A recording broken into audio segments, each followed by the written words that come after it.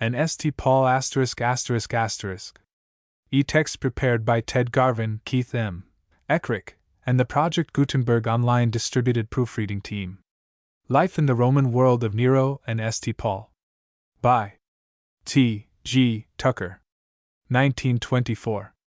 Preface. The reception accorded to my life in ancient Athens has led me to write the present companion work with an eye to the same class of readers. In the preface to the former volume it was said, "I have sought to leave an impression true and sound, so far as it goes, and also vivid and distinct. The style adopted has therefore been the opposite of the pedantic, utilizing any vivacities of method which are consistent with truth of fact. The same principles have guided me in the present equally unpretentious treatise. I agree entirely with Mr. Ward Fowler when he says, I firmly believe that the one great hope for classical learning and education lies in the interest which the unlearned public may be brought to feel in ancient life and thought. For the general reader there is perhaps no period in the history of the ancient world which is more interesting than the one here chosen. Yet, so far as I know, there exists no sufficiently popular work dealing with this period alone and presenting in moderate compass a clear general view of the matters of most moment. My endeavor has been to represent as faithfully as possible the age of Nero, and nowhere in the book is it implied that what is true for that age is necessarily as true for any other. The reader who is not a special student of history or antiquities is perhaps as often confused by descriptions of ancient life which cover too many generations as by those, often otherwise excellent, which include too much detail. I have necessarily consulted not only the Latin and Greek writers who throw light upon the time, but also all the best-known standard works of modern date. It is perhaps scarcely necessary to state that in matters of contemporary government, administration, and public life my guides have been chiefly Mommsen, Arnold, and Greenidge; for social life Marquardt, Friedlander, and Beckergall; for topography and buildings Jordan, Hulsen, Lanciani, and Middleton; nor that the dictionaries of Smith and of D'Arenberg and Salio have been always at hand, as well as Baumeister's Denkmäler, and Gould and Koner's Life of the Greeks and Romans. The admirable Pompeii of Maucelsey has been, of course, indispensable. I have also derived profit from the writings of Professor Sir W. M. Ramsay in connection with St. Paul, and from Conybeare and Howson's Life and Epistles of the Apostle. Useful hints have been found in Mr. Ward Fowler's Social Life in Rome and the Age of Cicero, and in Professor Dill's Roman Society from Nero to Marcus Aurelius A personal study of ancient sites, monuments, and objects of antiquity at Rome, Pompeii, and elsewhere has naturally been of prime value. Those intimately acquainted with the immense amount of the available material will best realize the difficulty there has been in deciding how much to say and how much to leave in the inkstand. For the drawings other than those of which another source is specified I have to thank Miss M. O'Shea, on whom has occasionally fallen the difficult task of giving ocular form to the mental visions of one who happens to be no draftsman. For the rest I make acknowledgment to those books from which the illustrations have been directly derived for my own purposes, without reference to more original sources. I am especially grateful for the permission to use so considerable a number of illustrations from the Pompeii of Maucelsey, from Professor Waldstein's Herculaneum, and from Lanciani's New Tales of Old Rome. TGT. October 1909. Introduction. Chapters 1 Extent and Security of the Empire. 2 Travel within the Empire. 3 A brief survey of the provinces. 4 The imperial system, Emperor, Senate, Knights, and People v. Nero. The Emperor. 6 Administration and taxation of the Empire. 7 Rome, the imperial city. 8 Streets, water supply, and building material. 9 The Roman town house. X The country homestead and country seat. 11 Roman furniture. 12 Social day of a Roman aristocrat, morning.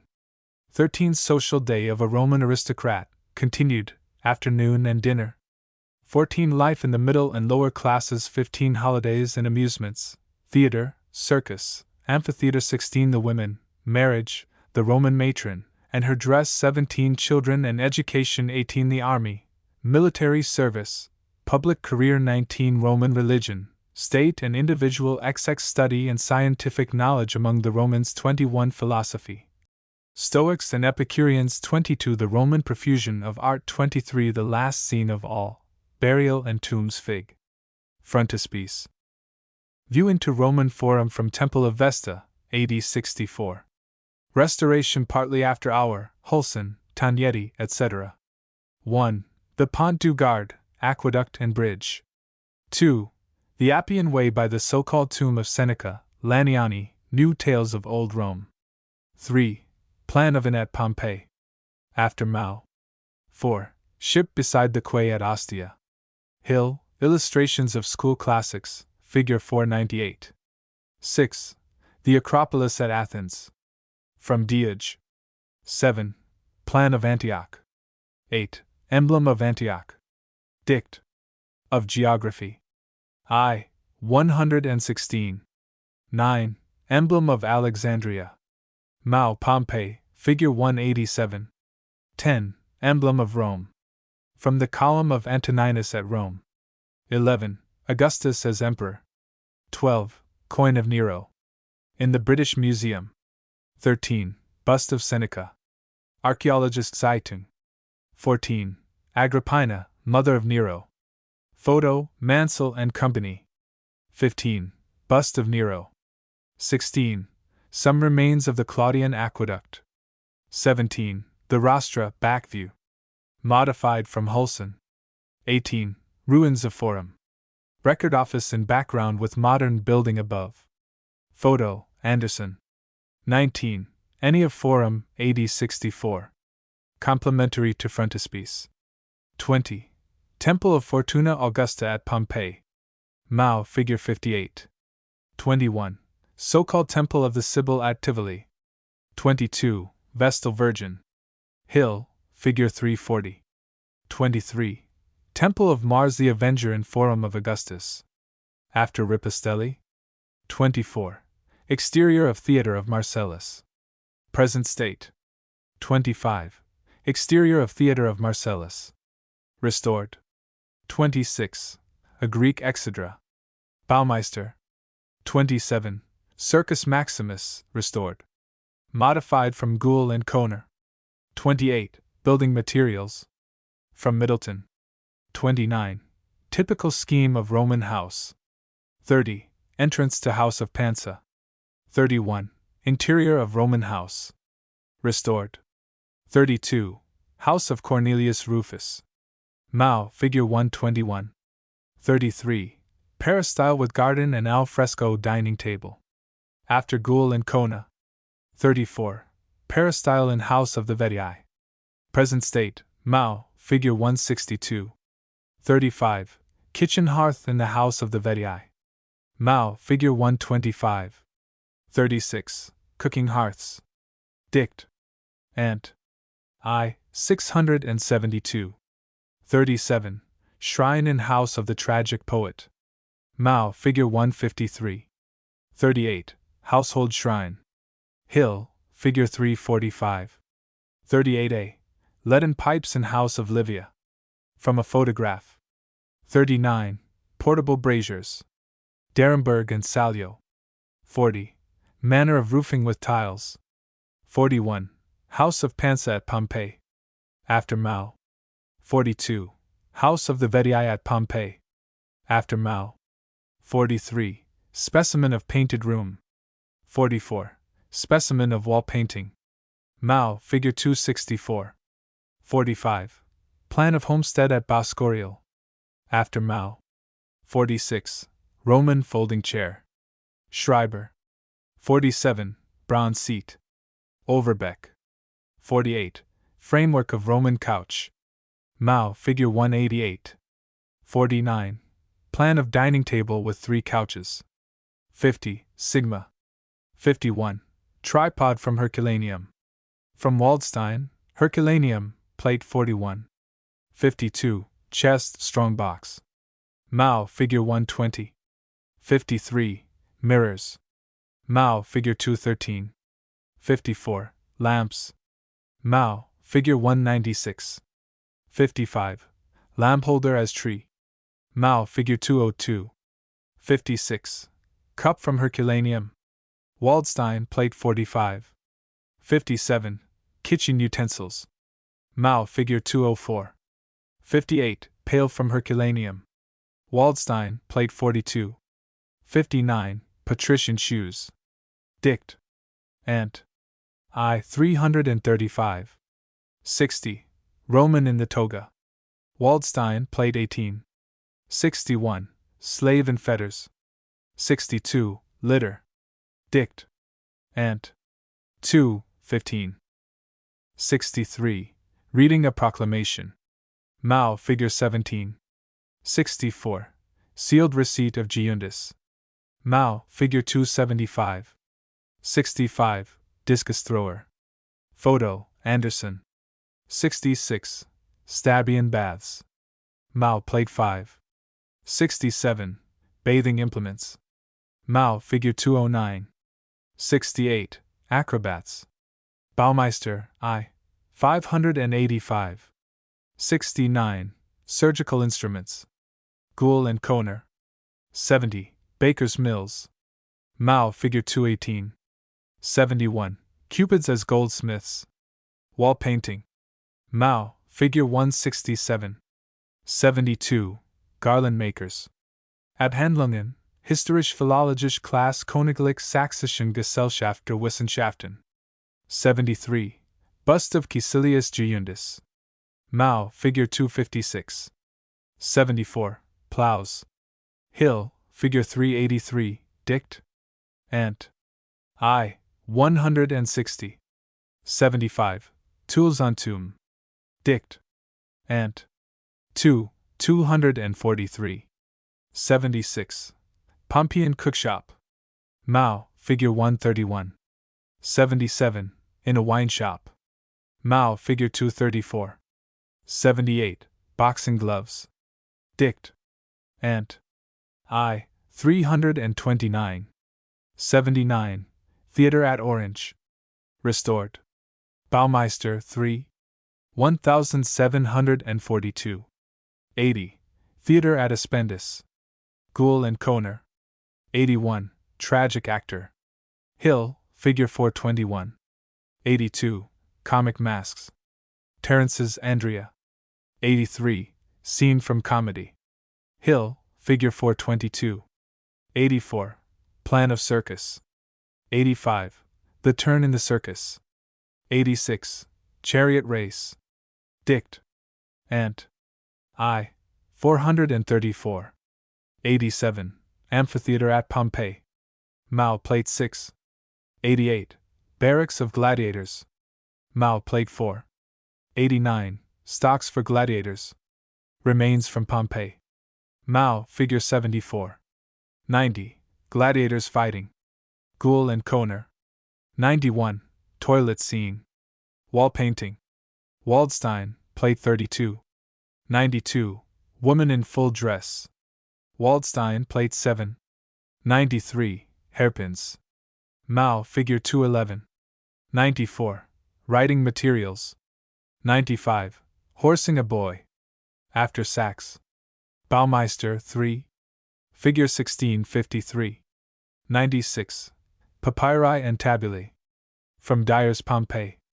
97, Roman standards. Gould and Kohner. 98, Armed soldier. 99, A Roman general. Hill, Figure 465. 100, Centurion. Hill, Figure 466. 101, Standard bearer. Hill, Figure 470. 102, Baggage train. Derenberg and Salio, Figure 1196. 103, Soldiers with packs. Seifert, Dict. Class. Ant. Page 348. 104, Roman soldiers marching. Schreiber. 105, Imperial Guards. Gould and Kohner. 106, Besiegers with the tortoise. Hill, Figure 481. 107, Roman artillery. Dict. Ant. 2, 855. 108, Auxiliary cavalrymen. Dict. Ant. I. 790. 109, Jupiter. Vatican Museum. 110, A sacrifice. Mao, Figure 44. 111, Isis worship. Wall painting. Mao, figure 81. 112. Household shrine. Mao, figure 127. 113. The world, approximately, as conceived about AD 100. 114. The dying Gaul. 115.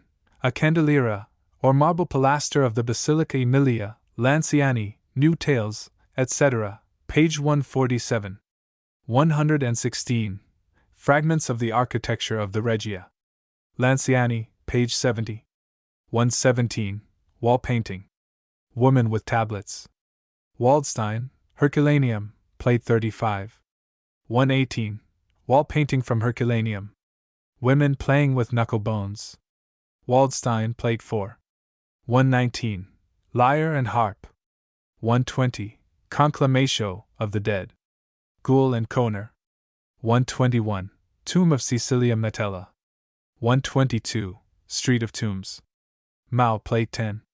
123. Columbarium. Gould and Kohner. 124. Temple of Jupiter on the Capitol. Maps and plans. Map of Roman Empire, AD 64.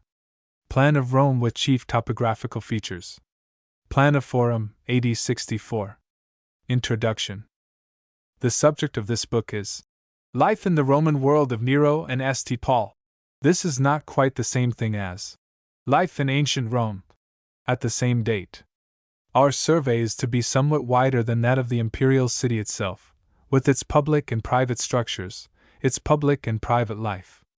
The capital, and these topics concerning it, will naturally occupy the greater portion of our time and interest.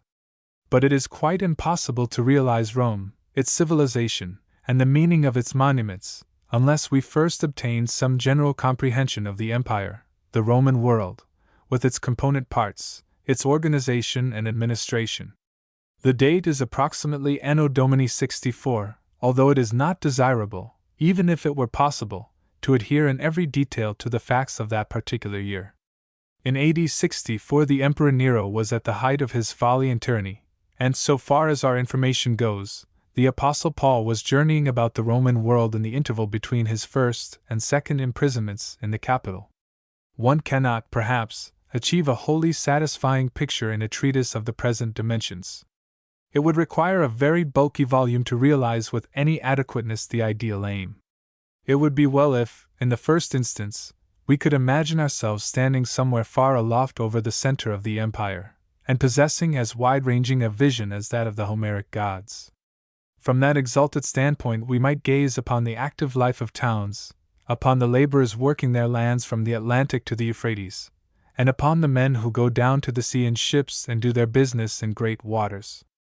We should perceive their occupations and amusements, their material surroundings, their various dress and manners, their methods of travel, the degree of their personal safety and liberty.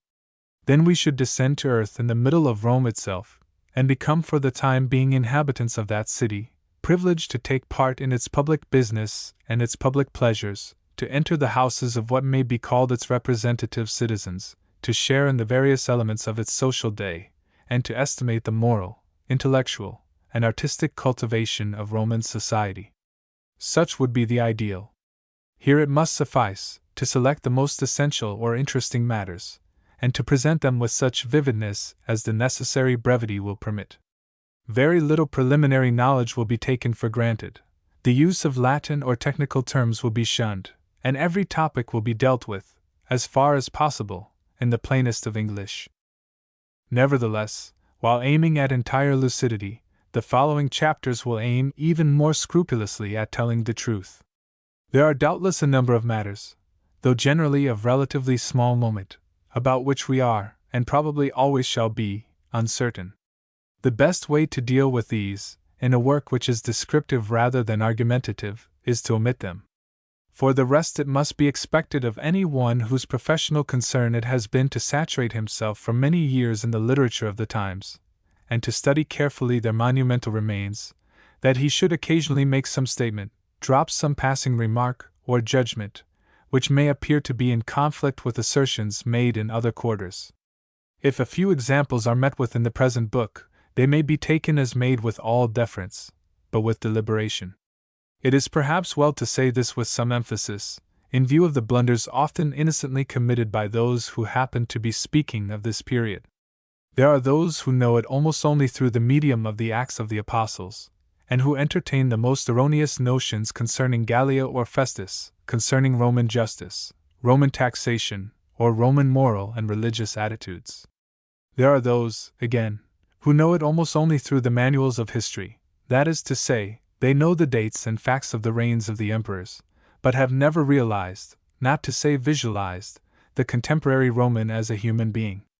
There exist denunciations of the morals of the Roman world of this date which would lead one to believe that every man was a Nero and every woman a Messalina, denunciations so lurid that, if they were a third part true, the continuance of the Roman Empire, or even of the Roman race, for a single century would be simply incomprehensible.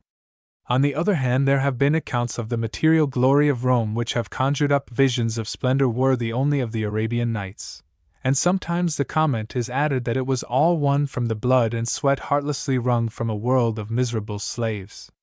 It is not too much to say that none of these descriptions could come from a writer or speaker who knew the period at first hand. The most dangerous form of falsehood is that which contains some portion of truth. The life of many a Roman was deplorably dissolute. The splendor of Rome was beyond doubt astonishing. Of oppression there were too many scattered instances. But we do not judge the civilization of the British Empire by the choicest scandals of London, nor the good sense of the United States by the freak follies of New York. We do not take it that the modern satirist who vents his spleen on an individual, or a class is describing each and all of his contemporaries, nor even that what he says is necessarily true of such individual or class. Nor is the professional moralist himself immune from jaundice or from the disease of exaggeration. The endeavor here will be to realize more veraciously what life in the Roman world was like. For those who are familiar with the political history and the escapades of Nero, there may be some filling in of gaps and adjusting of perspective. For those who are familiar with the journeyings and experiences of St. Paul, there may be some correction of errors and misconceptions. For those who have any thought of visiting the ruins of Rome and Pompeii, it may prove helpful to have secured some comprehension of this period.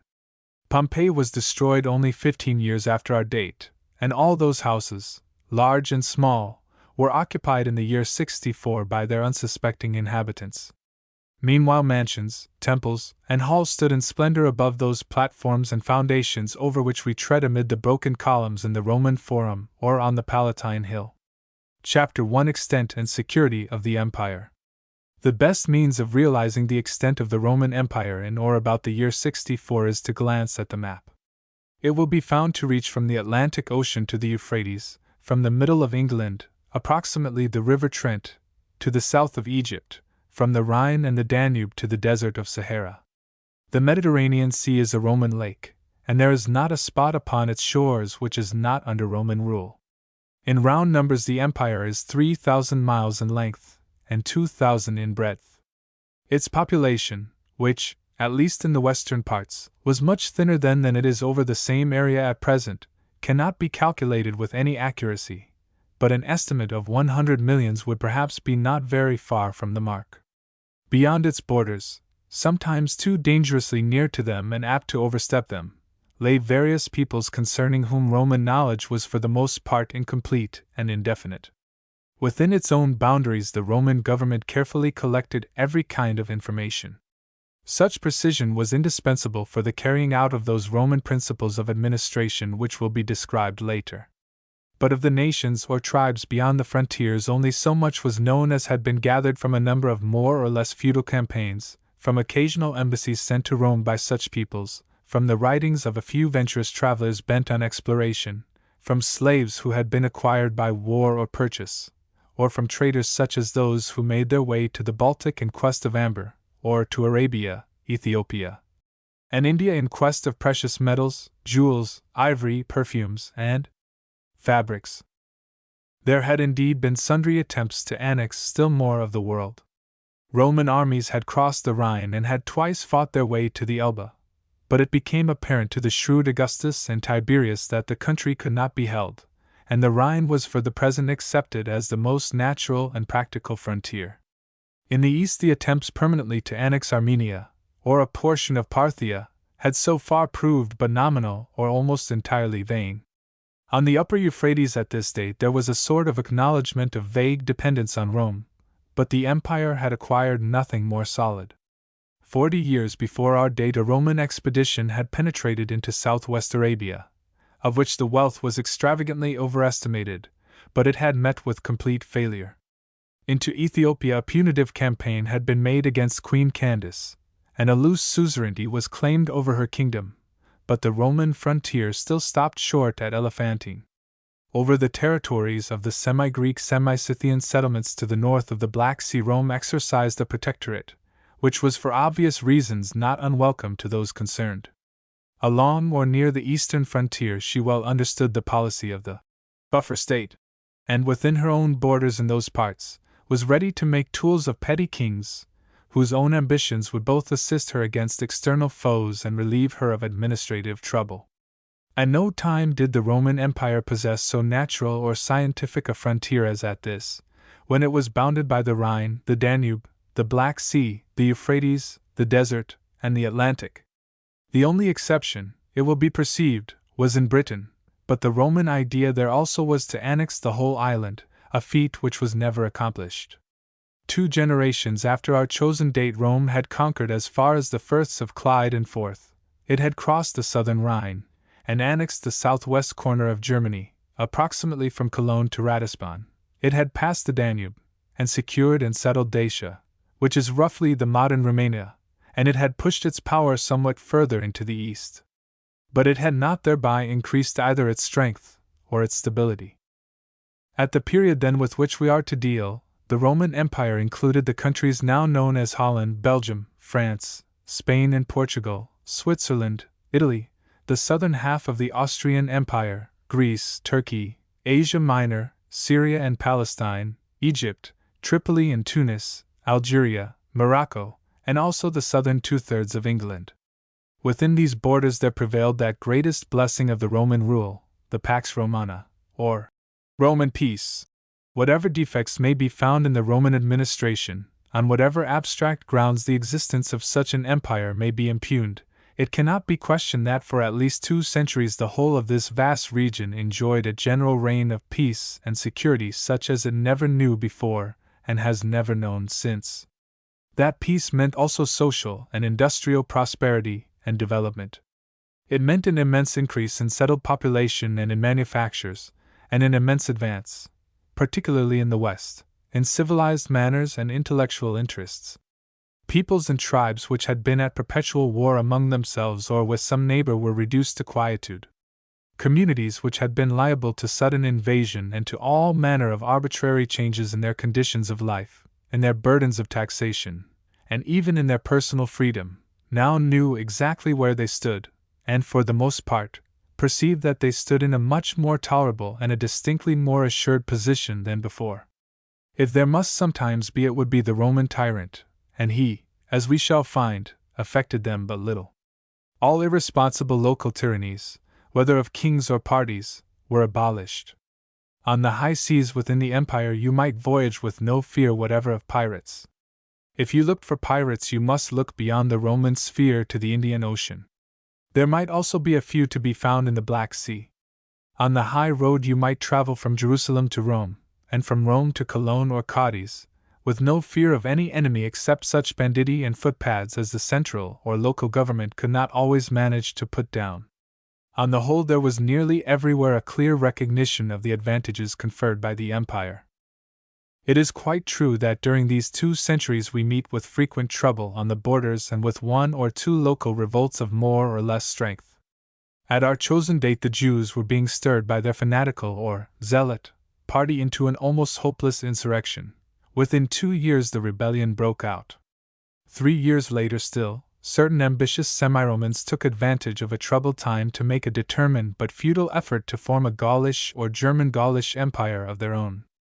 Half a century after Nero the Jews once again rose, but were speedily suppressed.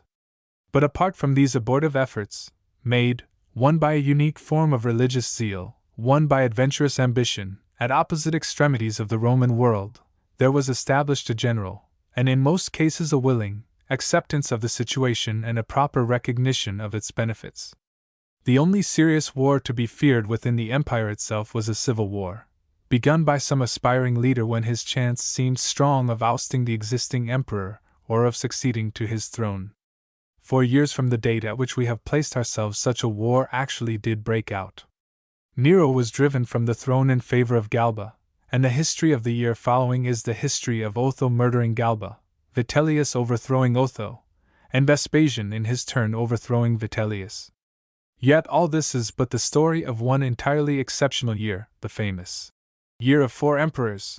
Take out that year from the imperial history, count 100 years before and more than 100 years after, and it would be impossible to find in the history of the world any period at which peace, and probably contentment, was so widely and continuously spread.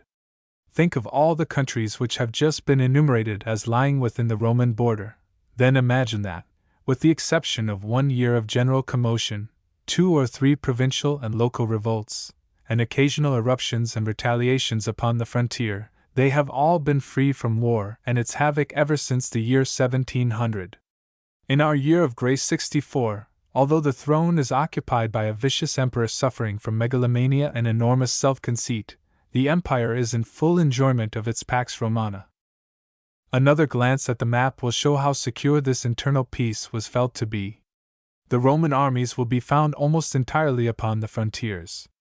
It was, of course, imperative that there should be strong forces in such positions, in Britain carrying out the annexation, on the Rhine and Danube defending against huge-bodied, restless Germans and their congeners, on the Euphrates to keep off the nimble and dashing Parthian horse and foot, in Upper Egypt to guard against the raids of Fuzzy Wuzzy, in the interior of Tunis or Algeria to keep the nomad Berber tribes in hand. In such places were the Roman legions and their auxiliary troops regularly kept under the eagles, for there lay their natural work, and there do we find them quartered generation after generation. It is, of course, true that they might be employed inwards as well as outwards, but it must be manifest that, if there had been any widespread disaffection, any reasonable suspicion that serious revolts might happen, there would have been many other large bodies of troops posted in garrison throughout the length and breadth of the provinces.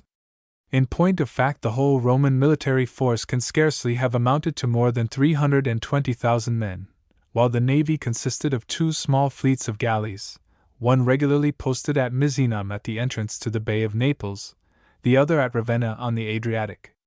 To these we may add a flotilla of boats operating on the lower Rhine and the neighboring coasts. Except during the year of civil war, the 2 fleets have practically no history. They enjoyed the advantage of having almost nothing to fight against. If pirates had become dangerous, as for a brief time they threatened to do during the Jewish revolt, the imperial ships would have been in readiness to suppress them. They could be made useful for carrying dispatches and imperial persons or troops, or they might be used against a seaside town if necessary. Beyond this, they hardly correspond to our modern navies. There was no foreign competition to build against, and no two-power standard to be maintained. The Roman troops, it has already been said, were almost wholly on the frontier. So far as there are exceptions, they explain themselves. It was found necessary at all times to keep at least 1 legion regularly quartered in northern Spain, where the mountaineers were inclined to be predatory, and where they were skillful, as they have always been, at carrying on guerrilla warfare. We may, if we choose, regard this comparatively small army as policing a lawless district. In but few other places do we find a regular military force. Rome itself had both a garrison and also a large body of imperial guards. The garrison, consisting of some 6,000 men, was in barracks inside the city, and its purpose was to protect the wealth of the metropolis and the seat of government from any sudden riot or factious tumult. It must be remembered that among the Romans it was soldiers who served as police, whether at Rome or in the provinces. The imperial guards, consisting of 12,000 troops, were stationed just outside the gates, in order to secure the safety and position of the emperor himself, if any attempt should be made against his person or authority. The rich and important town of Lugdunum, or Lyons, had a small garrison of 1,200 men, and a certain number of troops were always to be found in garrison in those great towns where factious disturbances were either probable or possible. Thus at Alexandria, where the Jews were fanatical and at loggerheads with the Greeks, and where the native Egyptians were no less fanatical and might be at loggerheads with both, it was necessary to keep a disciplinary force in readiness. Somewhat similar was the case at Antioch, where the discords of the Greeks, Syrians, and Jews stood in need of the firm Roman hand. Nor could a similar regiment be spared from Jerusalem. The western towns were generally smaller in size, more homogeneous, and more tranquil. It was around the Levant that the popular emeute was most to be feared. Doubtless one may meet, whether in the New Testament or in Roman and Greek writers, with frequent mention of soldiers, and we make acquaintance with an occasional centurion, something socially above a color sergeant and below a captain, or other officer in various parts of the empire. But it should be understood that, except in such places as those which have been named, soldiers were distributed in small handfuls, to act as gendarmerie, to deal with brigands, to serve as bodyguard and orderlies to a governor, to bear dispatches, to be custodians of state prisoners. To these classes belonged the centurions of the Acts of the Apostles, while Lysias was the colonel of the regiment keeping order in Jerusalem. What the Roman army was like, whence it was recruited, how it was armed, and what were its operations, are matters to be shown in a later chapter. Regarded then as a controlling agent, maintaining widespread peace, the Roman Empire answers closely to the British Raj in India. The analogy could indeed be pressed very much further and with more closeness of detail, but this is scarcely the place for such a discussion. Chapter 2: Travel within the Empire. Of the administration in Rome and throughout the provinces enough will be said in the proper place. Meanwhile, we may look briefly at one or two questions of interest which will presumably suggest themselves at this stage. Since all this vast region now formed one empire, since Roman magistrates and officers were sent to all parts of it, since trade and intercourse were vigorous between all its provinces, it will be natural to ask, for example, by what means the traveler got from place to place, at what rate of progress, and with what degree of safety and comfort. In setting forth by land, you would elect, if possible, to proceed by one of the great military roads for which the Roman world was so deservedly famous. Not only were they the best kept and the safest, they were also generally the shortest. As far as possible, the Roman road went straight from point to point. It did not circumvent a practicable hill, nor, where necessary, did it shrink from cutting through a rock, say to the depth of 60 feet or so. It did not avoid a river, but bridged it with a solid structure such as often remains in use till this day. If it met with a marsh, wooden piles were driven in and the roadbed laid upon them. When it came to a deep, narrow valley, it built a viaduct on arches. Illustration: Figure 1. The Pont du Gard, aqueduct and bridge. The road so laid was meant for permanence. A width of ground was carefully prepared, trenches were dug at the sides, 3 different layers of road material were deposited, with sufficient upward curve to throw off the water, and then the whole was paved with closely fitting many-cornered blocks of stone. In the chief instances there were sidewalks covered with some kind of gravel. The width was not great, but might be anything between 10 and 15 feet. Along such roads the Roman armies marched to their camps, along them the government dispatches were carried by the imperial post, and along them were the most conveniently situated and commodious houses of accommodation. For their construction a special grant might be made by the Roman treasury, the cost being comparatively small, since the work, when not performed by the soldiers, was done by convicts and public slaves, and for their upkeep a rate was apparently levied by the local corporations. Besides the paved roads there was, needless to say, always a number of smaller roads, many of them mere strips of 4 feet or so in width. There were also short-cuts, bypaths, and ill-kept tracks of local and more or less fortuitous creation. Illustration: Figure 2. The Appian Way by the so-called tomb of Seneca. Beside the great highways stood milestones in the shape of short pillars, and generally there were in existence charts or itineraries, sometimes pictured, giving all necessary directions as to the turnings, distances, stopping places, and inns, and even as to the sights worth seeing on the way. Wherever there were such objects of interest, in Egypt, Syria, Greece, or any other region of art, history, and legend, the traveler could always find a professional guide, whose information was probably about as reliable as that of the modern cicerone. In Rome itself there was displayed, in one of the public arcades, a plan of the empire, with notes explaining the dimensions and distances. The vehicle employed by the traveler would depend upon circumstances. You would meet the poor man riding on an ass, or plodding on foot with his garments well girt, the better provided on a mule, a finer person or an official on a horse, the more luxurious or easygoing either in some form of carriage or borne in a litter very similar to the Oriental palanquin. To carriages, which were of several kinds, two-wheeled, four-wheeled, heavy and light, it may be necessary to make further reference. Here it is sufficient to observe that, in order to assist quick traveling, there existed individuals or companies who let out a light form of gig, in which the traveler rode behind a couple of mules or active Gaulish ponies as far as the next important stopping place, where he could find another job master, or keeper of livery stables, to send him on further. The rich man, traveling, as he necessarily would, with a train of servants and with full appliances for his comfort, would journey in a coach, painted and gilded, cushioned and curtained, drawn by a team showily caparisoned with rich harness and colored cloths.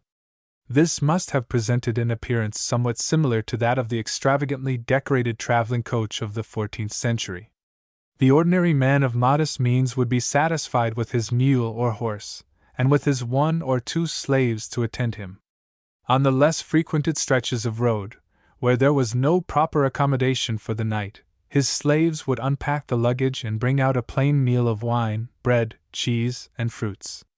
They would then lay a sort of bedding on the ground and cover it with a rug or blanket. The rich folk might bring their tents or have a bunk made up in their coaches. Where there was some sort of lodging for man and horse, the average wayfarer would make the best of it. In the better parts of the empire and in the larger places of resort there were houses corresponding in some measure to the old coaching inns of the 18th century. In the east there were the well-known caravanserais, but for the most part the ancient hostelries must have afforded but undesirable quarters. They were either select nor clean.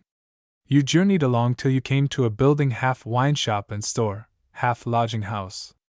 Outside you might be told by an inscription and a sign that it was the Cock Inn or the Eagle or the Elephant, and that there was good accommodation. Its keeper might either be its proprietor, or merely a slave or other tenant put into it by the owner of a neighboring estate and country seat. Your horses or mules would be put up, with a reasonable suspicion on your part that the poor beasts would be cheated in the matter of their fodder, and you would be shown into a room which you might or might not have to share with someone else. In any case you would have to share it with the fleas, if not with worse. Perhaps you base brought your food with you, perhaps you send out a slave to purchase it, perhaps you obtain it from the innkeeper. That is your own affair. For the rest you must be prepared to bear with very promiscuous, and sometimes unsavory company, and to possess either too nice a nose nor too delicate a sense of propriety. Your only consolation is that the charges are low, and that if anything is stolen from you the landlord is legally responsible. Illustration, Figure 3. Plan of Inn at Pompeii. Doubtless there were better and worse establishments of this kind. There must have been some tolerably good quarters at Rome or Alexandria, and at some of the resorts for pleasure and health, such as Bailey on the Bay of Naples, or Canopus at the Nile mouth. It is true also that for those who traveled on imperial service there were special lodgings kept up at the public expense at certain stations along the great roads. Nevertheless, it may reasonably be asked why, in view of the generally accepted standards of domestic comfort, and even luxury of the time, what may be called middle-class standards, there was no sufficiency of even creditable hotels. The answer is that in antiquity the class of people who in modern times support such hotels seldom felt the need of their equivalent. In the first place, they commonly trusted to the hospitality of individuals to whom they were personally or officially known, or to whom they carried private or official introductions. If they were distinguished persons, they were readily received, whether in town or country on their route.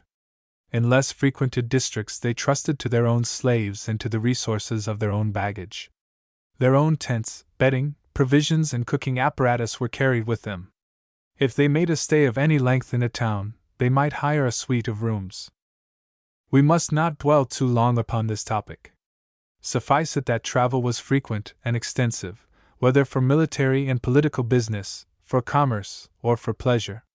Some roads, particularly that Queen of Roads, the Appian Way, the same by which St. Paul came from Puteoli to Rome, must have presented a lively appearance, especially near the metropolis.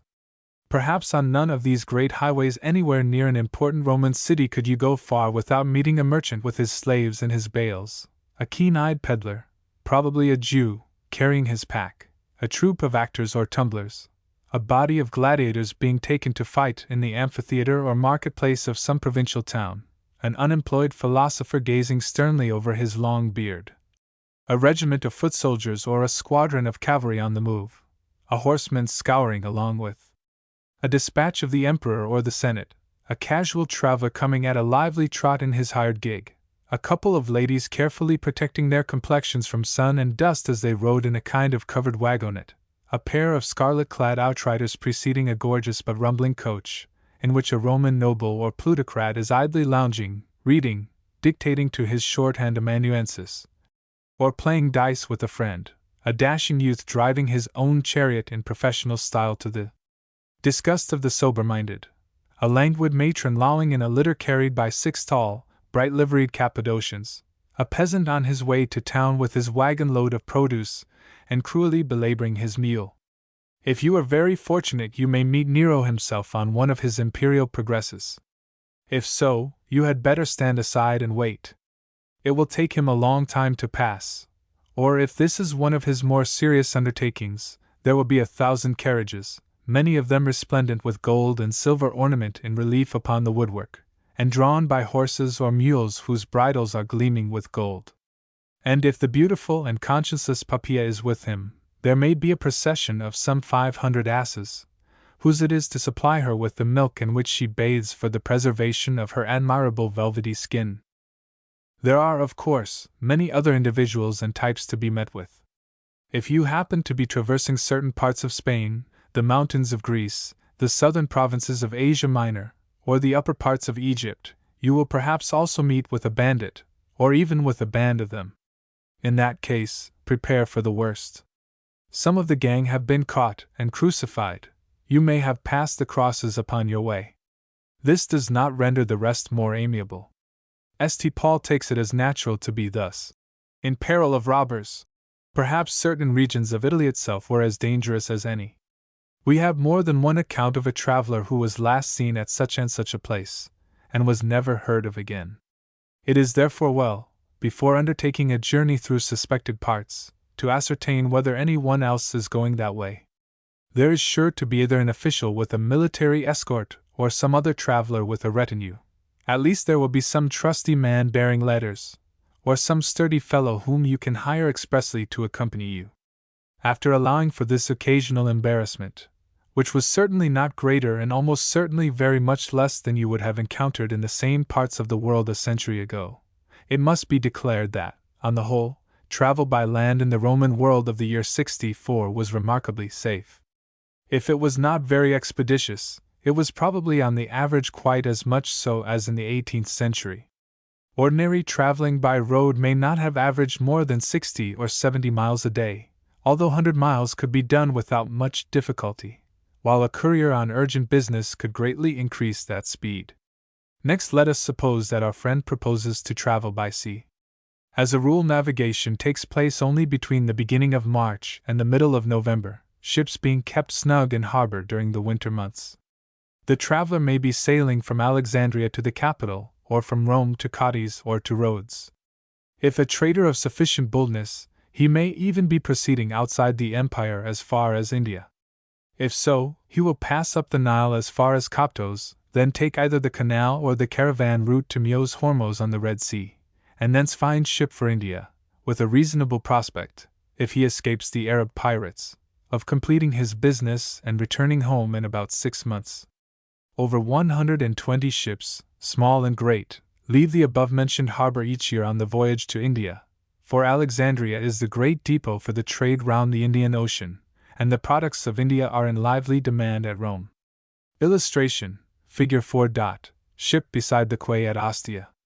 Wolf and twins on mainsail. On such a remote course, however, we will not follow. Let us rather suppose that our traveler is proceeding from Alexandria, the second city of the empire, to Rome, which is the first. In this case he may enjoy the great advantage of going on board one of those merchantmen belonging to the imperial service, which sail regularly with a freight of corn to feed the empire city. His port of landing will be Puteoli, Pozzuoli, in the Bay of Naples, which was then the Liverpool of Italy. The rest of the journey he will either make by the Appian road, or, less naturally, by smaller freight ship, putting in at Ostia, the port of Rome recently constructed by the Emperor Claudius at the mouth of the river Tiber. His ship, a well-manned and strongly built vessel of from 500 tons up to 1,100 or more, will carry one large mainsail, formed of strips of canvas strengthened by leather at their joinings, a smaller foresail, and a still smaller topsail. It will be steered by a pair of huge paddles on either side of the stern. There will be a crow's nest on the mast, and at the bows a rehead of Rome or Alexandria or of some deity, perhaps of Castor and Pollux combined. A tolerable, but by no means a liberal, amount of cabin accommodation will be provided. A good-sized ship might reach 200 feet in length by 50 in breadth. One of them brought to Rome the great obelisk which now stands in the piazza of St. Peter's.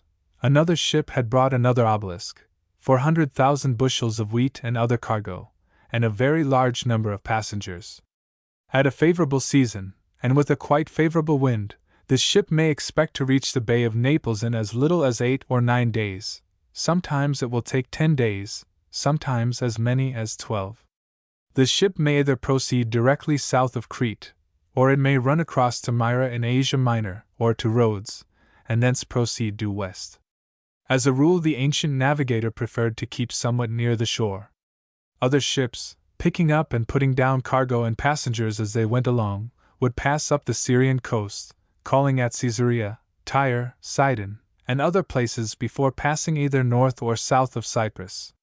From such a ship it might be necessary, as it was with St. Paul and the soldiers to whose care he was committed, to tranship into another vessel proceeding directly to Italy.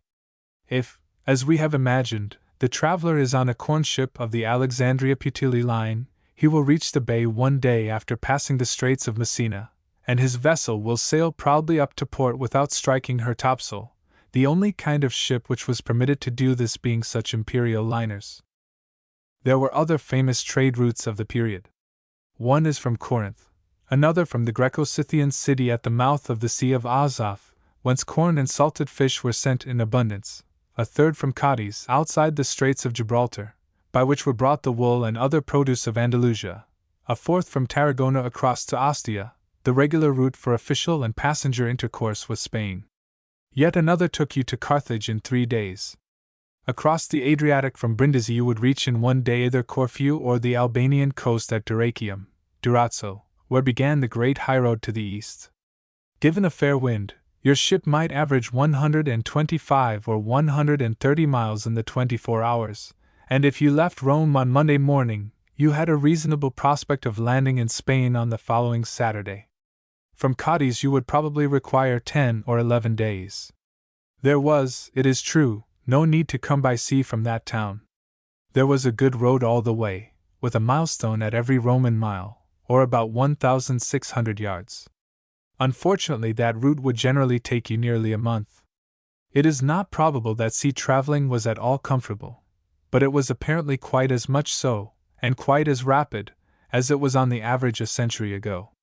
Ships were made strong and sound, nevertheless shipwrecks were very frequent, as they always have been in sailing days. Wreckers who showed false lights were not unknown. There is also little doubt that the vessels were often terribly overcrowded. One ship, it is said, brought no less than 1,200 passengers from Alexandria. That on which St. Paul was wrecked had 276 souls on board, and one upon which Josephus once found himself had as many as 600. It is incidentally stated in Tacitus that a body of troops, who had been both sent to Alexandria and brought back thence by sea, were greatly debilitated in mind and body by that experience. On the other hand, as has been already stated, there was generally no such thing as a pirate to be heard of in all the waters of the Mediterranean. Chapter 3: A brief survey of the provinces. After thus considering, however incompletely, the manner in which the people of the Roman world contrived to move about within the empire itself, we may proceed to glance at the constituent parts of the world in which they thus traveled to and fro. And first we must draw a distinction of the highest importance between the western and eastern halves. Naturally enough, Italy itself was before all others the land of the Romans. It was the favored land, enjoyed the fullest privileges, and was the most completely Romanized in population, manners, and sentiment. Besides its larger and smaller Romanized towns, of which there were about 1,200, it was dotted from end to end with the country seats and pleasure resorts of Romans. North and west of Italy were various peoples, differing widely in character, habits, and religion, as well as in physique. East of it were various other peoples differing also from each other in such respects, but for the most part marked by a common civilization in which the West had but an almost inconsiderable share. Before the Roman conquest, the nations and tribes of the West had been in general rude, unlettered, and unorganized. Except here and there in Spain, where the Phoenicians or Carthaginians had been at work, and in the Greek colonies sprung from Marseilles, they had hardly possessed such a thing as a town. They scarcely knew what was meant by civic life, with its material luxuries and graces, its art and literature. They were commonly small peoples without unity, brave fighters, but, in all those matters commonly classed as civilization, distinctly behind the times. The superiority of the Roman in these parts was not merely one of organized strength, military skill, and political method, it was a superiority also of intellectual life and culture. In Spain, Gaul, Britain, Switzerland, the Tyrol and southern Austria, and also in northwest Africa, the Roman proceeded to organize after his own heart, to settle his colonies, to impose his language, and to inculcate his ideals. He was dealing with inferiors. This he fully recognized, and so for the most part did they. Meanwhile, to the eastward also Rome spread her conquests. Here, however, she was dealing with peoples who had already passed under influences in many respects superior to those brought by the conqueror, influences which were in a sense only beginning to educate the conqueror himself. Let us here, for the sake of clearness, make a brief digression into previous history. Throughout the eastern half of the Mediterranean countries, conquering Rome had been face to face with an older, a more polished, a more keenly intellectual, and more artistic culture than her own. This was the civilization of Greece. We need not dwell upon the character of Hellenic culture. Anyone who has made acquaintance with the richness of Greek literature, the clear sureness of Greek art, the keen insight of Greek science and philosophy, and the bold experiments of Greek society, especially as represented by Athens, will understand at once what is meant. When the Romans, more than 200 years before our date, conquered Greece, in so far as they were a people of letters or of effort in abstract thought, in so far as they possessed the arts of sculpture, architecture, painting, and music, they were almost wholly indebted to Greece. Their own strength lay in solidity and gravity of character, in a strong sense of national and personal discipline, in the gift of law-making and law-obeying. In culture they stood to the Greeks of that time very much as the Germans of 2 centuries ago stood to the French. After their conquest by the Romans, the Greeks perforce submitted to the rule of might, but the typical Greek never looked upon the Roman as socially or intellectually his equal. He became himself the philosophic, artistic, and social teacher of his conqueror. His own language was richer in literature, and it was better adapted to every form of conversation. The Latin of the Romans therefore made no progress in Greece or the Greek world. It might be made the language of the Roman courts and of official documents, but beyond this the ordinary Greek disdained to study it. On the other hand, the ordinary well-educated Roman could generally speak Greek. Magistrates and officials were almost invariably thus accomplished, and in Athens or Ephesus they talked Greek as we should naturally talk French in Paris, only better, inasmuch as they learned the language in a more rational and practical way. Nero himself could act, or thought he could act, a Greek play and sing a Greek ode among the Greeks. Most probably the Roman noble had been brought up by a Greek nurse, just as so many English families formerly employed a nurse imported from France. Nor did the Greeks merely ignore the Latin language. They refused to be Romanized in any other respect. Even the Roman amusements tended to disgust them, and it is to the credit of his superior refinement that the average Greek was repelled by those brutal exhibitions of gladiatorial bloodshed and slaughter over which the coarser Roman gloated. When, next, we pass from Greece proper, that is to say, from the Grecian peninsula and the islands and Asiatic shores of the Aegean Sea, into Asia Minor, Syria, and Egypt, we still find the Roman conqueror annexing peoples more versed in the higher arts of life than himself. For ages there had existed in these regions various forms of advanced civilization. The Assyrian, Babylonian, Phoenician, Hebrew, and Egyptian cultures were old before Rome was born. Later the Persians subjugated all these peoples. And then, 400 years before the time with which we are dealing, had come the Macedonian Greek Alexander the Great, and had conquered every one of those provinces which were subsequently to form the eastern part of the Roman Empire as represented on our map. The language and culture of Alexander were Greek, and he carried these and settled them with the most determined policy in every available quarter. After his death his empire broke up into kingdoms, but those kings who succeeded him, every Antiochus of Syria and every Ptolemy of Egypt, were Greek. Their court was Greek, and Hellenism was everywhere the fashion in life, thought, letters, and art. All round the coasts, in all the great cities, on all the main routes, up all the great river valleys of these eastern kingdoms, this Graicizing proceeded. Alexander had founded the city of Alexandria, and soon that great and opulent city became more the home of Greek science and literature than Athens itself. His successors founded other great cities, such as Antioch, and there also the civilization was Greek. Egyptians, Jews, and Syrians who were possessed of any kind of public, social, or even mercantile ambition therefore naturally spoke Greek, either only, or more often in conjunction with their native tongue. This is the reason why the Septuagint appeared in Greek, why Greek as well as Hebrew and Latin was written over the cross, why our New Testament was written in Greek, and why Paul could travel about the eastern half of the Roman world and talk fluently wherever he went. He could address a Roman governor directly at Paphos because that governor had learned Greek at Rome, either in school or under his nurse or tutor. He could stand before the Areopagus at Athens and address that distinguished body in its own tongue because it was also one of his own tongues.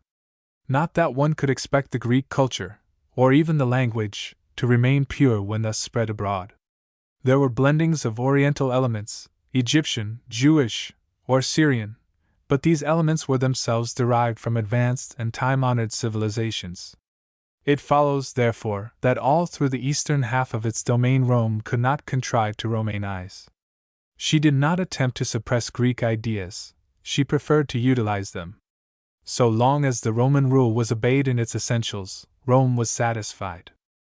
In the main, then, we have, outside Italy, two very distinct halves of the Roman world, the eastern, with its large cities, its active civic life, its high culture, its contributions to science, art, and luxury, and it must be added, its general dissoluteness, with here and there its pronounced leanings to Oriental fanaticism, and the western, with very few large towns, with a life more determined by clans and tribes or country districts, with comparatively little social culture contributing almost nothing to art or science, stronger in its contribution of natural products and virile men than in those of the more refined or artificial luxury.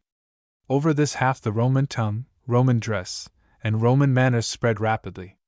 In it Roman settlers made themselves more at home. The aim of the better classes of the natives was to render themselves as Roman as possible. It is in the western part of the empire that you will find the names which mark systematic Roman settlement, and which often denote the work of an emperor. Towns such as Saragossa, Caesarea Augusta, Aosta, Augsburg, Autun, Augustatinum, and Augst are foundations of Augustus.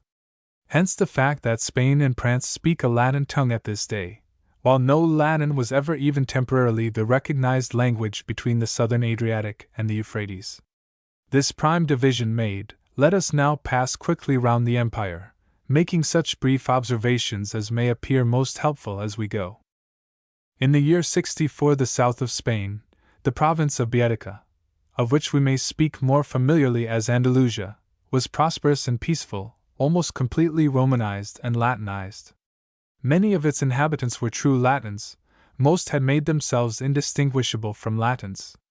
Along the river Guadalquivir there were flourishing towns, chief among them being those now known as Seville and Cordova. The whole region was one of rich pasture and tillage, and from it the merchant ships from Cadiz brought to Rome cargoes of the finest wool and of excellent olives and other fruits. The east of Spain, with Tarragona for its capital, stood next in order for its settled life and steady produce, including wine, salt fish, and sauces, while in the interior the finest steel, corresponding to the Bilbao blades of more modern history, was tempered in the cold streams of the hills above the sources of the Tagus. From Portugal came cochineal and olives. In several parts of the peninsula, in Portugal, in the Asturias, and near Cartagena, were mines of gold and silver, which had been worked by the old Phoenicians and which the Romans had reopened. The chief trouble of Spain, it may be interesting to learn, was the rabbits, and against these there were no guns and no poison, but only dogs, traps, and ferrets. In Gaul there is one province long established and fully Romanized, with its capital at Narbonne, and with flourishing Roman towns, which are now familiar under such names as Aries and Nîmes. This is a region over the coast of which the culture of Greece had managed to stray, centuries before, through the accident of a Greek colony having been founded at Marseilles. In this province a Roman might live and feel that he was still as good as in Italy. But beyond lay what was known as long-haired Gaul, sometimes trousered Gaul, so called from the distinguishing externals of its inhabitants, who wore breeches, let their hair grow long, and on their faces grew only a mustache, three things which no Roman did, and from which, even in these districts, the nobles, who were the first to Romanize, were beginning to desist. The peoples of these Gaulish provinces preferred, like all early Celtic communities, to give their adherence only to clans or tribes, and to unite no further than impulse or expediency dictated, forming no towns larger than a village, living for the most part in poor huts scattered through forests, hills, marshes, and pasture land, and content to sleep on straw, if only they could wear a fine plaid and boast of a gold ornament. The names of many such tribes still remain in the names of the towns which grew up from the chief village of each canton. Such were the Ambiani, who have given us Amiens, and the Remi, who have given us Reims. Paris and Treves denote the administrative villages of the Parisii and Treveri. Nevertheless, the country had its cornlands and was rich in minerals and cattle, from which the hides came regularly down the Rhone to be carried to the Mediterranean markets. Long-haired Gaul was at this date rude and superstitious, with that weird druidical religion which the Emperor Claudius had done his best to suppress. Its chief vice was that of drunkenness. As with the French, who have largely descended from them, the proverbial passions of the Gauls were for war and for the art of speaking, but at our date the former passion was decaying and the latter gaining ground. The Gaulish provinces united at a point on the Rhone, near which necessarily arose the largest city of that part of the world, namely, Lugdunum, or Lyons, which speedily became not only a seat of administration but a noted school of eloquence. Of Britain there is as yet little to say. For the last 20 years the Romans had done their best to conquer the Celtic tribes, who suffered, as Celtic tribes were always apt to suffer, from their own disunion. They had now reached the Trent, or rather a line from Chester to Lincoln, had just punished Boudicca, or Boadicea, for her vigorous effort at retaliation and her slaughter of 70,000 Romans or adherents of Rome, and were following the true Roman practice of securing what they had won by building military roads and establishing strong posts of control, as at Colchester, Chester, and Caerleon-on-Usk. Some amount of ironworking was being done in Britain, but its chief exports were, as they had long been, tin, salt, and hides. The British themselves had no towns. The places so called were nothing more than collections of huts, surrounded by rampart and ditch, in some easily defensible spot amid wood or marsh. Along the Rhine it is enough to note that the Germans were being kept in hand. South of the Danube the region now known as Styria and Carinthia was rich in iron, and both here and all along the mountainous tract of the Tyrol and neighborhood Rome was steadily pushing her language and habits by means of settlement, trading, and military occupation. It may be remarked by the way that at this date there were in use practically all the Alpine passes now familiar to us: the Mont Ginevra, the Little and Great St. Bernard, the Simplon, the St. Gothard, and the Brenner. The Upper Balkans were necessarily under military occupation, but Macedonia was a flourishing gray-sized province with Thessalonica, the modern Salonika, for its capital. Greece proper, known officially as Achaia, had declined in every respect since the classical age of Athens. The monuments of that city were, indeed, as sumptuous as ever. A number had been added in Roman times, though generally in inferior taste. Athens was still a sort of university, but its professors were for the most part sophists or rhetoricians, beating over again the old straws of philosophies which had once possessed a living meaning and exercised a living force. Athens herself had never properly recovered from the migration of learning to Alexandria. Delphi, the great oracular seat of the Greek world, had also declined in importance, although it could still boast of an imposing array of buildings and memorials. The center of commerce and of official life, a Roman colony in the midst of Greece, a cosmopolitan and a dissolute place, was Corinth on the Isthmus. Here Nero had intended to cut a canal through from sea to sea. He had turned the first sod with his own hand, but his personal extravagance caused an insufficiency of funds, and the project met with the fate of the first enterprise at Panama. It was, therefore, still necessary for a traveler proceeding to the east to cross the isthmus and reship at Cenchreae.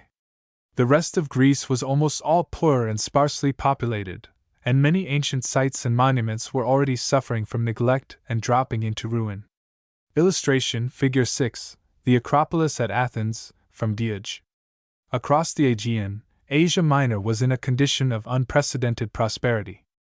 It contained no less than 500 towns of considerable repute, chief among them being Smyrna and Ephesus, with their handsome public buildings, open squares, theaters, gardens, and promenades. Smyrna in particular boasted of its wide marble-paved streets crossing each other at right angles, and provided with arcades running along their sides. Its one defect was the want of proper sewers. Among the sights of the world was the huge temple at Ephesus, dedicated to Artemis, the great Diana, of the Acts of the Apostles. This temple, the largest in the ancient world, was 425 feet long, 220 wide, and its columns were 60 feet in height and numbered 127. Southeast of the Aegean was situated the opulent Rhodes, the handsomest and strongest port in the Mediterranean, provided with fine harbor buildings, a seat of learning, and so full of art that it contained no less than 3,000 statues.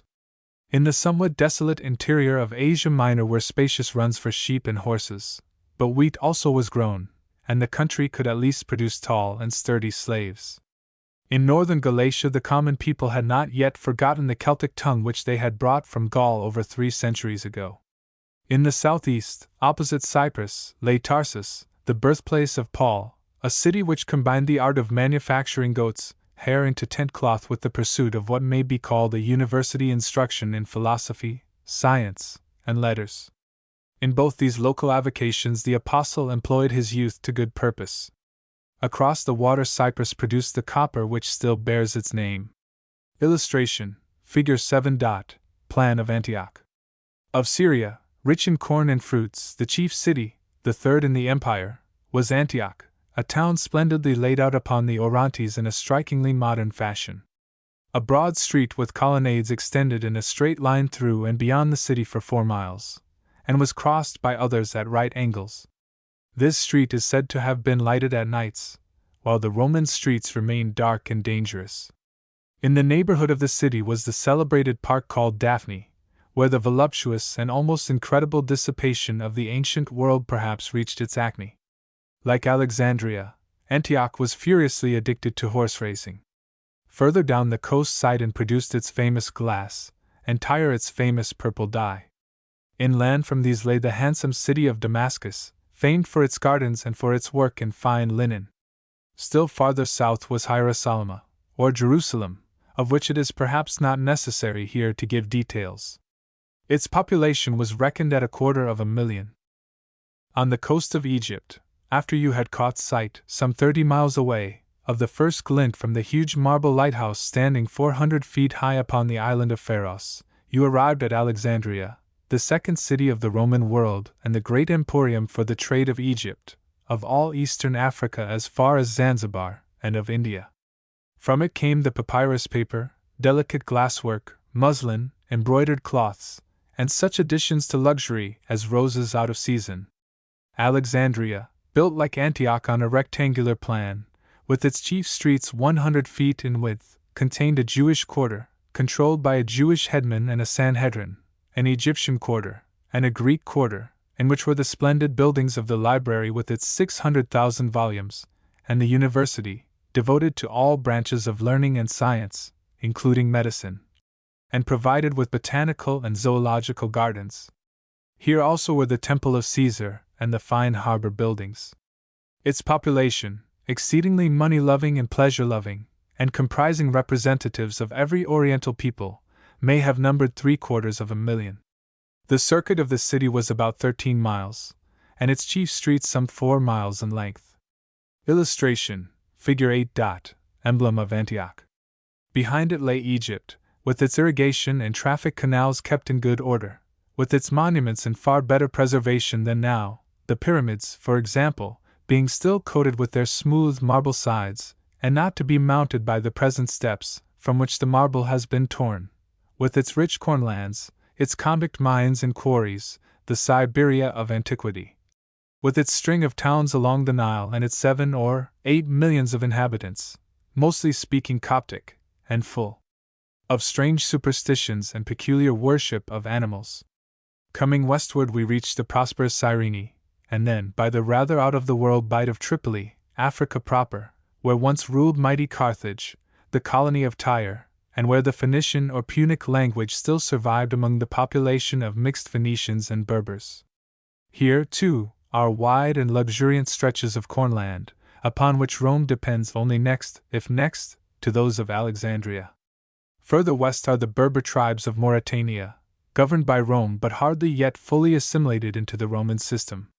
Illustration, Figure 9. Emblem of Alexandria. In the Mediterranean Sea lie Crete, a place which had now become of little importance, Sicily, as much Greek as Roman, fertile in crops and possessed of many a splendid Greek temple and theatre, Sardinia, an unhealthy island infested by banditti, and employed as a sort of convict station, producing some amount of grain and minerals, and Corsica, which bore much the same character for savagery as it did in times comparatively recent, and which had little reputation for any product but its second-rate honey and its wax. The Balearic Islands were chiefly noted for their excellence in the art of slinging for painter's earth, and for breeding snails for the Roman table. Illustration, Figure 10. Emblem of Rome. From the column of Antoninus at Rome. It remains to say that the feeling of local pride was very strong in the rival towns of the empire. Each gloried in its distinguishing commerce and natural advantages, and the chosen emblems of the greater city set forth their boasts with much artistic ingenuity. Thus Antioch is symbolized by a female figure seated on a rock, crowned with a turreted diadem, and holding in her hand a bunch of ears of corn, while her foot is planted on the shoulder of a half-buried figure representing the river Orontes. Alexandria, with her horn of plenty, her Egyptian fruits, and the representations of her elephants, asps, and panthers, as well as of her special deities, appears in relief upon a silver vessel found at Boscorial near Pompeii and here reproduced. Such in brief was the Roman Empire. How all this empire was governed, what was meant by emperor, governor, taxation, and justice, is matter for other chapters. Chapter 4: The Imperial System, Emperor, Senate, Knights, and People. We have seen, and succinctly traversed, the extent of the Roman world. The next step is to consider, as tersely as possible, its system of government and administration about the year 64. This task is not only entirely necessary to our immediate purpose, it is also one of great interest and profit in itself.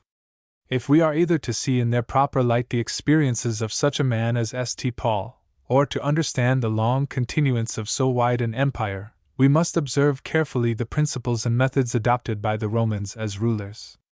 We speak fluently of the Roman Emperor, and of the reign of Nero. What was an emperor? What were his powers, and how did he exercise them?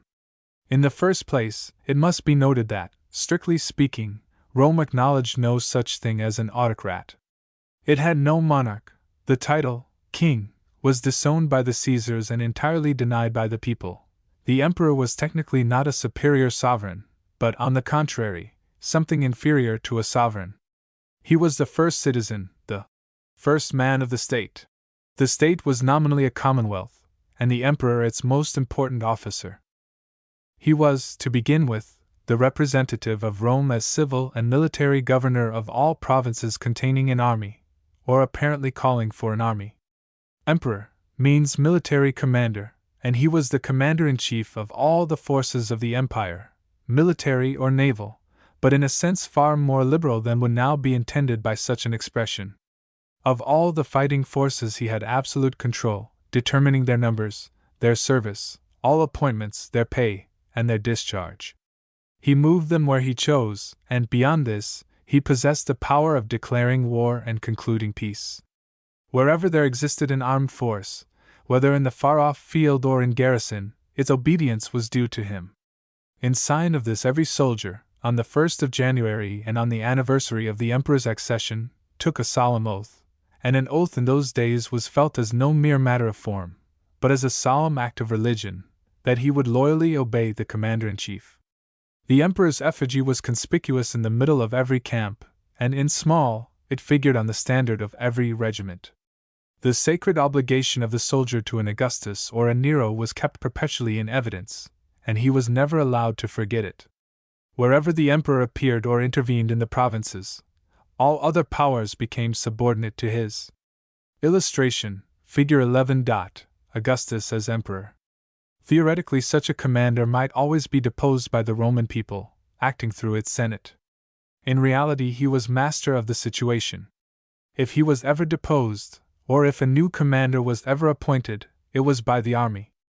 If he proved a tyrant, there was no other means of getting rid of him than by the army, unless it were by assassination. At such times the Senate might make a show of naming the successor, and the army might make a show of agreeing with the Senate, but such expressions, as Tacitus repeats, were empty and meaningless words. The madman Caligula had been assassinated.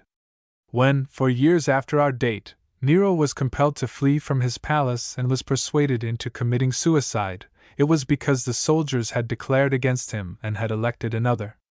The vast powers of the emperor had come into the hands of one man simply because the republic had been found incompetent to handle its empire, whether from a military or a financial point of view.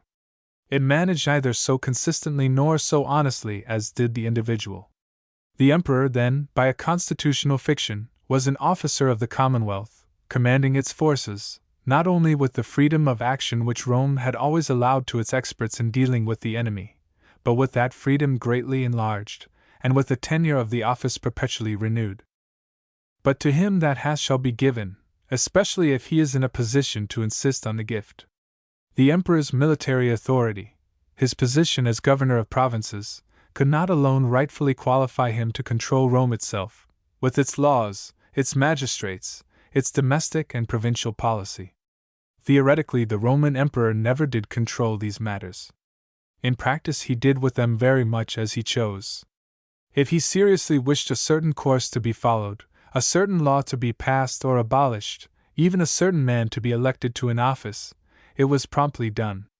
But how could he thus perpetually interfere and yet appear to remain a constitutional officer? Not through the mere obsequiousness of every one concerned, including the Senate. That would be too transparent, clumsy, and invidious. It was necessary that he should possess some adequate appearance of real authority, and he was therefore ingeniously invested with that authority. It was thus. There were under the Commonwealth certain annual officers of wide and rather indefinite powers called tribunes of the commons. These persons could veto any measure which they declared to be in opposition to the interests of the people. They could also summon the Senate, and bring proposals before it. Meanwhile their persons were sacrosanct, or inviolable, during their term of office. Here lay the opportunity. The emperor was invested by the Senate with these powers of the tribune. He was not actually elected a tribune, for the office was only annual and could not be held along with any other, whereas the emperor must have the prerogatives always, and in conjunction with any other functions which he might choose to hold. He, therefore, only received the corresponding powers and privileges. This position enabled him to veto a measure whenever he chose, and with impunity. Naturally, therefore, it became the custom, as far as possible, to find out his wishes beforehand, and to move accordingly. He could also, in the same right, summon the Senate and bring measures, or get them brought, before it. To make certainty doubly certain, he was granted the right to what we should call the first business on the notice paper. Observe further the shrewdness of the first emperor, Augustus, when he selected this particular position. The tribunes of the commons were constitutionally popular champions. They represented the interests of the common people. By assuming a position similar to theirs, the emperor, or commander-in-chief, made it appear to the common people that he was their chief and perpetual representative, and that their interests were bound up with his authority. He took them under his wing, and saw, among other things, that they did not starve or go stinted of amusements. He saw to it that they had corn for their bread, plenty of water, and games in the circus. His bread and games kept them quiet. Supported by the army on one side, with his person secure, enjoying the right of initiative and the right of veto, this officer of the Commonwealth became indeed the Colossus who best strode the Roman world. He was invariably made also the Pontifex Maximus, or chief guardian of the religious interests of Rome. He might in addition receive other constitutional appointments, for example, that of supervisor or corrector of morals, whenever these might suit a special purpose. What more could a man desire, if he was satisfied to forego the name of autocrat so long as he possessed the substance? It was quite as much to the purpose to be called princeps, or head of the state, as to be called a king, like the Parthian or other Oriental monarchs. Among the Romans, therefore, princeps was his regular title. The Greco-Oriental half of the empire, which had long been accustomed to kings and to treating them almost as gods, frankly styled this head of the state king, or autocrat. But no true Roman would forget himself so far as to lapse into this vulgar truth. One other title, however, the Romans did attach to their princeps. Something was still wanting to bring home, to both the Roman and the provincial, the peculiarly exalted position of so great a man, something which should be a recognition of that majesty which made him almost divine, at least with the divinity that doth hedge a king. The title selected for this purpose was Augustus, a word for which there is no nearer English equivalent than His Highness, or perhaps His Majesty, if we imagine that term applied to one who, by a legal fiction, is not a king. The insane Caligula called himself, or let himself be called, Lord and Master, and later Domitian temporarily added to this title, God, but even Nero claimed neither of these modest epithets.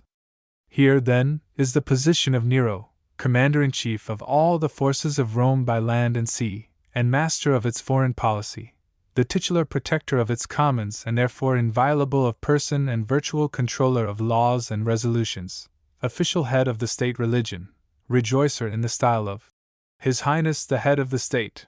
To speak ill of him, or to do anything derogatory to his authority, was lèse majeste. Illustration, Figure 12. Coin of Nero. British Museum. Reference has several times been made to the Senate. It is time now to speak briefly of that body. For the sake of clearness, however, we must include a survey of the recognized constituent elements, or orders, of Roman society. The body politic consisted nominally of all who were known as Roman citizens. These included men of every rank, from the artisan, the agricultural laborer, or even the idle loafer, of whom there was more than plenty, up through every grade of the middle classes to the richest and bluest-blooded aristocrat who considered himself in point of birth more than the equal of the emperor. Any such citizen was secured in person and property by the Roman laws. It was a punishable act for the local authorities at Philippi to take Paul, a Roman citizen, and, before he was condemned, chastise him with rods. According to the letter of the Constitution, the power of electing all officers of state, and of passing laws, had belonged to this miscellaneous body, the people, gathered in assembly. Meanwhile, the power of determining foreign policy and controlling the finances had lain with a special body, consisting largely of the aristocracy and of ex-officers of state, known as the Senate. We are not here concerned with the causes of the changes which buried this constitution out of sight, but only with the actual state of things in the year 64. In point of fact, there were, under the emperors, no longer any assemblies of the people at large neither elected nor legislated. The chief articles of the Constitution had fallen into complete abeyance during the troublous times which preceded the establishment of that poorly disguised monarchy which we know as the Empire. All real power of electing and lawmaking came to be in the hands of the Senate, acting with the Emperor. While the Emperor dominated the Senate, he was nevertheless glad to fall back upon that body in justification of his own actions and as a means of keeping up the constitutional pretense. He permitted the Senate to pass resolutions, and to exercise authority, just so far as there was no conflict with his own pronounced wishes and interests. It was not his policy to interfere and irritate when there was no occasion.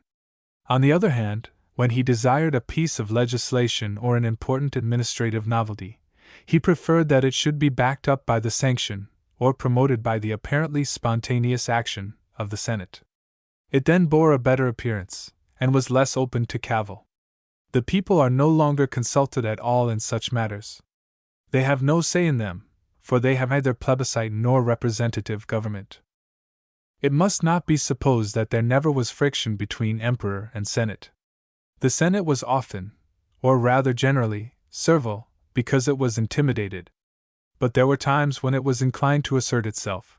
Some of its members occasionally allowed themselves a certain freedom of speech, toward which one emperor might be surprisingly lenient or good-naturedly contemptuous, and another outrageously vindictive. In the year 64 the Senate was outwardly docile enough, although at heart it was anything but loyal to His Highness Nero, the head of the state. It must always be remembered that among the Senate were included many of the highest-born, proudest, and strictest of the Roman nobles or men of eminence. To them the whole succession of emperors was still a series of upstarts, the family of the Caesars, usurping powers which properly belonged to the Senate. You could not expect these persons, aristocrats at heart, and many of them true patriots, bearing names distinguished throughout Roman history, to acquiesce in the spectacle of one who was no better than they, as he passed up to his huge palace on the Palatine Hill, escorted by his guards, or as he entered the Senate House to give what were practically his orders, perhaps scarcely deigning to recognize men whose families had been illustrious while his was obscure. At times a member here or there was calculating his own chances of supplanting the man who galled him by condescension, or coldness, or even insult. These aristocrats felt as the French nobles might feel with Napoleon. And on his side the emperor, good or bad, never felt quite safe from a plot to overthrow him. On the whole, these earlier emperors were much engaged in keeping the Senate in its place, and were inclined, with quite sufficient reason, to be jealous and suspicious of its more important members. It was natural, therefore, that they should keep a very practical control over the composition of that body. The situation was much as if a modern nation were ruled by a virtual autocrat assisted by a house of peers. The senators and their families formed a senatorial order. So far as the Romans had such a thing as a peerage under the empire, it is to be found in the senatorial order. And as a title may now be either hereditary or conferred by the sovereign as the fount of honor, so, under the Roman emperors, the right to belong to the senatorial order might come from birth or from the choice of the head of the state. Normally you belonged to the order. If you were the son of a senator, you ranked in that class of society. To belong to the Senate itself and to take part in its debates you must then have held a certain public office and must possess not less than £8,000. The £8,000 is the minimum. Most senators were rich, and some were enormously wealthy. They are found with a capital of £3 million or £4 million and an income up to £150,000. As for the public office which you must first hold, you could not even be a candidate for it unless you were already of the order. If, when you are a senator, there is anything serious against you, or if you become impoverished, your name may be expunged from the list. Otherwise you remain a senator all your life, and your son in turn is of the order, and may pass into the Senate by the same process. If you were a popular or highly deserving person, and from any accident had lost your property, the emperor would frequently make up the deficiency, or your brother senators would subscribe the necessary amount. But an emperor could meanwhile raise to the order anyone he chose. He could give him standing, and so make him eligible as a candidate for that public office which was preliminary to entering the actual Senate. Moreover, when it came to the elections to this office which served as the indispensable stepping stone to the Senate House, the vacancies were limited in number, and the emperor had the right of either nominating or recommending the candidates whom he preferred. Needless to say, those candidates were invariably elected. It was, of course, monstrous arrogance for Caligula to boast that he could make his horse a consul if he chose, but the taunt contained a measure of truth. Let us then put the case thus. Imagine that a modern senate is recruited from persons whose names are in the peerage and baronetage, and that, before any scion of such a family can enter the senate itself, he must go through some sort of undersecretaryship, to which he must first be elected. But next imagine that the sovereign can raise to the rank of peerage or baronetage some favored person whose family does not yet figure in Debrett. Such a man is then entitled to put his name on the list of candidates for the necessary undersecretaryship, and when the sovereign reviews that list, he marks the candidate as nominated or recommended by himself. So he passes into the Senate. Most emperors did this but sparingly. They made the Senate an aristocratic and wealthy body, keeping its numbers at somewhere near 600. We must not be perpetually assuming that the Caesars were either reckless or unscrupulous, because 2 or 3 were of that character. Many of them were remarkably capable and sagacious men. They recognized the need of ability and high character in their Senate.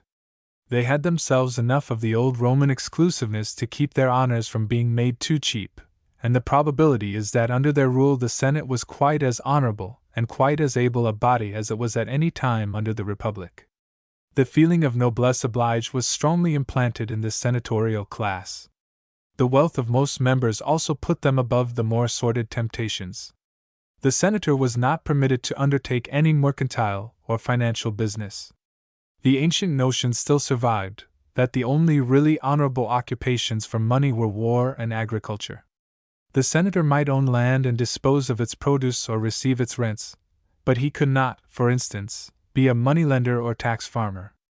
Sometimes, no doubt, a senator evaded these provisions by employing a dummy, but we must not probe too deep under the surface. In compensation for this disability, it was from the senatorial class that were drawn all the governors of the important provinces, except Egypt, and all the higher military officers. In these capacities they received salaries. The governor of Africa, for example, was paid £10,000 a year. Such men were no mere inexperienced aristocrats or plutocrats. They had regularly passed through a military training in youth, and had then held a minor civil appointment, commonly involving some knowledge of public finance. Next they had passed into the Senate and taken part in its business, had then held other public offices which taught them practical administration and probably legal procedure, and had afterwards been put in command of a legion, that is to say, a brigade or corps d'armée. After performing such functions with credit, a senator might be sent to govern Syria or Macedonia or Britain or some other province. He was then a man of varied experience and ripe judgment, trained in official discipline and etiquette, as well as in knowledge. This was the kind of man whom Paul met in Cyprus in the person of the governor Sergius Paulus, or at Corinth in the person of Gallio.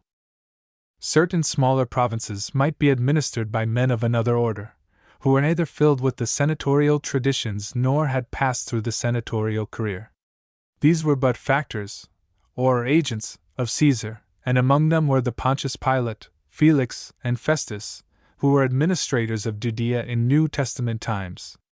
Next in rank to the senatorial order stood that of the knights. If the senators represent, in a certain sense, the peerage and baronetage, the next order represents, also in a certain sense, the knightage. Generally speaking, it comprehended what we should call the upper middle classes, and particularly those concerned in the higher walks of finance, such persons as, with us, would be the directors or managers of great companies and banks. It also included persons whom the head of the state chose to honor with something less than senatorial standing. Many of these men were extremely wealthy, but the minimum property qualification stood at only £3,200, and Roman citizens who possessed that amount were rather apt to pose as knights, and to be commonly spoken of as such by a kind of courtesy title, although their names could not be found upon the authorized rolls. Though several emperors did their best to stop this practice, the endeavor was for the most part fruitless. Once in England the esquires were a class with certain recognized claims, but nothing could stop the polite tendency to add "Esq." to the name of a person on a private letter. The case was somewhat similar at Rome, although the practice did not proceed quite so far. Nevertheless, there was a distinct and official roll of Roman knights, whom the head of the state had honored with a public present of the gold ring, a ceremony corresponding to the royal sword stroke of modern times.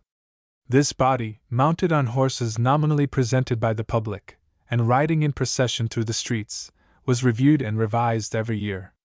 Their roll was called, and if a name was omitted from its proper place, it meant, without explanation necessary, that by the pleasure of the emperor the person in question had ceased to be a knight. Every member of the already mentioned higher or senatorial order was by right a knight until he actually became a senator, from which time he ceased to enjoy the privileges of a knight because he was enjoying those of the higher order rank. For there were privileges as well as disabilities in each case. As a senator could govern large provinces and command armies, but could not engage in purely financial business, so the knight could, and almost alone did, conduct the large financial enterprises of the Roman world, but could not command armies nor hold any of the great public offices or higher provincial appointments, except the governorship of Egypt. Relatively to the senators, the emperor was technically only first among equals. He was the first senator, as well as the first man of the state. At this date, a senator would hold a truly public office, civil or military, with or under this superior equal, but he would not act as his personal agent or assistant. The Roman aristocrat had not yet learned to serve in that capacity, still less on the household staff of the autocrat. There were as yet no highly placed Romans serving as Lord High Chamberlain, much less as private secretary. The knights stood in a different position. They were prepared to be the emperor's personal agents, just as they were prepared to be the agents of any one else, if sufficiently remunerated. They would take his personal orders, whether in managing his estates, collecting his provincial revenues, or relieving him of some routine portion of his own official labor. It follows that it was often more lucrative to be a knight than a senator, and a number of senators were not unwilling to give up their rank, for the same reasons which induce a modern peer to serve on companies or a peeress to open a shop. On the other hand, many a knight would have declined to become a senator, at least until he had sufficiently feathered his nest. The inducement to become or remain a senator was the social rank, the honor and dignity, with their outward insignia and the deference paid to them, the front seat, and the reception at court. In these the wives also shared, and at Rome the influence of the wife could not be disregarded. If you met a senator, or a person of senatorial rank, in the street, you would know him for such by the broad band of purple which ran down the front, and probably also down the back, of his tunic, and by the silver or ivory crescent which he wore upon his black shoes.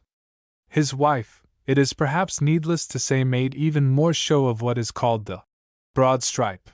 If you met a knight, you would perceive his standing by his two narrow stripes of purple appearing upon the same part of his dress.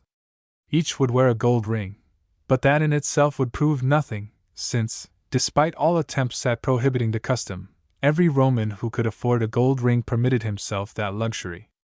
If you entered one of the large semicircular theaters, which are to be described in due course, you would find that the men wearing the broad stripes seated themselves in the chairs which stood upon the level in front of the stage, while those wearing the narrow stripes would occupy the first 14 tiers of seats, rising just behind them. No one else might occupy those places. If someone who had been improperly posing as a knight, or who had been degraded from his rank because he had wasted his credit and his money and no longer possessed either £3,200 or a reputation, ventured to seat himself in the 14 rows in the hope of being unnoticed, he would be speedily called upon by the usher to withdraw. Snobs occasionally made the attempt, and, at a somewhat later date, We have an amusing epigram of Martial concerning one who repeatedly but unsuccessfully dodged the usher and who was at last compelled to kneel in the gangway opposite the end of the 14th row, where it might look to those behind as if he were sitting among the knights, while technically he could claim that he was not sitting at all. Elsewhere also, as for instance at the chariot races in the circus, and at the gladiatorial shows in the amphitheater, there were special places set apart for the two orders. Below the senators and the knights came the people, the commons, or third estate, with all its usual grades and its usual variety of occupation or no occupation, of manners and character or absence of both. With the life of these, as with the life of a noble, we shall deal at the proper time. So much for the Roman citizen proper. Other elements of the population were the foreigners. At Rome these were exceedingly numerous, and the city may in this respect be called, as indeed it was called, a microcosm, a small copy or epitome of the Roman world. Gauls, Africans, Greeks, Jews, Syrians, and Egyptians were perhaps the most commonly to be seen, but particularly prominent were the Greeks and the Jews. The Greeks were recognized above all as the clever men, the artists, the social entertainers, and the literary guides. The Jews, who formed a sort of colony in what is now known as Trastevere, the low-lying quarter across the Tiber, were not yet the princes of high finance. As yet they were chiefly the hucksters and petty traders, notorious for their strange habits and for the fanaticism of their religion, which nevertheless exercised a strange potency and made many proselytes even in high places, especially among the women. Poppaea, the wife of Nero himself, is commonly considered to have been such a proselyte, although the strange notion that she herself was a Jewess is without any sort of foundation. It is a common error to suppose that the Jews came to Rome only after the destruction of Jerusalem. The dispersion had occurred long before Rome had anything to do with Judea, and naturally the enterprising Jew was to be found in all profitable places, whether in Alexandria, Antioch, Smyrna, Corinth, Rome, or farther afield. In the political sense, all these foreigners belonged to their own provinces and communities. They might be citizens there, but they were not citizens at Rome. At Rome they had no public claims and no official career, unless, as not seldom happened, they received, for some service or some distinction, the gift of the Roman citizenship. Sometimes the citizenship was given wholesale to a town, or even to a province. How the Hebrew father or grandfather of St. Paul became a Roman citizen, we do not know. Their own abilities or the emperor's favor might carry such citizens, or their children, up all the steps which were open to the ordinary Roman. After the foreigners come the slaves. At Rome itself they formed about 1/3 of the population. This is not the moment for any detailed account of their employment, their treatment, or their liberation. Suffice it for the present that the slave possessed no rights at all. He was the chattel of his master, who possessed over him the full power of life and death, limited only by public opinion and prudential considerations. A Roman might have at his disposal 1 slave or 10,000 slaves. He could use them as he liked, kill them if he chose, and, subject to certain limitations, set them free if he willed, provided that he did not set too many free at once. The last restriction was especially necessary, inasmuch as a slave who was manumitted by his master with the proper ceremonies became ipso facto a Roman citizen, but was still bound by certain ties of loyalty to his former master. For a Roman to possess too large an attachment of freedmen, as they were called, might prove dangerous. The freedman, though a citizen, could not himself enter upon a public career, either, in ordinary circumstances, could his children, but in the 3rd generation the family stood on an entire equality with any other Roman family in that respect. For the present it may be added that our conception of the meaning of the word slave must not be that attached to its modern use. Many such slaves were men of great special or general ability, or men of high culture, especially if Greeks, Syrians, Jews, or Egyptians. They were frequently superior to their masters, and subsequently, as free citizens, added much to either the refinement or the over-refinement of Roman life. Perhaps it is as well, in passing, to point out that the later Roman people was in no small degree descended from all this aggregation of foreigners and emancipated slaves, and that we must speak with the greatest reservation when we describe the modern Roman as a direct descendant of the ancient stock who fought with Hannibal and subjugated the world. Chapter 5: Nero the Emperor. Roughly then, this is the situation at the center of government. Sumptuously housed on the Palatine Hill, the origin of our word palace, is His Highness Claudius Nero, head of the state, commander-in-chief of the forces, empowered to act as tribune of the people, and head of the state religion, in modern times commonly called the Emperor. Every day and night his palace is surrounded by a regiment of the imperial guards, and attached to his person is a special corps for bodyguard and orderlies. In practice, whatever be the theory, he possesses the control of legislation and appointments. Upon him practically depends all recognized distinction of social rank. Down below, to the side of the Forum, is the Senate House, in which there gathers, twice each month, and oftener if summoned, the great deliberative body which, in spite of all disturbances, civil wars, and limitations or broadenings of its power, is the continuation of the assembly of grave Roman fathers who first met some 800 years before.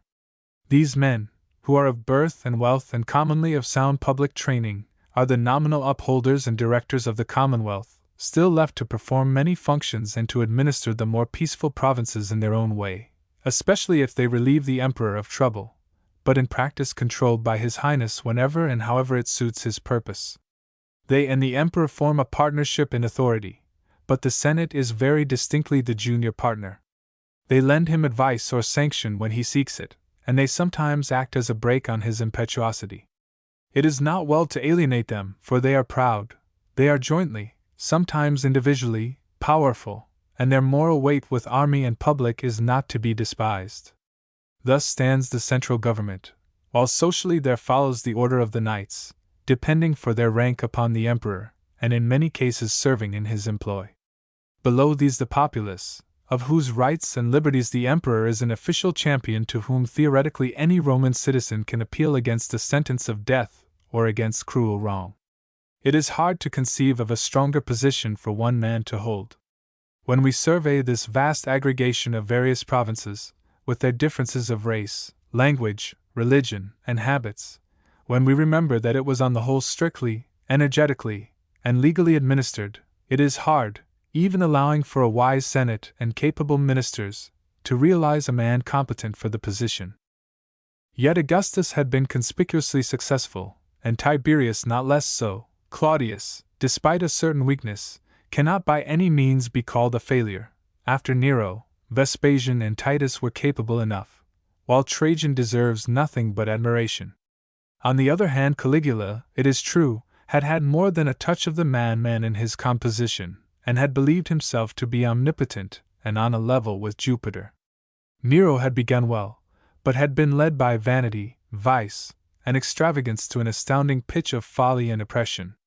Nevertheless, it must be remarked, and it should be firmly emphasized, that what is called the tyranny of Caligula and Nero is mainly, and in Caligula's case almost solely, a tyranny affecting the Romans themselves, affecting the lives and property of the Roman senators and other prominent persons, and affecting the lives and honor of their wives and daughters.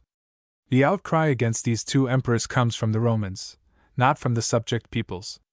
At least in Caligula's case the provinces were as peaceful and prosperous as at other times.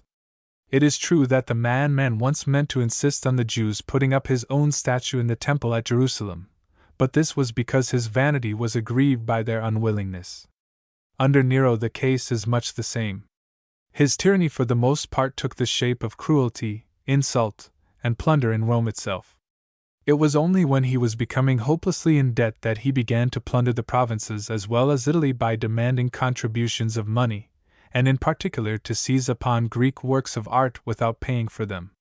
It is a mistake to think of Nero as habitually and without scruple trampling under his blood-stained foot the rights and privileges of the provinces, or grinding from them the last penny, or harrying, slaying, and violating throughout the empire.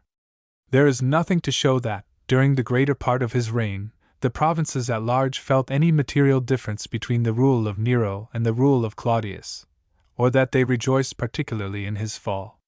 In many quarters he was a favorite. In the latter half of his reign he made himself a brute beast, and often a fool, in the eyes of respectable Romans.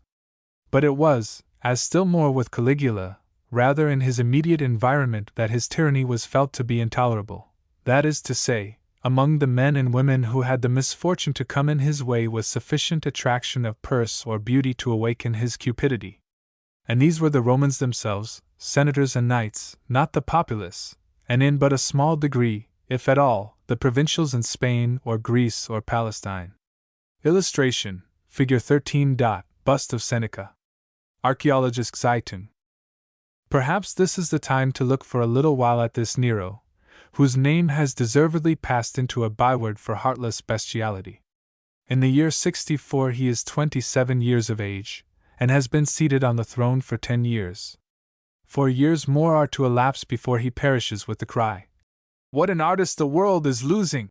In his early years his vicious propensities, inherited from an abominable father, had been kept in check partly by his preceptor, the philosopher Seneca, and by Burrus, the commander of the imperial guards, partly by his domineering and furious-tempered mother, Agrippina, who seems to have so closely resembled the mother of Lord Byron. But at this date he had got rid of both his tutors. Burrus was dead, probably by poison, and Seneca was in forced retirement. The emperor had also caused his own mother to be murdered. Poisoning, strangling, drowning, or a command, explicit or implied, to depart this life, were his ways of shaking off any incubus upon a free indulgence of his will. His follies and vices had revealed themselves from the first, and had gone to outrageous lengths. But now he is entirely unhampered in exhibiting them. Illustration, Photo, Mansell and Company, Figure 14, Bust of Agrippina, mother of Nero. Educated slightly in philosophy, but better in music and letters, he could speak, like others of his day, Greek as well as his native Latin. His aim was to be an artist, but if the want of balance which too often goes with what is called the artistic temperament ever manifested itself in its worst form, it was in Nero. Apart from his passion for music and verse, he developed an early mania for horse racing, and when he was caught talking in school, where such conversation was forbidden, about a charioteer who had fallen out of his chariot and been dragged along the ground, he explained that he was discussing the passage in Homer where Achilles drags the body of Hector round the walls of Troy. In after life he carried both forms of mania to amazing lengths. The highest form of music was then represented by singing to the harp. Nero's ambition was no less than to compete with the champion minstrels of the world. As he remarked, "Music is not music unless it is heard," and he decided to make public appearances upon the stage like any professional. Whenever he did so, a number of energetic youths, salaried for the purpose, were distributed among the audience as claqueurs, the words actually used for them being perhaps translatable as boomers or rattlers. He acted parts in plays, a proceeding which would correspond to an appearance in opera, and made a peregrination through Greece and back by way of Naples as an exponent of the art of singing to the harp. While upon this tour, whenever he was performing in the theater, the doors were shut, and no one might leave the building for any reason whatever. "Many," says the memoir writer, "got so tired of listening and praising that they jumped down from the wall, or pretended to be dead, so as to get carried out." Naturally, he always won the prize, and on his side, it should be remarked that he honestly believed he had earned it. He practiced assiduously, took hard physical training, regulated his diet for the cultivation of his voice, which was not naturally of the best, and probably became not at all a bad amateur. His monstrous self-conceit did the rest. Besides singing to the harp, he was prepared to perform upon the flute and the bagpipes, and to give a dance afterwards. All this, of course, was undignified and ridiculous, but it was scarcely tyranny. Doubtless there was sufficient suffering among the audience, but that cruelty was hardly deliberate. In the Roman noble, whose ideal of behavior included dignity and gravity, these public appearances perhaps often aroused more indignation and scorn than did his sensual vices. The same contempt was often evoked by other proceedings of a similar nature. His insatiable fondness for horse racing, or rather chariot racing, induced him to appear also as a charioteer. First he practiced in his extensive private park, or gardens, which were situated across the Tiber on the ground now approximately occupied by St. Peter's and the Vatican. When he appeared at the Olympic Games driving a team of 10 horses, he was thrown out of the car, and had to be lifted into it again. Though he was eventually compelled to abandon the race, he was, of course, crowned victor all the same. He dabbled also in painting and modeling. We must not dwell too long upon his eccentricities. One might describe how in his earlier years he often put on mufti and roamed the streets at night with a few choice mohawks, broke into shops, and insulted respectable citizens, throwing them into the drains if they resisted. How, being unrecognized, he once received a sound thrashing from a person of the senatorial order, and was thereafter attended on such occasions by police following at a distance. One might describe his dicing at £3 or £4 a pip, or his banquets, at one of which he paid as much as £30,000 for roses from Alexandria. After the great conflagration which swept over a large part of Rome in this very year 64, he began to build his enormous golden house, in which stood a colossal effigy of himself 120 feet high, and in which the circuit of the colonnade made 3 Roman miles. Whether he deliberately set fire to the city in order to make room for this stupendous palace is open to doubt. It was naturally believed at the time, and in order to divert suspicion from himself, he turned it upon those persons for whom the Roman populace had at that moment the greatest contempt, because, as the historian puts it, of their pestilent superstition and of a profound suspicion that they harbored a hatred of the human race.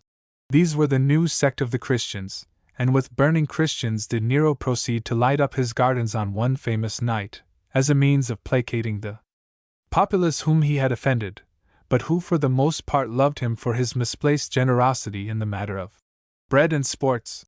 The tolerant attitude of the Romans towards foreign religions will be discussed in its own place, but the cruelty of a Nero in the year 64 can hardly be put down as properly a religious persecution in any way typical of the Roman government. The sensual vices of Nero are indescribable, and that word must suffice. His extravagances, whether in lavish presents or in personal expenditure, soon rendered him bankrupt. He had no means of paying the soldiers or meeting his own appetites. Then began, or increased, his attacks on wealthy persons, his executions and banishments of senators and other wealthy men, and his flimsy pretexts for all manner of confiscation. The Senate he hated, and the Senate hated him. Nevertheless, so far as the empire itself was concerned, no systematic or widespread oppression can have been perceptible.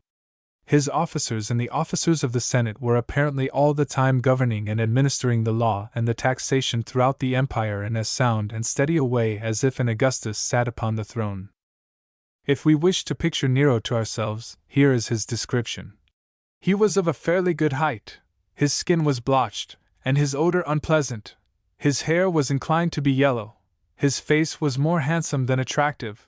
His eyes were grayish-blue and short-sighted. His neck was fat. He was protuberant below the waist. His legs were very slender. His health was good. Such was the man to whom St. Paul elected to have his case referred, when at Caesarea he exercised his privilege as a Roman citizen and appealed to the titular protector of the commons. Thou hast appealed unto Caesar, and unto Caesar shalt thou go. There is indeed no great probability that the apostle was ever brought directly before this precious emperor. We may perhaps draw from Burr inner consciousness elaborate and interesting pictures of the two men confronting each other, but we must not forget that they will be pure imagination. The appeal of a citizen did not imply such right to an interview, for the Caesar in such minor cases commonly delegated his powers to other judicial authorities at Rome. Paul's object was gained if his case was safely removed from the local influences of Judea and the weaker policy of its governor, the agent of Caesar, to the capital with its broader-minded men, and its superiority to small bribes and local interference. Illustration, Figure 15. Bust of Nero. Chapter 6 Administration and Taxation of the Empire. We are now brought to the consideration of the methods by which this huge empire was organized and governed. And first let us observe that the Romans, strict disciplinarians and great lawyers as they were, never sought to impose upon the subject provinces any uniformity. They never sought, any more than Great Britain has sought, to erect one code of law, one form of administration, one standard of rights, one rate of taxation, one religion, and to make it equally applicable to Spain and Britain, Greece and Africa, Gaul and Asia Minor. There were, of course, common to all the empire certain rules essential to civilization, certain natural laws and laws of all nations. Murder, violence, robbery, deliberate sacrilege, and so forth were punishable everywhere, though not necessarily by the same authority nor in the same manner. Necessarily it was held everywhere that contracts must be fulfilled and debts paid. Beyond the fact that Rome demanded peace and order and the essentials of civilized life, and provided machinery to secure those ends, she troubled little about differences of local procedure and varieties of local law, so long as the Roman rule was duly recognized and the Roman taxes duly paid. As with Great Britain, her care was for results, not for machinery, or, as the great Roman historian puts it, she valued the reality of the empire, not the show. Outside Italy there spread the provinces. These had been conquered or peacefully annexed at various times. A number of small states had come in by perpetual alliance. Some provinces, such as Gaul, had formerly been divided among tribes and tribal chiefs. Some, such as Greece, had consisted of highly civilized city communities with small territories and managing their own affairs, although they might all alike be acknowledging the suzerainty of some powerful prince. Some, such as Cappadocia, Syria, and Egypt, had been under their native kings. Judea was a peculiar example of a small theocratic state, in which the chief power lay with the priests. Rome was too wise to meddle more than she need with existing conditions. She preferred as far as possible to accept the existing machinery and to use it, with only necessary modifications, as her instrument of administration. To the Sanhedrin at Jerusalem, for example, she conceded a large criminal jurisdiction over ecclesiastical offenders, so long as that jurisdiction did not limit the universal rights of a Roman citizen. When a province was conquered, all its territory became technically the property of the Roman state.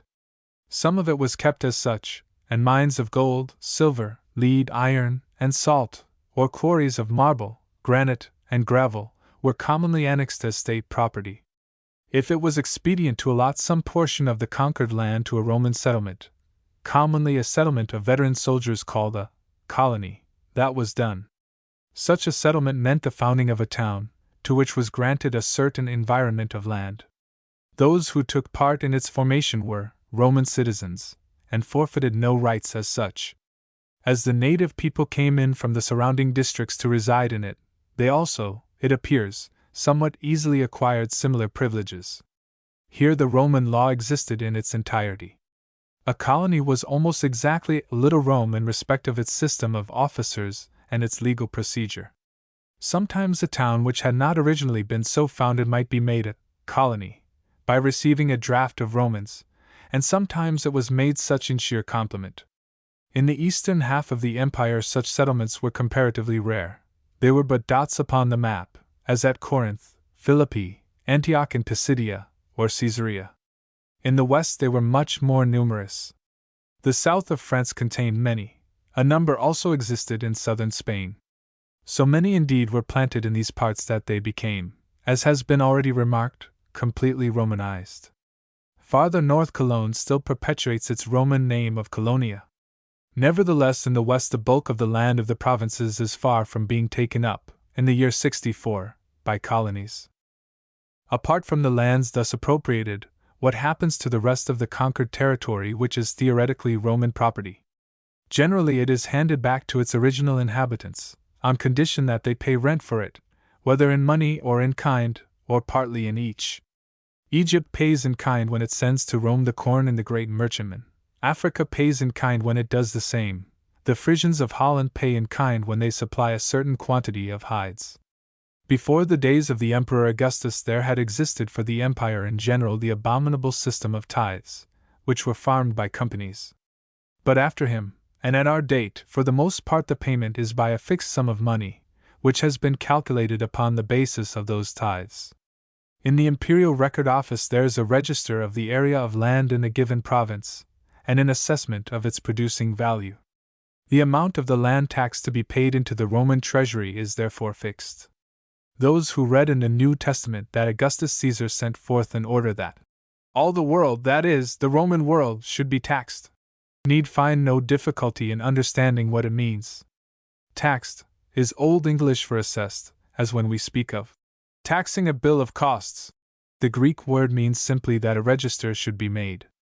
The order of Augustus was that a census should be taken throughout the provinces, that a return should be made of population, property, trades, and all that a reasonable government requires to know, and that payments should be determined thereby. All the world had been taxed, in the modern sense, long before Augustus, and it has been taxed, unfortunately without much promise of respite, ever since.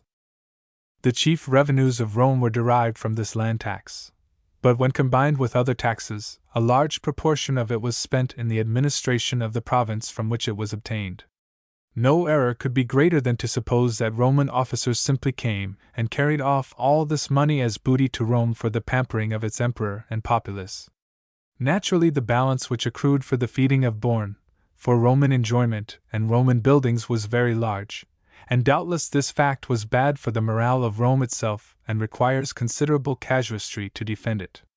But it would be a monstrous misconception to imagine that all the tribute paid to Caesar was absolutely drained, by an act of sheer oppression, clean out of the province year by year. No country can be protected, policed, and have its justice administered without taxes, and the provincials were not paying more, and were often paying much less, as well as paying it in a more just and rational way, than when they were being taxed by their own kings, their own oligarchies, or their own socialistic democracies. The Roman settlements, the colonies, unless specially exempted, had to pay the land tax as much as any other community. The only land which was exempt from it was Italy, and Italy paid sundry other taxes to make up for it, at least in part. But though Italy was first and foremost in the imperial regard, the emperor was by no means indifferent to the welfare of the provinces. If an earthquake, a fire, or other great calamity befell a town, it was by no means rare for the emperor to send a large sum of money in relief. Besides the land tax, there was also a tax on persons and personal property. The tax on persons was not precisely a poll tax, except in places like Britain and Egypt, where it was difficult to make proper estimates otherwise, but a tax on occupations and trades. This, if we choose, may be put down as a crude form of income tax, although it was not actually assessed on income. In another sense, it may be regarded as a tax on a license, assuming that we demand a license for every kind of occupation. Italy again was exempt from this taxation also. Obviously, a census, an irregularly revised census, was necessary to carry out this system, and Rome required a whole army of agents, just as a modern state would require one, for assessing and collecting these dues. The land tax and the person tax were the two chief sources of Roman revenue. These were regular and direct. There were others, subject, like our own taxes, to increase or decrease according to circumstances, but for the most part kept at very much the same standards under several consecutive emperors. For instance, there were customs duties paid on the frontiers of the empire and also on those of provinces or natural groups of provinces, not as part of any protective system, since the empire is all one, but as a means of raising money from commodities. In Italy there was a duty of 2.5%. Luxuries from India and Arabia via Red Sea ports were specially taxed at 25%. If you sold a slave, you would pay from 2 to 4% on the purchase money. Occasionally there was a tax on bachelors. In Italy, but not elsewhere, 5% legacy duty was paid when the recipient was not a near relative, and when the legacy was not under £1,000. Add to these revenues the rents of state pastures, state forests, and state mines. Into the treasury came also unclaimed property and the property of certain classes of condemned criminals. So much for the nature of the taxation. In point of government, the Romans were singularly liberal. When a province was conquered or annexed, the Senate sent out a commission of 10 persons, who carefully considered the existing state of things, the laws and forms of administration actually in vogue, and drew up a constitution for the province, embodying as much of these as was possible or at all commendable, as much, in fact, as was compatible with the Roman connection. This constitution, when sanctioned by the Senate, was binding, whatever governor might be appointed by Rome to the province. Such a governor might interpret the law, he could not alter it. But though a province was a unit in so far as it was under one governor, the Romans were firm believers in strictly local administration. Their policy in this, as in conquest, was divide and rule. It did not suit their ends to make any large part of the empire conscious of a corporate existence. The unit of administration was, therefore, a town and its district, a community. In Gaul there were about 60 such divisions, each roughly corresponding in size to a modern French department. Such a community had its own local council and officials, who were ultimately responsible to the governor. So long as they performed their municipal or communal functions correctly and honestly, they were not interfered with. The chief principle upon which Rome insisted was that their local government should be aristocratic, or rather that office should be based on wealth. The governor, of course, stepped in when he felt it to be his duty. He was required to suppress all secret societies or political unions. A strike of the bakers in one city of Asia Minor was promptly put down by the governor as interfering with social order and social needs. The communities made their own bylaws. They collected the land tax of their own district and handed it over to the financial representative of the Roman government. This was done by men of their own people, often of a low class, known in the Gospels as the publicans, who were so commonly associated with sinners. St. Matthew had been one of the minor agents for such collection in Galilee. Other taxes, those which were indirect, might be collected by the great tax farming companies of Roman knights, who offered a lump sum for them to the government, and made what they could out of the bargain.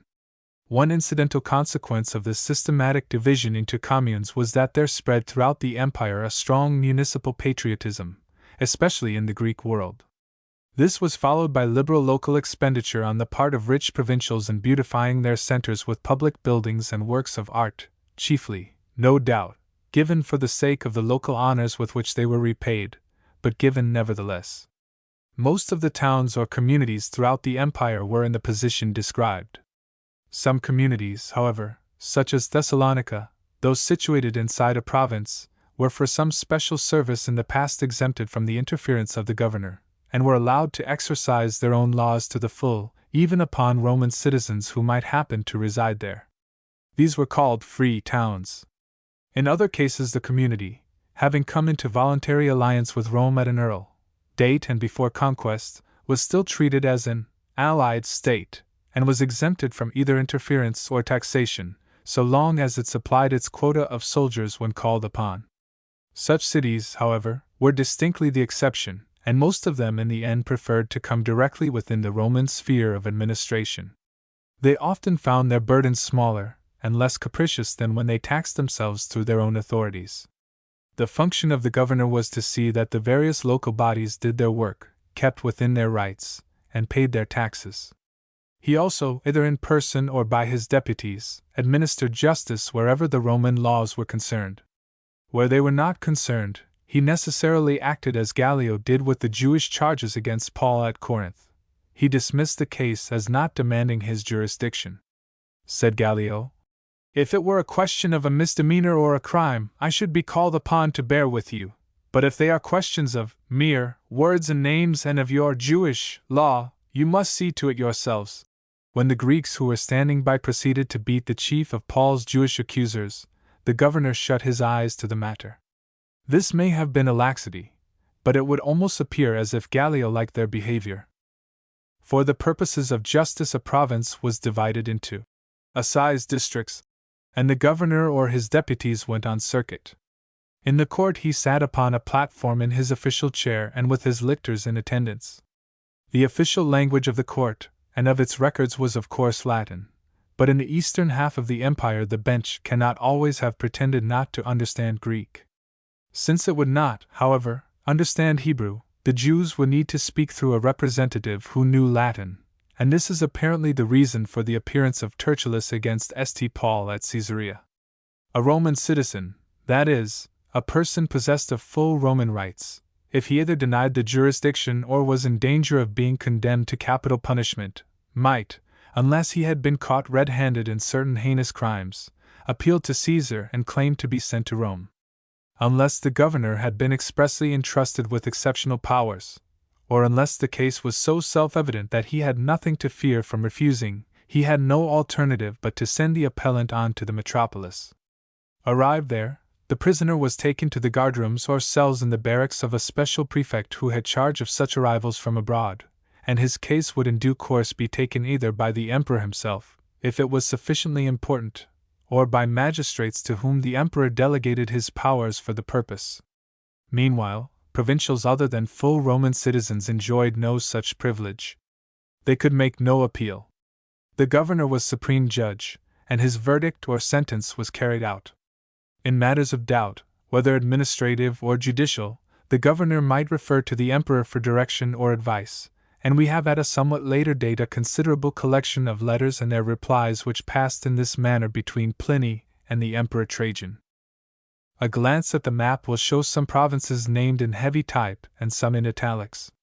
Those in italics are the provinces to which the Senate has the right to appoint the governors, in this case called proconsuls.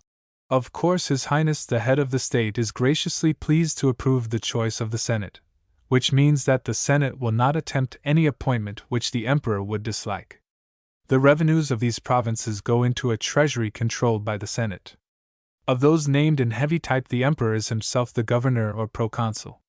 Theoretically, he is made governor of all these simply because they contain, or may need, armies, and he is the commander-in-chief of those armies. But since he is at Rome, and in any case cannot be everywhere at once, he governs all such provinces by means of his deputies, whom he appoints for himself. They are his lieutenants, and are so called, to wit, lieutenants of Caesar, and deputies of the commander. The revenues of these imperial provinces are collected by an agent, or factor, of Caesar, and go into a treasury controlled by the emperor. In any one of his provinces the emperor would be its governor, and would exercise the usual military and civil powers of a governor. His lieutenant to each province simply acts in his place, receives the same powers, and is the governor of that province exactly as the proconsul sent by the Senate is governor in his. But whereas the governors in the senatorial provinces wear the garb of peace, and are appointed, like other civil officers, for 1 year only, the deputies of Caesar, the commander-in-chief, wear the military garb, and are kept in office just so long as their superior thinks fit. It is as if in modern times the governor of the one kind of province made his public appearances in civilian dress, and the governor of the other kind in uniform. The actual outcome of this system was that the provinces of the emperor were on the whole better administered than those of the Senate. In the latter, changes were too frequent, and a governor might sometimes strain a point to enrich himself quickly. But it must on no account be imagined that at this date a governor could with impunity be extortionate, or oppress the provincials, as he too often did in the good old days of the Republic. He was paid his salary, which might be anything up to £10,000, his allowances and power of making requisitions, such as of salt, wood, and hay when traveling, were strictly defined by law. Any pronounced extortion, oppression, or dishonesty laid him open to impeachment, and such a charge was tolerably certain to be brought. Among so many governors it was inevitable that a number should have been impeached. We know of 27 instances, resulting in 20 condemnations and only 7 acquittals. The emperors at least looked sharply to their own provinces, nor would they readily tolerate any gross irregularity in those other provinces which were nominally controlled by the Senate. On leaving his province, every governor must make out duplicate copies of his accounts, one to be left in the province, one to be forwarded to Rome. In the Acts of the Apostles we have mention of 2 governors of senatorial provinces, in other words 2 proconsuls, Gallio in Achaia, or Greece, and Sergius Paulus in Cyprus. It is instructive to compare the lenient and common-sense attitude of these trained Roman aristocrats with that of the turbulent local mobs who dealt with St. Paul in Asia Minor, Judea, or Greece. Of the minor governors of smaller provinces, styled agents, or factors, of Caesar, we meet with Pontius Pilate, Felix, and Festus. It remains only to remark that, while the Senate's treasury, which received the revenues from the senatorial provinces, paid the expenses of their management and also of the administration of Italy, the emperor's treasury, which received the revenues from the other provinces, provided for their administration, for the pay of the army, for the corn and water of Rome, for public buildings, for the great military roads, and for the imperial post. Nevertheless, the emperor could handle all this latter money exactly as he chose, and it is upon this chest that Nero was drawing for all his lavish prodigalities and his undeserved and wasteful bounties. Yet even Nero was scarcely so bad as Caligula, who managed to spend £22 million in less than 1 year. Chapter 7 Rome, the Imperial City.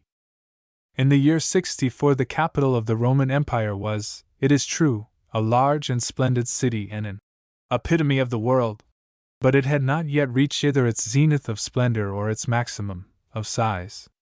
Many of the largest and most sumptuous structures of which we possess the records, and in most cases the ruins, were not yet built, or even contemplated. There was no Colosseum, there were no baths of Trajan, Caracalla, or Diocletian. The column of Trajan, still soaring in the Foro Traiano, and of Marcus Aurelius, now so conspicuous in the Piazza Colonna, are of a later date. So also are the 3 great triumphal arches which are still standing, those of Titus, Severus, and Constantine. The mausoleum of Hadrian, now stripped of its outward magnificence of marble and sculpture, and known as the Castle of Sant'Angelo, was not built for 2 generations. On the Palatine Hill the palaces of the Caesars were wide and lofty, but not more than half so spacious and imposing as they became by the end of the following century. Down in the Forum there stood no Basilica of Constantine.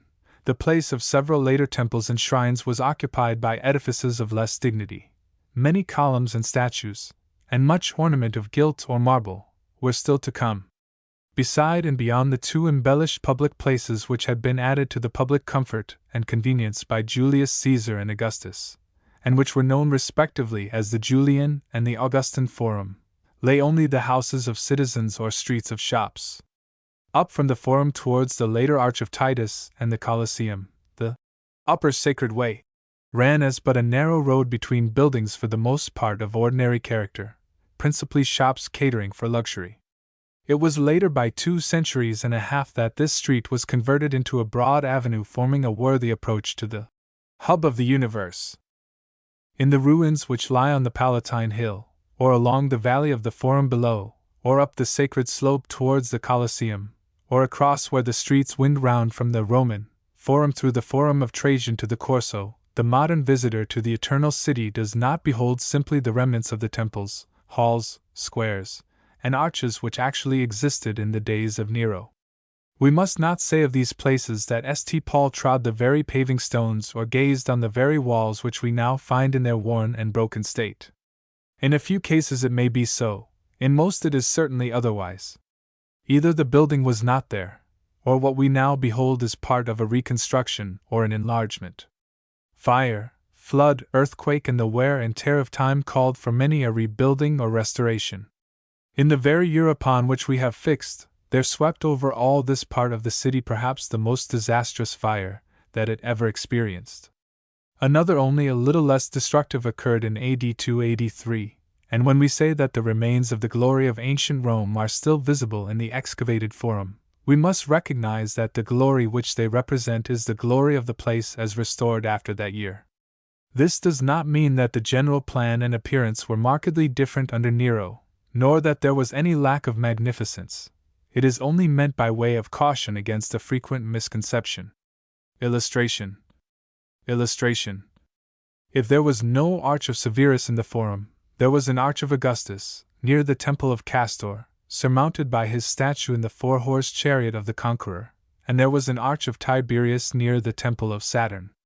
If to the north there was as yet no bridge or castle of Sant'Angelo to celebrate the dead Hadrian, there was, on the near side of the Tiber, not far from the modern Piazza del Popolo, a splendid mausoleum of the deified Augustus and his family. In the chief Forum the temples of Vesta, of Julius Caesar, of Castor, Saturn, and Concord existed under Nero in the same spots, and in much the same style as they did through all the remainder of Roman history. Above them towered the Capitoline Hill, with its resplendent temple of Jupiter on the one summit, and its great shrine of Juno on the other. Beyond, in the Field of Mars, The site of the densest part of modern Rome was an almost continuous cluster of public buildings and resorts, of theaters, temples, including the first form of that incomparable edifice, the Pantheon, the only building of ancient Rome which still remains practically whole, of baths, porticos, and enclosed promenades. Illustration, Figure 16. Some remains of the Claudian aqueduct. Away in the opposite direction stretched the Appian Way, and in the year 64 the beautiful tomb of Caecilia Metella, which is so familiar in picture, stood as perhaps the noblest among the multitude of patrician tombs. The Apostle Paul certainly passed close by it on his way from Puteoli.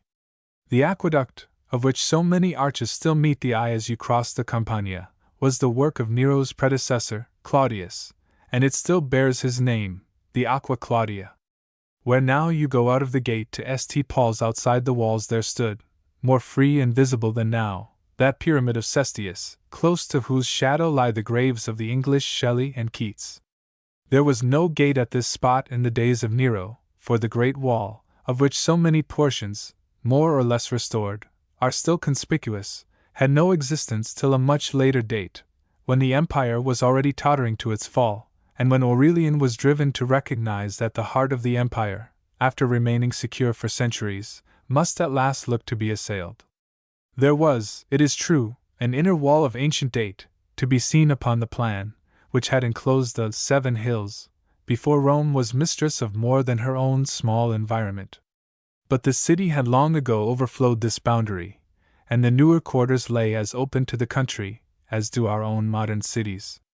How far the suburbs stretched, or precisely how far Rome proper extended, in the days of Nero, is no easy matter to decide. We shall in all probability be near the mark if we accept the line of the later wall of Aurelian as practically the limit of what might be included in the metropolitan area. The total circumference of the whole city would be about 12 English miles, a circuit which fell somewhat short of that of Alexandria and probably of Antioch, although in actual importance these cities took but the second and third rank respectively. Some parts within this line were thickly inhabited, in some the houses must have been but sparse. Particularly along the upper slopes of the hills, of the Pincian, Quirinal, Esquiline, Celian, and Aventine, were the spacious houses and gardens of the wealthy. The Palatine was almost, though not completely, monopolized by the emperor's palaces and sundry temples. The Campus Martius was mostly a region of public buildings and grounds for promenade and exercise, although some of the finest shops stood very close to where they stand today, in that Flaminian way which is now called the Corso of Humbert.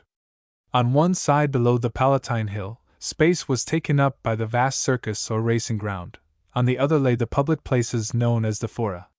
It was left for the poorer inhabitants to crowd themselves into the valleys of the town, either between the Forum and the spurs of the several hills which trend towards the center, up under Quirinal, Viminal, Esquiline, or Celian, to the left behind the buildings as you now go from the bottom of the Forum to the Colosseum, or between the Forum and the Tiber in the low-lying ground called the Velabrum and thereabouts, or else across the river in that Transtiberine region which still bears the name of Trastevere. If, therefore, it is asked what may have been the population of Neronian Rome, it need cause no surprise if the number should appear comparatively small to one who is accustomed to our huge modern towns. Rome had never been a seat of manufactures.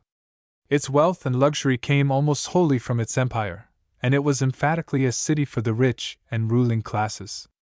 In Nero's day it was still growing, and even in its fullest times it is doubtful if the population ever exceeded or even reached 1.25 million. Perhaps for the year 64 we may most safely put it down at about 750,000. Now suppose yourself to be standing at F in the recognized center of Roman life, the Roman Forum. Here, before we begin our rapid exploration of the city, it is well to clear our minds of one false notion which too commonly prevails. Think of any modern town you please, and remember that, whatever may be the accumulation of architectural magnificence around any given spot, the people of that town treat it all with familiarity and without any waste of sentiment. They will set up their shops or stalls wherever they are allowed. They will carry on their traffic and their amusements. They will saunter and sit on steps and misbehave without feeling oppressed by any appreciable awe of their surroundings. So was it, and even more so, in ancient Rome.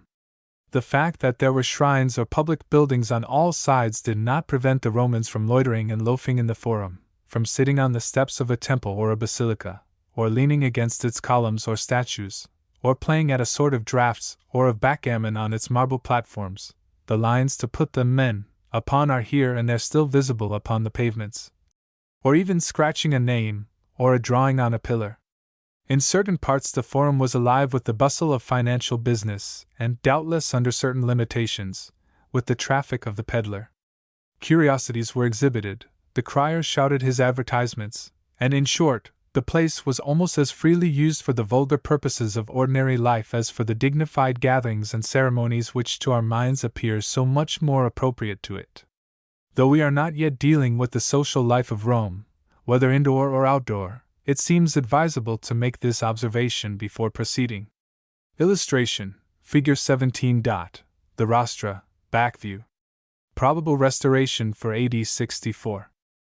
Let us now stand at F and look about us toward the Capitol, noting only the chief features of the scene. The reader would do well to consider the plan along with the frontispiece to this book. We are upon an open space paved with marble slabs, round which stand sundry honorary statues and various minor monuments into which we need not now inquire. Facing us, toward the far end, is a platform about 80 feet long and 11 feet in height, with marble facing.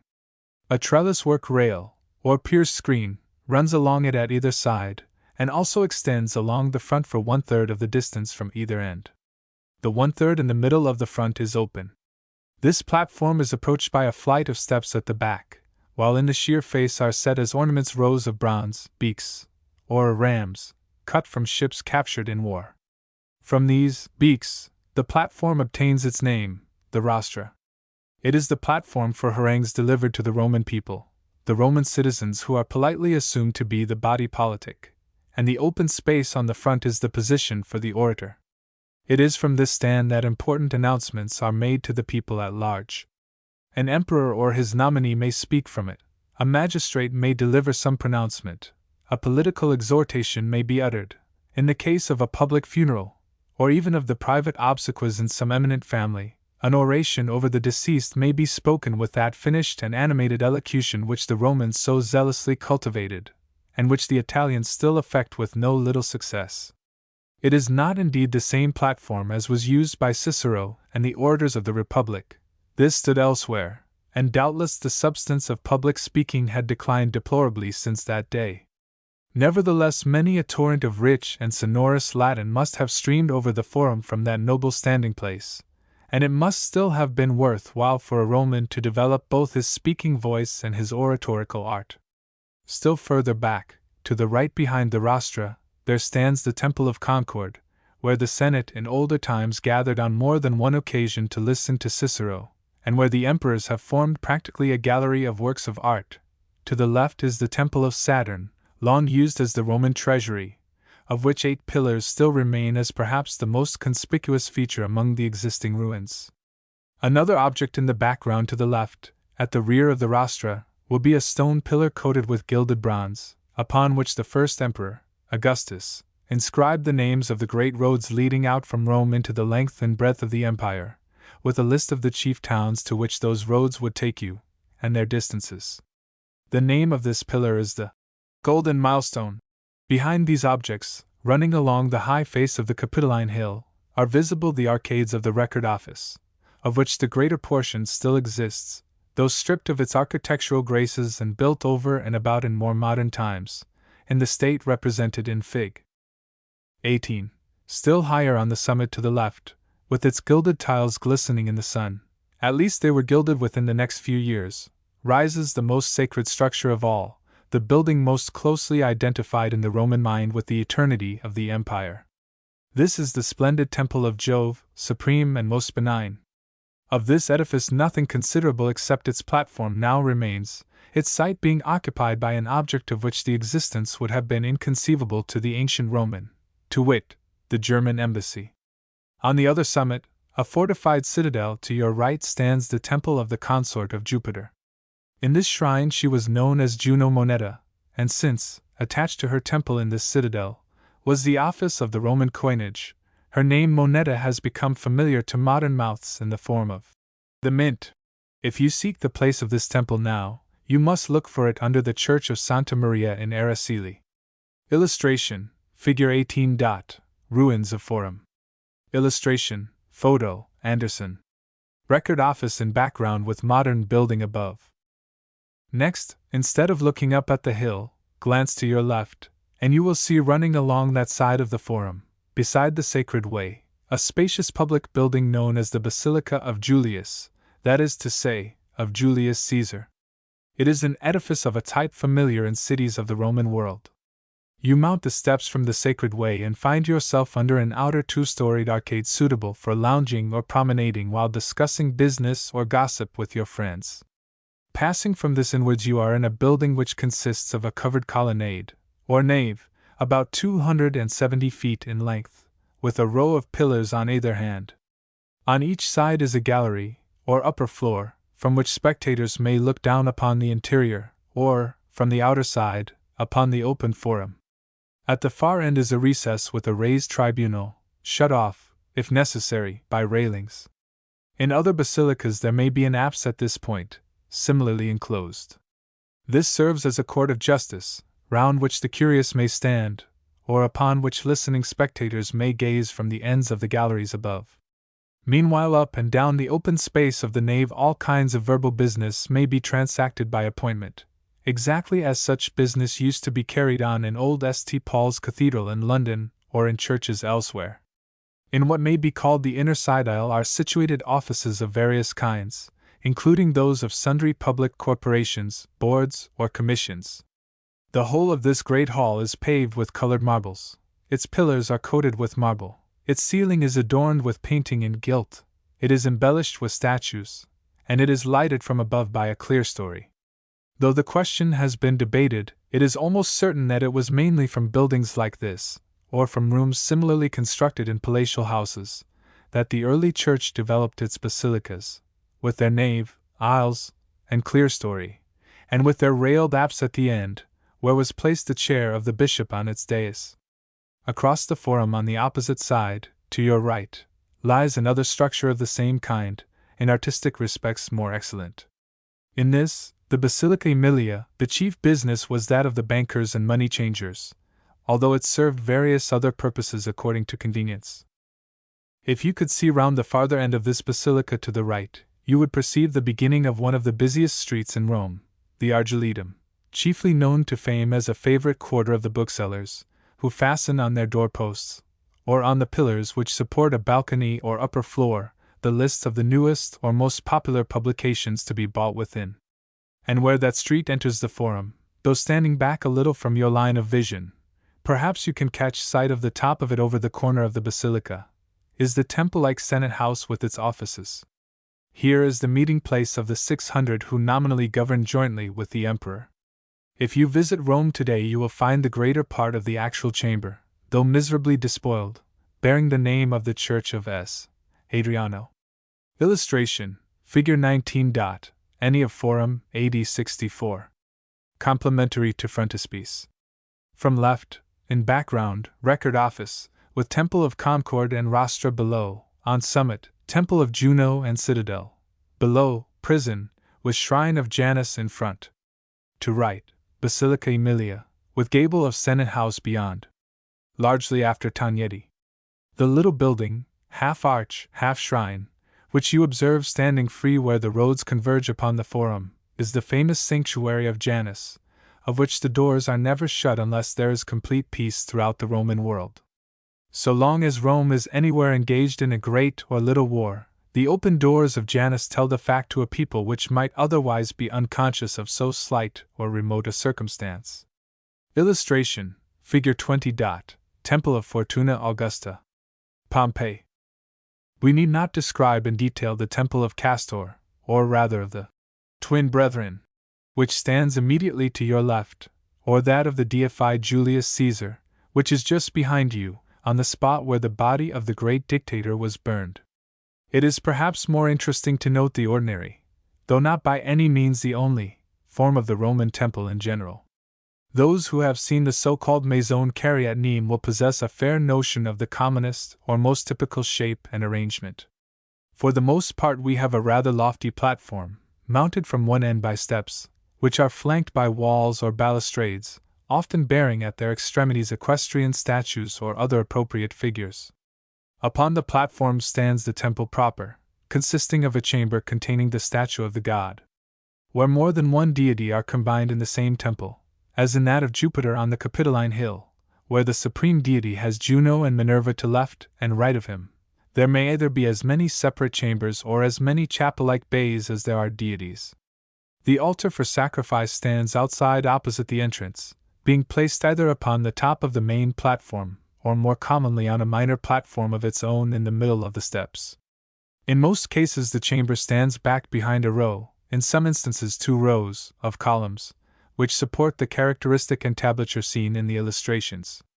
In the case of the more grandiose temples, a series of columns may run all round the building, carrying an extension of the roof, under which is thus formed a covered colonnade. More commonly the sides and back of the chamber have only what are known as engaged columns, as it were half embedded in the wall. The roof is gabled and tiled, with ornaments along the eaves. The front has an embellished entablature, with its triangle of masonry called the pediment, consisting of a cornice overhanging a sunken surface decorated with a sculptured group. Over each angle, right, left, and summit, is a base of stone supporting some conspicuous ornament, such as a statue, an eagle, or a figure in a chariot.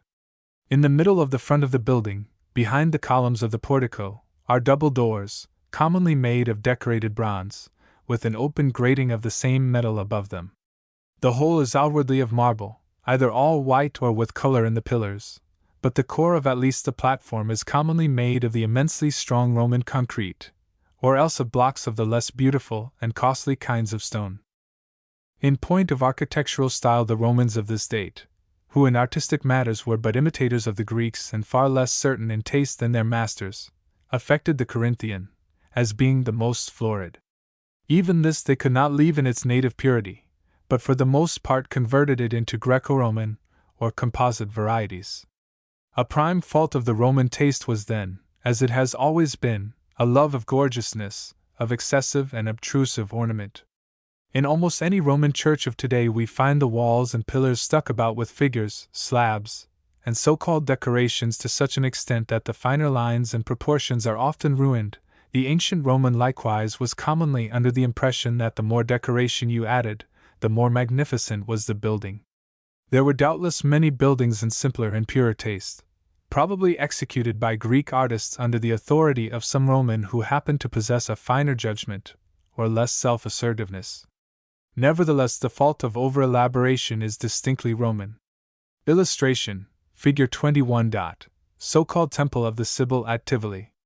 We must not omit to say that, besides temples of this typical rectangular form, there were others of a round shape, encircled by columns, like that graceful structure at Tivoli commonly, though mistakenly, known as the Temple of the Sibyl, and that small building which still exists in an impoverished condition near the Tiber, and which used to bear the erroneous title of the Temple of Vesta.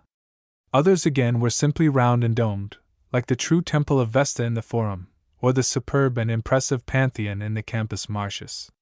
So far as the bare round was broken in these cases, it was either by a pillared portico, as with the Pantheon, or by engaged columns and ornament, as with the true Temple of Vesta.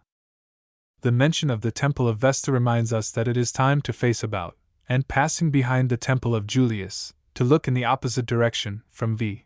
Before us lies this circular shrine, a form gradually developed from the primitive round hut which once served as house to the prehistoric ancestors of the Roman stock. As it was the duty of the maiden daughters of that ancient tribe to keep alight the fire upon the domestic hearth, so through all the history of Rome it was the duty of certain chosen virgins to keep perpetually burning the hearth fire of the city. The roof of the temple is open in the middle, and you may perhaps see the smoke issuing from it. But if you are a male, you may not enter. No man, except the chief pontifex, may set foot inside the shrine of the Virgin Goddess, who is attended by virgin priestesses. Close behind the temple stands the house of these Vestals. They are in a large measure the ancient prototype of the modern nun, and their house is the prototype of the convent. 6 nobly born young women, sworn to chastity, and dressed in a ritual garb, live in an edifice of much magnificence under the rule of one who is the chief vestal, a sort of mother superior.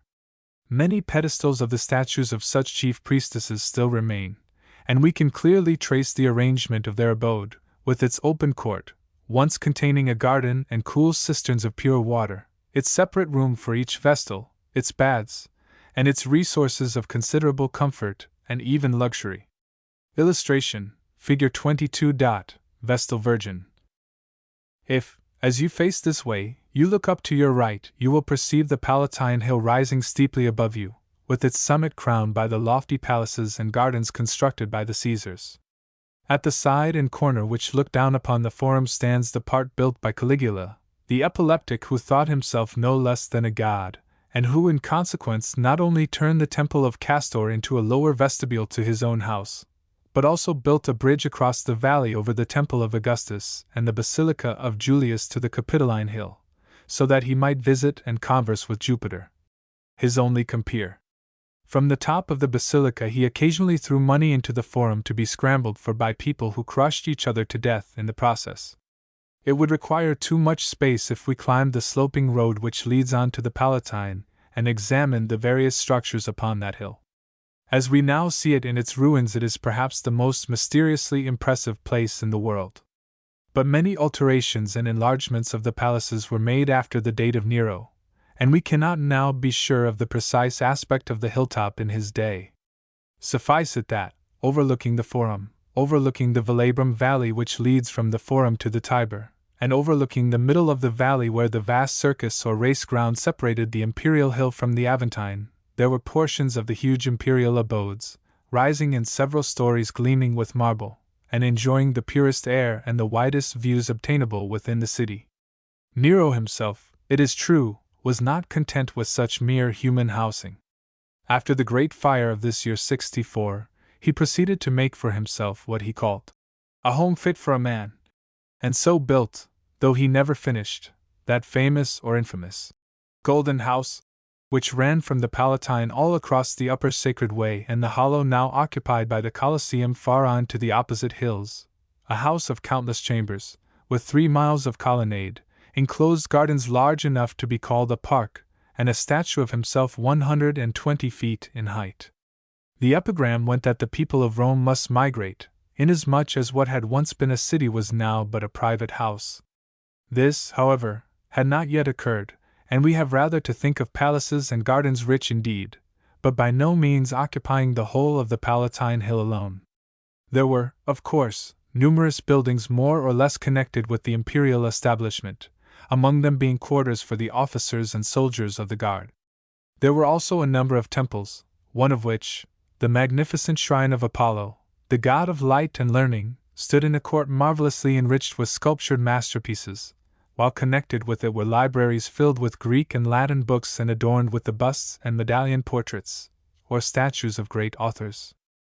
If we proceeded now to walk up the Sacred Way, along the narrow street edged by jewelers and other shops, we should meet as yet with no Arch of Titus, nor in descending beyond should we see any Colosseum, but only a block of ordinary dwellings, to be swept away later in this year by the fire which made room here for the ornamental waters of Nero's Golden House. Turning to the right along the valley between the Palatine and Celian hills, we should not have to pass under any Arch of Constantine, but, after glancing up to the left at the great unfinished temple of Claudius and going under the Claudian aqueduct which carries water to the Palatine, we should proceed between private houses and gardens till we reached a famous gate in the ancient wall and found ourselves on that noted Appian Way, which would take us to Capua and thence over the Apennines to Brindisi and the east. Just outside the gate we should find the livery stables, with their vehicles and horses or mules waiting to be hired for the stage which would carry us as far as the slope on the southern edge of the Alban Hills. But we will not proceed in this direction. From our stand at V in front of the Temple of Vesta we will turn back, walk over the Forum to the right of the Rostra, between the sanctuary of Janus and the front of the Senate House. Thence we will cross an enclosed forum, or public place, erected by Julius Caesar, with its temple of Venus the Mother in the middle, and so enter the Forum of Augustus. This is worth a pause. As you pass today up the narrow Via Bonella and perceive near the Pantani Arch a few imposing columns and a patch of rather depressing bare wall, it requires much effort to realize that here was once a noble space enclosed by marble-covered walls 100 feet in height, and that those walls contained in a series of niches a gallery of statues of all the military heroes and patriots of Roman history from Aeneas downwards.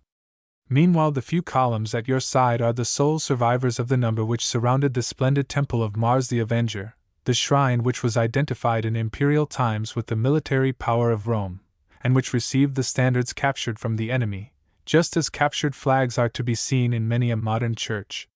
Leaving this forum, we will not bear to the right to find ourselves amid the dense population of the Subura and its neighborhood, but we will turn to the left and pass between the Capitoline and Quirinal hills, which then met more steeply and closely than they did 50 years later, when Trajan had cut away the rising ground and leveled an open space which must have been an incalculable advantage to the convenience of the city. It is perhaps well to observe here that the piling up of fallen ruins and the deliberate levelings and gradings, both in ancient and modern times, have greatly altered the appearance of the often mentioned hills of Rome, especially of the Quirinal, Viminal, and Esquiline. Illustration: Figure 23. Temple op Mars the Avenger in Forum of Augustus. After Ripostelli? Emerging from this too narrow passageway and proceeding a short distance, we enter that straight Flaminian road which has been replaced by the modern Corso beginning at the Piazza Venezia. For the first part of its course it was also known as Broadway. We are now in that more open part of Rome which lies outside the ancient wall, and which is commonly spoken of loosely as the Campus Martius. Here again, it is impossible to inspect all the various sites visible in the year 64. A few examples must suffice. As you walk along this straight thoroughfare, the commencement of the road which would eventually carry you to the north of Italy, you will find but few buildings of any note on your right. Lying to your left is a long and wide cloistered space which contains not only certain public offices and a pillared promenade, but also the richest shops in Rome, where are sold gold and silver work, objects of art, tapestries, and fine fabrics from Alexandria, Syria, and farther east. The place is, in fact, mainly a huge bazaar.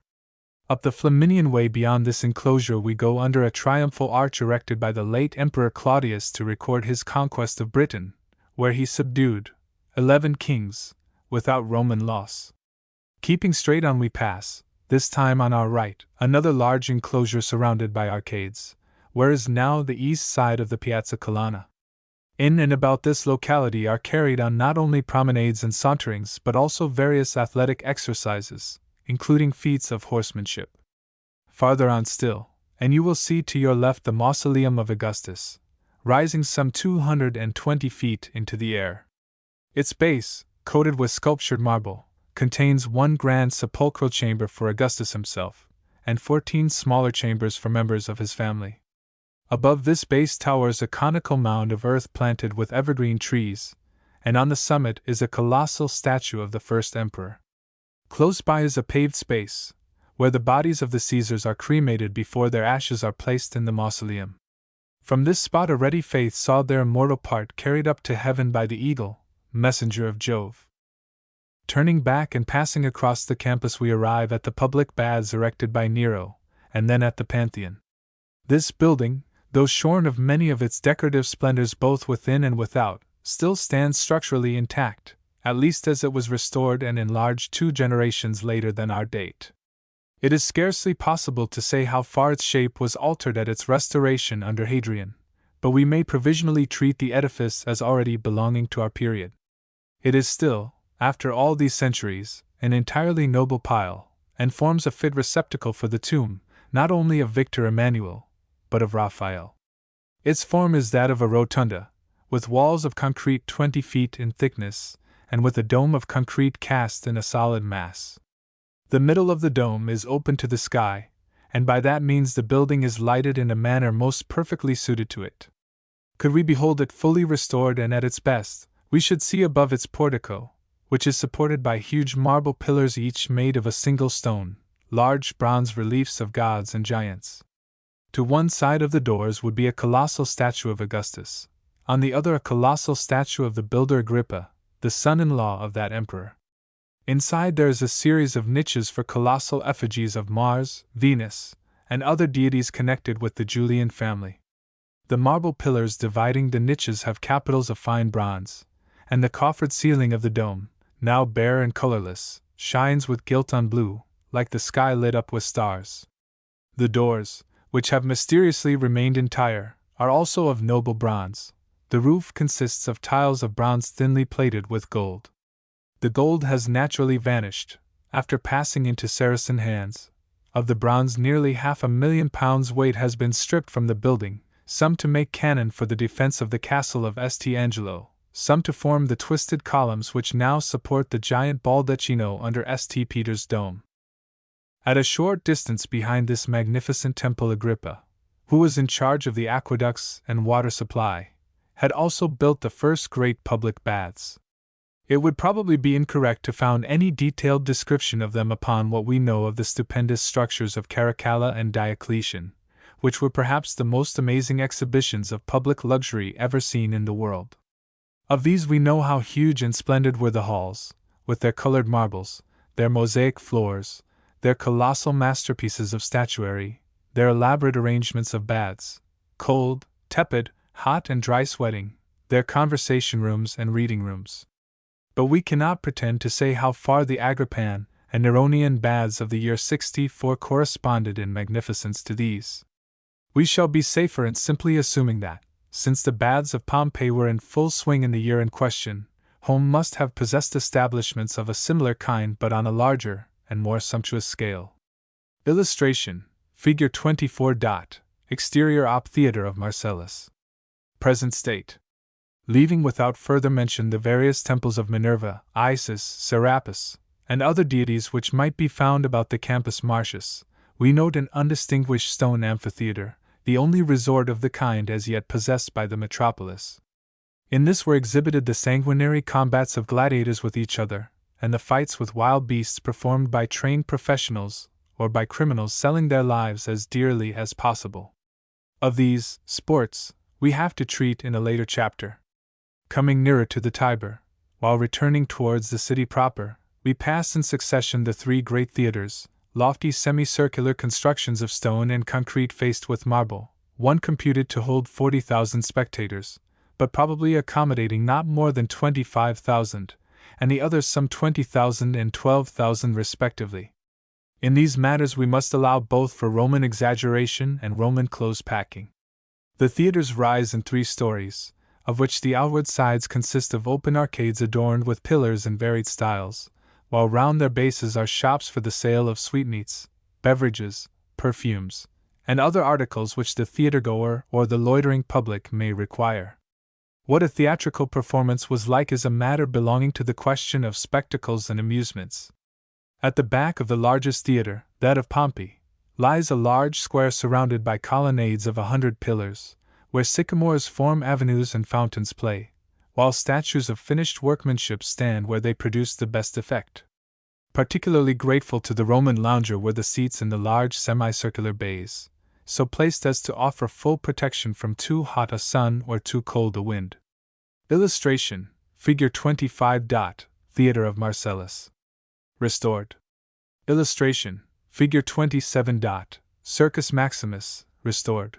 Imperial palaces on Palatine to left. By the time that we have passed the last theatre of the 3 we have arrived at the river end of the low valley leading into the forum between the Capitoline Hill and the Palatine, a place which had once been a cattle market but had now become an open place surrounded by dwellings of the humbler sort. It still, however, bore the name of cattle market. If from this point we followed the river bank, we should come to the wharves, to which the smaller ships bring up the Tiber the freights of grain transshipped from the larger vessels from Alexandria or Carthage, or of marble from the quarries of Numidia, Greece, and Phrygia, or of granite and porphyry from Upper Egypt. All along this bank are the offices and storehouses of such cargoes, and here too is performed much of the shaping of those blocks which Rome is using in such astonishing profusion. Along the river by the stone embankment the ships are moored, with their cables passed through huge stone corbels or sculptured lions' mouths. No busier part of Rome could be found than this. but we have no time to proceed further in this direction. In front of us rises the Aventine Hill, another quarter of the wealthy, but otherwise chiefly distinguished by its temples of Juno the Queen and of Diana. Turning our eyes from the Aventine to the left, we see lying in the valley between Aventine and Palatine, where now are the Jewish cemetery and the grimy gasworks, the vast Circus Maximus or Hippodrome. This structure, devoted chiefly to chariot racing, is some 700 yards in length and 135 in width, and will at a pinch hold nearly 250,000 spectators. In all probability it would seat 150,000. It consists, as the illustration will show, of long tiers of seats sweeping down the sides and round the curved end of an oblong space. As with the theaters, its outside view presents 3 tiers of marble arches, and through the lowest tier are numerous staircases leading to the various sections of the seats within. Those seats themselves are laid upon large vaults of concrete. The lower rows are of marble, the upper ones are as yet of wood. How the chariot races were run, and what is meant by the sports of the circus, will naturally require a separate narration. Coming back from the entrance of this mammoth place of amusement, and turning up the Velabrum Valley, we pass by a temple of Augustus, to which is attached a public library, and issue by the temple of Castor into the Forum to our first standing point at F. Chapter 8 Streets, Water Supply, and Building Material. After this rapid walk through the more interesting parts of the capital, we may consider 1 or 2 connected topics of natural interest. Amid all this splendor and spaciousness of public buildings, what is the aspect of the ordinary streets? In this respect Rome was by no means fortunate. As in Old London, Old Paris, or Old New York, the streets had for the most part grown up as chance circumstances would have it. There were very few thoroughfares laid out straight from the first like the Flaminian or Broad Road. Alexandria and Antioch were the creations of monarchs who began with a clear field and a consistent scheme. Their straight, broad streets might well be the envy of the capital.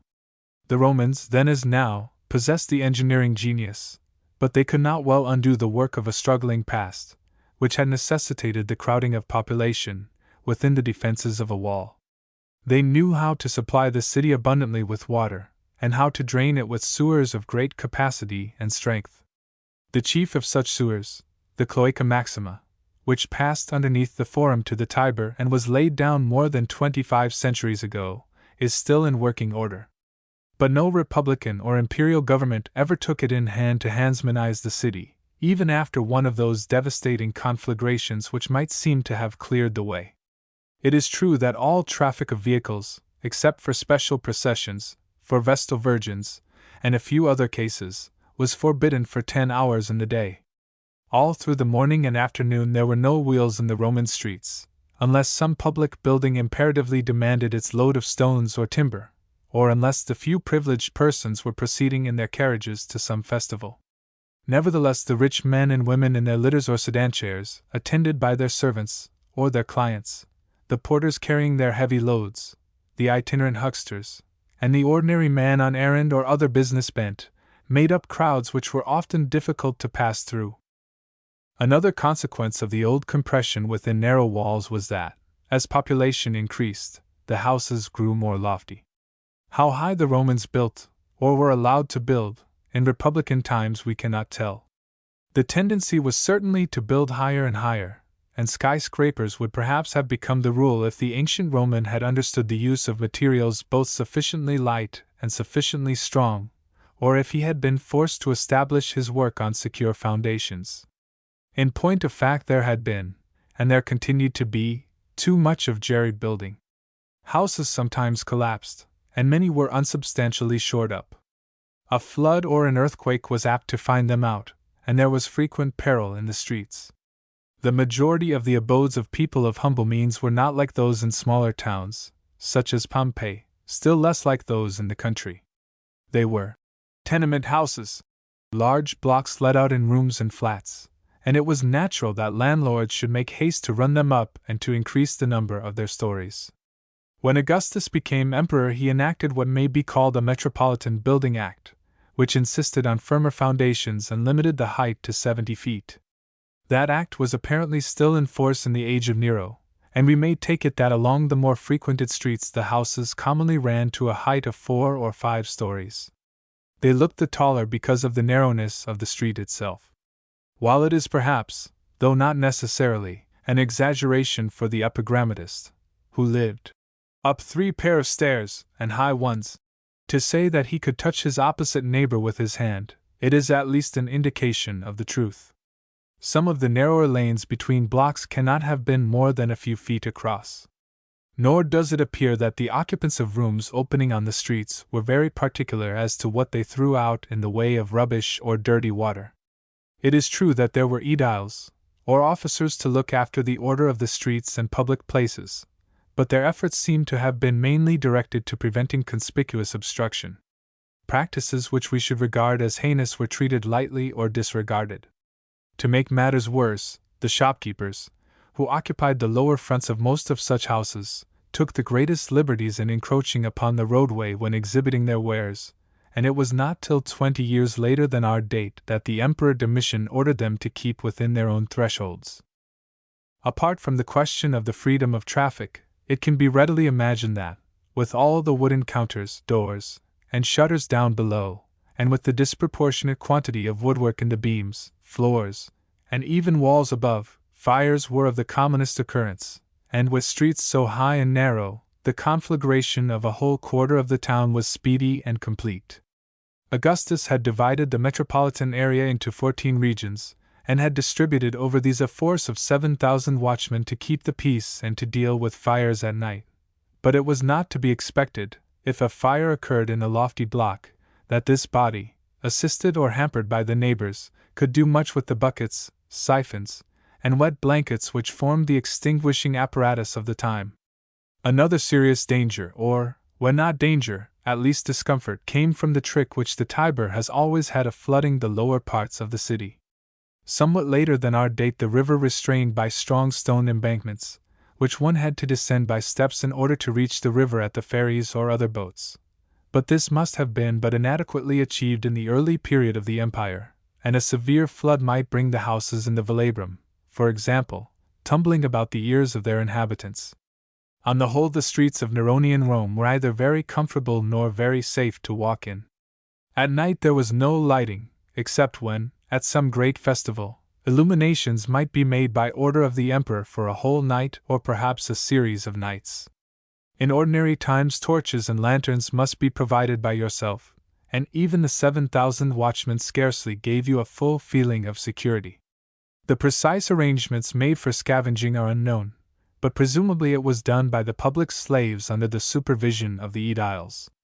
It is, however, easy to discover from contemporary complaints that the streets were often annoyingly wet and slimy. One thing the ordinary Roman appears never to have minded, any more than it is minded at the present day. This was noise. There are studious men enough in ancient literature who complain that sleep or study is impossible in Rome. They exclaim upon the bawling of the hawkers, the canting songs of the beggars, the banging of hammers, the sing-song of schoolboys learning to read in the open-air verandas or balconies which often served as schools, and the shouting in the baths. All night long there was the rattle of carts, and the creaking of heavy wagons. But the average Roman cared, and still cares, very little for quiet or sleep, and no emperor attempted to check the annoyance. Perhaps he could devise no check. Perhaps he himself, being on the Palatine, and his councillors, being in their own comparatively secluded houses on the hills, scarcely realized the full enormity of the nocturnal roar of Rome. In any case, the fact of the noise is unquestionable. It was then very much as it is now if one tries to sleep in rooms in the Corso or the Via Babuino. The saying that God made the country and man made the town is met with in a Roman writer of the age of Augustus, and the noise is one factor in the difference. The ancient Romans, we have said, were masters of practical engineering, and a chief glory of the city was its abundant supply of water.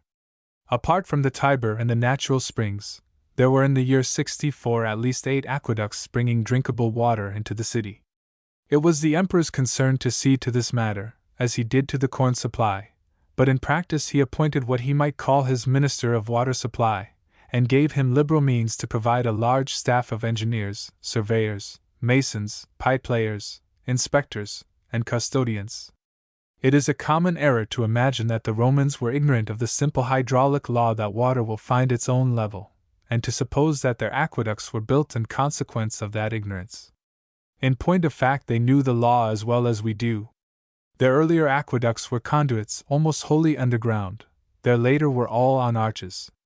When they wished to carry water to a height within the city, up a water tower to a distributing cistern, or to the top story of a building, they did so by pipes, just as we should, but when they brought water from 40 miles away they preferred to bring it in channels lined with impermeable cement and carried upon arches, which wound across the country according to the levels in order to avoid the excessive pressure of too steep a gradient. The reasons for their choice are simple enough. Their chief difficulty was in making pipes of iron of sufficient capacity. On the other hand, it was easy to construct a cemented channel in masonry of any size you desired.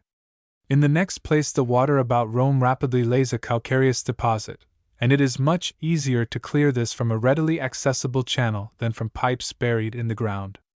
The pipes which the Romans commonly made were of lead, bronze, or wood. None of these could be made and cleared cheaply enough to serve for the volume of water required for household use, the baths, and the public fountains of Rome. Meanwhile, slave labor was inexpensive, and the cost of building an aqueduct of any length was of little account to the Roman.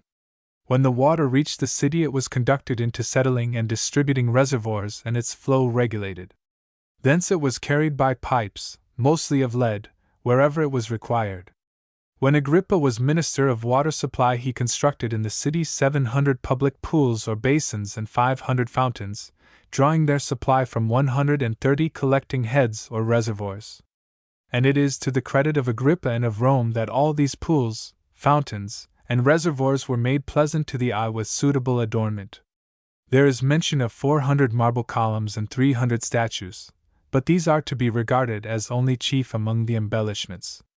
The streets of Rome were commonly paved with blocks of lava quarried in the neighborhood from the abundant deposits which had formed in a not very remote volcanic period. The materials employed for substantial building were various. In the older days, red and black tufa, a stone so soft as to require protection by a layer of stucco; later the dark brown peperino, the golden creamy travertine, marble white and colored, and concrete. The modern visitor to Rome who regards the ruins but superficially would naturally imagine that many of the edifices were mainly constructed of brick. In reality, there was no building so composed. The flat triangular bricks, or rather tiles, which are so much in evidence, are but inserted in the face of concrete to cover the nakedness of that material. Concrete alone might serve for cores and substructures, but those parts of the building which showed were required to present a more pleasing surface. At the date of Nero, this might be achieved by a fronting of marble slabs and blocks, but more commonly it was obtained by means of the triangular red or yellow tiles above mentioned. In buildings of slightly earlier date, the exterior often presented a diamond pattern, or network arrangement of square pieces of stone inserted in the concrete, while it was still soft. The huge vaults and arches affected by the Romans made concrete a particularly convenient material, and nothing could better illustrate its strength than the tenacity with which it has endured the strain in the unsupported portions of the vaults of the Basilica of Constantine. Any of the more imposing buildings which were not mainly of concrete were composed of blocks of stone, held to each other by clamps soldered in with lead. Few, if any, such buildings were made entirely of marble. In the case of those composed of the other varieties of stone already named, the surface was commonly coated either with stucco or with marble facings attached by hook-like clamps fixed into the main structure. Externally, the appearance of Rome, so far as its public buildings are concerned, was that of a city of marble. The present having been for centuries torn away, either to be used elsewhere, or more often to be burned down for lime. Illustration: Figure 28. Building materials. From Middleton. Chapter 9: The Roman Town House. We have taken a general survey of the city of Rome, its open places, streets, and public buildings. We may now look at the houses in which the Romans lived, and at the furniture to be expected inside them. Mention has already been made of the large and lofty tenement houses or blocks, often mere human rookeries, which were let out in lodgings to those who did not possess sufficient means to occupy a separate domicile of their own. These buildings, which were naturally to be found in the busier streets and more thickly inhabited quarters, were not, however, the habitations most typical of the Romanized world. They were created by the special circumstances of the city, and might recur in other towns wherever the conditions were similar. The cramped island part of Tyre, for example, possessed houses even loftier than those of Rome. Where there was sufficient room, that is to say, where there was no large population crowded into a space limited by nature or by walls of defense, the ordinary house was of a very different character. It was built on a different plan and seldom ran to more than 2 stories, if so high. We shall shortly proceed to describe such a house, but it is first desirable to say something more of the tenement block in the metropolis. It is to be regretted that no such building has actually come down to us. We are therefore compelled to form our notions of one from the scattered references and hints of literature. Nevertheless, if these are read in the light of customs still observable in Rome itself and in other parts of Italy, the picture becomes fairly definite. A block, or island, as it was called, might be a building of 4 or 5 stories, surrounded by 4 of the narrow streets, lanes, or alleys which formed a network in the city. Whether managed by the landlord, by his agent, or by a tenant who sublet at a profit, it was divided into lodgings, which might consist either of a single room or of a suite. Some such rooms and flats were ordinary. Others were described, as they are still in the advertisements of modern Rome, as suitable for a gentleman, or, to use the exact language of the day, suitable for a knight. Access to the respective quarters of the house was to be gained, not solely through a main door, but by separate stairs leading up directly from the streets and lanes. It would appear that each tenant had his own key, corresponding, though hardly in convenience of size, to our latchkey. Whereas it will be found that the ordinary private house of 1 story was for the most part lighted by openings in the roof and by wide courts. This arrangement could manifestly be applied only partially to the tall tenement buildings. There might, it is true, exist in the middle interior of such a block an open space or well, with galleries running round it at each floor, so that the inner rooms could obtain light from that quarter. It is also to be assumed that stairs ran up to these galleries, so that the inward rooms or flats were made accessible in this way. Mainly, however, the light came from windows opening on the street. If we glanced up at these from below, we should find them narrower than ours at the present day, since we have discovered how to produce large and entirely diaphanous sheets of glass, but probably not narrower than those of a century ago. They were either mere openings with shutters, or, in the better houses, were glazed with transparent material. In the brighter part of the year they contained their boxes of flowering or other plants, and were often provided with a shade awning not unlike those so familiar in Paris. The roof of such a building was either gabled and covered with tiles or, though perhaps less often, it was flat. The flat roof sometimes formed a terrace, on which the plants of a roof garden might be found growing either in earthenware tubs or in earth spread over a layer of impermeable cement. The lowest floor, level with the street, commonly consisted of shops, which were open at full length in the day, but were shuttered and barred at night. As with the shops which are now built into the sides of large hotels and the like, they had no communication with the interior of the building. Regularly, however, they possessed a short staircase at the back or side leading to an upper room or entresol, where, in the poorer instances, the shopkeeper might actually reside. To the aristocratic Roman, with his contempt of petty trade, born in the shop loft, was a contemptuous phrase for a son of nobody. Meanwhile, the more representative houses of the strictly Roman part of the Roman world, that is to say, the dwellings of Romans or of imitators of Romans, wherever they might be settled, as distinct from the Greek and Oriental houses or from the various kinds of primitive huts to be found among the western provincials, were of 3 chief kinds. These were the town house, the country seat, and the country homestead. There was, of course, nothing to prevent a wealthy Roman from building his town house exactly like a country seat, or vice versa, if he had so chosen, but from considerations of purpose, apart from those of local space and view, it would have been altogether irrational to take either course. The conditions of his life in town and country differed even more widely than they do with us. The average Roman, moreover, was a lover of variety in respect of his habitation. We find in a somewhat later epigrammatus that one grandee keeps up 4 town houses in Rome itself, and moves capriciously from one to the other, so that you never know where you will find him. At different seasons or in different moods he might prefer this or that situation or aspect. As for country seats of various degrees of magnificence, a man might, like many modern nobles or royalties, possess 3, 4, a dozen, or 20. He might, for example, own 1 or more on the Italian lakes, 1 in Tuscany, 1 on the Sabine or Alban hills, 1 on the coast within a half-day's run of Rome, 1 on the Bay of Naples, 1 down in the heel of Italy, and so on. Pliny the Younger, who was born in the reign of Nero, was not a particularly rich man, yet he owned several country seats on Lake Como alone, besides others nearer to Rome on north and south, at the seaside, or on the hills. We may begin with a town house, and our simplest procedure is to take a plan exhibiting those parts which were most usual for an establishment of even moderate pretensions. Let it be understood that it is but the symmetrical outline of a general scheme which was in practice submitted to indefinite enlargement or modification. In the house of Livia, the mother of Augustus, on the Palatine Hill at Rome, and in various houses at Pompeii, such as those of the Vetii, of Sallust, of the Faun, or of the tragic poet, there will be found much diversity in the number and arrangement of the rooms, halls, and courts. Nevertheless, the main principle of division, the general conception of the portions requisite for their several purposes, was practically the same. Some of the differences and enlargements may be illustrated after we have considered our first simple outline. Before we undertake this, however, it may be well to warn anyone who may have visited or be about to visit Pompeii, that he must exclude from his thoughts all those small premises of a room or 2 which face so many of the streets.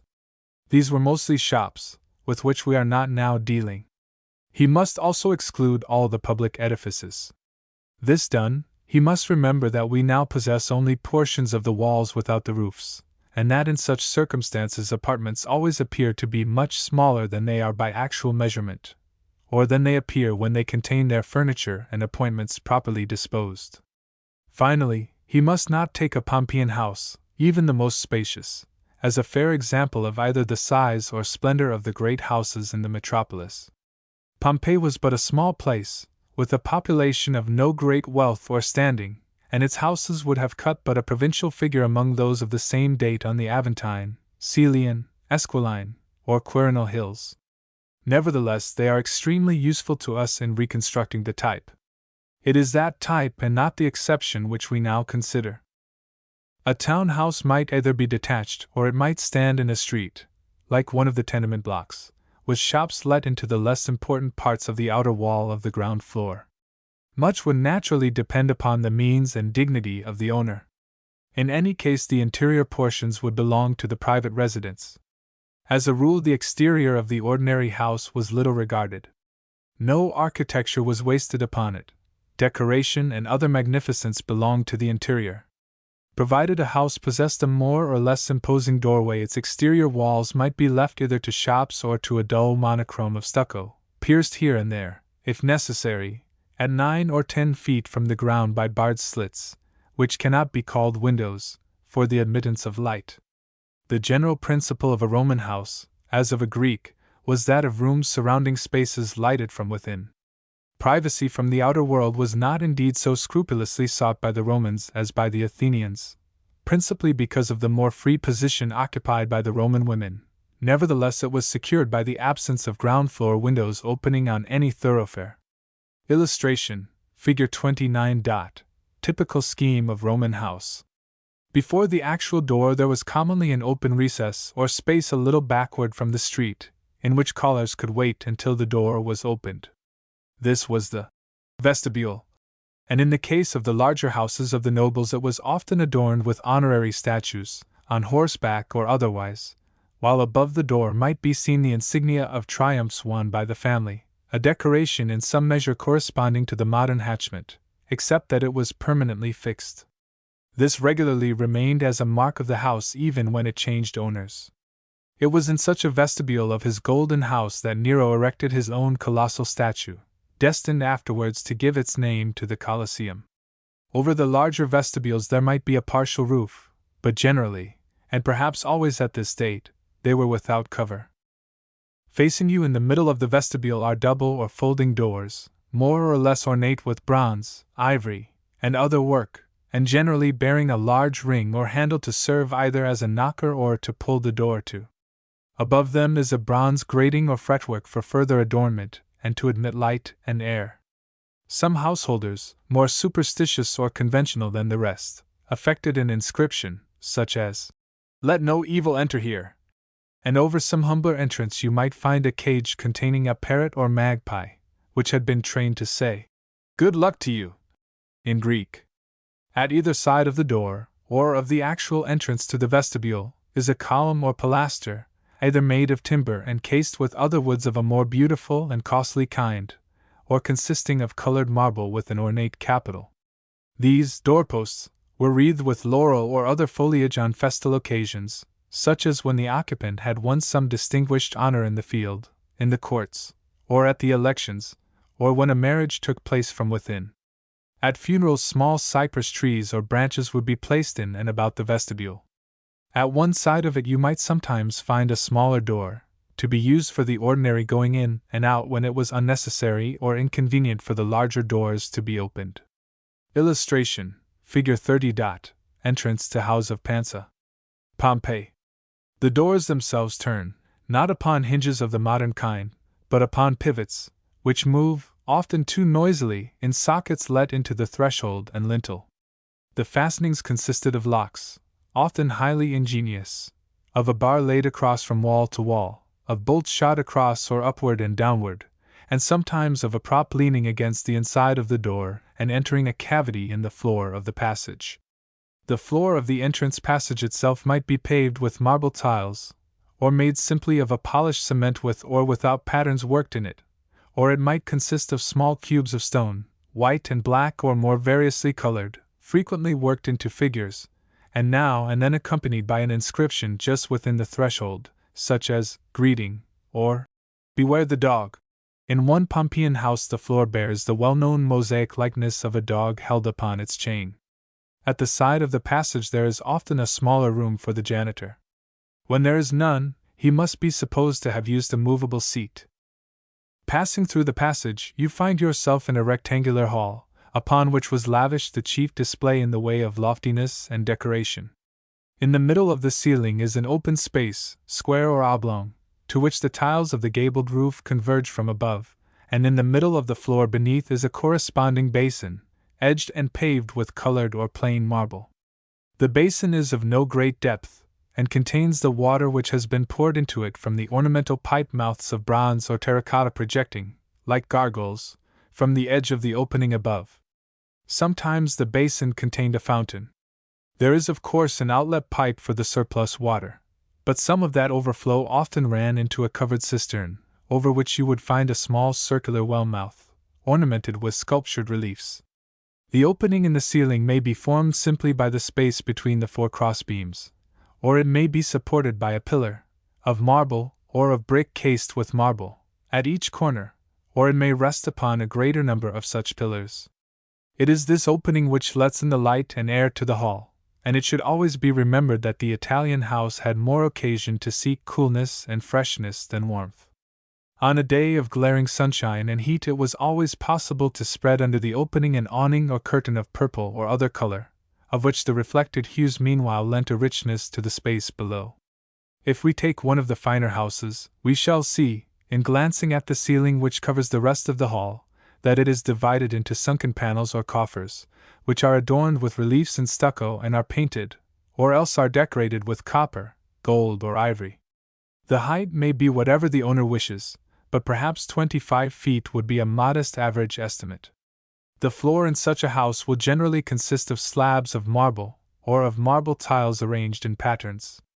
In houses of less show it may be made of the same materials as those described for the entrance passage. To right and left are various chambers, shut off by lofty doors or by portieres or both. To these light is admitted their doors and the gratings over them, from the high window slits already mentioned in the outer wall, or sometimes, when there is no upper story, from skylights.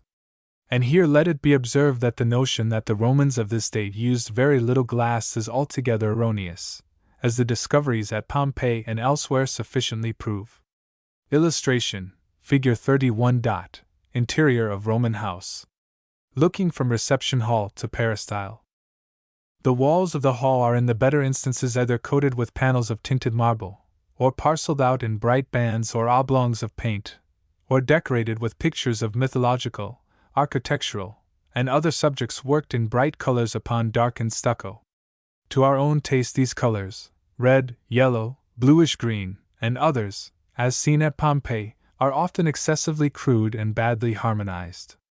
But while it is true that the ancients appear to have been actually somewhat deficient in color sense, it must be borne in mind that many of the Pompeian houses were decorated by journeymen rather than by artists, and above all, full allowance must be made for the comparatively subdued light in which most of the paintings would be seen. The hall might also contain statuary placed against the walls or against the supporting pillars, where these existed. At the farther end from the entrance you will perceive to right and left two large recesses or bays, generally with pilasters on either side. These wings were utilized for a variety of purposes. One of them might occasionally serve for a smaller dining room, or it might hold presses and cupboards. In noble houses one of them would contain certain family possessions of which the occupants were especially proud. These were the effigies of distinguished ancestors, which served as a family tree represented in a highly objective form. At our chosen date there would be a series of portrait busts or else of portrait medallions, in relief or painted, while in special receptacles, labeled underneath with name and rank, were kept lifelike wax masks of the line of distinguished persons, which could be brought out and carried in procession at the funeral of a member of the family. Though there was no college of heralds in antiquity, it was commonly quite possible for a wealthy parvenu to get a pedigree invented for him. It is true that by use and wont the right of effigies was confined to those families which had held the higher offices of state, but there was no specific law on the subject, and the Roman nouveau riche could act exactly like his modern representative in securing his portraits of ancestors. Illustration: Figure 32. House of Cornelius Rufus. Pompeii. Having thus glanced to right and left, to the ceiling and the floor, we now look at the end of the hall facing us. The middle section of this is open, and is framed by a couple of high pillars or pilasters and a cornice, which together form perhaps the most distinguishing feature of this part of the house. Between the pillars is an apartment which may or may not be raised a step or two above the level of the hall. This, unlike the hall itself, is of the nature of a sitting room, reception room, or parlor, in the old sense of that word, and contains appropriate furniture. In it the master receives a guest, interviews his clients, makes up his accounts, and transacts such other private business as may fall to his lot. At the back it may be entirely closed, or it may contain a large window, through which we can catch a vista of the colonnaded and planted court beyond. The floor may here consist of a large carpet-like mosaic, such as that famous piece, taken from the House of the Faun at Pompeii and now in the Naples Museum, which represents a battle between Alexander and the Persians. To one side of the entrance to this parlor, there will often stand on a pedestal the bust of the owner, as genius of the home. On the other side there is a passage serving as the means of access to the second or inner division of the house. Illustration: Figure 33. Peristyle with garden and al fresco dining table. On making our way through this passage we find ourselves in a space still more open than the hall. It is commonly an unroofed, quadrangular court surrounded by a roofed colonnade, and thence known as the peristyle, or the colonnade may extend only round three sides, the back being free to the garden. In the uncovered space lying between the rows of pillars there are ornamental shrubs and flowers, marble tables, a cistern of water containing goldfish, a fountain, and marble basins into which fresh water is spouted from bronze or marble statuettes, from figures of animals, or from masks. Under the colonnade are marble floors or other more or less rich pavements, decorated walls, and such works of art as the owner most affects. Illustration: Figure 34. Peristyle in House of the Vetii. Present state. When it seems desirable for shade and coolness, colored curtains or awnings may be suspended between the columns, so that one can sit or walk with comfort under the cloistered portion. At the sides are apartments for different purposes. At the far end, or elsewhere, there is regularly the largest dining room, often with mosaic floor and generally with pictured walls. Whereabouts in the house the family or an invited party should dine would depend partly on the number to be present, partly on the season of the year, and partly on some passing inclination. A house of any pretensions would possess several rooms used, or capable of being used, for this purpose. Some dining rooms had what we should call French windows on 3 sides, permitting the diners to enjoy the view of the garden or the shrubbery outside. Other large and airy apartments or saloons off the peristyle were used for social conversation, or as drawing rooms. Farther back still, approached by another passage or door, there was often to be found a garden, containing an arbor or a terrace covered with a trailing vine, of the kind known in modern Italy as a pergola. In suitable weather al fresco meals were often taken here, and occasionally there were fixed couches and tables of masonry always ready for that purpose. Coming back from the garden into the court, we might explore other passages, leading to the kitchen or to the bathrooms of hot, warm, and cold water. These offices would be respectively situated wherever circumstances made them most convenient. In the kitchen, the part corresponding to our range consisted of a flat structure of masonry, on which the fire was lighted. The cooking pots were placed either upon ridges of masonry running across the fire or upon 3-legged stands of iron. The accompanying illustrations will sufficiently show what is meant. The bedrooms, little better than cells, of the slaves, and also the storerooms, were variously distributed. Underground cellars were apparently exceptional, although examples may be seen at Pompeii. Illustration, Figure 35. Kitchen hearth in the house of the Vedii. Illustration, Figure 36. Kitchen hearths, drawing. Somewhere in one of the bays of the hall, at the back of the peristyle court, or elsewhere, would be found a small shrine for the worship of the domestic gods. This was variously constructed. Sometimes it was a niche or recess containing paintings or little effigies and with an altar or altar shelf beneath, sometimes a miniature temple erected against the wall. There was apparently no special place to which, rather than any other, it was to be assigned. To the nature and meaning of the household gods we may refer again when dealing with the general subject of religion. Illustration, Figure 37. Shrine, in background, in house of the tragic poet. In the homes of persons of culture there would also be included a library and, perhaps less regularly, a picture gallery. The library, which sometimes comprised thousands of rolls, would be a room not only surrounded by large pigeon-holes or open cupboards containing the round boxes for the parchment rolls, but also traversed by lower partitions provided on either side with similar shelves. About the room, over or by the shelves, stand portrait busts or medallions of great authors, both Greek and Roman, the blind, Homer being represented in traditional form, but the majority, from Aeschylus and Thucydides down to Virgil and Livy, being authentic and excellent likenesses. In the picture gallery would be found paintings either done upon the stucco walls in a frame-like setting or upon panels of wood attached to the walls, very much as we hang our modern pictures. Illustration, Figure 38. Household shrine. It was scarcely ever the case that a second story, where one existed at all, extended over the whole house. If upper rooms were used, they were placed over those parts where they would interfere least with the light, the comfort, and the appearance of the ground floor arrangements. The stairs leading to them were variously disposed and as little as possible in evidence. In such upper apartments there was naturally not the same risk from the curious or the burglar, as in the case of the lower, and windows of perhaps 4 by 2.5 feet were therefore freely employed. In some instances, though we cannot tell how frequently, the second story projected on strong beams over the street, as in the example at Pompeii known as the House of the Hanging Balcony. It remains to make brief observations upon one or two matters interesting to any practical householder. These are the questions of water supply, drainage, warming, and roofing. In respect of water there was no difficulty. It was brought in the ordinary way, from those reservoirs which formed the ends of the aqueducts or conduits, by means of pipes, mostly made of lead, though sometimes of bronze. These were conducted to the points where they were required, and there the flow was manipulated by means of taps and plugs. In order to make a water pipe, a sheet of lead or bronze was rolled into a cylinder, the joining of the two edges taking the shape of a raised ridge, which was soldered. One end of a section was squeezed or narrowed so that it might be inserted into the widened end of the next. Lead pipes of no inconsiderable size, stamped with the name of the owner, are to be seen preserved in the Palatine house of Livia, and a number of smaller ones remain at Pompeii.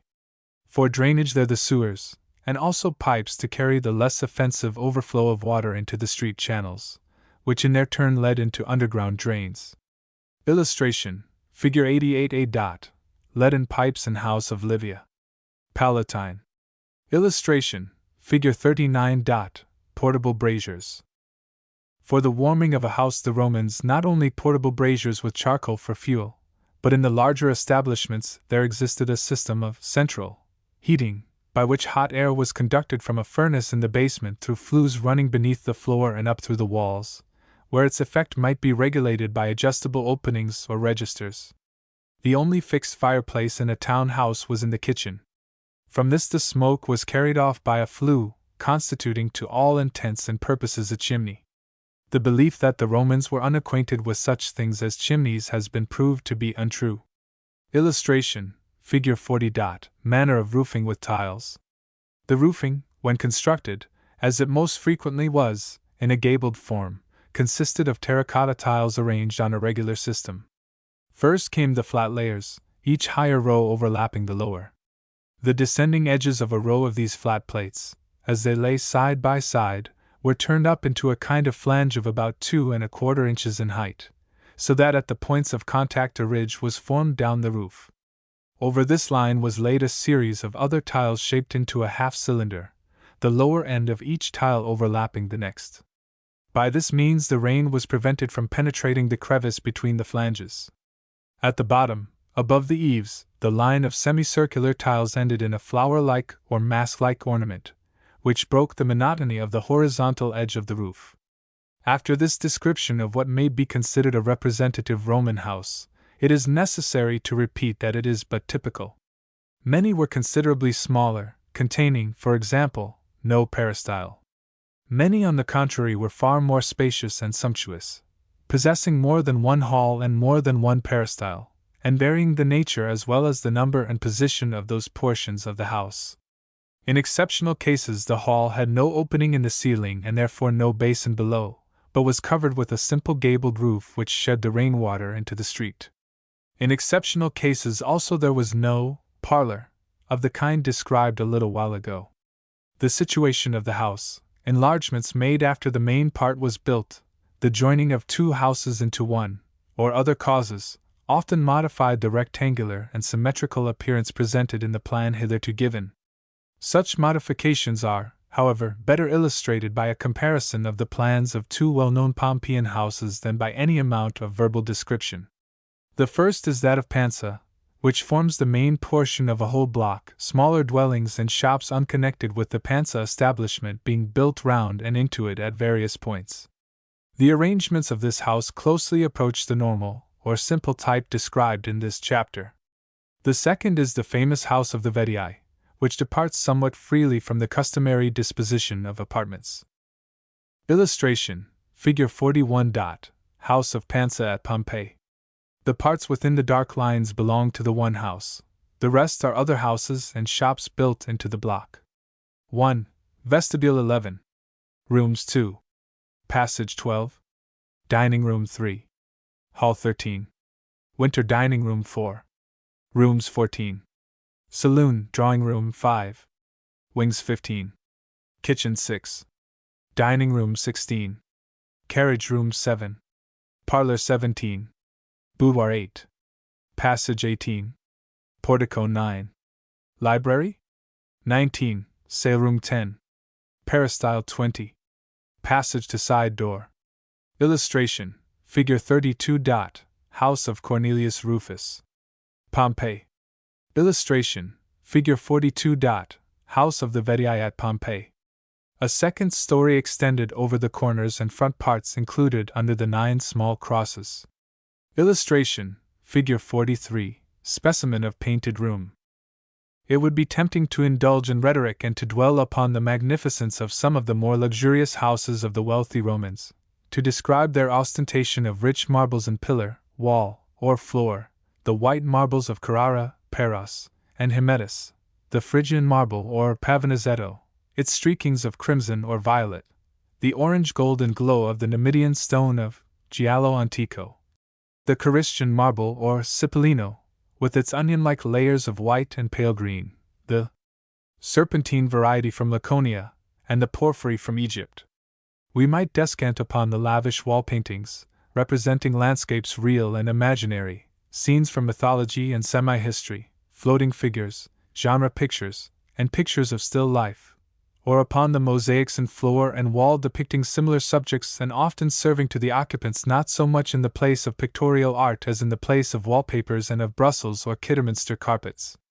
We might speak of the profuse collections of statuary, of the gilding on ceiling and cornices, of the colors shed by the rich curtains and awnings of purple and crimson, of the grateful sound of water plashing in the fountains and basins or babbling over a series of steps like a broken cascade in miniature.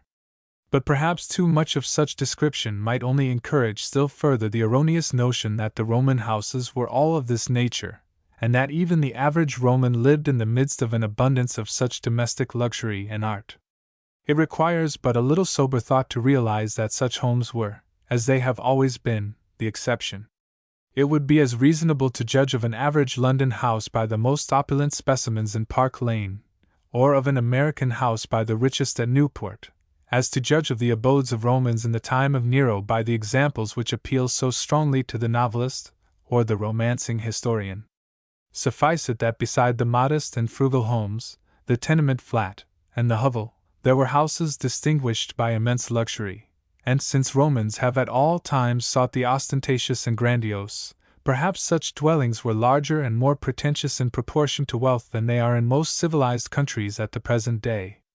Seneca, who made himself extremely comfortable in the days of Nero, exclaims upon the rage for costly decoration.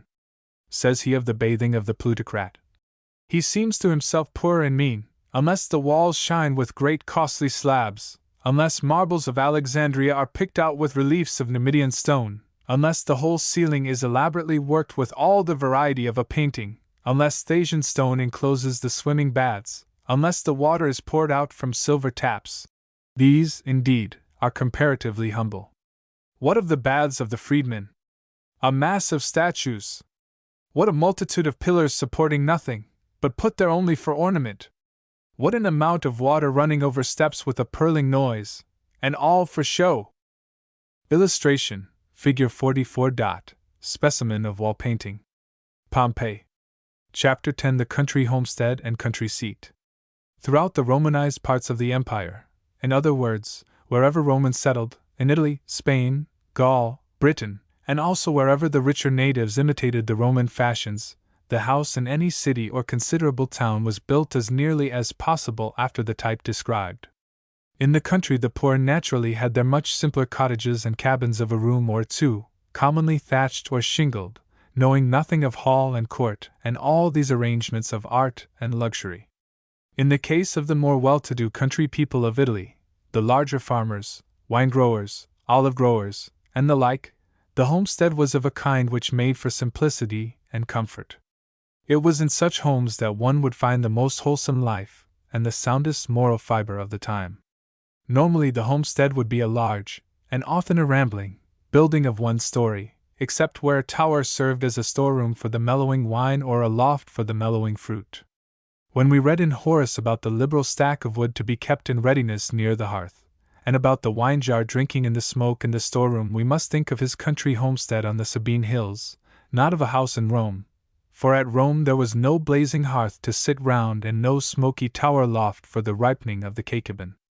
You enter an open court or yard, round the sides of which may run the stalls of the horses and oxen of the farm, the tool-rooms, the lofts of hay and corn, the quarters of the laborers, herdsmen, ploughmen, vine-dressers, and the great farm kitchen.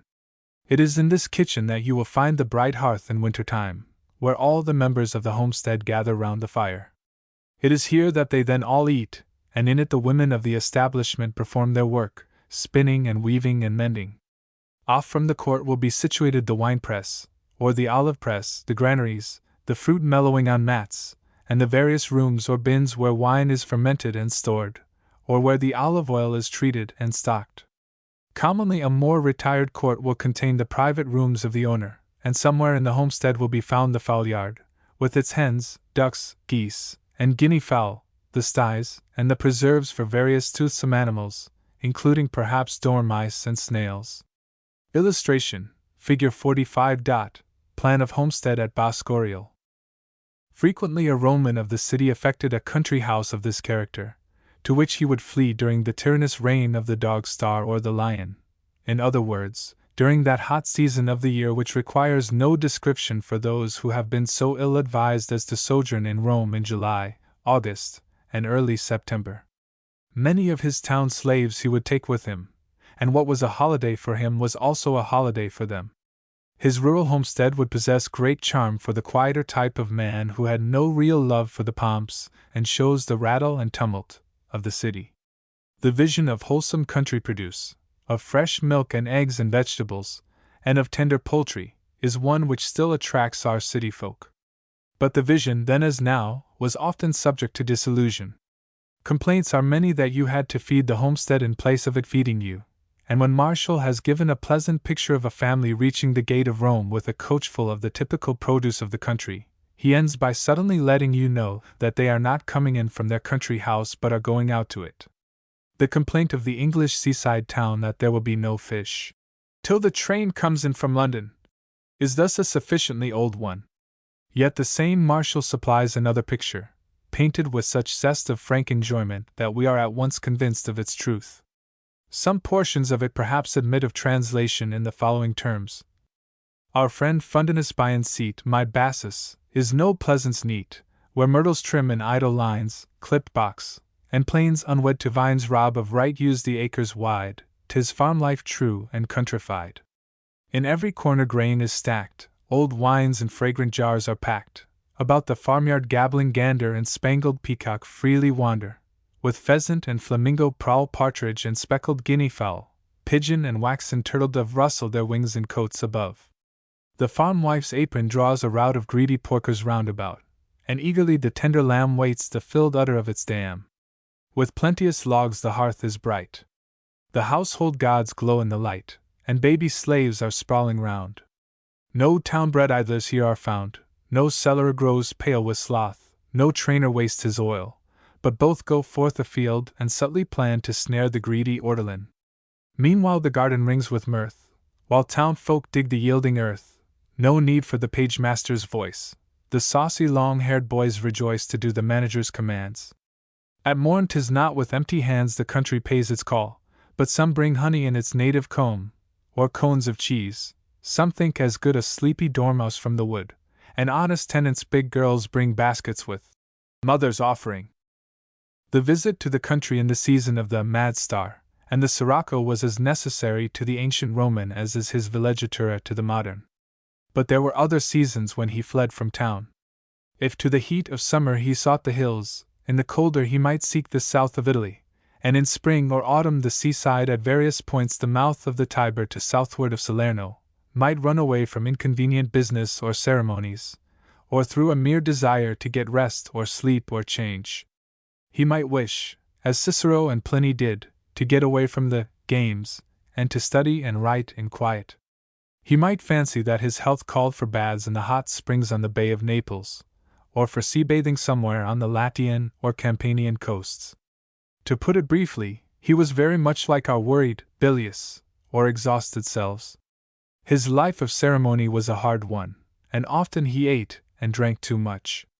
But whereas nowadays we can make free choice of any agreeable spot, since every such spot possesses its grand hotel, or hotel superbe, where we can always find the crowd and discomfort which we pretend to be escaping, the Roman idea was different. It corresponded more to that of our English nobles, who in Elizabethan or Queen Anne days or later built themselves country seats, 1, 2, or more, indulging in architectural fancies and surrounding all with spacious gardens, ponds, and rockeries. The Roman man of wealth created no hotels.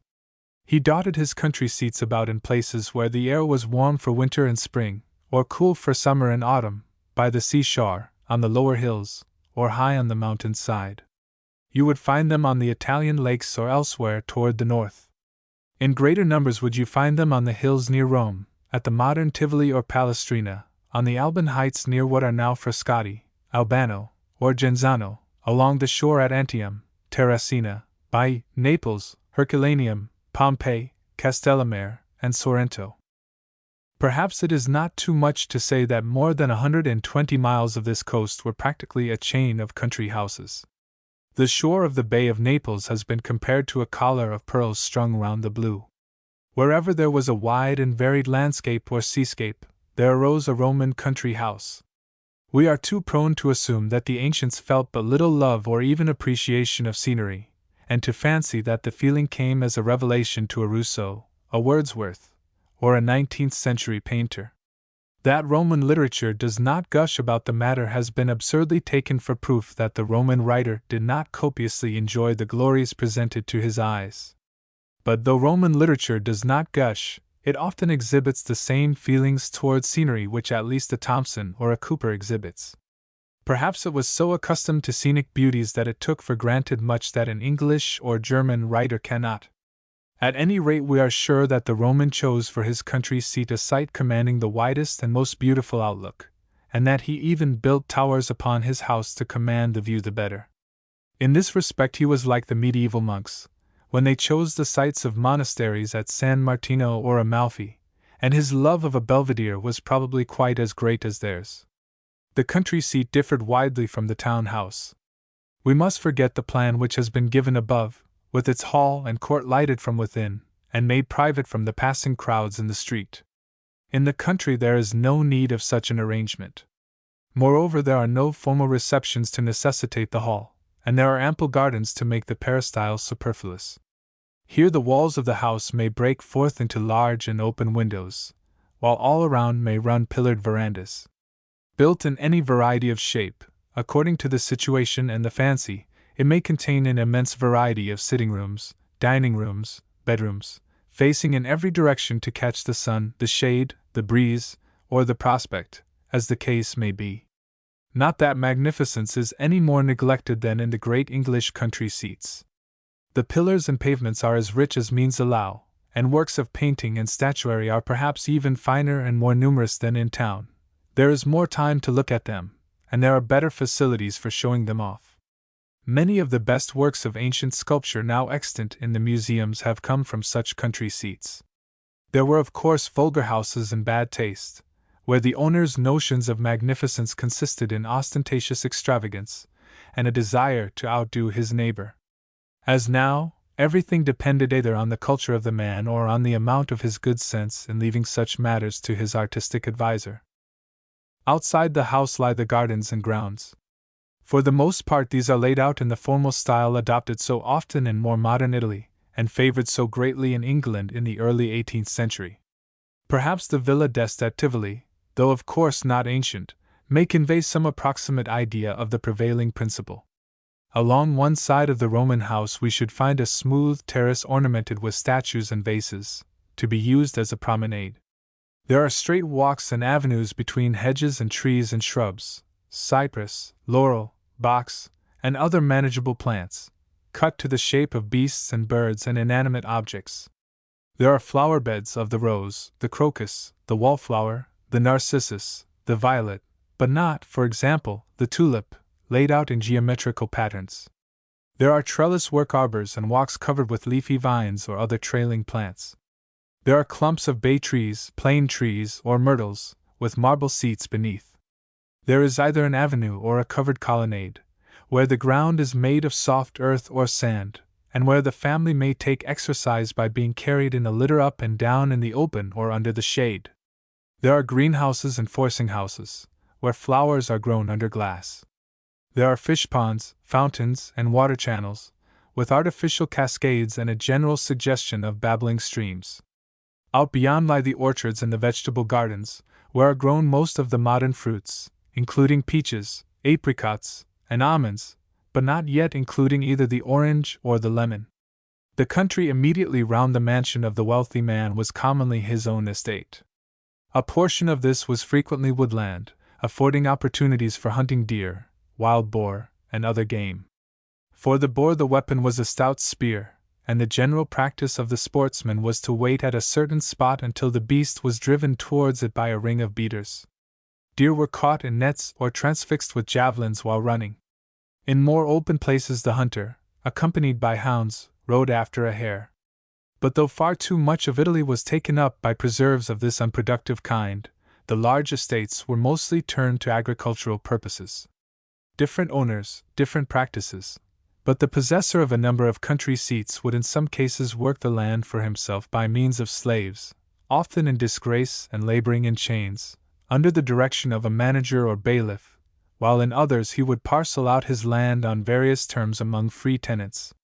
It is gratifying to discover that in bad seasons a generous landlord would sometimes remit a portion of his dues, and that he recognized various obligations of a grand seigneur to his district. Among them was the keeping up and beautifying of the local shrines and contributing to buildings and works for the public comfort. Such would be the country seat when established landward. By the seaside, especially in a much frequented resort like Baiae, the room was more limited and the equipment modified. The extensive garden would be absent, and the height of the building increased by a second or even a third story. It was no uncommon thing for such a villa, as it was called, to stand out on a promontory, where it could be greeted by the sea on either side. In many cases it was actually built out into the sea on piles or on a basis of concrete, and the occupant made a special delight of fishing from his window, and of letting the true seawater flow into his swimming bath. Chapter 11 Roman Furniture. On the customary furniture of a Roman house we need not spend many words. For one thing, it was simple and scanty as compared with the furnishing and upholstering of today. For another, its nature presents little that would be strange to us or that would require explanation. Among the most conspicuous differences between Roman and modern furnishing must be reckoned the absence of carpets, the comparatively small use of tables and chairs, the absence of upholstery from such chairs as were used, and the greater part played by couches. In place of carpets there were the ornamental floors, whether in geometrical patternwork, arrangements of veined marbles, or mosaic pictures composed of small blocks of colored stone or glass. The making of carpets was well understood in the East, and Rome would have found no difficulty in obtaining as many as it chose, but so far as it employed tapestries they were for portieres and curtains, for the coverings of dining couches and beds, or for throwing across a chair back. The Roman kept his floors, walls, pillars, and ceilings carefully cleared of dust and stains by means of brushes of feathers or light hair, brooms of palm or other leaves, and sponges. He thus saved himself both the labor and the unwholesomeness of carpets. Illustration: Figure 46. Roman folding chair. Schreiber. Illustration: Figure 47. Bronze seat, Overbeck. We need not enter into dry details concerning such articles as were similar to our own. Of the Roman seats it is enough to say that they were either square stools without back or arms, or folding stools, or they were true chairs either with straight arms and backs, the origin of the modern throne, to be used by the owner when receiving clients or visitors on business, or with a long sloping back and without arms, as used particularly by women. A movable cushion constituted all the upholstery. But the Roman man seldom took his ease in a chair, even his reading and writing were commonly performed while reclining upon a couch. When writing, he doubled his tablets on his knee, and it may be presumed that habit made the practice easy and natural. The couch is, indeed, perhaps the chief article of Roman furniture.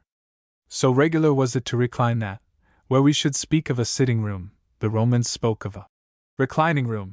At business they sat, but they reclined in social conversation, unless it was brief, when reading, when taking the siesta, and when dining. Their beds in the proper sense were similar to our own, though less heavy than those of our older fashion. To mount them it was often necessary to use steps or an elongated footstool. A slave in close attendance upon a master or mistress sometimes slept upon a low truckle bed, which, in the daytime, could be pushed under the other. The couches for day use were lower and of lighter and narrower build, with a movable rest at the head and with or without a back. Illustration: Figure 48. Framework of Roman couch. Upon the frame of such couches a good deal of decoration was lavished in the way of veneerings of ornamental wood, or thin plates of ivory or tortoiseshell, or reliefs in bronze or even in gold or silver. The feet might also, in the richer houses, consist of silver or of ivory. For the dining rooms of people of wealth a special feature was made of such work upon the conspicuous parts of the frames, while the cushions and coverings were of costly fabrics, richly dyed and embroidered or damasked. The method of serving and eating a dinner is a subject which belongs to our later treatment of a social day, and it must here suffice to picture the ordinary arrangement of a dinner party.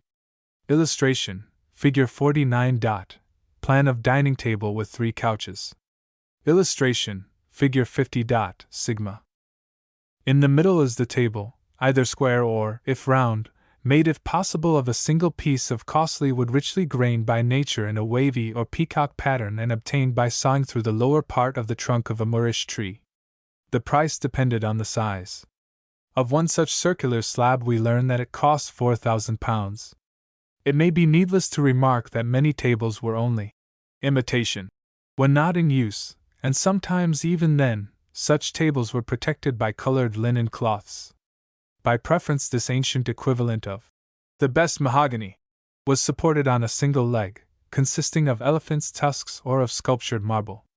On 3 sides are placed the couches, covered with mattresses stuffed with flock or feathers, and provided with soft cushions for the left arm to rest upon.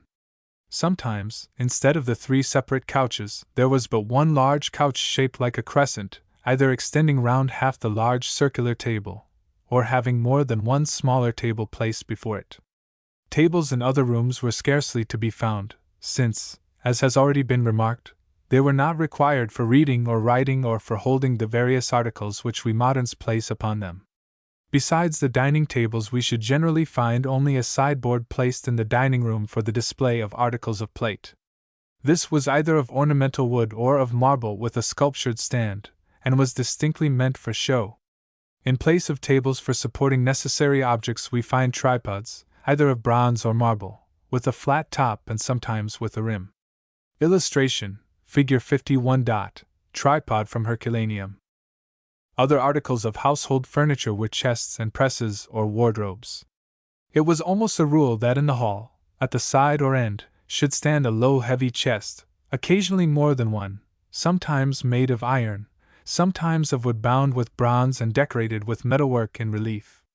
In this were contained supplies of money and other articles of value, and for this reason it was strongly locked and often fastened to the ground by a vertical rod of iron. Such a chest is still to be seen in its place in the house of the Vetii at Pompeii. Of portieres, curtains, and awnings enough has been said, except that they were also used for draping the less ornamental walls. Mirrors were apparently plentiful. No mention is made of such articles in glass, probably because the ancients had not yet learned to make that material sufficiently pure and true or to provide it with the proper foil or background. For the most part they were made of highly polished copper, bronze, or silver. The smaller ones were held in the hand, the handle and back parts being richly and often tastefully ornamented. There is an epigram extant which tells of a vindictive Roman dame who struck her maid to the ground with her mirror, because she detected a curl wrongly placed. Other mirrors were made so as to stand upon a support, and there is mention of some sufficiently large to show the full length of the body. Illustration: Figure 52. Chest, strongbox. Illustration: Figure 53. Mirrors. In the absence of gas or electricity or even kerosene, there was no better means of lighting a house than by oil lamps. Even those were provided with no chimney. Naturally, every effort would be made to obtain such oil as would produce the least smoke or smell, but doubtless the difficulty was never completely overcome. It is therefore natural to hear of the oil being mixed with perfume. In the less well-to-do houses there might be wax candles, in still poorer houses candles of tallow, or even rushlights, formed by long strips of rush or other fibrous plant thinly dipped in tallow. Generally speaking, however, the Roman house was lit by lamps filled with olive oil. The commonest were made of terracotta, the better sorts of bronze or silver, often richly ornamented and sometimes very graceful. As typical specimens we may take those here illustrated. Illustration, Figure 54. Lamps. The little figure standing on the one lamp is holding a chain, to which is attached the probe for forcing up the wick or for clearing away the mushrooms that might form upon it. Lamps are made in all manner of fantastic shapes, ships, shoes, and other objects, and may burn either one wick or a considerable number, projecting from different nozzles. For the purpose of lighting a room, they may either be placed upon the top of upright standards 4 or 5 feet high, and sometimes with shafts which could be adjusted in height like the modern reading stand, or they may be hung from the ceiling by chains, after the manner of a chandelier, or held by a statue, or suspended from a stand shaped like a pillar or a tree, from whose branches they hang like fruit. For use in the street there were torches and also lanterns, which had a metal frame and were glazed with sheets of transparent horn, with bladder in the cheaper instances, or with transparent talc in the more costly. Illustration, Figure 35. Lamp holder as tree. As with the Greeks, a Roman house was lavish in the use and display of cups and plate in great diversity of shape and material. Glass vessels were numerous and, except for a perfectly pure white variety, were produced both at Rome and Alexandria with the most ingenious finish. A kind of porcelain was also known, but was very rare and highly valued. For the most part the poor used earthenware cups and plates or wooden trenchers. The rich sought after a lavish profusion of silver goblets studded with jewels and sometimes ventured on a cup of gold, although the use of a full gold service was by imperial ordinance restricted to the palace. There were drinking vessels, broad and shallow with richly embossed or repoussé work, or deep with double handles and a foot, or otherwise diversified.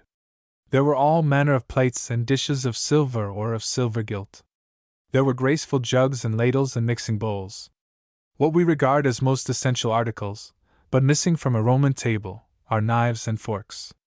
Table forks, indeed, were unknown till a very modern date, but even knives were scarcely in use at Rome except by the professional carver at his stand. There were also heaters, in which water could be kept hot at table and drawn off by a small tap. Illustration, Figure 56. Cup from Herculaneum. Illustration, Figure 57.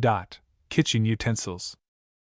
If now we stepped into the kitchen, we should find there practically every kind of utensil likely to be of use even for the modern cuisine. There is no need here to catalogue the kettles and pots and pans, the strainers and shapes and molds, employed by Roman cooks. Perhaps it will suffice to present a number of them to the eye. In general, however, it deserves to be remarked that such a thing as a pail, a pitcher, a pair of scales, or a steelyard was not regarded in the Roman household as necessarily to be left a bare and unsightly thing because it was useful. The triumph of tin and ugliness was not yet. Such vessels as water pots are still to be seen made of copper in graceful shapes, if one will notice the women fetching water on the Alban hills.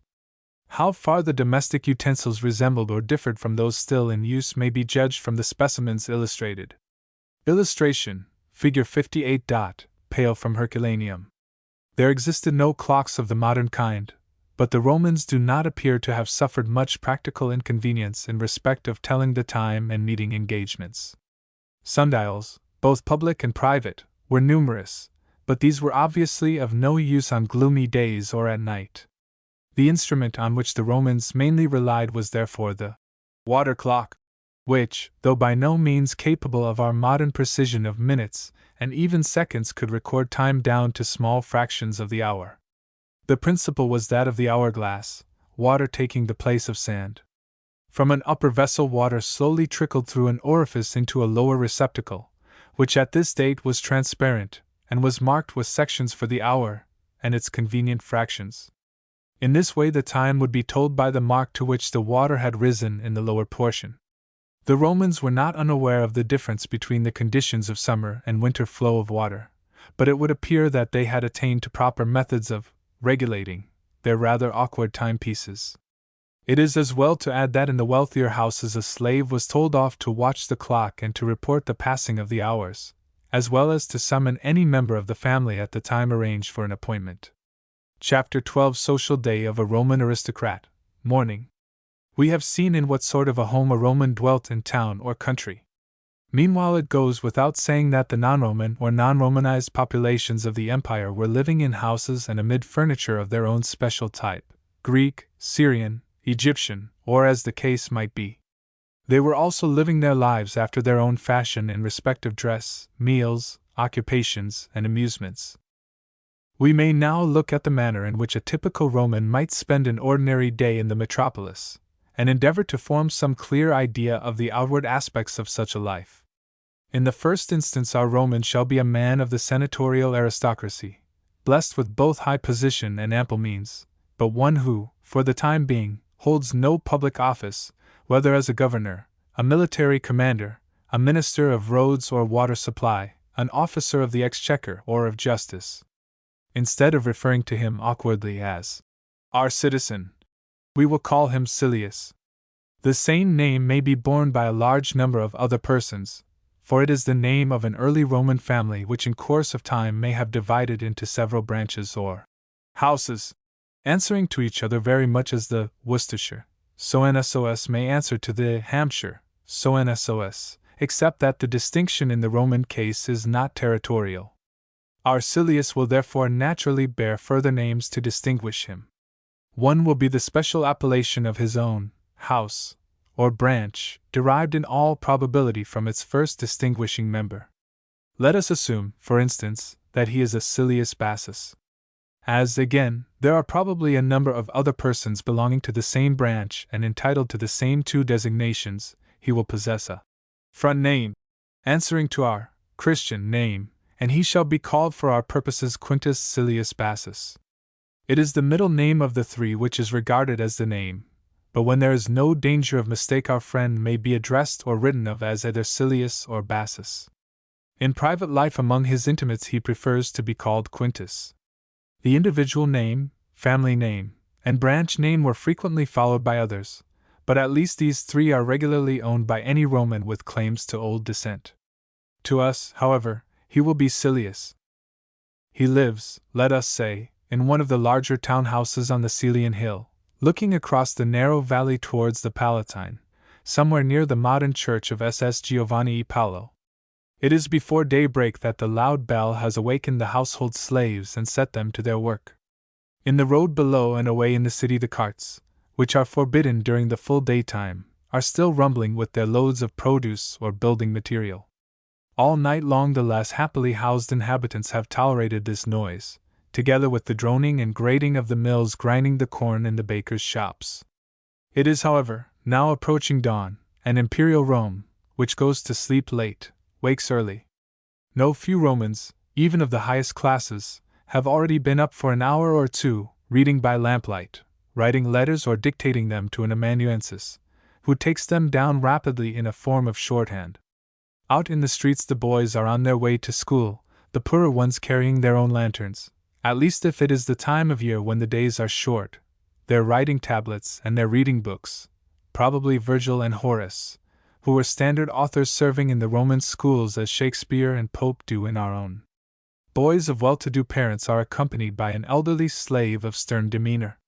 In the distance are heard the sounds of the first hammers and the cries of the vendors of early breakfasts. Silius rises, and with the help of a valet, who is of course a slave, dresses himself. His household barber, another slave, shaves him, trims his hair in the approved style, and cleans his nails. At this date clean shaving was the rule. Every emperor from Augustus to Hadrian, 50 years later than Nero, was clean shaven, and the fashion set by emperors was followed as closely by the contemporary Roman as imperials and ram's horn. Mustaches have been imitated in later times. The hair was kept carefully either too long nor too short. Only in time of mourning was it permitted to grow to a negligent length. By preference it should be somewhat wavy, but there was no parting. Dandies had their hair curled with the tongs and perfumed, so as to smell all over the theater. If they were bald, they wore a wig. Sometimes they actually had imitation hair painted across the bare part of the scalp.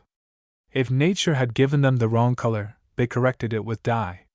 If the exposed parts of the body were hairy, They plucked out the growth with tweezers or used depilatories. But these were the dandies, and we need not assume Silius to have been one of them. It is to be a day of some formality, and Silius will therefore attire himself accordingly. In other words, he will put on the typical Roman garb.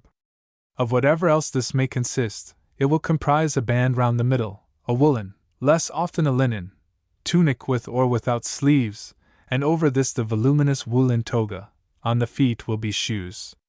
Of further underwear a Roman used as much or as little as he chose. If, like the Emperor Augustus, he felt the cold, he might indulge in several shirts and also short hose. Such practices, however, were commonly regarded as coddling.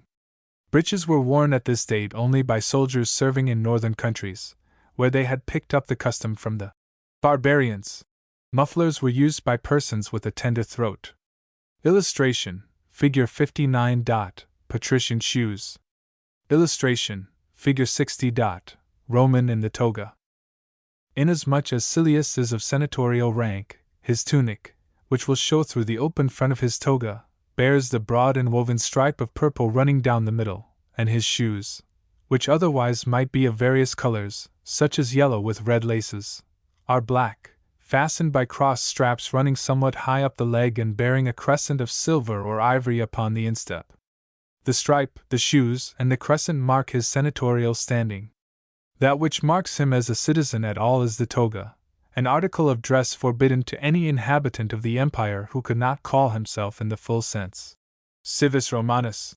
It was a cumbrous and heavy garment. When spread out it formed an oval of about 15 feet by 12, with which no man who wanted to work, or travel, or simply to be comfortable would hamper himself. St. Paul was a Roman citizen, but if he ever wore a toga at all, it would only be when he desired to bring his citizenship home to a Roman court, and we should probably be quite mistaken in imagining that he traveled about with a toga in his baggage, or, as the Authorized Version calls it, his carriage. When out of town, in his country seat, or when amusing himself at home in the city, especially in the warmer weather, the Roman cast off his toga with a sigh of relief. In the provincial towns of Italy, though theoretically as much in demand, this blanket-like covering was little used by any man except on the most formal public and religious occasions, and, as a poet says, when dead, for then the toga was indispensable. Nevertheless, at Rome it was the necessary dress for all men of position when appearing in any sort of public life. The Roman emperors insisted upon its use in all places of public amusement, the theater, circus, or amphitheater. In a court of justice the president certainly could not see a pleader unless he wore it. You cannot be present at a formal social ceremony, a wedding, a betrothal, a coming of age, a levee, without this outward and visible mark of respect. Nor was it sufficient that you should wear it. It must be properly draped and must fall to the right point, which, in front, was aslant over the lower part of the shin, while behind it fell to the heel. Your wardrobe slave must see that it has been kept properly folded and pressed. If you claim to be a gentleman, and were not in mourning and not an official, it must be simply and scrupulously white. Poorer people might wear a toga of a duller or dark gray wool, which would better conceal a stain and require to go less frequently to the fuller. The same dull hue was also worn in time of mourning, or as an ostentatious token of a gloomy spirit, as for example, when one of your friends was in peril of condemnation in the law courts, or when you fancied that some serious injustice was being done or threatened to your social order. The only person privileged to wear a toga of true purple was the emperor. On the whole, the Roman dress was very simple, far more so than in medieval times or the days of Elizabeth or Charles II. Velvet and satin were not yet known, furs hardly so, and there were very few changes of fashion. Silius will also wear at least one large signet ring as well as his plain ring of gold, but he will leave it to the dandies to load their fingers with half a dozen and to keep separate sets for winter and summer. When Quintilian, in his training of the orator, touches upon the subject of rings, he recommends as requisite for good form that the hand should not be covered with rings, and especially should they not come below the middle joint. A handkerchief will be carried, but only to wipe away perspiration. Having finished his dressing, he may choose this time for taking his morning snack. corresponding to the coffee and roll or tea and bread and butter of modern times. It is but a light repast of wine or milk, with bread and honey, or a taste of olives or cheese or possibly an egg. Schoolboys seem to have often eaten a sort of suet dumpling. In the strength of this meat our friend will go till midday. As he has no very early call to the imperial court upon the Palatine, he will now proceed to hold his own reception of morning callers. For this purpose he will come out to the spacious hall, which has been already described as the most essential part of a Roman house, and will there establish himself in the opening of the recess or bay, which has also been described as a kind of reception room or parlor. Before he arrives, the hall has been swept and polished by the brooms and sponges of the slaves, under the direction of a foreman. The number of Silius' household slaves is very great. Very many Romans, of course, own no slave at all. Many had but one or two, but it was considered that a person of anything like respectable means could hardly do with less than 10. Silius will probably employ several times that number. We have mentioned the valet, the barber, the wardrobe keeper, and the amanuensis. We must add to these the cooks, the pastry makers, the waiters, the room servants, the doorkeeper, the footmen, messengers, litter carriers, the butler and pantry men. Some of the superior slaves have drudges of their own. The librarian, accountant, and steward are all slaves. Even the family physician or architect may be a slave. Many of these men may be persons of education and talent. Their one deficiency is that they are not free. Many of them are in color and feature indistinguishable from the people outside. Most, however, show their origin in their foreign physique. They are Phrygians, Cappadocians, Syrians, Jews, Egyptians, Ethiopians, Numidians, Spaniards, Gauls, Germans, Thracians, and Greeks. Their master either inherited them from his father or friends, or he bought them in the slave market. For whatever reason they became slaves, whether as prisoners of war, by birth, through debt, through condemnation for some offense, by kidnapping like that practiced by the Corsairs or the modern Arabs, or through being sold by their own parents, they had become the property of slave dealers, who picked them up in the depots on the Black Sea or at Delos or Alexandria, and brought them to Rome. There they were stripped and exposed for sale, the choicer specimens in a select part of a fashionable shop, the more ordinary types in the auction mart, where they were placed upon a stand or stone bench, were labeled with their age, nationality, defects, and accomplishments, and were sold either under a guarantee or without one. For an ordinary room slave Silius, or his agent for him, has paid perhaps £20, for a servant of more special skill, such as a particularly soft-handed barber, perhaps £50, the price of a muleteer who was too deaf to overhear private conversation in a carriage, might thereby be enhanced to £150, for a slave with educational or artistic accomplishments, a good reader, reciter, secretary, musician, or actor, he may have paid some hundreds. If he is a man of morbid tastes, and affects a particular kind of dainty favorite, he may go as far as 1,000. Curly-haired pages and amusing dwarfs are generally dear. It is the business of the house steward to see that each slave receives his daily or monthly rations of corn, a trifling sum of money for other needs, and perhaps an allowance of thin wine. Many a slave also received a considerable number of tips from guests, as well as perquisites and presents from his master. With economy he was thus enabled to purchase his own freedom.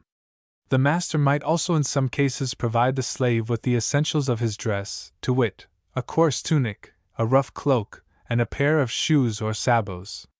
Over all these persons, so long as they are slaves, the owner possesses absolute power.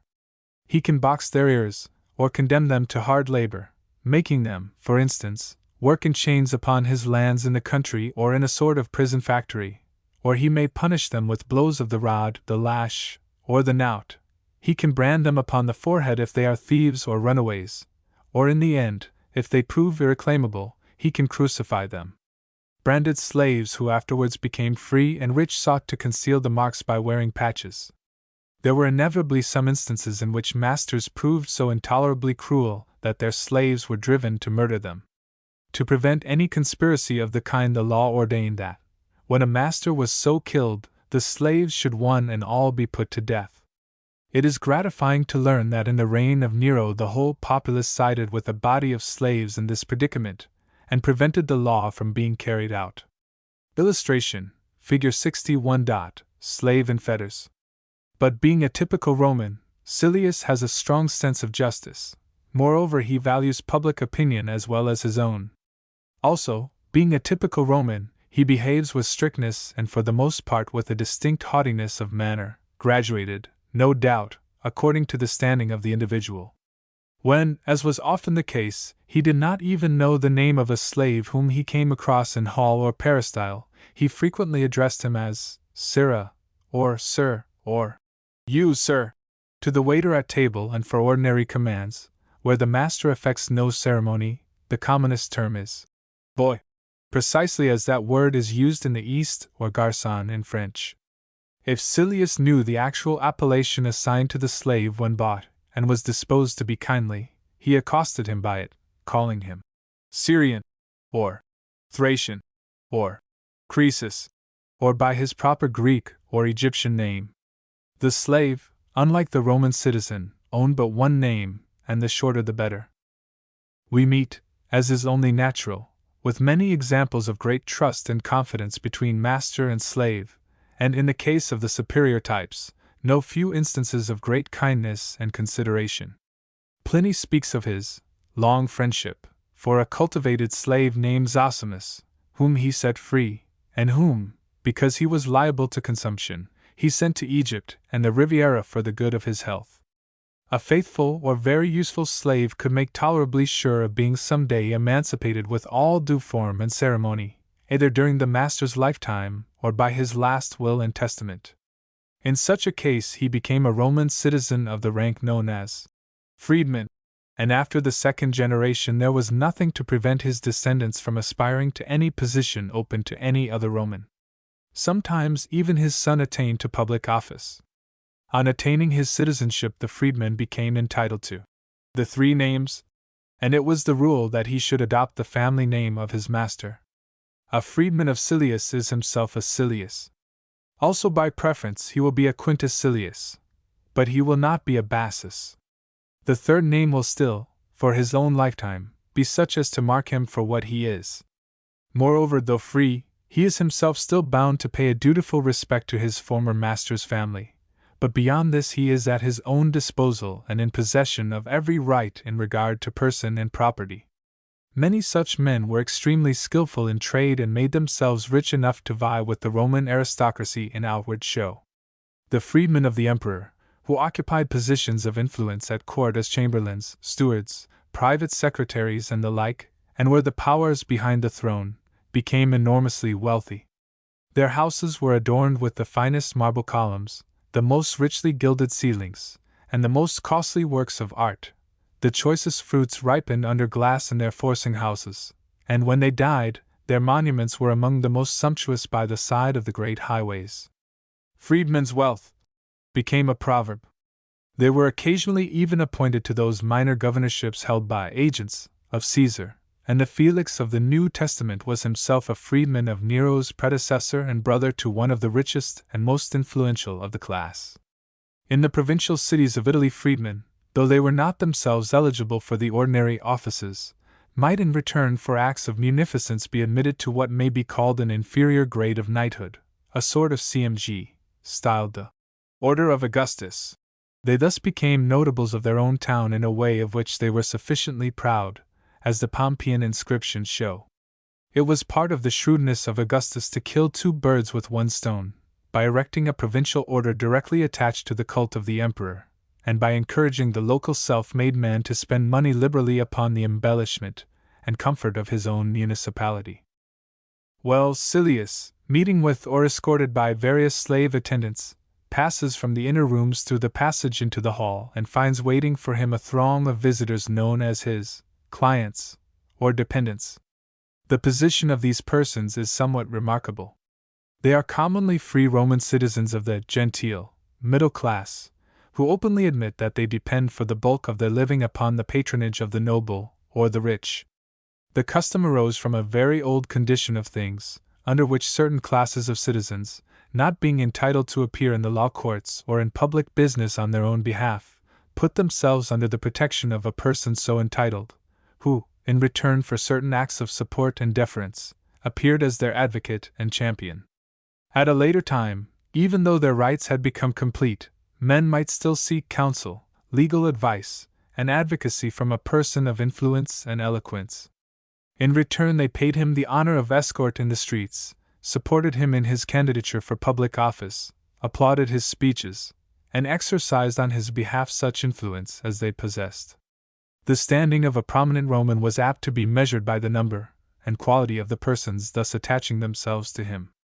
If next it is remembered that very few money-making occupations were looked upon with favor by the Romans, and that the higher orders were for the most part very rich, it will be obvious that there would grow up the custom of the patron making liberal presents to his dependents, money gifts, or gifts of small properties and of useful articles, as well as of inviting them to his table. The clients themselves brought little presents on the patron's birthday or some other special occasion, but these were merely the sprats to catch the whale. It gradually resulted that the patronage extended by the aristocrat or plutocrat was mainly one of a direct pecuniary nature. As in other cases where a dubious custom develops gradually, there ceased to be any shame in this relation. Many members of the middle class, impoverished and earning practically no other income, lived the life of genteel paupers. They would attend the morning reception of a grandee, either bringing with them, or causing a slave to bring, a small basket, or even a portable cooking stove, in which they carried off doles of food distributed through his servants. The scene must have borne no slight resemblance to that of the charity soup kitchen. In process of time, however, this practice became inconvenient for all parties, and most of the patrons compounded for such doles by making a fixed payment, still called the little basket, amounting perhaps to $1 in modern weight of money for each day of polite attention on the part of a recognized client. If a client was acknowledged by more than one patron, so much the better for the amount of his little baskets. In some cases the dole was paid to each visitor at the morning call, in others only after the work of the patron's day was done, and when he had gone to the elaborate bath which preceded his dinner in the later part of the afternoon. By this means the complimentary escort duty was secured until that time. Among the dependents were nearly all the genteel unemployed of Rome, including the Grub Street men of letters, who in those days could make little, if anything, by their books, and who therefore sought the same kind of assistance as did our own literary rank and file in the early 18th century.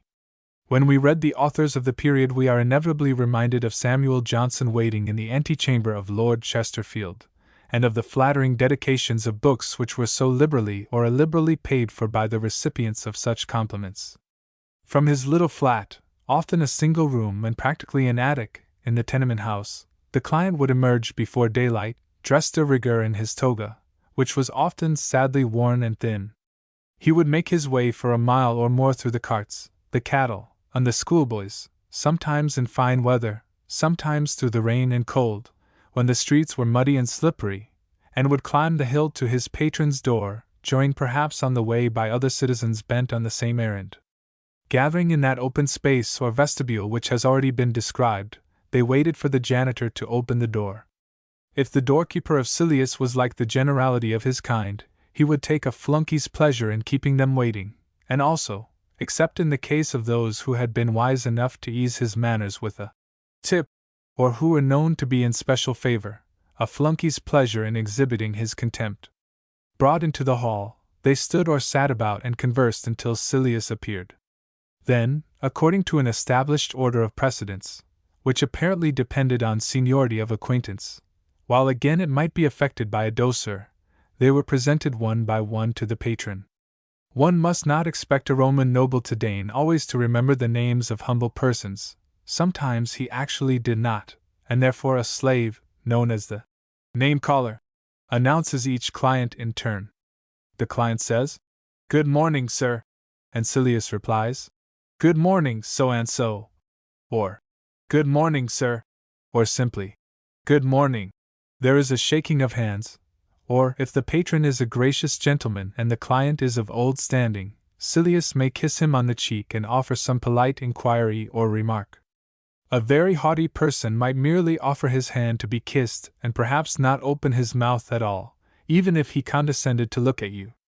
But these habits were hardly so characteristic of our times as of a somewhat later date. The reception over, the client obtains information as to the movements of his patron during the day. On the present occasion it appears that Silius himself is to proceed at once to pay his own morning homage to a still higher patron, His Highness Nero, who is at home on the Palatine Hill, and whose levee calls imperatively for the attendance of certain members of the aristocracy. At the palace there exists a roll of persons known as the Friends of Caesar, a roll which depends solely on the favor of the emperor. Naturally, it contains the names of a number of the highest senators and of the chief officers of the state, but a place in it is not gained simply by such positions, nor is it restricted to them.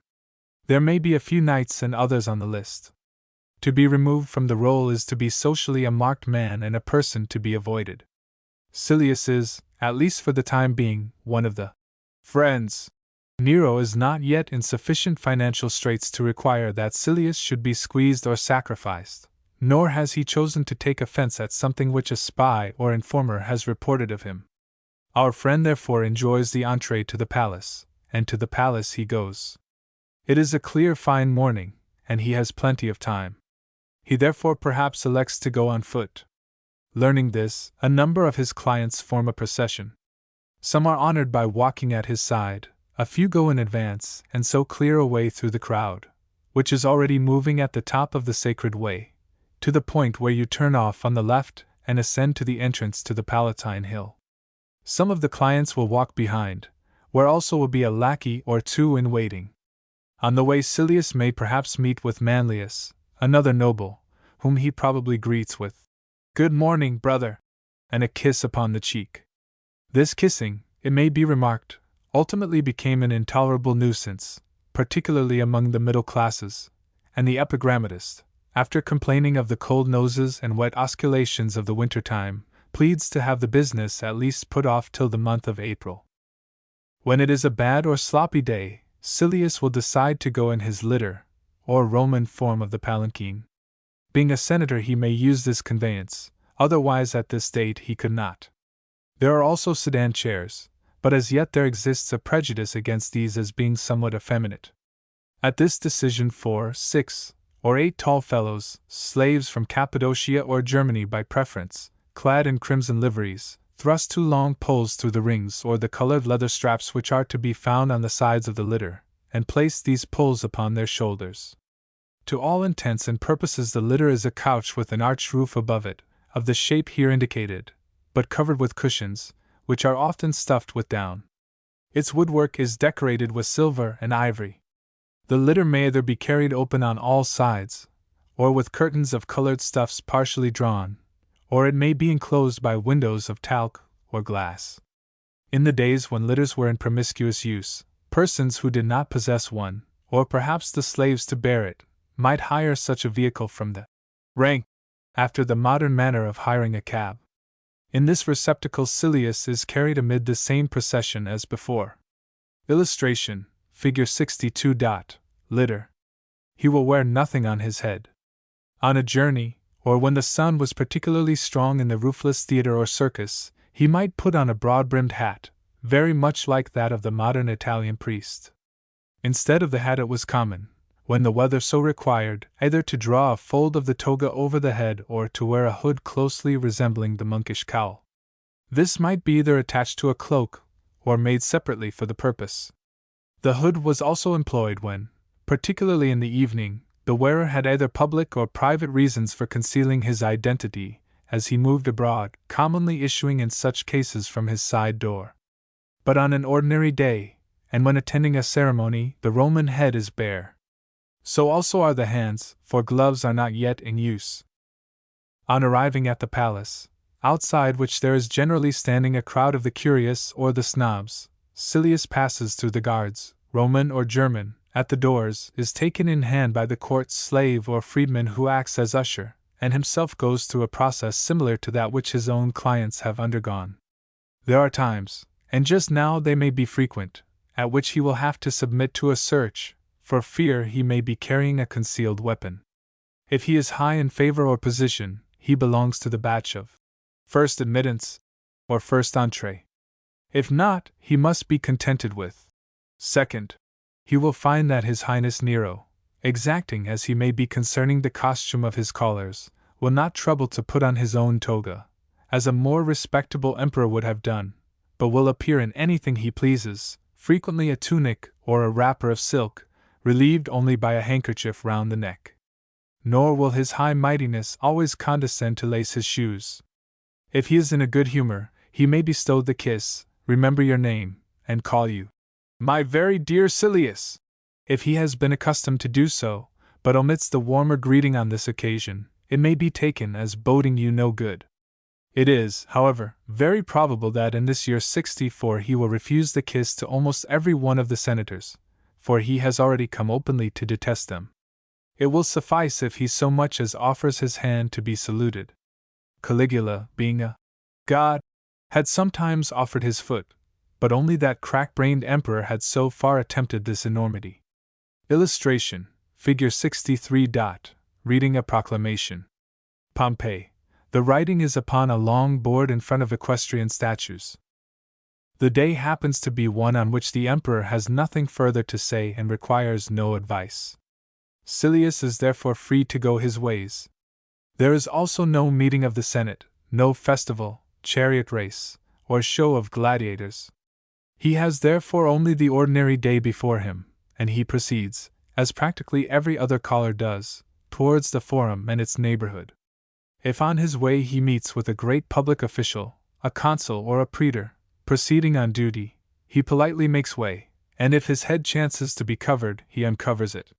He loyally recognizes the claims of that toga edged with purple, and of those lictors walking in front with the symbolic bundles of rods containing the symbolic acts. Whatever he may think of the men, he pays all respect to their office.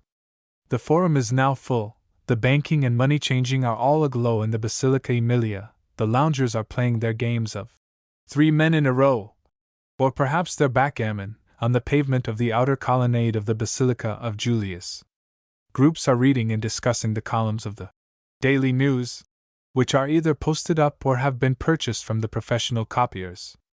This is an official, and therefore a censored, publication in clear manuscript, containing proclamations, resolutions of the Senate, bulletins of the court, results of trials, the births and deaths registered in the city, announcements of public shows and sports, striking events, such as fires, earthquakes, and portents, and occasional advertisements. Silius may perhaps stop and read. More probably his slaves regularly purchase a copy for his private use. Criers are meanwhile bawling to you to come and see the Asiatic giant, or the merman, or the two-headed baby. The old sailor who has been wrecked, or pretends to have been, is walking about with a harrowing picture of the scene painted on a board and is soliciting alms. The busybody is gossiping among little knots of people and telling, manufacturing, or magnifying the latest scandal, or the latest news from the frontier, from Antioch, from the racing stables, the law courts, or the palace. Perhaps Silius has a little banking business to do, and he enters the basilica to give instructions as to sending a draft to Athens or Alexandria in favor of some friend or relative there who is in want of money, or whom he has instructed to make artistic or other purchases. In about 7 days his correspondent will obtain the cash through a banker at Athens, or in about 12 or 14 days at Alexandria. Perhaps, however, one of his clients has asked for his help in a case at law, which is being tried either over the way in the Basilica of Julius, or round the corner to the right in the Forum of Augustus. If a man of study and eloquence, he may have consented to act as pleader, taking no fee, because he is merely performing a patron's duty. Noblesse oblige. In the year 64, a pleader who has taken up a cause for someone else than a dependent is allowed by law to charge a fee not exceeding £100, but the law says nothing, or at least can do no thing, as to the liberal presents which are offered him under some other pretext. If he is not to plead, Silius may at any rate have been requested to lend moral support by seating himself beside the favored party, and perhaps appearing as a witness to character. If he pleads in any complicated or technical case, it will generally be after careful consultation with an attorney or professional lawyer. Round the apse or recess in which the court sits there will stand a ring of interested spectators, and among them will be distributed as many as possible of his own dependents, who will religiously applaud his finely turned periods and his witticisms. There was generally little chance of missing a Roman forensic witticism. Its character was for the most part highly elaborate, and its edge broad. In a later generation it was not rare for chance bystanders to be hired on the spot as claqueurs. The court itself consists of a large body of jurymen of position empaneled, not for the particular case, but for particular kinds of cases and for a period of time, and over these there presides one of the public officials annually elected for the judicial administration of Rome. The president sees that the proceedings are in accordance with the law, but the verdict is given entirely by the jury. Illustration: Figure 64. Sealed receipt of Jucundus. Beside each seal is a signature. The writing in the hollow leaf is a summary of the receipt, which is itself shut between the two leaves bound with string. If there is no need for Silius to attend such a court, he may find many other demands upon his time. Among Romans of the higher classes etiquette was extremely exacting. Contemporaries themselves complained that social duties, or obligations, frittered away a large proportion of their day, and that they were kept perpetually busy doing nothing. One man or woman is making a will, and asks you to be one of the witnesses to the signature and sealing. Another is betrothing a son or daughter, and invites you to be present and attest the ceremony. Another has a son of 15 or 16 concerning whom it is decided that he has now come of age, must put on the white toga of a man in the place of the purple-edged toga of the boy, and be led into the forum in token of his new freedom. You must not omit the courtesy of attending. Another desires you to go with him before the magistrate while he emancipates a slave. Worst of all, perhaps, is the man who has written a poem or declamation, and who proposes to read it, or to get a professional elocutionist to read it, to his acquaintances. He has either hired a hall or borrowed a convenient room from a friend, and you are kindly invited to be present. We learn that these amateur authors did not permit their victims to forget the engagement, but sent them more than one reminder. At the reading or recitation it was your duty to applaud frequently, to throw complimentary kisses, and to exclaim in Greek, "Excellent, capital, clever, unapproachable," or, again, very much as we say encore, in what we think is French, or bravo, in Italian. The native Latin terms most commonly in use may perhaps be translated as well said, perfect, good indeed, divine, a shrewd hit. On one occasion a certain Priscus was present at the reading of a poem, and it happened to open with an invocation to a Priscus. No sooner had the author begun, "Priscus, thou bidst me tell," than the man of that name called out, "Indeed I don't." This caused laughter, and cast a chill over the proceedings. Pliny apologizes for the man, as being a little light in the head, but he is manifestly tickled all the same. It is scarcely a wonder that the Roman was glad to escape from all these formalities of togaed Rome, to his country seat, or to the freer life of Baiae. His business in the forum accomplished, Silius returns to his house on the Celian. As, on the slope of the Sacred Way, he passes the rich shops of the jewelers, florists, and perfumers, he may be tempted to make some purchase, which the attendant slaves will carry to the house. Arrived there, he will take his luncheon, a fairly substantial though by no means a heavy meal. He may perhaps be a married man. If nothing has yet been said about his wife, it is because in the higher Roman households the husband and wife owned their separate property, lived their own lives, and were almost equally free to spend their time in their own way, since marriage at this state was rather a contract than a union. If, however, he is a Benedict, it is probable that at this meal the family will meet, no outside company being present. Silius himself reclines on a couch, the children are seated, and the wife may adopt either attitude. After this our friend will probably take a siesta, precisely as he might take it in Italy today. The practice was indeed not universal, nevertheless it was general. He will not go to bed, but will sleep a while upon a couch in some quiet and darkened room. If he cannot sleep, or when he wakes, he may perhaps read or be read to. Where he will spend the afternoon till the bath and dinner is a matter of his own choice. Chapter 13. Social Day of a Roman Aristocrat, continued, afternoon, and dinner. We will suppose that Silius is specially inclined for action and society. The afternoon is growing chilly, and, as he has no further ceremonial to undergo, he will probably throw over his toga a richly colored mantle, violet, amethyst, or scarlet, to be fastened on the shoulder with a buckle or brooch.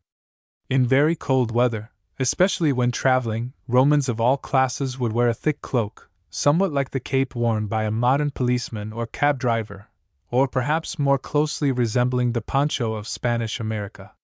This, which consisted of some strong and as nearly as possible waterproof stuff, had no opening at the sides, but was put on by passing the head through a hole. Today Silius puts on the colored mantle, and gets himself carried across the Forum, through the gap between the Capitoline and Quirinal hills, and into the Campus Martius, somewhere about the modern Piazza Venezia and the entrance to the Corso. Here he may descend from his litter, and purchase a statuette, or a vessel of Corinthian bronze or silver, or an attractive table with the true peacock markings, or a handsome slave. While doing so, he may find amusement in observing a pretender who shops, but does not buy, wearying the dealers by pricing and disparaging the costliest tables and most artistic vessels, and ending with the purchase of a penny pot which he carries home himself. He may then stroll along under the pictured and statued colonnades, perhaps offering the cold shoulder to various impecunious toadies who are there on the lookout for an invitation to dinner, perhaps succumbing to their blandishments. His lackeys are of course in attendance, and clients are still about him. In passing he is greeted by some person who is hanging officiously round a litter containing an elderly lady or gentleman, and whom he recognizes as what was called an angler, that is to say, one whose business is to wheedle gifts or a legacy out of childless people of wealth. This was a regular profession and extremely lucrative when well managed. A little further, and he stops to look at the young men curvetting and wheeling on horseback over the riding ground. Away in the distance others are swimming backwards and forwards across the Tiber. Or he steps into an enclosure, commonly connected with the baths, where not only young men, but their seniors, even of high rank, are engaged in various exercises. Some of them are stripped and are playing a game with a small hard ball, which is struck or thrown, and smartly caught or struck onward by right or left hand equally, from the three corners of a triangle. Some are playing with a larger and lighter article, something like a football stuffed with feathers, which seems to have been punched about by the fist in a way calling for considerable judgment and practice. Others are jumping with dumbbells in each hand, or they are running races, or hurling a disc of stone, or wrestling. Yet others are practicing all manner of sword strokes with a heavy wooden weapon against a dummy post, merely to exercise themselves keep down their flesh. Illustration, Figure 65. Discus thrower. Illustration Figure 66. Stabian baths. Pompeii. Probably Silius will himself take a hand in the three-cornered game, unless he possesses a private court at home and is intending to take his bath there instead of in one of the larger public or semi-public establishments. Whether he bathes in the baths of Agrippa at the back of the Pantheon, or in those of Nero, or in his own, the process will be much the same. The arrangements are practically uniform, however great may be the differences of sumptuousness and spaciousness. We have not indeed yet reached the times of those huge and amazing constructions of Caracalla and Diocletian, but there is no reason to doubt that the existing public baths were already of much magnificence. Regularly we should first find a dressing room with painted walls, a mosaic floor, and glass windows, and provided with seats, as well as with niches in the walls to hold the clothes. Adjoining this is a cold room, containing a large swimming bath. Next comes a warm chamber, with water heated to a sufficient and reasonable degree, and with the general temperature raised either by braziers or by warm air circulating under the floor or in the walls. After this a hot room, with both a hot swimming bath and a smaller marble bath of the common domestic shape, though of much larger size, provided with a shower, or rather with a cold jet. Lastly, there is a dome-like sweating chamber filled with an intense dry heat. The public baths built by Nero were particularly notorious for their high temperature. After the bath the body was rubbed over with perfumed oil, in order to close the pores against the cold, and then was scraped down with the hollow sickle-shaped instrument of bronze or iron depicted in the illustration. The other articles there shown are a vessel containing the oil, and a flat dish into which to pour it for use. These, together with linen towels, were brought by your own slave. Illustration, Figure 67. Bathing implements. Silius is now carried home, and as it is approaching 4 o'clock, he dresses, or is dressed, for dinner. His toga and senatorial walking shoes are thrown off, and he puts on light slippers or house shoes, and dons what is called a confection, of light and easy material, such as a kind of half-silk, and of bright and festive colors. Some ostentatious diners change this dress several times during the course of a protracted banquet, giving the company the benefit of as great a variety of confections as is afforded by a modern star actress in the theater. If the days are long and it is suitable weather, he may perhaps dine in the garden at the back of the peristyle. Otherwise, in the dining room, the 3 couches mentioned in a previous chapter, Figure 48, are arranged along 3 sides of a rectangle. Their metal and ivory work gleams brightly, and they are resplendent with their embroidered cushions. In the middle of the enclosed space shines the polished table, whether square or round. The sideboard is laden with costly plate. The lamps are, or soon will be, alight upon their tall shafts or hanging from their chains. The stand for the carver is awaiting its load. The dining room steward and his subordinates are all in readiness. At the right time the guests arrive, endeavoring to show neither undue eagerness by being too early nor rudeness by being too late. Each brings his own footman to take off his shoes and to stand behind him, in case he may be needed, though not to wait at table, for this service belongs to the slaves of the house. After they have been received by the host, the name-caller leads them to their places, according to such order of precedence as Silius chooses to prearrange. The regular number of guests for the 3 couches will be 9, the number of the muses, or 3 to each couch. To squeeze in more was regarded as bad form. If the crescent couch and the large round table are to be used, the number may be either 6 or 7. The position of Silius himself as host will be regularly that marked H on the plan, while the position of honor, occupied by a consul if one be present, will be that marked C. Each guest throws himself as easily as possible into a reclining attitude, resting his left elbow on the cushion provided for the purpose. He has brought his own napkin, marked with a purple stripe if he is a senator, and this he tucks, in a manner still sufficiently familiar on the continent of Europe, into upper part of his attire. Bread is cut and ready, but there are no knives and forks, although there is a spoon of dessert size and also one with a smaller bowl and a point at the other end of the handle for the purpose of picking out the luscious snail or the succulent shellfish. The dainty use of fingers well inured to heat was necessarily a point of Roman domestic training. There have been many, perhaps too many, descriptions of a Roman dinner, but the tendency, especially with the novelist, is to exaggerate grossly the average costliness and gluttony of such banquets. Undoubtedly there were such things as freak dinners almost as absurd as those of the inferior order of American plutocrat. Undoubtedly also there was often a detestable ostentation of reckless expenditure. But we are endeavoring to obtain a fair view of representative Roman practice, and must put out of our minds all such vagaries as those of the ceiling opening and letting down surprises, or of dishes composed of nightingales' tongues and flamingos' brains. These were always, as a later writer calls them, the solecisms of luxury. Nero himself, or rather the ministers of the vulgar pleasures which he regarded as those of artistic genius, devised an abundance of such expensive follies and surprises, but we must not permit the professional satirist or stoic moralist to delude us into believing them typical of Roman life. Praise of this simple life, and the simple past, is no new thing.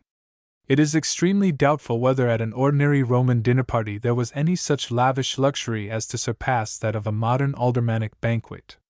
We can hardly blame the people who could afford it for obtaining for their tables the best of everything produced around the Mediterranean Sea, any more than we blame the modern citizen of London or New York for obtaining the choicest foods and dainties from a much wider world.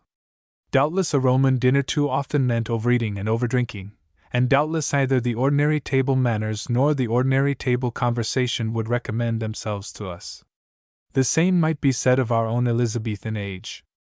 but anyone intimately acquainted with Latin literature as a whole, and not merely with the more savory passages commonly selected, will necessarily incline to the belief that novelistic historians have too often been taking what was exceptional, eccentric, and strongly disapproved by contemporaries, for the usual and the normal. If we read about Romans swallowing emetics after gorging themselves, so that they might begin eating afresh, we may feel both disgust and pity, but we must not imagine such a practice to have been a national habit. The dinner regularly consisted of 3 divisions: a preliminary course of hors d'oeuvres, the dinner proper, and a sort of enlarged dessert. It might or might not be accompanied or followed by various entertainments, and closed by a protracted course of wine drinking. All would depend upon the tastes of the host and the nature of the company. The meal, it may be mentioned, begins with an invocation corresponding to our grace. The hors d'oeuvres are taken in the shape of shellfish, such as oysters and mussels, snails with piquant sauce, lettuce, radishes and the like, eggs, and a taste of wine tempered with honey. Next comes the dinner proper, commonly divided into 3 services, comprising a considerable choice of fish, particularly turbot, flounder, mullet, and lampreys, poultry and game, from chicken, duck, pigeon, and peacock, to partridges, pheasants, ortolans, and fieldfares, hare, joints of the ordinary meats, as well as of wild boar and venison, a kind of haggis. A variety of the vegetables most familiar to modern use, mushrooms, and truffles. There is abundant, and to our taste excessive, use of seasonings, not only of salt, vinegar, and pepper, but of oil, thyme, mint, ginger, and the like. The piece de resistance, a wild boar, or whatever it may be, regularly arrives as the middle of the 3 services. The substantial meal ends with a small offering to the household deities. After this follows the dessert, consisting of fresh and dried fruits, and of cakes and sweetmeats artistically composed. During the dinner a special feature is made of the artistic arrangement of the various viands upon the large trays or stands from which the guest makes his choice, for the several dishes belonging to one course were not brought separately to table.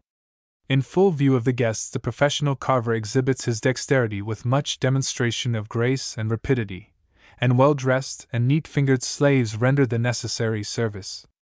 Of plates and dishes of various shapes and purposes, silver and silver gilt, there is great profusion. The conversation meanwhile depends upon the company. Sometimes it turns upon the chariot races and the chances of the red or green, sometimes it is social gossip and scandal. If the guests are of a graver cast of mind, it may be concerned with questions of art and literature, or even philosophy. The Roman particularly affected encyclopedic information, and frequently posted himself with such miscellaneous matter derived from a salaried domestic philosopher or savant, commonly, of course, a Greek. But upon politics in any real sense conversation will either not turn at all, or else very cautiously, at least until someone has drunk more than is good for him. It is only too easy to drop some remark which may be construed into an offense to the emperor, and there are too many ears among the slaves, and perhaps too many among the guests, to permit of any risk in that direction. In some rather serious companies a professional reader or reciter entertained the diners with interesting passages of poetry or prose. Before others there might be a performance of scenes from a comedy. At times vocal and instrumental music was discoursed by the domestic minstrels, or persons, generally women, were hired to play upon the harp, lyre, or double flageolet. Such performances would also be carried on during the carousal which often followed deep into the night, and to these may be added posture dances by girls from Cadiz, juggling and acrobatic feats, and other forms of variety entertainment. Dicing in public, except at the chartered Saturnalian festival, was illegal, a fact which did not, of course, prevent it from being practiced, but it was permitted in private gatherings like this, provided that ostensibly no money was staked. The dice are rattled in a tower-like box and are thrown upon a special board or tray. You may play for love, or as the Romans called it, for the best man, or you may play for forfeits. Naturally, the forfeits became in practice, in spite of the law, sums of money. The best possible throw is called Venus, the worst possible, the dog. A sort of draughts or of backgammon may be preferred at more quiet times of social intercourse, but a game like head or tail, called in Latin heads or ships, was a game for the vulgar. Illustration, Figure 68. Acrobats. If it was decided to indulge in a prolonged carousal in form, heads were wreathed with garlands of roses, violets, myrtle, or ivy, lots were cast for an umpire of the drinking, and he decided both how much wine, Falernian, Cettine, or moss sick, should be drunk, and in what degree it should be mixed with water. A large and handsome mixing bowl stands in the dining hall.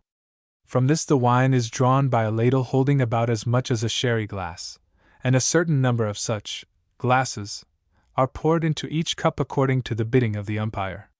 While being poured into the mixer, the wine is passed through a strainer, and in the hot weather the strainer would be filled with snow brought down from the nearest mountains and artificially preserved. Healths were drank in as many glasses as the name contained letters.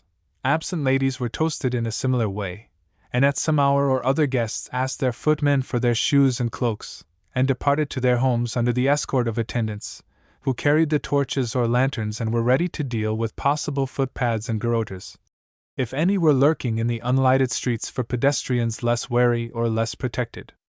The Mohawks also will let them alone, and perhaps their homeward way may be entertained by the sounds of serenaders at the door of some beautiful Chloe or Lydia on the upper Sacred Way or near the Sabura. It is not, however, to be supposed that every evening meal, even of a noble, took the form of a dinner party. It is indeed probable that there were few occasions upon which, while in town, he was not either entertaining visitors or being himself entertained. Occasionally there would be an invitation to dine at court, where perhaps 80 or 100 guests of both sexes, distributed in different sets of 9 or 7 over the wide banquet hall, would eat off gold plate, and be entertained from 3 or 4 o'clock till midnight with all the unbridled extravagance that a Petronius or some other arbiter of taste might devise for the Caesar. The snob of the period set an enormous value upon this distinction. The emperor could not always review his list of invitations, nor could he on every occasion be personally acquainted with every guest. It was therefore quite possible for his servants now and then to smuggle in a person ambitious of having dined at the palace. Under Caligula, a rich provincial once paid nearly £2,000 for such an invitation. When the emperor found it out, he was, if anything, rather flattered. The next day he caused some worthless trifle to be sold to the same man for the same amount, and on the strength of this acquaintance invited him to dinner, this time pocketing the money for himself. Yet there must have been no few evenings upon which Silius preferred the company of an intimate friend or two, making altogether the number of the graces, and dined with less form and ceremony. At such times the meal would be of comparatively short duration, and there would be deeper and more intimate matter of conversation. Now and then the dinner would be purely domestic, and after it Silius would perhaps pass an hour or two in reading, or in listening to the slave who was his professional reader. If he was himself an author, as an astonishing number of his contemporaries actually were, he might spend the time in preparing a speech, composing some noncommittal epic or drama, jotting down memoranda for a history, or concocting an epigram or satire to embody his humorous fancies or to relieve his exasperation. If, as was often the case, he kept in the house a salaried Greek philosopher, in a large measure the analogue of the domestic chaplain of the later 17th century, he might enjoy his conversation and pick his brains, or, if a man of real earnestness of purpose, discuss with him the tenets of his particular philosophy, Stoic, Epicurean, or eclectic. This was the nearest approach which the ancient Roman made to what we should call theological or religious argument. On other days a patron would naturally entertain a number of his clients at dinner, and on no occasion would he be better able to show how much or how little he was a gentleman in the modern sense of the term. It is not merely from the satirist that we learn how discourteous the Roman grandee might be at his own table if he chose. It was no uncommon thing for a patron to set before these humbler guests dishes or portions of dishes markedly inferior to those which were offered to himself and to any aristocrat whom he had placed near him. In this sense the client was often made to feel very distinctly that he was sitting below the salt. While the mellowest Cettine or Falernian wine was poured into the patron's own jeweled goblet of gold or silver or crystal, his client might be drinking from thick glass or earthenware, the poorer stuff grown on the Sabine hills. The fish presented to Silius and his brother noble might be a choice turbot, and the bird might be pheasant, while Proculus the client must be content with pike from the Tiber and the common barn door fowl. The later satirist Juvenal presents us with inimitable pictures of the hungry dependents at the table of their king, waiting, bread in hand, like the sword drawn for the fray, to see what fortune would send them. On the other hand, there were, of course, patrons who made no such distinctions. The younger Pliny, who was himself a gentleman almost in the modern sense, if we overlook a too frequent tendency to contemplate his own undeniable virtues, writes a letter to a young friend in the following terms: I need not go into details as to how I came to be dining with a person with whom I am by no means intimate. In his own eyes he combined elegance with economy, in mine he combined meanness with extravagance. The dishes set before himself and a few others were of the choicest, those supplied to the rest were poor scraps. There was the same difference in his wine, which was of 3 kinds. The intention was not to offer a choice, but to prevent the right of refusing. One kind was for himself and us, another for his less important friends, for his friends are graded, another for his and our freedmen. My next neighbor noticed this, and asked me if I approved of it. I said no. Well, said he, what is your own practice? I treat everyone alike, for I invite people to a dinner, not to an insult, and when they share my table I let them share everything. Your freedmen as well? Yes, at such times I regard them as guests, not as freedmen. At this he said, it costs you a good deal? Not at all. How can that be? Because it is not a case of their drinking the same wine as I do, but of my drinking the same wine as they do. The letter is perhaps nearly half a century later than our chosen period, but there is no reason to think that manners had undergone any great change in the interval. Chapter 14: Life in the Middle and Lower Classes. Silius was a noble, with a nobleman's privileges and also his limitations. The class next in rank below his consisted of the knights, of whom something has already been said. It will be remembered that these men of the narrow stripe were the higher middle class, who conducted most of the greater financial enterprises of Rome and the provinces. While the senatorial order could govern the important provinces, command legions, possess large estates, and derive revenues from them, but could make money in other ways only through the more or less concealed agency of knights or their own freedmen, the knights were free to act as bankers, money-lenders, tax-farmers, and merchants or contractors in a large way, and to take charge of such third-rate provinces as the Caesar might think fit to entrust to them. Money-lending at Rome was an extremely profitable business. Not only was the nobleman often extravagant in his tastes, but when once elected to a public position he was practically compelled to spend money lavishly in giving shows and exhibitions of the kind which will be described immediately, or upon some public building, or otherwise. In consequence he often incurred heavy debts. Meanwhile the smaller traders and agriculturists, who were in competition with slave labor and other false economic conditions, to say nothing of bad seasons, were frequently in the hands of the usurers. Though efforts were repeatedly made to check exorbitant rates of interest, they were apparently quite as ineffectual as with us. An almost standard charge was at the rate of 1/12 of the loan, or 8 1/3%, but another common rate was that of 1% per month. Rates both higher and lower are known to us from particular cases. Naturally, the question depended on the security, when it did not depend upon the greed of the one side and the ignorance of the other. Much, however, of what the books call moneylending was only what we should consider legitimate banking. Be this as it may, the knights made large fortunes from the practice. They were also the tax farmers, who operated in the case of those imposts which were still left indirect. The practice was to make an estimate of the amount of such a tax derivable from a province, to purchase it from the government at as large a margin of profit as possible, and so relieve the state of the trouble and cost of collecting it. For this purpose, companies were formed, with what we should call a legal manager, at Rome. The managers would bid at auction for the tax, pay the purchase money into the treasury, and proceed to get in the tax through local managers and agents in the provinces concerned. It has already been explained that the more important taxation of the empire was at this date direct. A community in Gaul, Spain, Asia Minor, or Syria, knowing what its assessment was, taking its own measures, and using its own native or local collectors. The knights at Rome might still advance sums to such communities, but they were not in this case tax farmers. It is unfortunate that the word publicans, bracketed with sinners, is used in the New Testament translation for the local collectors like St. Matthew. Not only does the word convey there no notion, or a wholly incongruous one to the ordinary reader, but it is apt to mislead those who know its origin. Because the financial companies at Rome, in purchasing the taxes, were taking up a public contract, they were called publicani.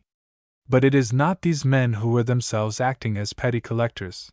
In any case, they had nothing to do with the native collectors appointed by the communities, and it is not these who enjoyed an immediate association with sinners.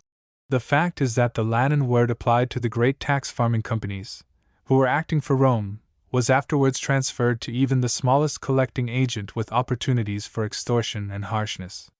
The stratum of Roman society below the knights was extremely composite. The slaves, of course, are not included. They have no right to the Roman toga, nor may they even wear the conical Roman cap, except at the Saturnalia, when everything is deliberately topsy-turvy. Omitting these, we may roughly divide the rest, as the Romans themselves divided them, into people and rabble. The rabble are either persons without regular occupation, or lazzaroni, sheer idlers, loafers, and beggars.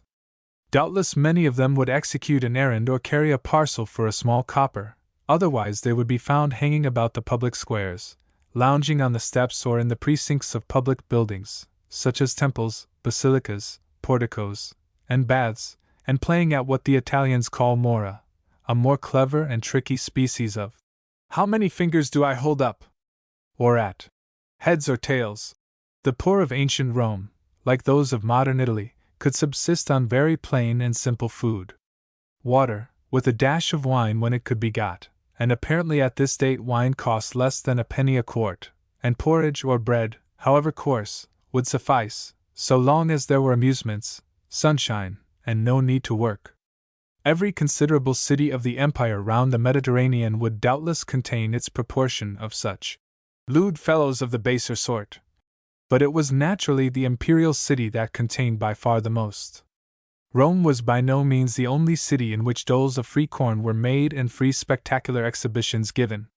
But in other places the distributions were occasional and depended on the bounty of local men of wealth or ambition, whereas at Rome the dole was regular, and the spectacles frequent and splendid.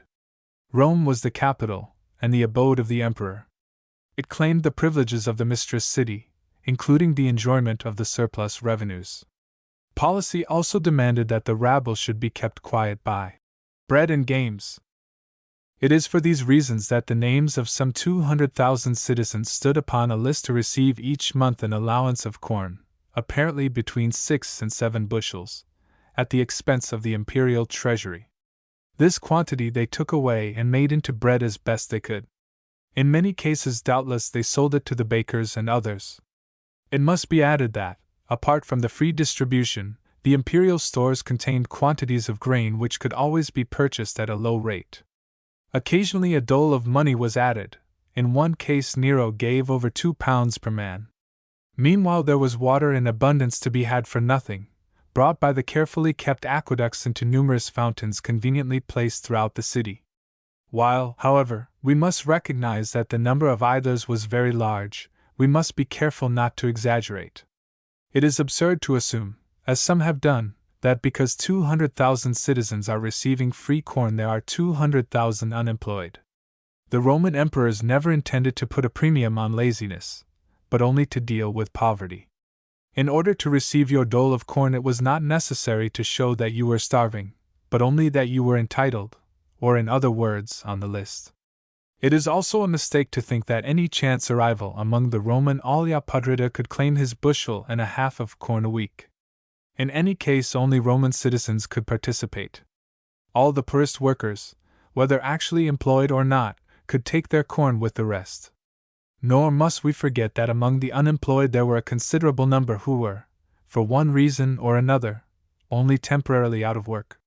Nevertheless, it requires no study of political economy to know, nor were Roman statesmen blind to see, that the best way to make men cease to work is to show them that they can live, however shabbily, without. The really surprising thing is perhaps that the Roman government, with its immense funds and resources, stopped short where it did. An unsound economic system had brought about difficult conditions, with which the emperors and their advisers dealt as best they could. It was inevitable that among so numerous a pampered rabble, and so many impoverished aliens who tried their fortunes in the capital, there should be beggars in considerable numbers. We cannot tell precisely how many they were. You might find them on the bridges, where they marked, as it were, a stand for themselves and crouched on a mat, or at the gates, or wherever carriages must proceed slowly on the highroads near the city, as for instance up the slope of the Appian Way as it passed over the southwestern spur of the Alban Hills. Other towns would be infested in the same manner. Nor were thieves and footpads wanting in the streets or highwaymen upon the roads, especially in the lonelier parts near the marshes between Rome and the Bay of Naples. The city was, indeed, liberally policed, but Roman streets, as we have seen, were for the most part narrow, crooked, and unlighted at night. As usual, it was the comparatively poor who suffered from the street robber. The rich, with their torches and retinue, could always protect themselves. After the rabble, we will take the people, in the sense current at this date. We must begin by adjusting our notions somewhat. The Romans made no such clear distinction as we do between trades and professions. To perform work for others and to receive pay for it is to be a hireling. Painters, sculptors, physicians, surgeons, and auctioneers are but more highly paid and more pleasantly engaged hirelings. Only so far do they differ from sign painters, masons, undertakers, or criers. No doubt the theory broke down somewhat in practice, yet such is the theory. That which in our day constitutes a liberal profession, a previous liberal education, and a high code of professional etiquette, can hardly be said to have existed in the case of corresponding professions at Rome. If the liberality departs from our own professional education and the etiquette is relaxed, we shall presumably revert to the same state of things. A surgeon was commonly a sawbones, and a physician a compounder and prescriber of more or less empirical drugs. Their knowledge and skill were by no means contemptible, and their instruments and pharmacopoeia were surprisingly modern. Among the Greeks and Orientals their social standing was high, but at Rome, where they were chiefly foreigners, for the most part Greeks, the old aristocratic exclusiveness kept them in comparatively humble estimation, however large might be their fees in the more important cases. Something will be said later as to the state of science and knowledge in the Roman world. For the present it is sufficient to note that artist, medical man, attorney, schoolmaster, and clerk belong theoretically to the common people, along with butchers, bakers, carpenters, and potters. Illustration, Figure 69. Surgical instruments. Pompeii. Setting aside the aristocratic and wealthy classes on the one hand, and the pauperist class on the other, we have lying between them the workers, whether native Romans or the emancipated slaves, who are now citizens known as freedmen. To these we must add the rather shabby genteel persons whom we have already described as clients. Among workers are found men and women of all the callings most familiar to ourselves, with one exception. They do not include domestic servants. Romans who could afford regular servants kept slaves. It ain't true that occasionally one of the poorer citizens, even a soldier on furlough, might perform some menial task connected with the household, such as hewing wood or carrying burdens, but such services were regarded as servile. With this exception, there is scarcely an occupation in which Roman citizens did not engage. In such work they often had to compete with slave labor. It is probable, doubtless, that the greater proportion of the slave body were employed as domestic servants. But many others tilled the lands of the larger proprietors. Others labored under the contractors who constructed the public works. Others were used as assistants in shops and factories. It is obvious that such competition reduced the field of free labor, when it did not close it entirely, and the free labor must have been unduly cheapened. But to suppose that all the Roman work, whether in town or country, was done by slaves is to be grossly in the wrong. Romans were to be found acting as ploughmen and herdsmen, workers in vineyards, carpenters, masons, potters, shoemakers, tanners, bakers, butchers, fullers, metalworkers, glassworkers, clothiers, greengrocers, shopkeepers of all kinds. There were Roman porters, carters, and wharf laborers, as well as Roman confectioners and sausage sellers. To these private occupations must be added many positions in the lower public or civil service. There was, for example, abundant call for attendants of the magistrates, criers, messengers, and clerks. Unfortunately, our information concerning all this class is very inadequate. The Roman writers, historians, philosophers, rhetoricians, and poets have extremely little to say about the humble persons who apparently did nothing to make history or thought. They are mentioned but incidentally, and generally without interest, if not with some contempt, except where a poet is choosing to glorify the simple life and therefore turns his gaze on the frugal peasantry, who doubtless did, in sober fact, retain most of the sturdy old Roman spirit. About the soldiers we know much, and not a little about the schoolmasters. The connection of the one occupation with history and of the other with authors will account for this fact. Something will be said of the army and also of the schools in their special places. Keepers of inns are not rarely in evidence in the literature of satire and epigram, and no language seems too contemptuous for their alleged dishonesty. But of inns enough has been said. We learn that the booksellers made money out of the works of which they caused their slaves to make copies, and which they sold in well got up style for 4 shillings, or, in the case of slender volumes, for as little as 4 halfpenny. But to this day we do not know how much profit an author drew from the bookseller, or how it was determined, or whether he drew any at all. It is most reasonable to suppose that he sold a book straight out to the publisher for what he could get. Otherwise it is hard to see how any check could be kept upon the sales. The only occupation upon which literature offers us systematic information is agriculture, including the pasturing of cattle and the culture of the vine. For the rest, we derive more knowledge from the excavations of Pompeii than from any other source. From actual shops and their contents, from pictures illustrating contemporary life, and from inscriptions and advertisements, we are enabled to reconstruct some picture of commercial and industrial operations. We can see the fuller, the baker, the goldsmith, the wine seller, and the wreath maker at their work.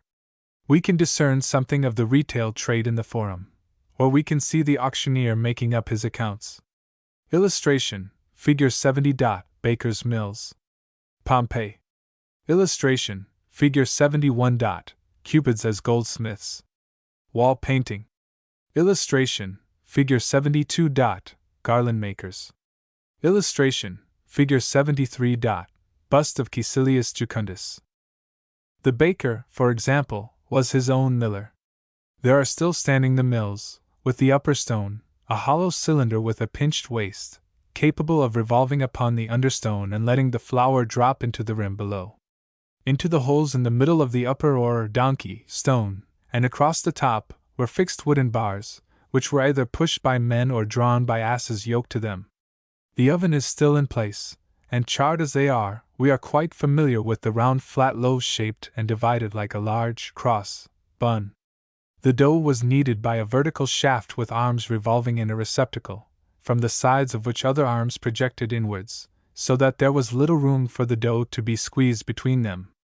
We have pictures of the fuller, to whom the woolen garments, the togas and tunics, and the mantles of the women, were regularly sent to be washed by treading in vats, to be beaten, stretched, and bleached with sulfur, and to have their naps raised with a comb or a bunch of thorns.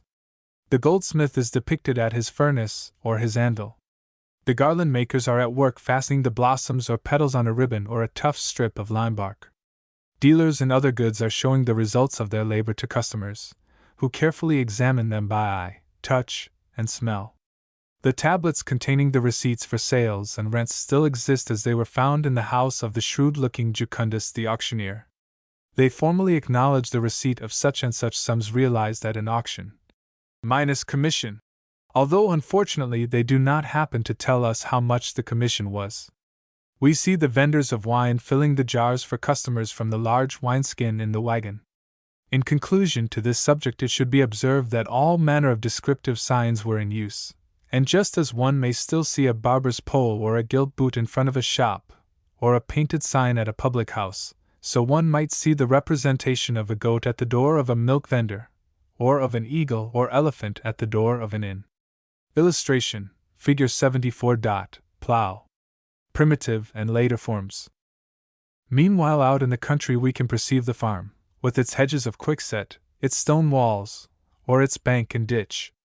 The rather primitive plow, though not always so primitive as it was a generation or so ago in Italy, is being drawn by oxen, while, for the rest, there are in use nearly all the implements which were employed before the quite modern invention of machinery. It may be remarked at this point that the rotation of crops was well understood and regularly practiced. Then there are the pasture lands, on the plains in the winter, but in summer on the hills, to which the herdsmen drive their cattle along certain drove roads till they reach the unfenced domains belonging to the state. There they form a camp of huts or wigwams under a head man, and surround their charges with strong fierce dogs, whose business it is to protect them, not only from thieves, but also from the wolves which were then common on the Apennines, where, indeed, bears also were to be met. There was no want of occupation in the country in the time of haymaking, of the vintage, or of olive picking. Even the city unemployed could gather a bunch of grapes or pick an olive, just as they can with us, or just as the London hop picker can take a holiday and earn a little money in Kent. In the vineyards, where the vines commonly trailed upon low elms and other trees, various vegetables grew between the rows, as they still do about Vesuvius. On the hills were olive groves, which cost almost nothing to keep in order, and which supplied the butter and the lamp oil of the Mediterranean world. Illustration: Figure 75. Tools on tomb.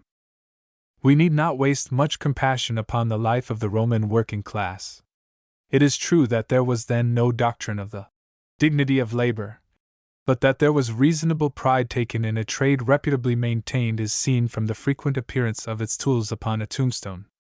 In respect of the mere enjoyment of life, the laborers of the Roman world were, so far as we can gather, tolerably happy. They had abundant holidays, mostly of religious origin, but, like our own, so frequently added to, and so far diverted from religious thoughts, that they were more marked by jollity and sport than by any solemnity of spirit. The workmen of a particular calling formed their guilds, city companies, or clubs, in the interests of their trade and for mutual benefit. There was a guild of bakers, a guild of gold workers, and a guild of anything and everything else. Each guild had its special deity, such as Vesta, the fire goddess, for the bakers, and Minerva, the goddess of woolwork, for the fullers, and it held an annual festival in honor of such patrons, marching through the streets with regalia and flag. Doubtless the members of a guild acted in concert for the regulation of prices, although the Roman government took care that these clubs should be non-political, and would speedily suppress a strike if it seriously interfered with the public convenience. The ostensible excuse for a guild, and apparently the only one theoretically accepted by the imperial government, was the excuse of a common worship. It is at least certain that the emperors jealously watched the formation of any new union, and that they would promptly abolish any which appeared to have secret understandings and aims, or to act in contravention of the law. In the towns which possessed local government, the municipal authorities were still elected by the people, and the guilds, especially of shopkeepers, could and did play their parts in determining the election of a candidate. The elections might make a difference to them in those ways in which modern town councilors and mayors may influence the rates, the conditions of the streets, the rules of traffic, and so forth. There are 1,600 election notices painted, in red and black, about the walls of Pompeii, and we find so and so recommended by such and such a trade as being a good man, or an honest young man, or a person who will keep an eye on the public purse. It is amusing to note that, in satirical parody of such appeals as the fruit sellers recommend so and so, we find that the petty thieves recommend so and so, or we get the opinion of the sleepers one and all. Special objects connected with these and other associations were the provision of widows' funds, and of proper burial for the members. Of the importance of the latter to the ancient world we shall speak when we come to a funeral, and the religious ideas connected with it. The most difficult task in dealing with antiquity is to visualize the actual life as it was lived. In the life of the humbler citizens, the remains of Pompeii lend more help than anything else to the desired sense of reality. But they are the remains of Pompeii, not of Rome. Nevertheless, there are many points in which we may fairly argue from the little town to the larger, and it is customary to adopt this course. Illustration: Figure 76. Pompeian cookshop. We may, therefore, think of the common people among these ancients as very much alive in their frank curiosity, their broad humor, their love of shows, and their keen enthusiasm for the competitions, their interest in petty local elections, their advertising instincts, their insatiable fondness for scribbling on walls and pillars, whether in paint or with a style, a sort of small stiletto with which they commonly wrote on tablets. The ancient world becomes very near when we read, side by side with the election notices, a line from Virgil or Ovid scrawled in a moment of idleness, or a piece of abuse of a neighboring and rival town, such as, "Bad luck to the Nasirians," or a pretty sentiment such as, "No one is a gentleman who has not been in love," or an advertisement to the effect that there are, to let, from July 1st, shops with their upper floors, a flat for a gentleman, and a house, applied to Prinus, slave of so-and-so, or, found wandering, a mare with pack saddle, apply, etc. The latter, by the way, painted on a tomb. Illustration: Figure 77. In a wine shop. For places of social resort there were the baths, the colonnades, the semicircular public seats, the steps of public buildings, the shops, and the eating houses and taverns. The middle classes, in the absence of the modern clubs, met to gossip at the barber's, the booksellers, or the doctor's. Those of a humbler grade would often betake themselves to the establishments corresponding to the modern Italian ostery, where were to be obtained wine with hot or cold water and also cooked food. As they sat on their stools in these greasy and smoky haunts, they might be compelled, says the satirist, to mix with sailors, thieves, runaway slaves, and the executioner. But even men of higher standing were often not unwilling to seek low pleasures amid such surroundings, especially when, as was frequently the case, there was provision for secret dicing beyond the observation of the police. From literature, meanwhile, we may fill in their vivacious language the courteous terms the people apply to each other, such as "you ass, pig, monkey, cuckoo, chump, blockhead, fungus," or, on the other side, "my honey, my heart, my dove, my life, my sparrowkin, my dainty cheese." But to go more fully into matters like these would carry us too far afield. We will end this topic with a last look at the ordinary free workman, who wears no toga, but simply a girt-up tunic, a pair of boots, and a conical cap, and who goes home to his plain fare of bread, porridge, lentil soup, goat's milk cheese, broad and French, beans, beetroot, leeks, salted or smoked bacon, sausages, and black pudding, which he will eat off earthenware or a wooden trencher, and wash down with cheap but not unwholesome wine mixed with water. He has no pipe to smoke, he has never heard of tea, coffee, or spirits. He may have been told that certain remote barbarians drink beer, and he may know of a thing called butter, but he would not touch it so long as he can get olive oil. However humble his home, he will endeavor to own a silver salt cellar, and to keep it as an heirloom. Chapter 15: Holidays and Amusements, Theater, Circus, Amphitheater. These topics bring us naturally to the consideration of the chief amusements and entertainments of Rome and of those parts of the empire which were either fairly Romanized or else contained a large number of resident Romans. Holidays, some of them lasting over several days, were at this date liberally spread throughout the year. Most of them belonged to fixed dates, others were festivals specially proclaimed for victories or other causes of rejoicing. We may estimate their average number at Rome itself at about 100. At first sight, this might indicate an astonishing waste of time and the prevalence of enormous indolence. But we must remember that the Romans had no such thing as Sunday. Our own Sundays and the weekly half-holidays make together 78 days, and if to these we add the holidays at Christmas, Easter, and other bank and public closings, we shall find that our annual breaks in the working year are not very far from the Roman total, however differently they may be distributed. The difference between us and them lies rather in the way in which the holidays were employed. Originally, the holidays did not imply any giving of shows and games in the way of chariot races, gladiatorial combats, and the like.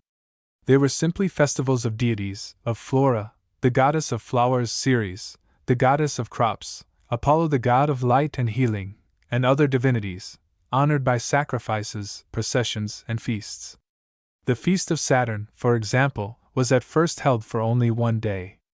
Later it was extended over 5 and then over 7 days, exactly as our Christmas celebrations, which are a Christian adaptation of it, tend virtually to spread over longer and longer periods. At this winter festival of the Saturnalia there was an interchange of presents, such as confectionery, game, articles of clothing, writing tablets, and a general outburst of goodwill and merriment.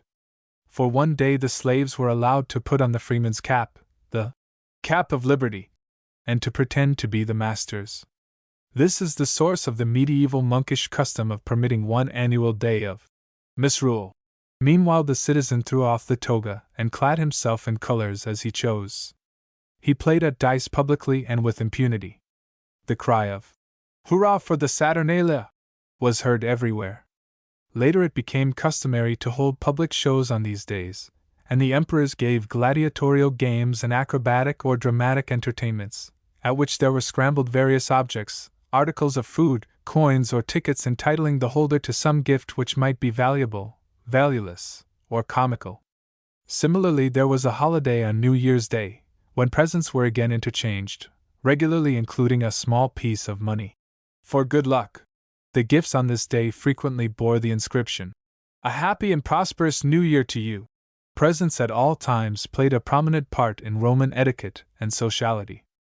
Not only were they given at holidays but also at all important domestic events.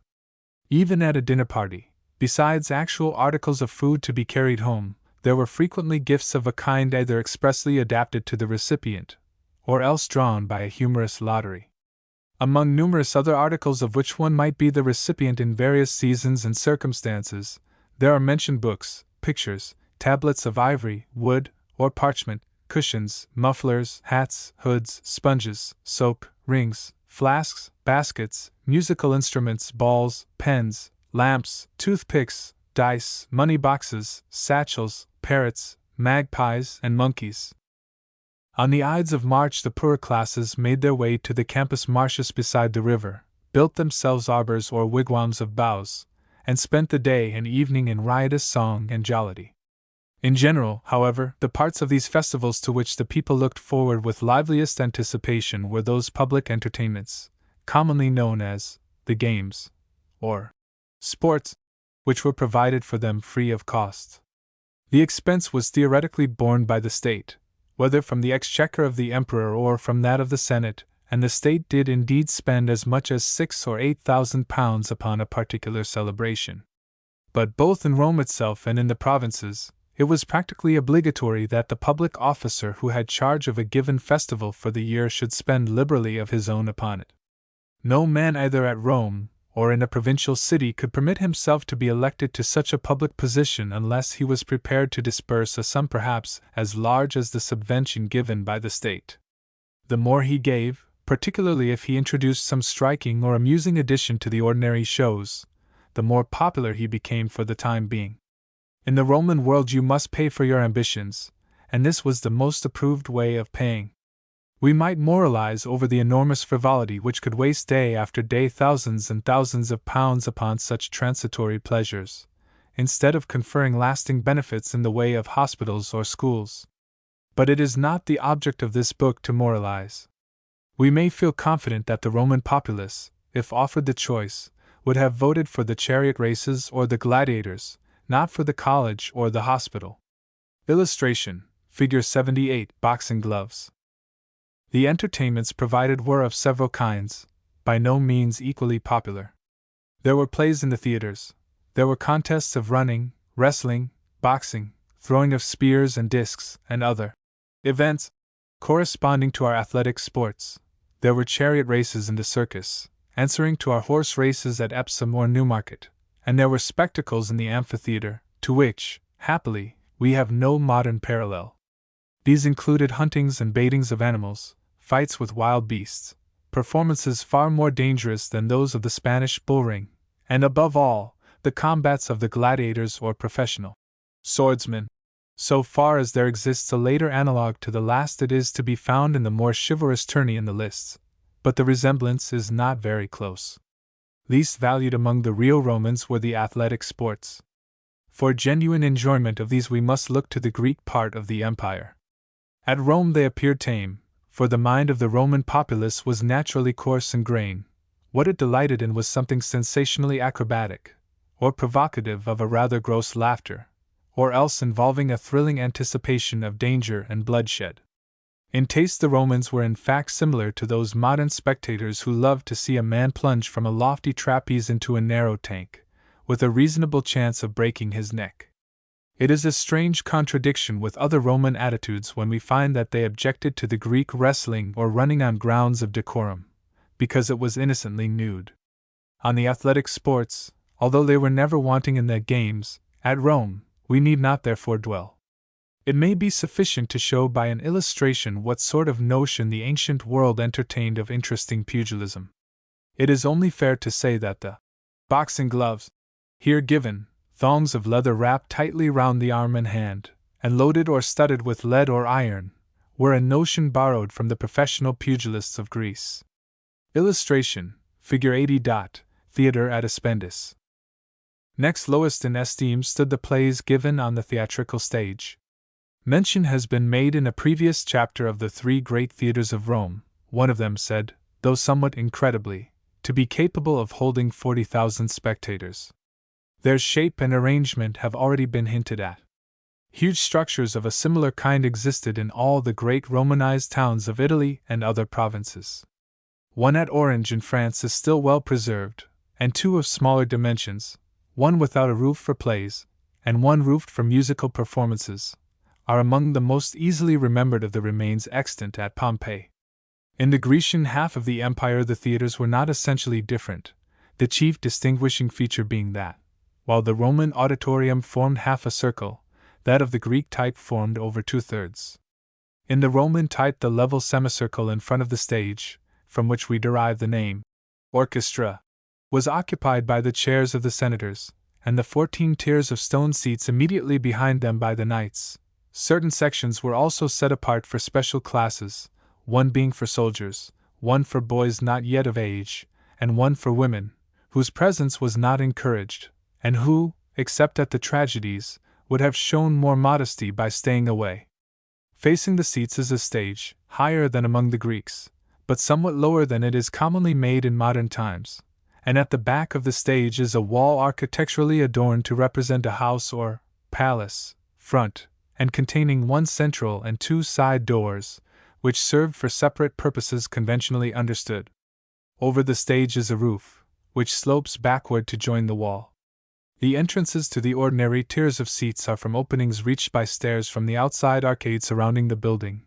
Those to the level orchestra are from right and left by passages under an archway, which supports a private box for the presiding official. The two boxes are approached from the stage, and when the emperor is present he is seated in the one to the spectator's left. Round the top of the building, inside above the seats, runs a covered walk, which serves as a lounge and a foyer. Over the heads of the spectators a colored awning, dark red or dark blue by preference, may be stretched on masts or poles. When no awning is provided, or when it cannot be used because the wind is too strong, the spectator is permitted to wear a broad-brimmed hat, if he finds one desirable for his comfort.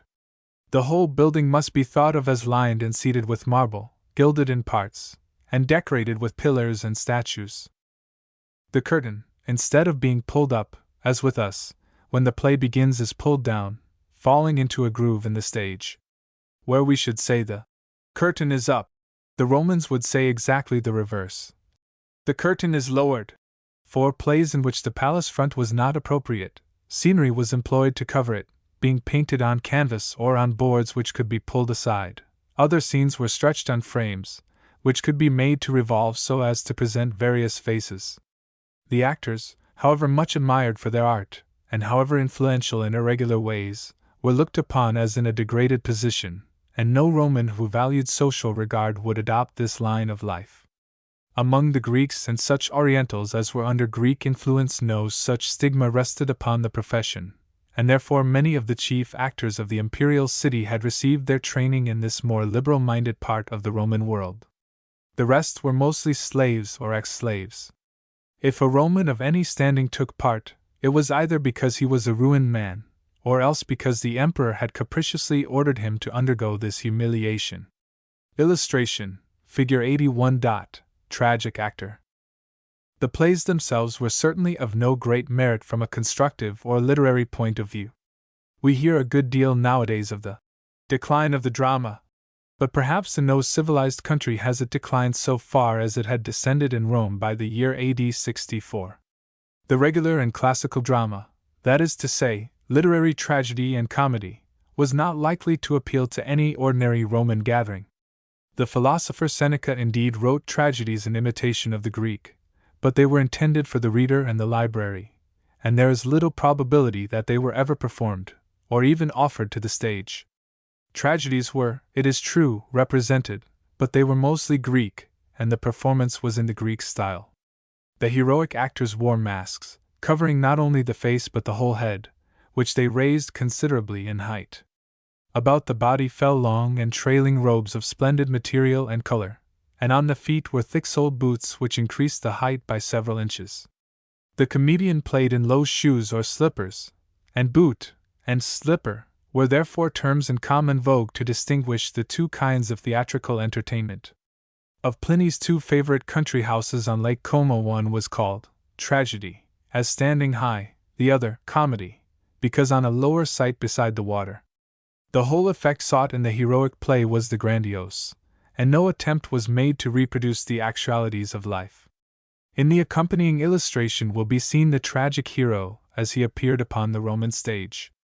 In considering this somewhat amazing apparition, it must be remembered that at Rome, as in Greece, the theater was huge, effective opera glasses were not known, and subtle changes of facial expression would have passed unnoticed.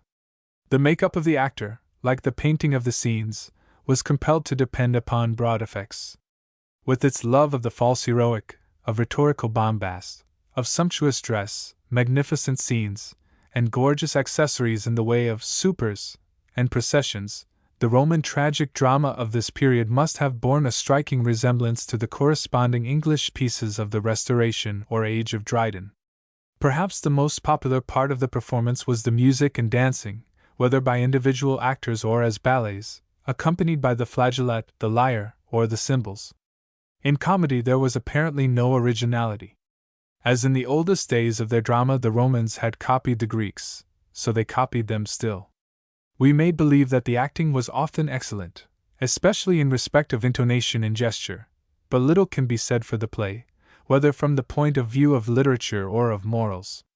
Since verbal description must necessarily be of little force, it will serve better to present here a few specimens of comic masks and a scene from comedy. Illustration, Figure 82. Comic masks. Illustration, Figure 83. Scene from comedy. Much more in demand were theatrical performances of a lower kind. These were farces, interludes, character pieces, and dumb shows known as pantomimes. The farce was a loosely constructed form of fooling comedy, containing much of the ready Italian improvisation or gag, and regularly introducing the four stock characters which have lasted with little disguise for so many centuries. There was an old grandfather, the forerunner of the modern pantaloon, a cunning sharper, a garrulous glutton with a fat face, known as chops, and an amorous simple Simon. Sometimes types of foreigners or provincials were introduced, with caricatures of their dress and language, after the manner, and probably with the veracity, of the stage Scotchman, Irishman, or Frenchman. All these parts were played in masks. The interlude again was a slight piece with very little plot, and composed in a large measure of buffoonery, practical jokes, hitting and slapping, and dancing. Topical allusions and contemporary caricatures were freely introduced, and the whole performance, however coarsely amusing, was both vulgar and indecent. In these pieces no masks were worn and also no shoes, and the women's parts, taken in the other instances by men and boys, were actually played by females, whose posture dances were no credit to their sex. The dumb shows, or pantomimes, were performances in which expressive and elaborate gestures and movements were left to tell the whole tale. For this kind of piece the actors naturally required not only uncommon cleverness but also great suppleness of body. As usual, these qualities, together with the qualities of voice, the magnificent dress, and the carefully cultivated long hair, won for the actor demoralizing influence over too large a number of the more impressionable and untrammeled Roman dames. Meanwhile, the huge audience must not be conceived as sitting in quiet and restrained attention, but as roaring with laughter, applauding and stamping, shouting approval and encores, hissing and waving handkerchiefs. And meanwhile the claqueurs will have been duly distributed by those interested in the success of the performance. Every now and then a fine rain of saffron perfume is shed over the audience from pipes and jets distributed round the building. It deserves remark also that in the theatre, as in the other places of amusement, the gathering frequently broke out into demonstrations of its feeling towards persons and politics. There was safety in numbers, and the applause or hissing which greeted a personage or a topical allusion, or a line which could be twisted into such, could hardly be laid to the account of any individual. A certain license was conceded and fully utilized at the festivals. It served as a safety valve, and wise emperors apparently so regarded it. At Rome the government was indeed despotism tempered by epigram, but it was no less tempered by these demonstrations at the games and spectacles.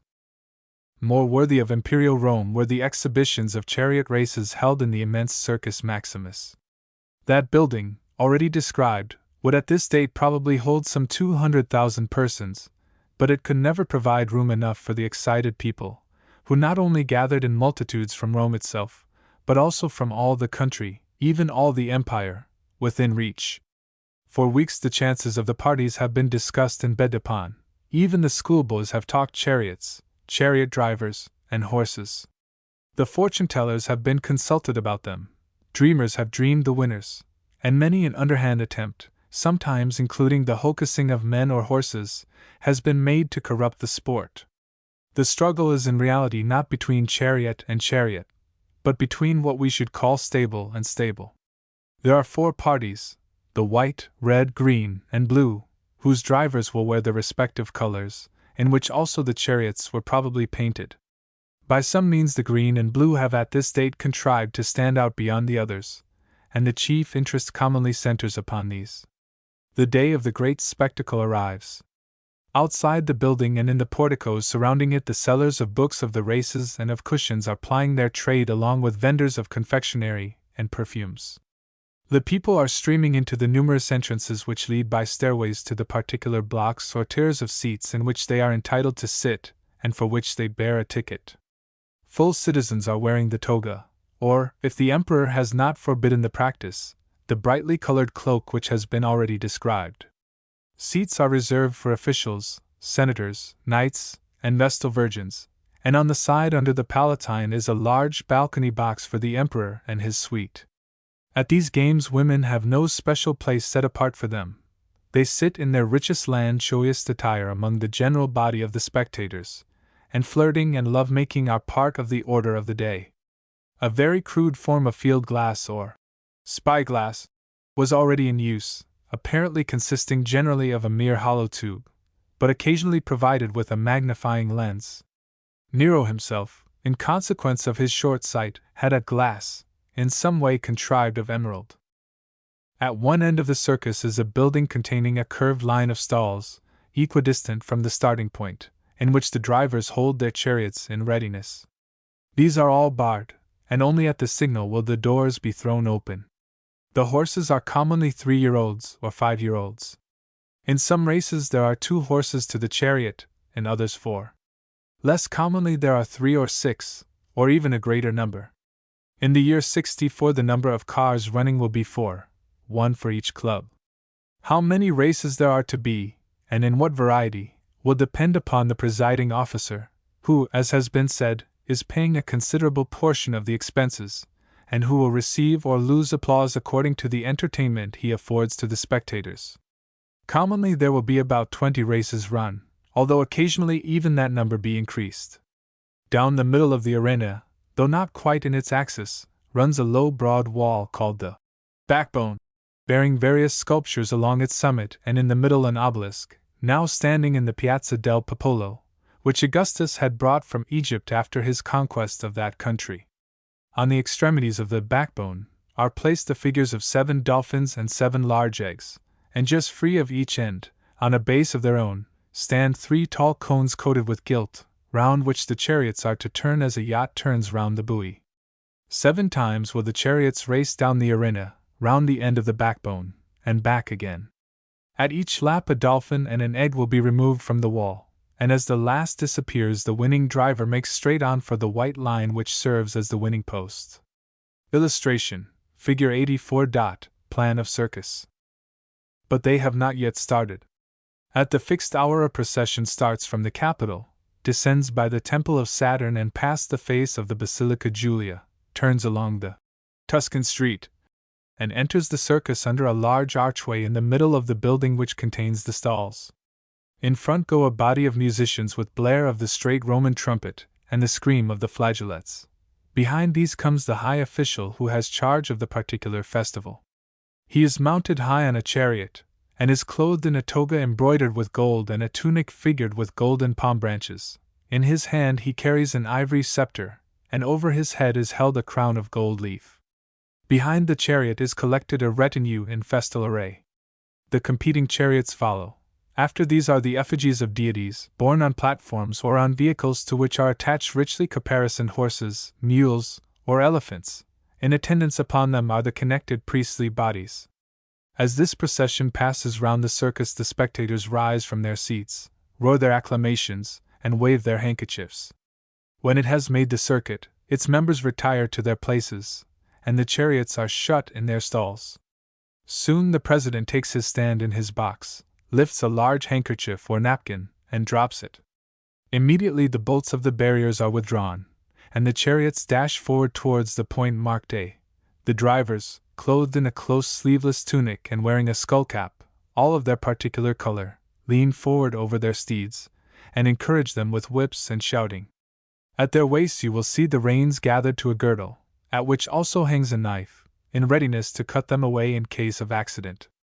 The chariot is a low and shallow vehicle of wood covered with ornament, and as light as it can well be made, and it requires no little skill for the charioteer to maintain his footing while controlling his team. Down the straight they rush, each endeavoring to gain an advantage at the turn, where the left rein is pulled, and the left horse, the pick of the team, is brought as closely round the end of the wall as skill and prudence can contrive. It is chiefly, though by no means only, here that the accidents occur, and that the chariots lose their balance and collide with each other, or strike against the end of the wall, and are overthrown. How readily collision might happen may be seen from the following diagram, where the courses of 2 chariots, A and B, are indicated. Illustration: Figure 85. The turn in the circus. Sometimes the teams get out of hand and general disaster may result. Round and round they go, the spectators yelling in their excitement for the blue or the green, the red or the white, and making or revising their bets. Too far out. Well turned! The green wins! Well done, Herpinus! Shouts like these form a roar to which perhaps we have no modern parallel. One by one the eggs and dolphins disappear from the wall. The chariots are reduced in number. The 4 or 5 miles are completed, and an enormous shout goes up for the winner, whose name, of man and horse and color, will be for days in everybody's mouth. For his reward he will not only obtain the honor of the palm branch, he will receive presents in money, gold and silver wreaths, clothes, and various articles of value. Socially he may be but a slave or a person in base esteem. The occupation, however reputable in the Greek portion of the empire, is not for a free-born Roman. Nevertheless, like the jockey who wins the derby, he is the hero of the moment. Illustration: Figure 86, Chariot Race. Race follows race, with an interval for the midday meal. During that time there will be interludes of acrobatic and other performances. One rider, for example, will stand upright on the back of 2 or more horses, and will spring continually from one to the other while they are at the gallop.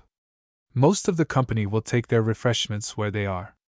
When a man of some standing was reproached by Augustus for this rather undignified proceeding, he replied, "That is all very well for you, sire, but your place is sure to be kept." We need not proceed further into details concerning the events in the circus.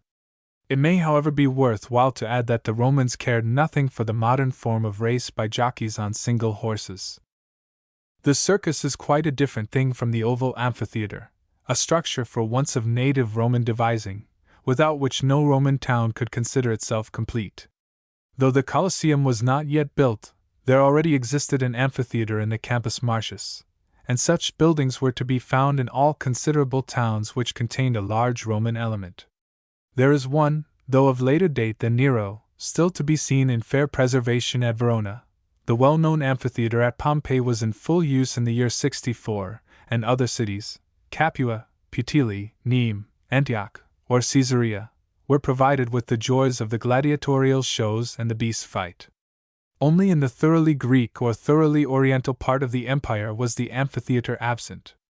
Where there was no fixed building of stone or wood, a temporary structure was erected and a company of gladiators would perform in the place at the expense of some local officer or of some wealthy citizen with social ambitions. Whatever may be thought of the Greeks in other respects, they felt no liking, but only an openly expressed repulsion, for the barbarous exhibitions of bloodshed in which the Roman reveled. Outside Jerusalem an amphitheater was built by the Romanizing Herod, but it was done to the horror of all Orthodox Jews. Illustration, Figure 87. Amphitheater at Pompeii. Illustration, Figure 98. Barracks of Gladiators, Pompeii. The performances were of two main kinds: fights between men and beasts, occasionally between two kinds of wild beasts, and fights between men and men. There was no make-believe about these combats. They meant at least serious wounds, even when they did not mean death. Those who fought with beasts might in some cases be volunteers.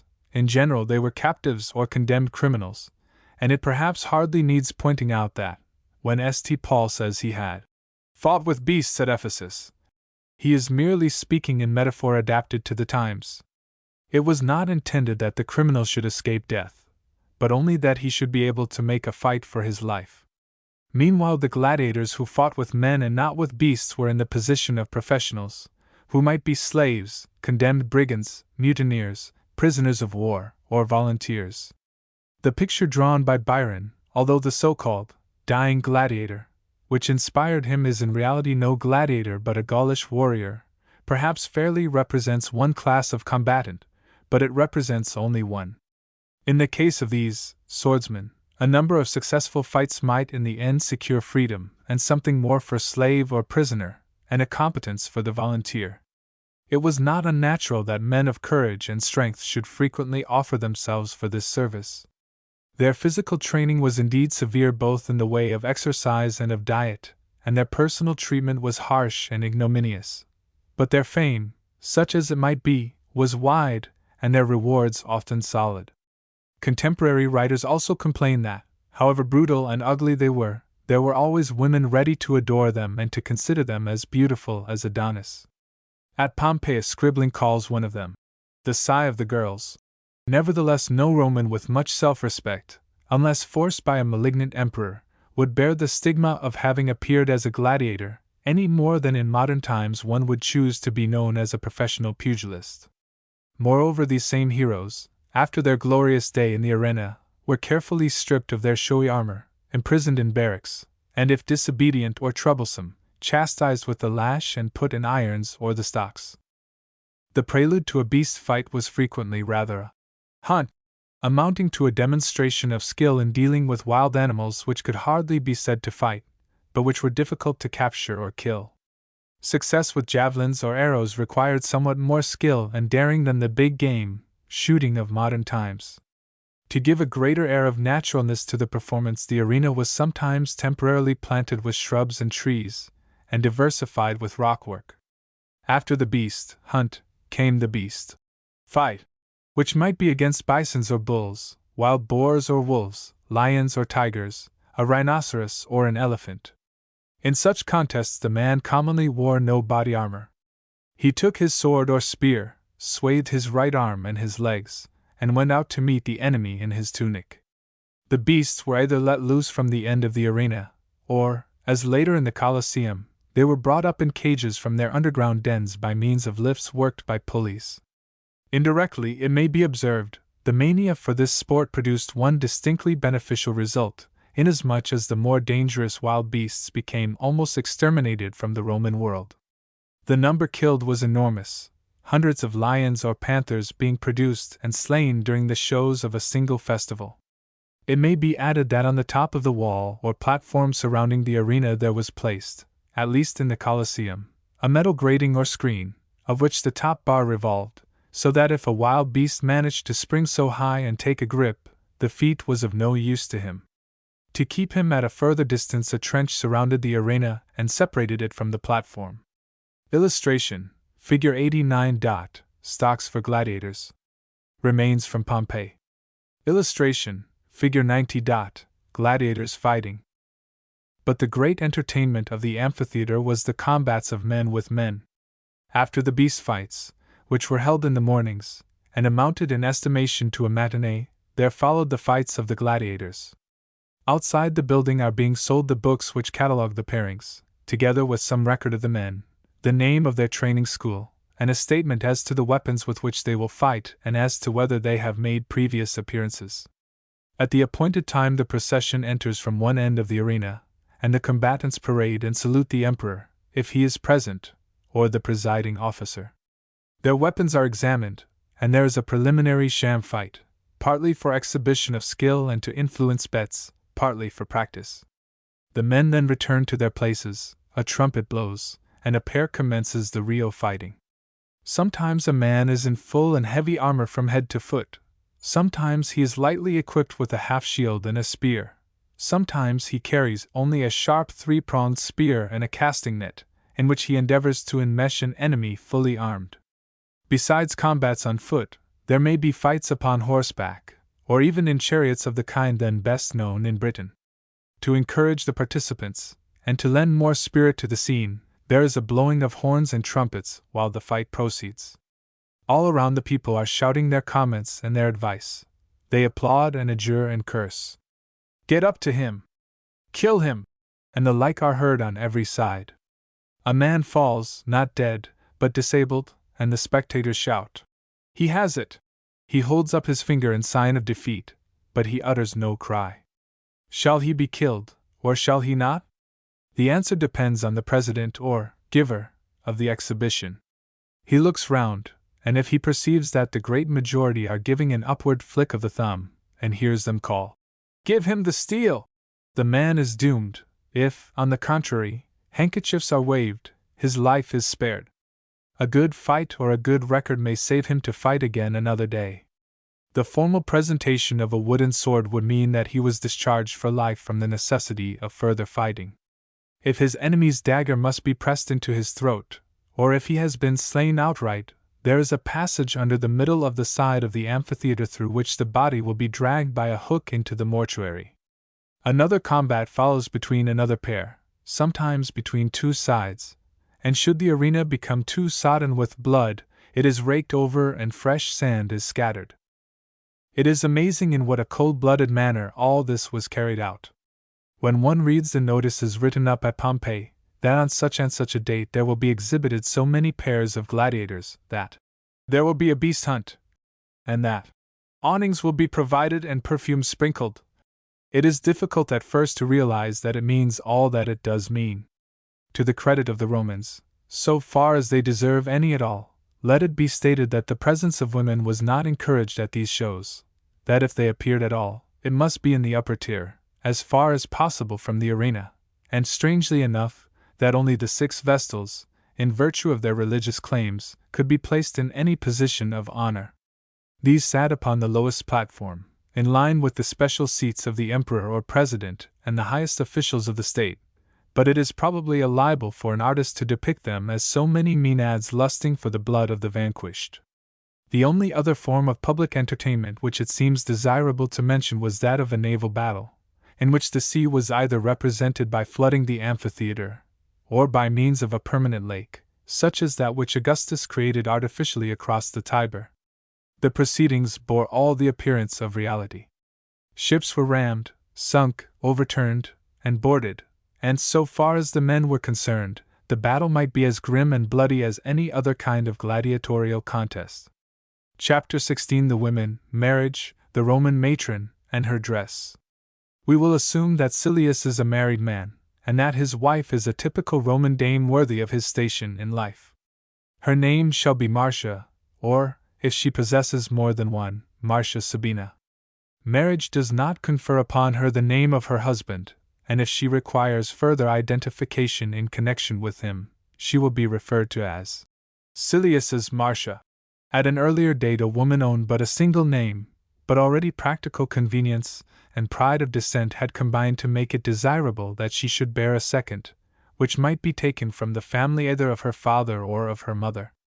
Thus, if Silius and Marcia themselves have a daughter, she may in her turn perhaps be called Cilia Bassa, perhaps Cilia Marcia. If now we proceed to describe the position of Marcia in her conjugal and family relations, to speak of her way of life, and to suggest her probable character, it must be understood that the description would by no means necessarily fit every Roman matron. Women are said to be infinitely various, and in this respect the ancient world was precisely like the modern. And not only has it further to be borne in mind that there were several strata of Roman society, and that city life differed widely from country life, there was also an actual difference in the legal position of a wife, according to the terms upon which she had chosen to enter the state of wedlock. In other words, there were two forms of matrimony. According to the old-fashioned style, a wife passed into the power of the husband.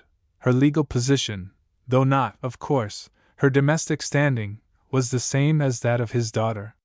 Once on a time he had even possessed the right of putting her to death, but at our date that privilege no longer existed. It was enough that she should be subject to his authority. In that position she managed the home and family, and often managed him as well. How far this time-honored style of marriage was still maintained among the lower classes of Roman society it is impossible to tell. Our information is almost entirely restricted to the higher, or at least the wealthier, orders. It is, however, probable that among the artisans and laborers, where the dowry of a wife cannot have amounted to anything very considerable, this more stringent state of matrimony was the rule. Paterfamilias was the head and lord of the house, while materfamilias held in practice much the same position as she did in Anglo-Saxon households of 2 or 3 generations ago. Meanwhile, among the upper classes, but in no way legally limited to them, an alternative and easier form of marriage had become increasingly popular. It was one which gave to both parties the greatest amount of freedom of which a conjugal union could reasonably allow. The woman did not pass into the power of the man, and short of actual infidelity, she lived her own life in her own way, although naturally conforming to certain recognized etiquette as a partner in a respectable Roman menage. If neither affection nor moral suasion could preserve harmony or proper courses, either party might formally repudiate the contract, and, after a short interval, seek better fortune in some other quarter. There was, of course, a public sentiment to be considered, there was family influence, there was the characteristic Roman pride, there was often a fair measure of mutual esteem and even affection, and there were obvious joint interests which made for stability. But beyond these considerations there was nothing to hamper the inclination of either husband or wife. Yet it is a grave mistake to imagine, because there was much, and sometimes appalling, looseness of life under Nero, that the race of noble and virtuous Roman matrons, the Cornelius and Valerias and Volumnias, was extinct, and it is equally a mistake to suppose that Rome no longer produced its honorable gentlemen filled with a sense of their responsibilities to family and state. The satirist should not here, nor elsewhere, be our chief, much less our only guide. The England of Charles II is not to be judged in its entirety by the comedies of the time nor by the memoirs of Grammont. On this matter, however, it will be more convenient to touch in a later paragraph. It will be best to deal first with the system in vogue, and then to consider the sort of woman whom it produced. It cannot be denied that at this date, though marriage was regarded as the normal and proper condition for men and women who desired to do their duty by the state, and though the wise emperors did everything in their power to encourage it, a very large proportion of the men of the upper classes regarded it as a burden and a vexatious interference with their liberty. It was not necessarily that they had any desire to be vicious, nor indeed would marriage be much of a hindrance to vice. It was that they desired to be free. The cause of their disinclination was the same as it is sometimes alleged to be now: the increasing demands of women, their increasing unwillingness to bear the natural responsibilities of matrimony, their extravagant expectations, and the impossibility of there being two masters in one house claiming equal authority. But whereas we recognize that love is a possible adjuster of all the difficulties, it was no tradition of the Romans that marriage should be based on love. With them it very seldom began with love, or even with direct personal choice, but was in most instances entirely a mariage de convenance, and arranged for them as such. Even after marriage, we are told by a contemporary writer that the proper feeling for a man to entertain for his wife is rational respect, not emotional affection. Experience has shown that the result was too often unsatisfactory. It is unfortunate that the only satires or criticisms on married life which have come down to us were written by men. One would like to hear what the women might have said, if a woman had ever been a satirist. There is nearly always some basis of truth in a classic satire, but the question is, how much? Juvenal belongs to a later generation than that of Nero, but what he says is doubtless equally applicable to that age.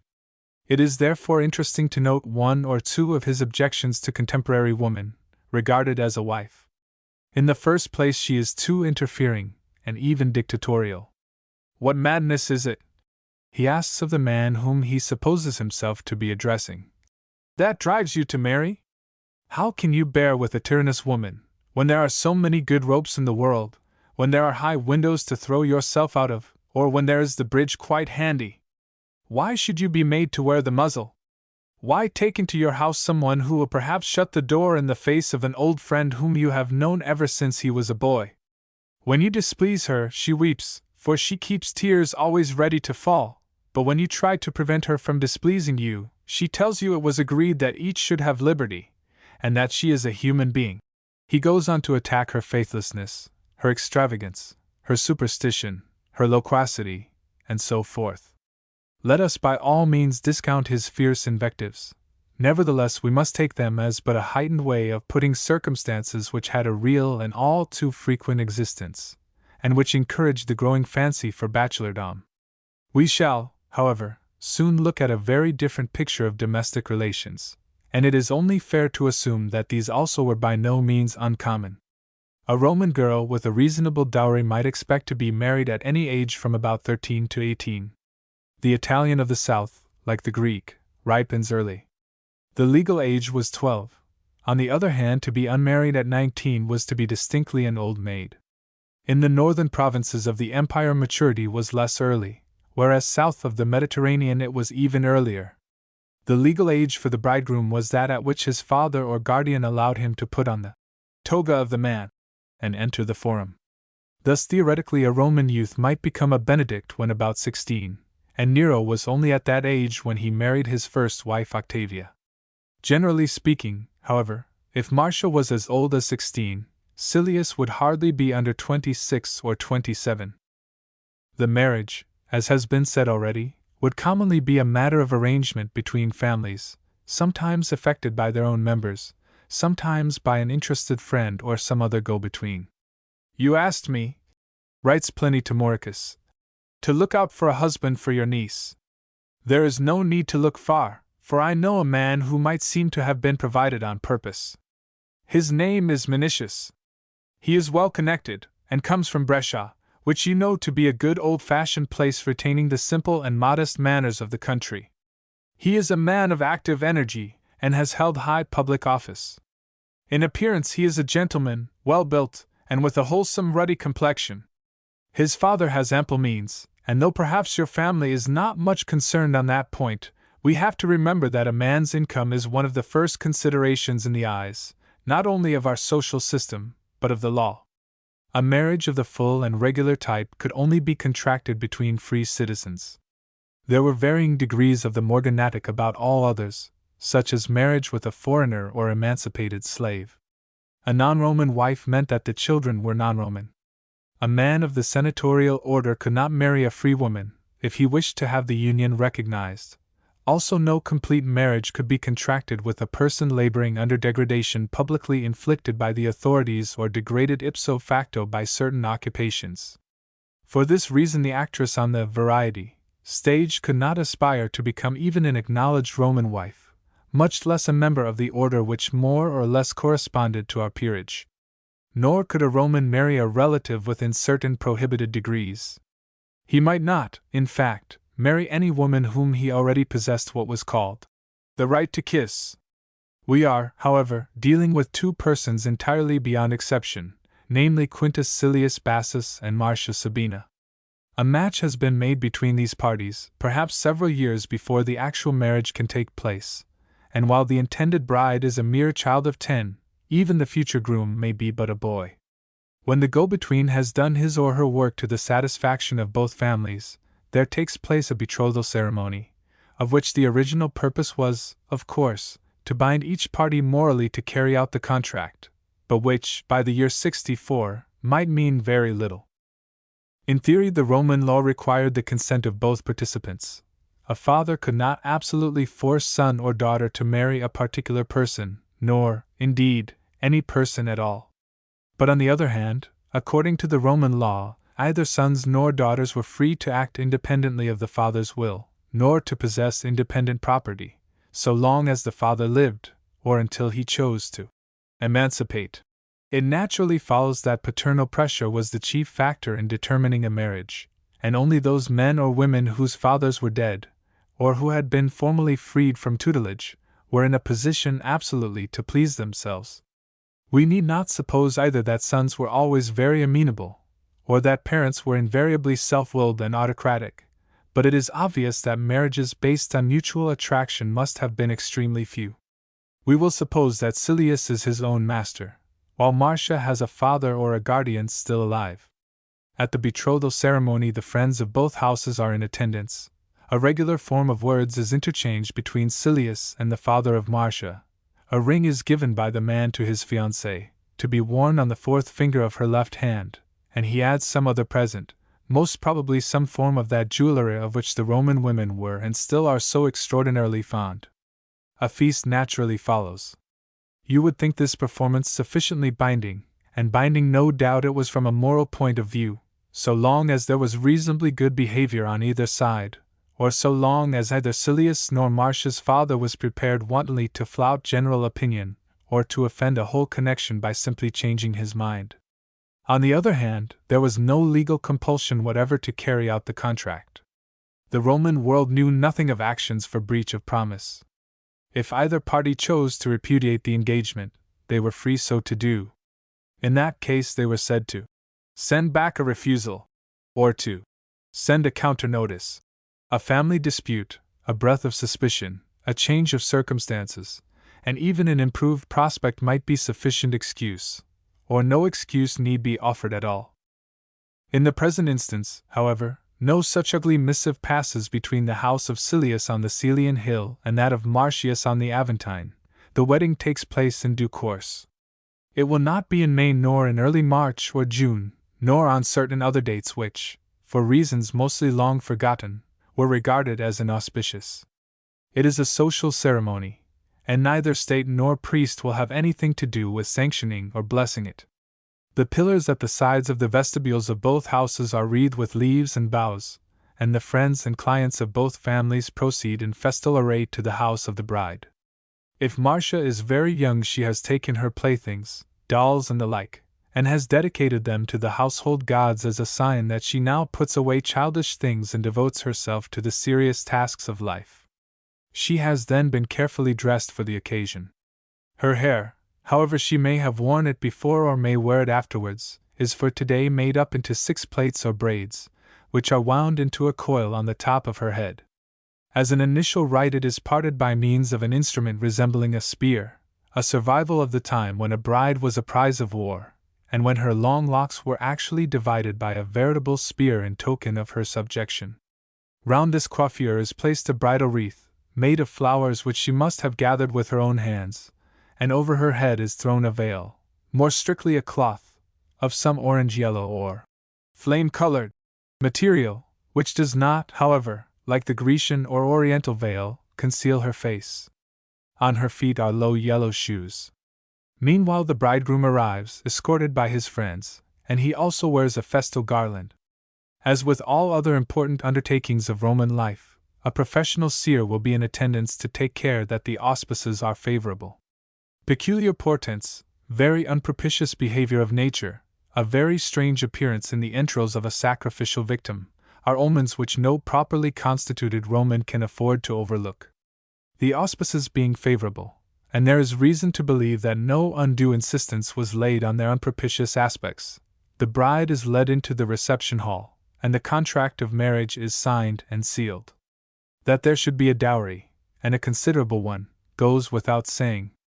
In some cases it is actually settled on the husband, who is to all intents and purposes purchased by it, but in most it is available for his use only so long as the marriage continues unbroken. For the rest, the wife's property is and remains her own. Her guardian is still her father and not her husband. Her legal connection is still with her own family and not with his.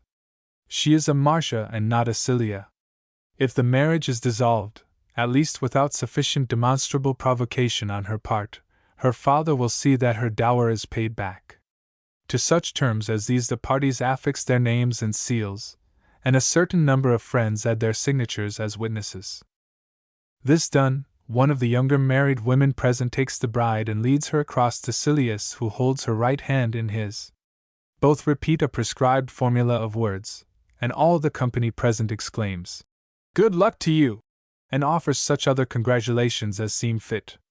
A wedding dinner is held, generally, but not necessarily, in the house of the bride, and a wedding cake, served upon bay leaves, is cut up and divided among the guests. It is now evening, and a procession is formed to bring Marcia home to the house of Silius. In front will march the torchbearers and what we should call the band, consisting in these circumstances of a number of persons playing upon the flageolet. Silius goes through a pretense of carrying off Marcia by force, another practice reminiscent of the ancient time when men won their brides by methods similar to those of the Australian aborigine with his waddy. Both groom and bride are important people, and along the streets there is many a decoration, many a window and doorway is filled with spectators. Shouts, not always of the most discreet, are heard from all sides, and loud above all rings the regular iotalas, whatever that may have meant, for no man now knows, and almost certainly no one knew then. In the midst of the procession Marcia, followed by bearers of her spindle and distaff, is being led by two pretty boys, while a third carries a torch. Silius meanwhile is scattering nuts or walnuts, or confetti made like them, to the crowd. Arrived on the Celian, the bride is once more seized and lifted over the threshold. When inside the hall, Silius presents her with fire and water in token of her common share in the household and its belongings, and she offers prayers to various old-fashioned goddesses who are supposed to preside over the introduction to married life. If we have given with some particularity the orthodox proceedings of a fashionable wedding, it must again be remembered that not all weddings were fashionable, and that one or other of these details might be omitted as taste or circumstances required. Among the poorer folk there must often have been practically no ceremony at all beyond the bringing home, and if there are certain items which appear to us trivial and meaningless, it is probably unfamiliarity which breeds our contempt. Perhaps a far-off generation may wonder how civilized folk in the 20th century could perform absurd antics with rice and slippers. Marcia is now what was known as a matron. Her position is far more free than it could ever have been in Greece or the Orient, more free indeed than it would be in any civilized country at the present time. The Romans had at all times placed the matron in a position of dignity and responsibility, and to this is now added the greatest liberty of action. Her husband salutes her in public as Madam, since he is a senator, and it is beginning to be the vogue to call such men the most illustrious. She also shares that title in polite reference to herself. She is not confined to any particular portion of the house, nor, within the limits of decorum, is she excluded from masculine company. She is the mistress of the establishment, controlling, not only the female slaves, but also the males, in so far as they are engaged in the work of the household. She keeps the keys of the storerooms. Theoretically at least she has been trained in all the arts of the housekeeper, and thoroughly understands domestic management, together with the weaving and spinning which her handmaids are to perform. The merits of the wife, as summed up in the epitaphs of the middle classes, are those of good counselor, good manager, and good worker in wool. She walks or is carried abroad at her pleasure, attends the public games and the circus, and goes with her husband to dinner parties, where she reclines at the meal just as he does. When her tutelage is past, she can take actions in the law courts, or appear as witness or surety. Her property is at her own disposal, and she instructs her own agent or attorney. It is only necessary that she should guard the honor of her husband. So long as he trusts her, he will not interfere. It is only a very tyrannical spouse who will insist that her litter or sedan chair shall have the curtains drawn when in the streets. We will assume that Marcia is a lady of the true Roman self-respect and dignity, and that Silius and she live a life of reasonable harmony. But though there were many such Marcias, there were other women of a very different character. There is, for instance, Flavia, who has a perfect frenzy for manly sports, and practices all manner of athletic exercises, wrestling and fencing like any man, and perhaps becoming infatuated and practically running away with some brawny but hideous gladiator. She also indulges frankly in mixed bathing. There is Domitia, who is too fond of promenading in the colonnades and temples, where a cavalier servant, ostensibly her business man, though he does not look like it, may regularly be seen carrying her parasol. When at home, she neglects her attire and plasters her face with dough in order to smooth out the wrinkles, so that she may give to anybody but her own family the benefit of her beauty. There is the ruinously extravagant Pallia, whose passion for jewels and fine clothes runs her deeply into debt, for which, fortunately, her husband is not responsible. There is Canidia, who is shrewdly suspected of having poisoned more than one husband and who has either divorced or been divorced by so many that she has had 8 of them in 5 years, and dates events by them instead of in the regular way by the consulships. Let me see. That was in the year in which I was married to so-and-so. There is Acinia, whose selfishness is so great, and her affections so frivolous, that she will weep over a sparrow and let her husband die to save her lapdog's life. All these women are most likely childless, and many a noble Roman house threatens to become extinct. There are others, again, whose foibles are more innocent. Babia, for example, is merely a victim to superstition. She is always consulting the astrologers, the witches, and the dream readers. She is devoted to the mystic worship of the Egyptian Isis, with its secret rites of purification, or she is a proselyte to the pestilent notions of the Jews. She is too much under the influence of some squalid Oriental who carries his peddler's basket, or whose business is to buy broken glass for sulphur matches. Meanwhile, Corellia is a bluestocking, as bad as a Precious with the salon. As soon as you sit down to table, she begins to quote Homer and Virgil and to compare their respective merits. She cultivates bright conversation in both Greek and Latin, and her tongue goes loudly and incessantly like a bell or gong. Her poor husband is never permitted to indulge in an expression which is not strictly grammatical. Worse still, she probably even writes little poems of her own.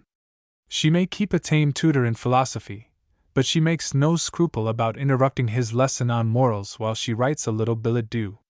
Pomponia is an ambitious woman, whose mania is to interfere in elections by bringing to bear upon the senators what has been called in recent times the Duchess's influence. If her husband becomes governor of a province, she will endeavor to be the power behind the throne, and her meddling will in any case prove harmful to the strict administration of justice. The remedy in such cases was divorce. In the lower orders of society, a mild personal castigation was quite legal and probably not uncommon, but then in these lower orders divorce was by no means so convenient. Among the upper classes its frequency made it scarcely a matter of remark. Nothing like it has been seen until modern America. There was no need of an appeal to the courts or of a decree nisi. There was not even need of a specific plea, although naturally one would be offered in most cases. The husband or wife, or the wife's father, if she had one, might send a formal and witness notice declaring the marriage dissolved, or, as it was called, breaking the marriage lines. The man had only to take this step and say with due deliberation, "Take your own property." Or, as the satirist puts it, pack up your traps, give up the keys, and be gone. The woman on her side need only give similar notice and take her departure. The only check lay in family considerations, in public opinion, which was extremely lenient, in financial convenience, or in the possibility of particularly wanton conduct being so disapproved in high quarters that a senator or a knight might perhaps find his name missing from the list of his order at the next revision. It has appeared necessary to give this darker side of the social picture, for, though assuredly not so lurid as might be gathered from the moralists, it was dark enough. For obvious reasons it is desirable not to elaborate. It is perhaps more profitable, as well as refreshing, to consider the brighter side. That there were noble women and good wives, and that the froth and scum and dregs of idle town life did not make up the existence of the contemporary Roman world, may be seen from passages like the following, which are either quoted or condensed from a letter of Pliny concerning a lady named Arria. The events belong to the reign of Nero's predecessor Claudius. Pliny writes, "Her husband, Cincinnapetus, was ill, so also was her son, and it was expected that both would die. The son, an extremely handsome and modest youth, succumbed. His mother arranged for his funeral and carried it out, the husband meanwhile being kept in ignorance. Not only so, but every time she came into his room she pretended that the son was alive and better, and very often, when he asked how the boy was getting on, she answered, 'He has slept well, and shown a good appetite.' Then, when the tears which she had so long kept back proved too much for her, she used to leave the room and give herself up to grief. When at last she had dried her eyes and composed her countenance, she returned to the room. When her husband had taken part in an intended revolt against Claudius, he was to be carried as a prisoner across the Adriatic to Rome. He was on the point of embarking, when Arria begged the soldiers to take her on board with him. 'I presume,' she said, 'you mean to allow an ex-consul a few attendants of some kind, to give him his food, and to put on his clothes and shoes. I will do all that myself.' Her request being refused, she hired a fishing smack and followed the big vessel in this tiny one. When Claudius ordered the husband to put himself to death, Arria took a dagger, stabbed herself in the breast, drew the weapon out, and handed it to him with the words, 'Paetus, it does not hurt. It is what you are about to do that hurts.' Arria doubtless is a rare type of heroine. But also of the quiet domesticated wife we have a description from the same writer. Unfortunately, the letter is one of the most priggish of all the rather self-complacent epistles written by that thoroughly respectable and estimable man. But that fact takes nothing from the information for which we are looking. Pliny is writing to his own wife's aunt. 'You will be very glad to learn that Calpurnia is turning out worthy of her father, of yourself, and of her grandfather. She has admirable sense and is an excellent housekeeper. She is fond of me, which speaks well for her character. Through her affection for me she has also developed a taste for literature. She possesses my books and is always reading them. She even learns them by heart. When I am to make a speech in court, she is all anxiety. When I have made it, she is all joy. She arranges a string of messengers to let her know what effect I produce, what applause I win, and what result I have obtained. If I give a reading, she sits in the next room behind a curtain and listens greedily to the compliments paid to me. She even sets my verses to music and sings them to the harp, with no professional to teach her, but only Love, who is the best of masters. I have therefore every reason to hope that our harmony will not only last but grow greater every day.' And all this time, away in the country homestead and cottage, the good Marsian or Sabine mother is a veritable pattern of domestic probity and discipline. If she possesses handmaids, she teaches them their work in the kitchen or at the loom. If she possesses none, she brings up her big daughters in the right ways of modesty, frugality, and obedience to the gods, and her tall sons religiously obey her when she sends them out to chop the firewood in the rain and cold of the mountainside.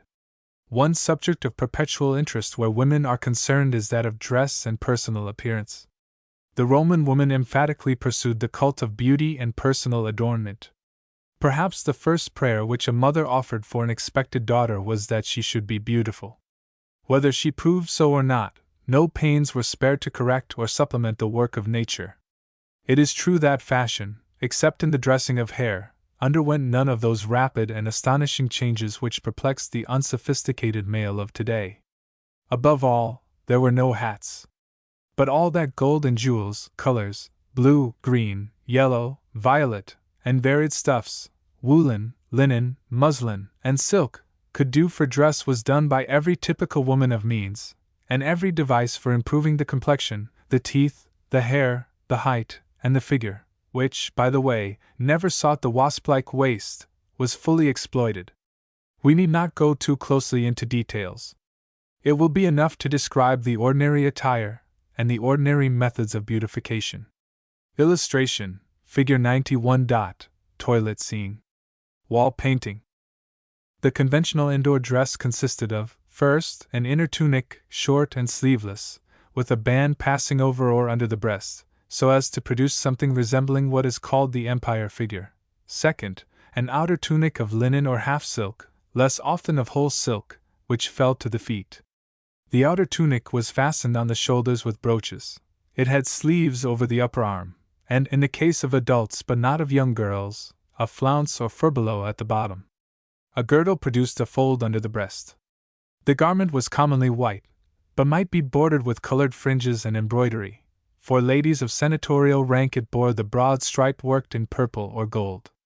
On the feet sandals were often worn, but for out of doors these were replaced by soft shoes of white, colored or gilded leather, sometimes studded with pearls or other gems. Illustration: Figure 92. Woman in full dress. When a lady left the house she threw over the indoor dress a large mantle or shawl, much resembling the toga of the men, except that its color was apparently what she pleased. This article was passed over the left shoulder and under the right arm, which was left free. It then fell in graceful folds to the feet. Works of art show that a fold of the shawl was frequently laid over the top and back of the head, for which no less becoming covering had yet been introduced. Illustration: Fig 93. Hairpins. The hair alone was subject to innumerable vagaries either of fashion or of individual taste. It might have a parting or no parting, it might be plaited over the head and fastened by jeweled tortoiseshell combs, or by pins of ivory, silver, or bronze with jeweled heads, as varied and ornamental as the modern hatpin. It might be carried to the back and rest in a knot on the neck, where it was bound with ribbons. It might be piled into a huge pyramid or towers of many stories, so that a woman often looked tall in front and appeared quite a different person at the back. It might be encased in a colored cloth or in a net of gold thread, for which poorer people substituted a bladder. But in all cases it was preferred that the hair should be wavy, and this was a matter which was attended to by a special coiffer kept among the slaves. No handmaid had a harder or more ungrateful task than the tiring woman, who built up and fastened the reluctant locks while the mistress contemplated the effect in her bronze or silver mirror. There was no rule for a woman's treatment of herself in this respect.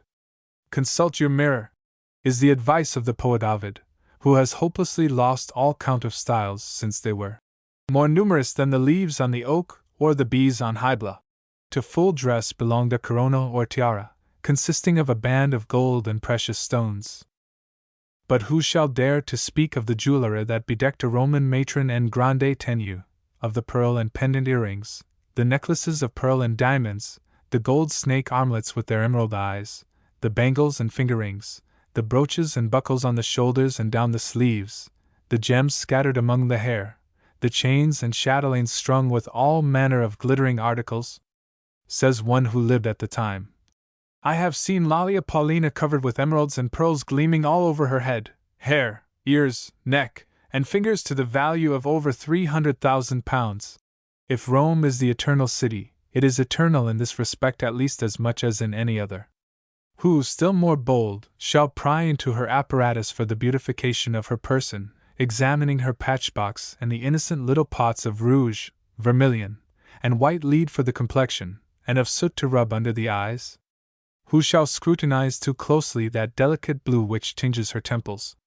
Who shall dare to question whether that yellow hair of the most approved tone, then best seen in Germany, grew where you find it or came from some head across the Rhine?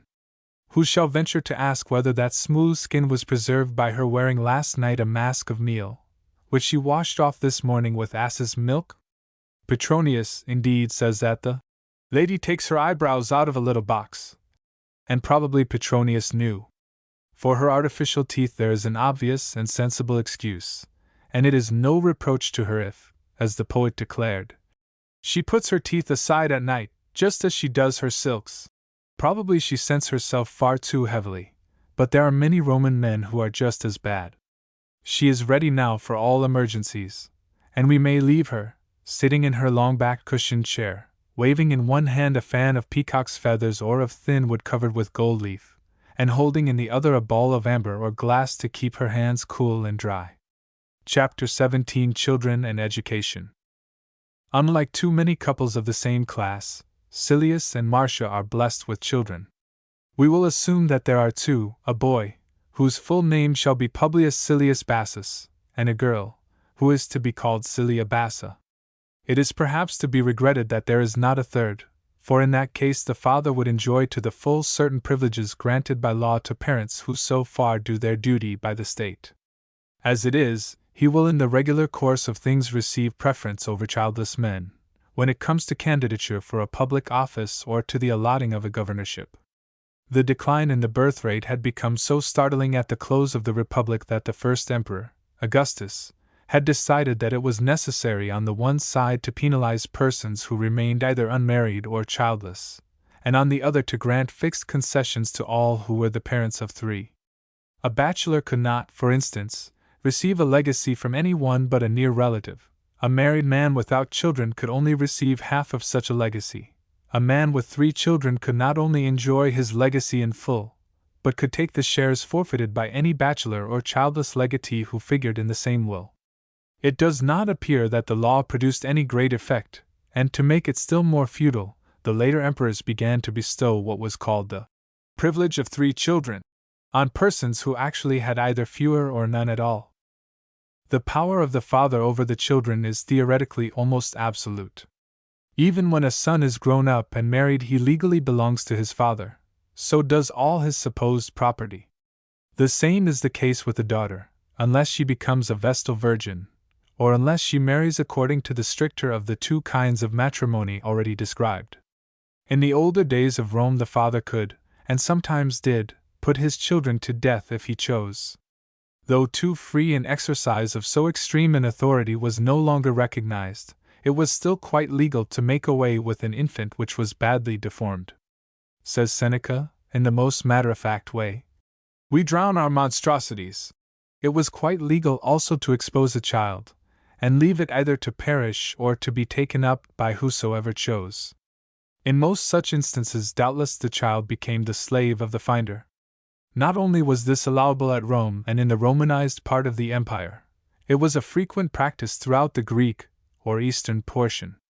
Again, a father might sell his child as a slave, particularly for continual disobedience. All these things the parent might legally do, but it is extremely difficult to discover how far they were actually done, inasmuch as our information in this respect hardly touches the lower classes, while among the upper classes there was naturally far less temptation to be rid of the burden of maintaining such few children as most families produced. On the whole, it appears highly improbable that in the truly Roman part of the empire there was any considerable destruction of infant life or exposure of infants. It does not follow that, because the strict law does not prevent you from doing a thing, you will therefore do it, in the face of public disapproval and of all the promptings of natural affection. In their family relations the ancient Romans possessed at least as much natural feeling as is commonly shown in modern times.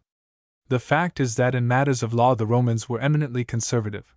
They left as much as possible to the silent working of social opinion. In the oldest times the patriarchal system existed in the family, and new Roman legislation interfered with parental power only just so far as experience had loudly demanded such intervention.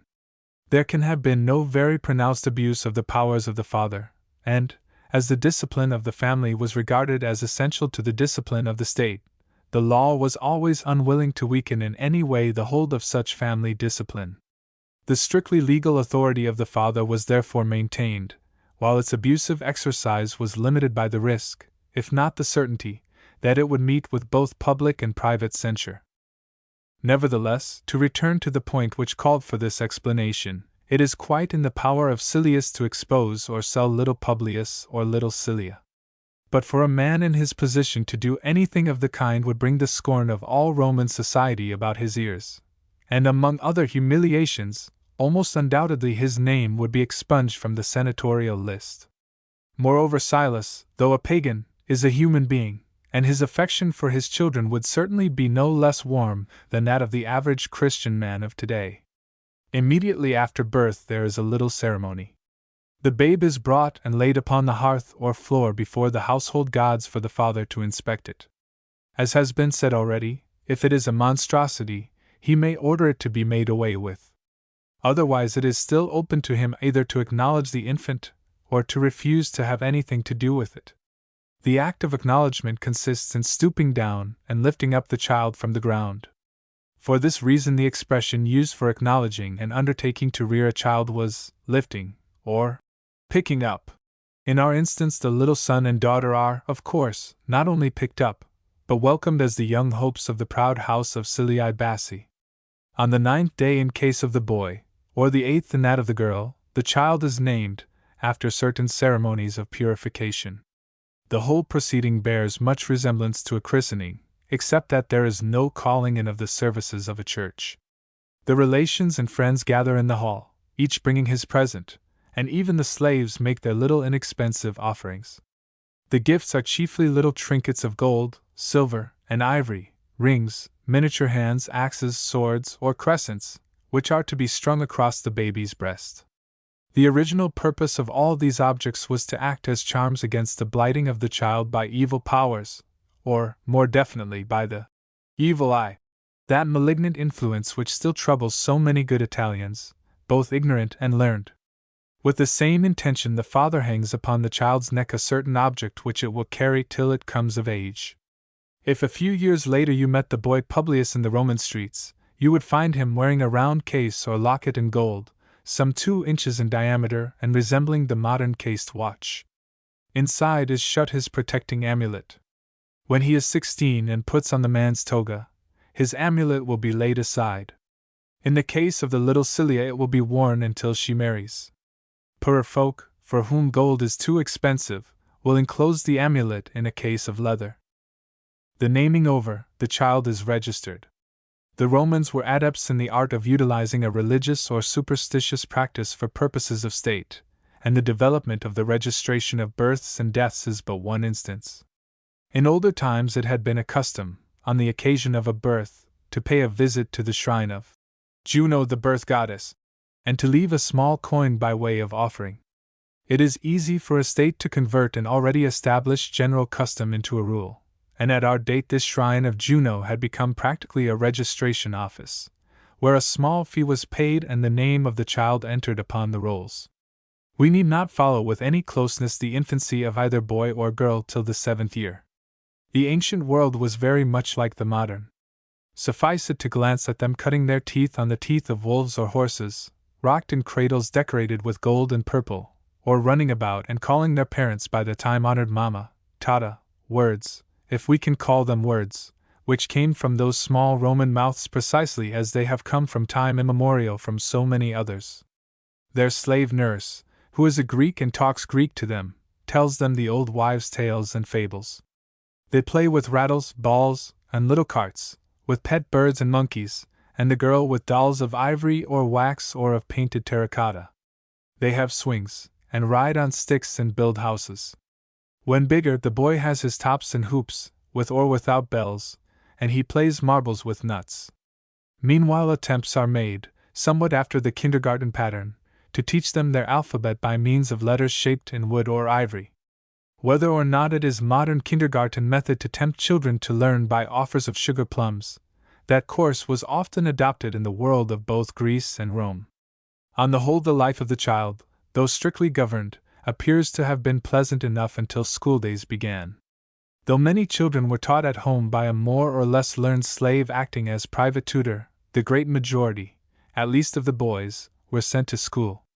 There was at this date no compulsory education. The state dictated nothing and provided nothing in connection with the matter. Many children must have received no education at all, and many only the barest elements. Nevertheless, the average parent realized the practical utility of at least reading, writing, and simple arithmetic, and schools of the elementary type sprang up according to the demand. What the higher education was like will be set forth in its place. The ideal education, as understood in the older days of Rome, was a training which should fit a man for his duty to the gods, the state, and the family. It was above all things a moral and practical training. A man has certain domestic, political, and religious functions to perform. Let him learn how best to perform these.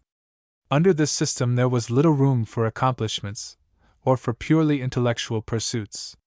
Little by little, however, such liberal elements, artistic and philosophical, struggled into the sphere of Roman education, but never to the extent or with the intellectual effect which belonged to them in Greece. Even by AD 64 the education of a Roman boy was very narrow, and in the direction in which it sought some liberality, it often went sadly astray.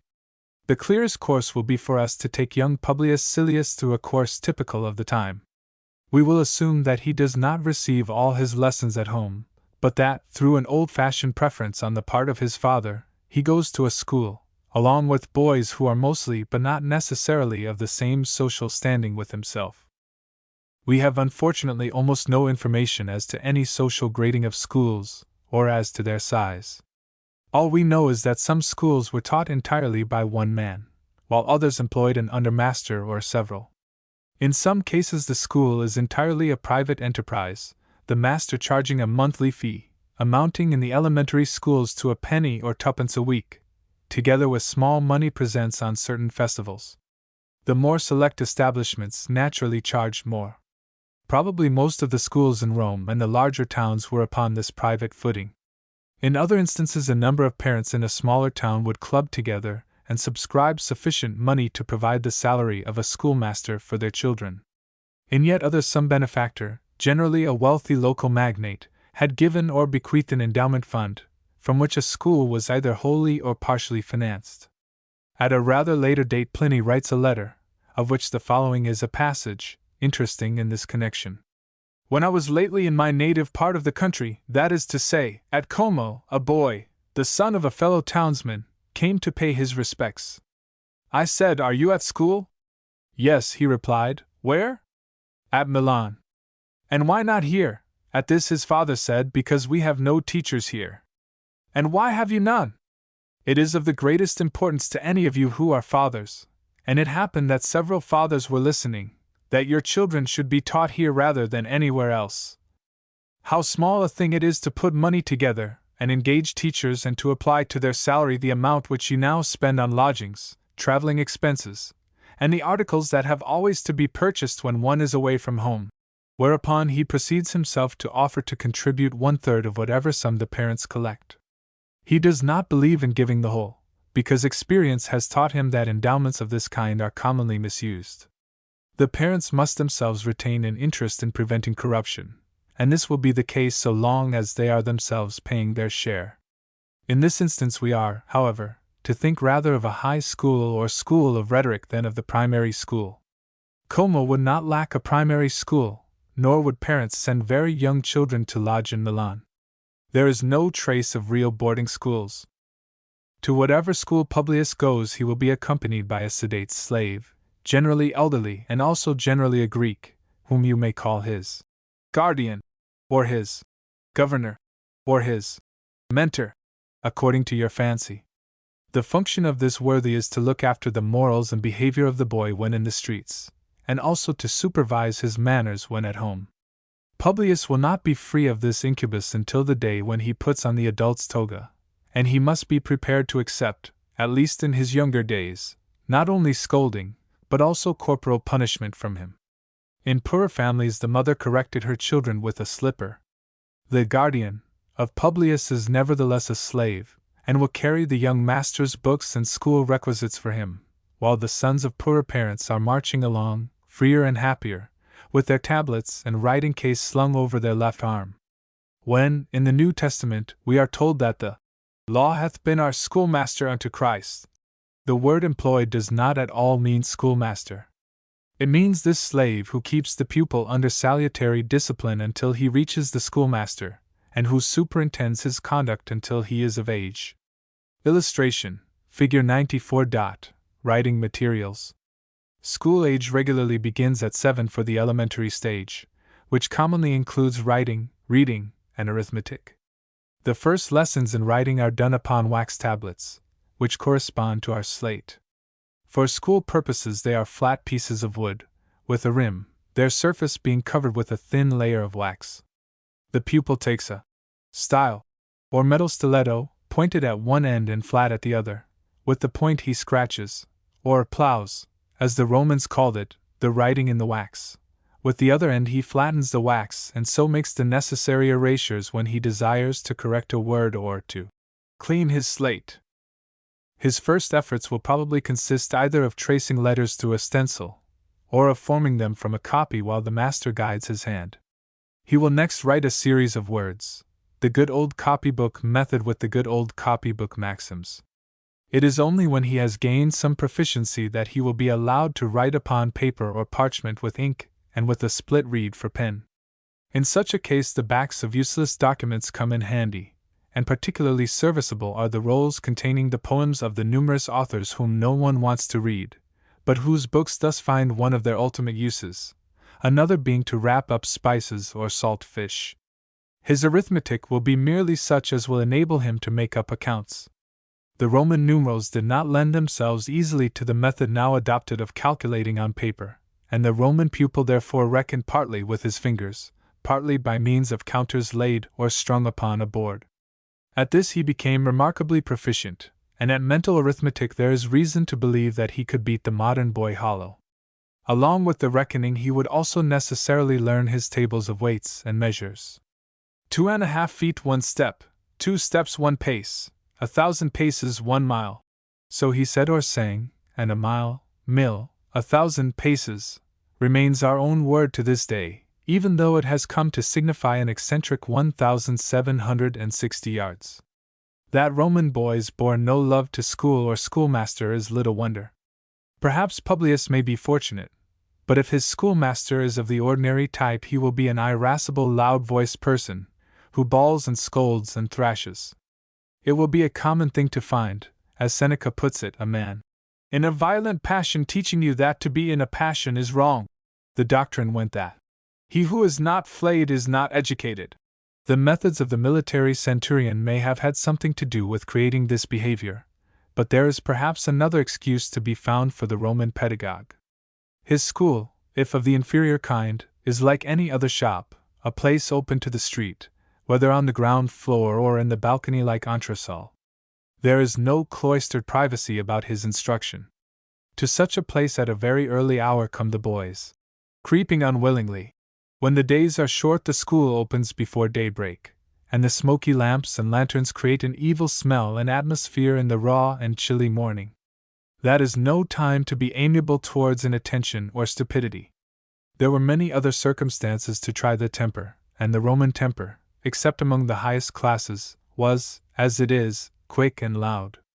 No real boy who had been a Roman school but knew what it was to have ears pinched and to take his punishment on his hands with the cane or the taws. Many had been hoarse, in the way depicted in the illustration. There is also no cause for surprise that boys often shammed illness and did little things to their eyes so that mother or father might keep them from their books for a while. There were of course academies of a better class than these schools open to the street, and probably Publius Silius would be taken to one where his guardian waits with others in an antechamber, while he is himself being taught in a room where the walls are pictured with historical or mythological scenes, or with charts or maps, and where there stand busts of eminent writers.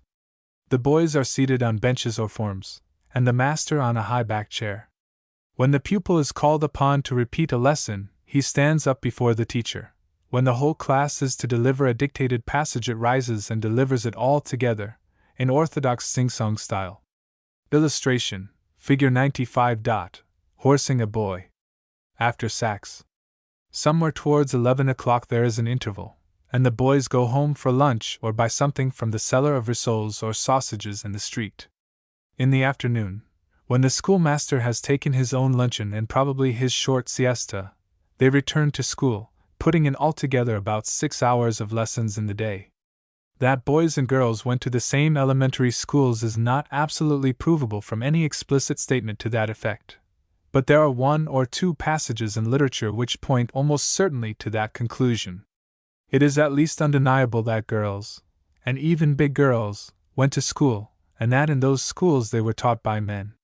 One schoolmaster is addressed by the poet as detestable to both boys and girls. We have seen that in maturity the Roman woman lived in no sort of seclusion, and it is reasonable to suppose that as a girl she was treated in much the same way as girls in a mixed school of today. Nevertheless, it is also almost certain that such mixed schools were only those of the common people, or of the lower middle classes. The daughters of the better circumstanced would be instructed at home by private tutors. There they would learn to read and write both Greek and their native Latin, to play upon the lyre or harp, to dance, Roman dancing being more a matter of gesture with hands and body than of movement with the feet, and to carry themselves with the bearing fit for a Roman lady. To teach the household duties was the function of the mother.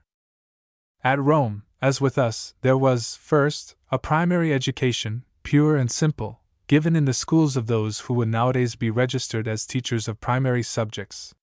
Next there was what we should call a secondary or high school education, given by a grammar master, in which the education was almost wholly literary. The same school might doubtless employ a special arithmetic master, and also a teacher of music, but mainly the business of such an establishment was theoretically to prepare the boy for a proper and effective use of language, whether for social or for public purposes. In the Rome of the Republic, a man of affairs or ambitions required above all things to be an accomplished speaker, and this tradition had not weakened under the Empire. Moreover, for the training of the intellectual faculties as such, the Romans had no better resource than grammatical and literary study. Science was purely empirical, mathematics was mainly arithmetic and mensuration, and there was no room in these subjects for that exercise of discernment and acumen as well as of taste which was provided by well-directed study of the best authors. In the secondary education, therefore, the chief object sought was the knowledge of right expression, and the acquirement of correct, clear, and elegant diction. This was to be achieved by the most painstaking study of both the Greek and the Latin poets, and it is worth noting that the Romans had the good sense to begin with the best. Every boy must know his Homer, and steep himself in the easy style and sound sentiments of Menander. He must also know his Virgil and his Terence. He must know how to read a passage with proper intonation and appreciation of the sense, and he must learn large quantities of such poetry by heart. In the early stages, the master's part is first to read aloud a certain passage what he thinks to be the right articulation and expression. He then explains the meaning or the allusions, and does whatever else he considers necessary for the understanding and appreciation of the piece. It is then the pupil's turn to stand up and repeat the passage so as to show that he has caught the true sense and can impart the true intonation.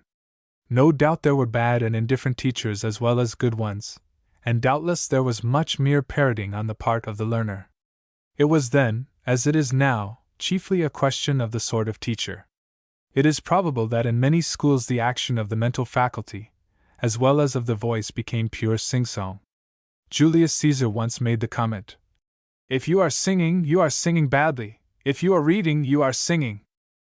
The more advanced stage of this higher education was that of the school of oratory. The pupil has already acquired a correct grammatical style, and a reasonable amount of literary information. He now trains himself for the actual practice of the law courts, or the deliberative assembly. He is to learn how to argue a case, how to arrange his matter, by what devices of language to make it most effective, and how to deliver it. At a later date there were to be public professorships of this art, endowed by the emperor, but there are none of these at Rome itself under Nero. The professor of oratory receives his fee of some £20 or so per annum from each pupil. At this stage the study of the great prose writers is substituted for that of the poets. Themes are set for essays to be written upon them, and those essays will then be delivered as speeches. Sometimes a familiar statement, or maxim from a poet is put forward to be refuted or supported, or for you to argue first against it and then for it. Or some historical situation may be proposed, and the student asked to set forth the wisest or most just course in the circumstances. Hannibal has beaten the Romans at Cannae. Shall he or shall he not proceed directly to attack Rome? Examine the question as if you were Hannibal. Much of this appears theoretically sound enough. Unfortunately, the subjects were generally either hopelessly threadbare or possessed no bearing upon real life. We are learning, says Seneca, not for life, but for the school. The only novelty which could be given to the treatment of old abstract themes or puerile questions was novelty of phrase, and the one great mark of the literature of this time is therefore the pursuit of the striking expression, of something epigrammatic or glittering. A speech was judged by its purple patches of rhetoric, not by the soundness of its thoughts. Prizes, apparently of books, were offered in these Roman schools, and a prize would go to the youth who could tell you in the most remarkable string of brilliant language what was your duty towards your country, or what were the evils of anger, or for what reasons it is right for a father to disown his son.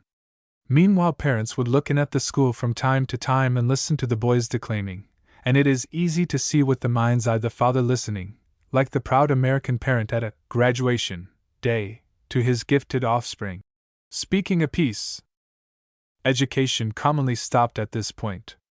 If the rhetorical training is taken early, the boy is now about 16, but there was nothing to prevent the oratorical course from following instead of preceding the coming of age. In this case, we will suppose that it has preceded. The youth has now received a good literary training and considerable practice in the art of speech-making. He knows enough of elementary arithmetic to keep accounts, or, in special cases, where he is intended for certain professional careers, he may understand some geometry and the principles of mechanics and engineering. He may or may not have learned to sing, and enough of music to play creditably on lyre or harp. Unlike the young Greek, he will not necessarily have been made to recognize that gymnastic training is an essential part of education. He may indulge in such exercises by way of pastime or for health. He may, and generally will, have been taught athletics. But he does not acknowledge that they have any practical bearing upon his aptitude for either warfare or civil life. It is hard to gauge the intellect of the average Roman youth of 16. All we know is that, while the best of literature, science, art, and philosophy was left to be undertaken by Greeks, the Romans seized upon whatever learning had an appreciable practical bearing, and that, as men capable of administering and directing, they left their intellectual and artistic superiors far behind.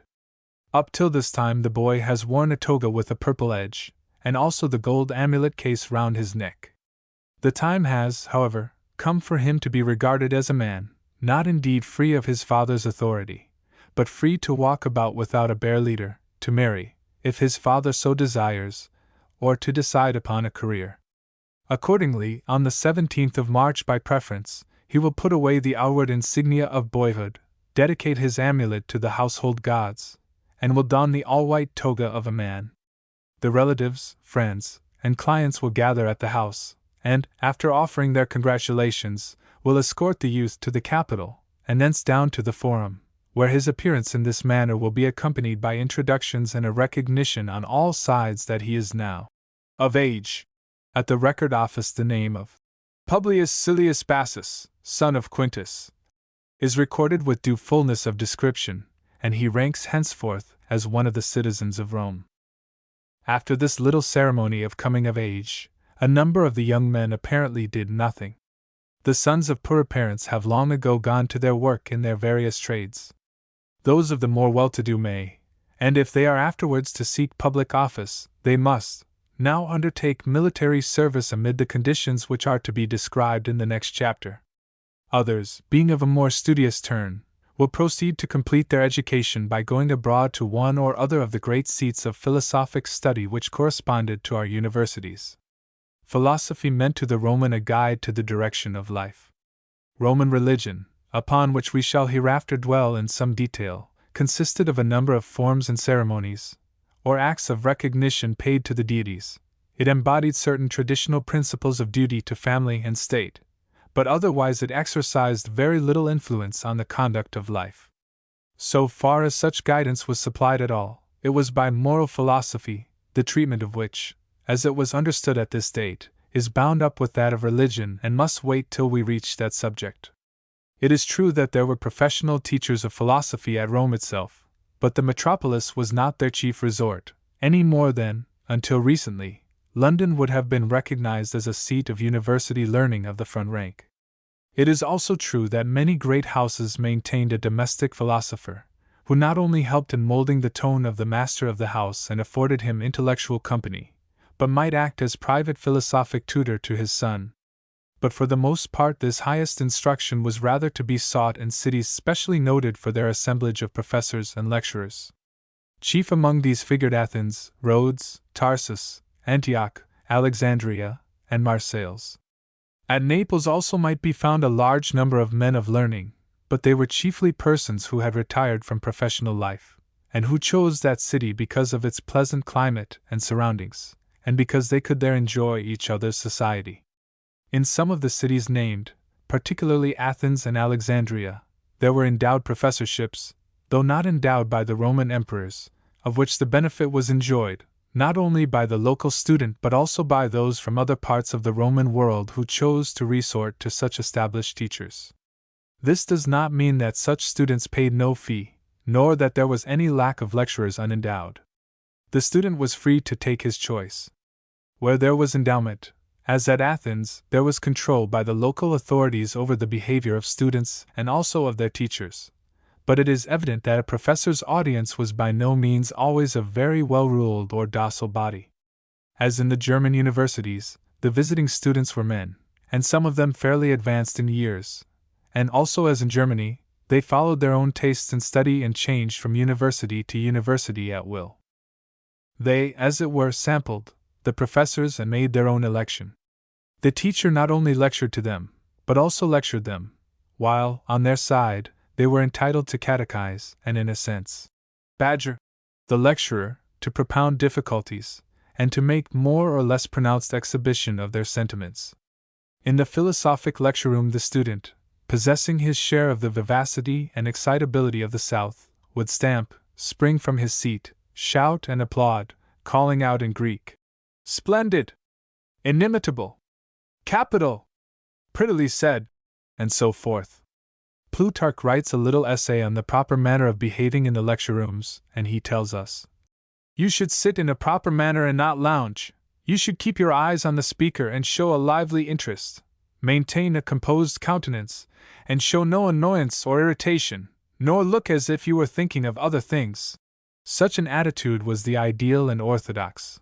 But he tells us also that there were some who scowled, their eyes wandered, they sprawled, crossed their legs, nodded and whispered to their neighbor, smiled, yawned sleepily, and let their heads droop. This was not necessarily because the lecturer was dull, but because he might be giving lessons which were unwelcome to some among his audience. The cap fitted them too well, as it sometimes does when offered by a modern preacher. But, says the same Plutarch, if you did not like these direct and rough-tongued monitors, you could find other professors, poseurs, who were all suavity, gentlemen whose philosophical stock in trade was gray hair, a pleasant voice and delivery, graceful language, and much self-appreciation. These were the Reverend Charles Hahnemans of the period, and their following was like unto the following of that popular pulpiteer. Illustration, Figure 96, Papyri and Tabulae. From Dyer's Pompeii. Since mention has been made more than once of reading and libraries, it is well to realize the form commonly taken by books. We must not think of the modern bound volume standing on its shelf or open in the hand. At our date, any books made up in the form of leaves, or what the Romans called tablet form, consisted only of some 4 or 6 pages. The regular shape for a book was that of a roll, or, if the work was a large one, it might consist of several such rolls, or sections. The material was either paper, in its original sense of papyrus, or the skin known as parchment. Papyrus was naturally the cheaper and the less durable. Prepared sheets of a given length and breadth, the pages, were written upon and then pasted to each other side by side until a long stretch was formed. The last sheet was then attached to a thin roller, commonly of wood, answering to that used in a modern wall map. Round a roll of any pretensions there was wrapped a cover of colored parchment, red, yellow, or purple. The ends of the roll were rubbed smooth with pumice stone and dyed, and a tag or label was affixed to bear the name of the author and the work. A number of such rolls, related in subject or authorship, were placed on end in a round box, with the labels upwards ready for inspection. In the library, such a box would stand in a pigeonhole or section of shelf, from which it might be carried where required. Sometimes the rolls themselves lay in a heap horizontally in a pigeonhole without a box, but this manifestly a less convenient practice. To keep the bookworm, cedar oil was rubbed upon them, giving them a yellowish tinge. The reader, taking the body of the roll in one hand, begins to unwind the long strip with the other.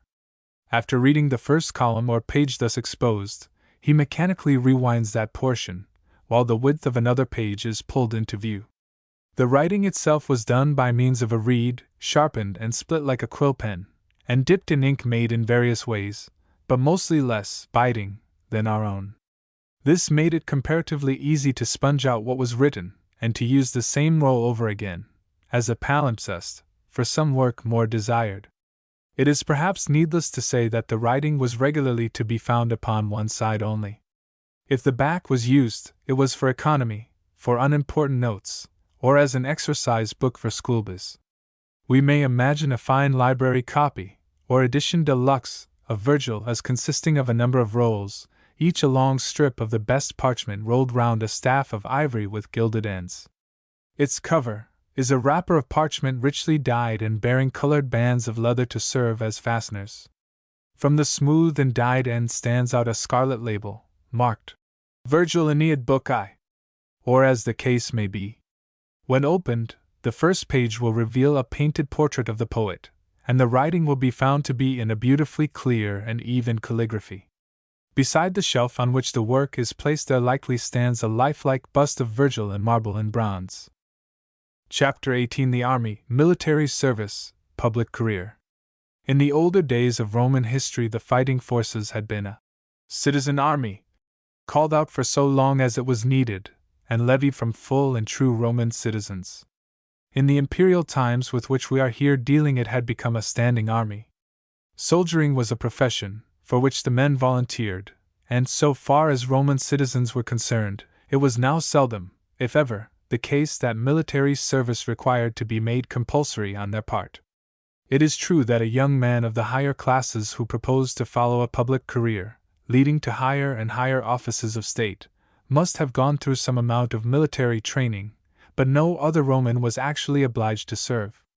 The empire was so vast and the total of the standing forces comparatively so small that it was always possible to fill up the legions with those who had some motive or inclination that way. Theoretically, the state possessed a claim upon every able-bodied man, but the population of the empire was probably 100 millions, and to collect a total of some 320,000 soldiers, made up of Roman or Romanized citizens, and of provincial subjects in about equal shares, was a sufficiently easy task, and the recruiters could therefore afford to pick and choose. Above all, we must clear our minds of the notion that the Roman soldiers necessarily came from Rome, or even from Italy. They were drawn from the empire at large, and a legion posted in Spain, for example, might be recruited from a special class of Spaniards.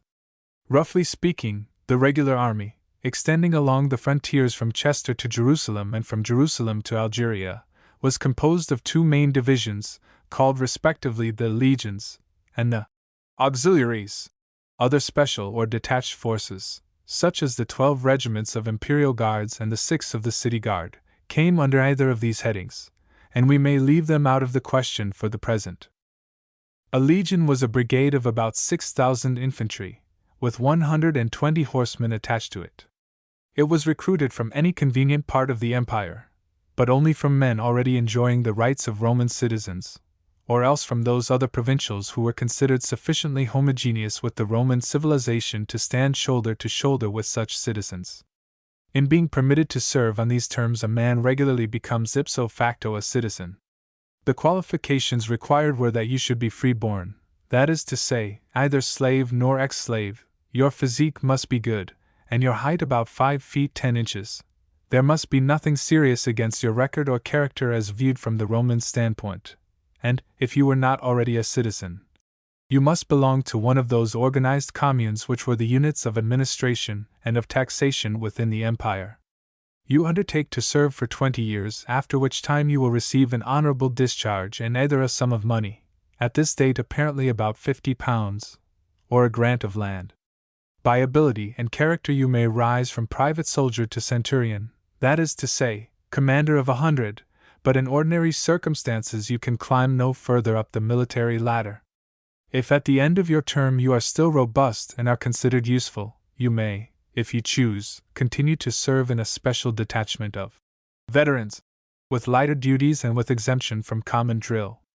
The Roman legions would thus be made up for the most part of troops from about 18 to 38 years of age, although a considerable number might be somewhat older. A legion once formed had a perpetual existence. Its vacancies were filled up as they occurred, and it is obvious that it must have consisted of respectable men of picked physique, mostly in the prime of life, and perfectly trained in all the qualities of a soldier. When not on actual campaign, they were drilled once a day, and the recruits twice. They practiced the hurling of spears and all the attitudes of attack with sword and pike, and of defense with the shield. Now and then there was a review or a sham fight. They learned how to fortify a camp, how to attack it or to defend it. Every month they put on full armor, marched out with steady Roman tramp for 10 miles and back again to camp for the sake of practice. Meanwhile they were made useful in building the military roads, bridges, and walls.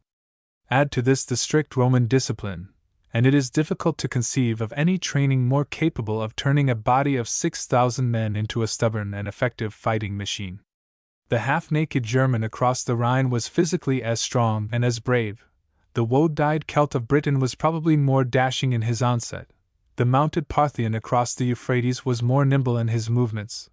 But neither German nor Celt cultivated the organization or solidarity of action of the Roman, nor could the Parthian equal him for steady onward pressure or determined stand. To each legion was given a number and also a name of its own, acquired by some distinguished feat or some conspicuous campaign, or adopted in vaunt or compliment. Thus it might be the victorious legion, the indomitable, or the Spanish legion, or it might, for example, wear a crested lark upon its helmet and be called the Legion of the Lark. The commander of the whole legion is a man of senatorial rank. Its standard is a silver eagle on the top of a staff, commonly holding a thunderbolt in its claw. To each legion there are 10 regiments, called cohorts, averaging 600 men, and every such regiment has its colonel, or, as the translation of the Bible calls Claudius Lysias, its chief captain. The regiment in its turn consists of 6 companies or hundreds, with a centurion at the head of each, and every pair of hundreds, if not every company, possesses a standard of its own, consisting of a pole topped with large medallions, metal discs, wreaths, an open hand, and other emblems. Illustration, Figure 97. Roman Standards. Illustration, Figure 98, Armed Soldier. Let us imagine a certain Caius to become a private soldier in a legion. He was born in Gaul, in the district of Lugdunum or Lyons, and he is either a full Roman or sufficiently Romanized to rank with Romans. He is drafted to the 20th Legion, otherwise known as the Victorious Valerian, and finds himself stationed in the island of Britain at that farthest camp of the northwest which has since grown into the city of Chester. On joining his company he is made to take a solemn oath that he will loyally obey all orders of his commander-in-chief, the emperor, as represented by that emperor's subordinates, his immediate officers. That oath he will repeat on each 1st of January and on the anniversary of the emperor's accession. For full military dress he will first put on a tunic reaching nearly to his knees, and since he is serving in the northern cold, a pair of fustian breeches covering the upper leg. On his feet will be a pair of strong sandals, of which the thick soles are studded with hobnails. Over his breast, and with flaps over the shoulders, he will wear a corselet of leather covered with hoop-like layers, or maybe scales, of iron or bronze. On his head will be a plain pot-like helmet or skull-cap of iron. For the rest he will possess also a thick cloak, or plaid to be used as occasion needs. In his right hand he will carry the famous Roman pike. This is a stout weapon, over 6 feet in length, consisting of a sharp iron head fixed in a wooden shaft, and the soldier may either charge with it as with a bayonet, or he may hurl it like a javelin and then fight at close quarters with his sword. On the left arm is a large shield, which may be of various shapes. One common form is curved inward at the sides like a portion of a cylinder some 4 feet in length by 2.5 in width. Another is 6-sided, a diamond pattern, but with the points of the diamond squared away. Sometimes it is oval. In construction it is of wicker work or wood, covered with leather, and embossed a blazon in metalwork, one particularly well known being that of a thunderbolt. The shield is not only carried by means of a handle, but may be supported by a belt over the right shoulder. In order to be out of the way of the shield, the sword, a thrusting rather than a slashing weapon, approaching 3 feet in length, is hung at the right side by a belt passing over the left shoulder. Though this arrangement may seem awkward to us, it is to be remembered that the sword is not required until the right hand is free of the pike, and that then, before drawing, the weapon can easily be swung round to the left by means of the suspending belt. On the left side the soldier wears a dagger at his girdle. The writer of the Epistle to the Ephesians is thinking of all this equipment when he bids the Christian put on the whole armor of God, including the belt of truth, the breastplate of righteousness, the shield of faith, the helmet of salvation, and the sword of the Spirit. The officer, of course, wears armor, cloak, and helmet of a more ornamental kind, and must have presented a very martial and imposing figure. Illustration, Figure 99, a Roman general. Our friend Sias goes through the drill, the exercises, and the hard work already mentioned. His pay will be somewhere about £8 a year, or a little over 3 shillings a week, and his food will consist mainly of wheaten porridge and bread, with salt, and a drink of thin sour wine little better than vinegar. His wheat, the price of which is deducted from his pay, is measured out to him every month, and it is his own business to grind it or get it ground and convert it into bread. Vegetables he will procure as he likes or can, but meat, except a limited amount of bacon, he will commonly either get nor very much desire. On one occasion indeed we find the soldiers complaining that they were being fed altogether too much upon meat. It deserves to be remarked that the results speak well for the wholesomeness of this simple diet of the legionary. For his quarters he will be one of 10 sharing the same tent under the supervision of a kind of corporal. There are no married quarters. Not only are women not permitted in the camp, but the soldier cannot legally marry during his term of service. Illustration, Figure 100. Centurion. Sias will meet with no gentle treatment while in his pupilage. The grim centurion, or commander of his company, is a man of iron, who has risen from the ranks. His methods are sharp and summary, and he carries a tough switch of vinewood, with which he promptly belabors the idle or the stupid. Any neglect of duty or act of disobedience is inevitably punished, sometimes by hard labor in digging trenches, sometimes by a fine, sometimes by stripping the soldier of his armor and making him stand for hours in civilian attire as a butt for ridicule in the middle of the camp, sometimes by a lowering of his rank corresponding to the modern taking away of a man's stripes. If a soldier proves a hopeless case, he is expelled with ignominy from the camp and army.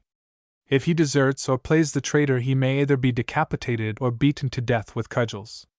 If a whole company or regiment gets into disgrace, it may have to put up with barley instead of wheat for its rations, and if it is guilty of gross insubordination, or of some crime which cannot be sheeted home to the individual, it may be decimated, or, in other words, every 10th man, drawn by lot, may be condemned to death.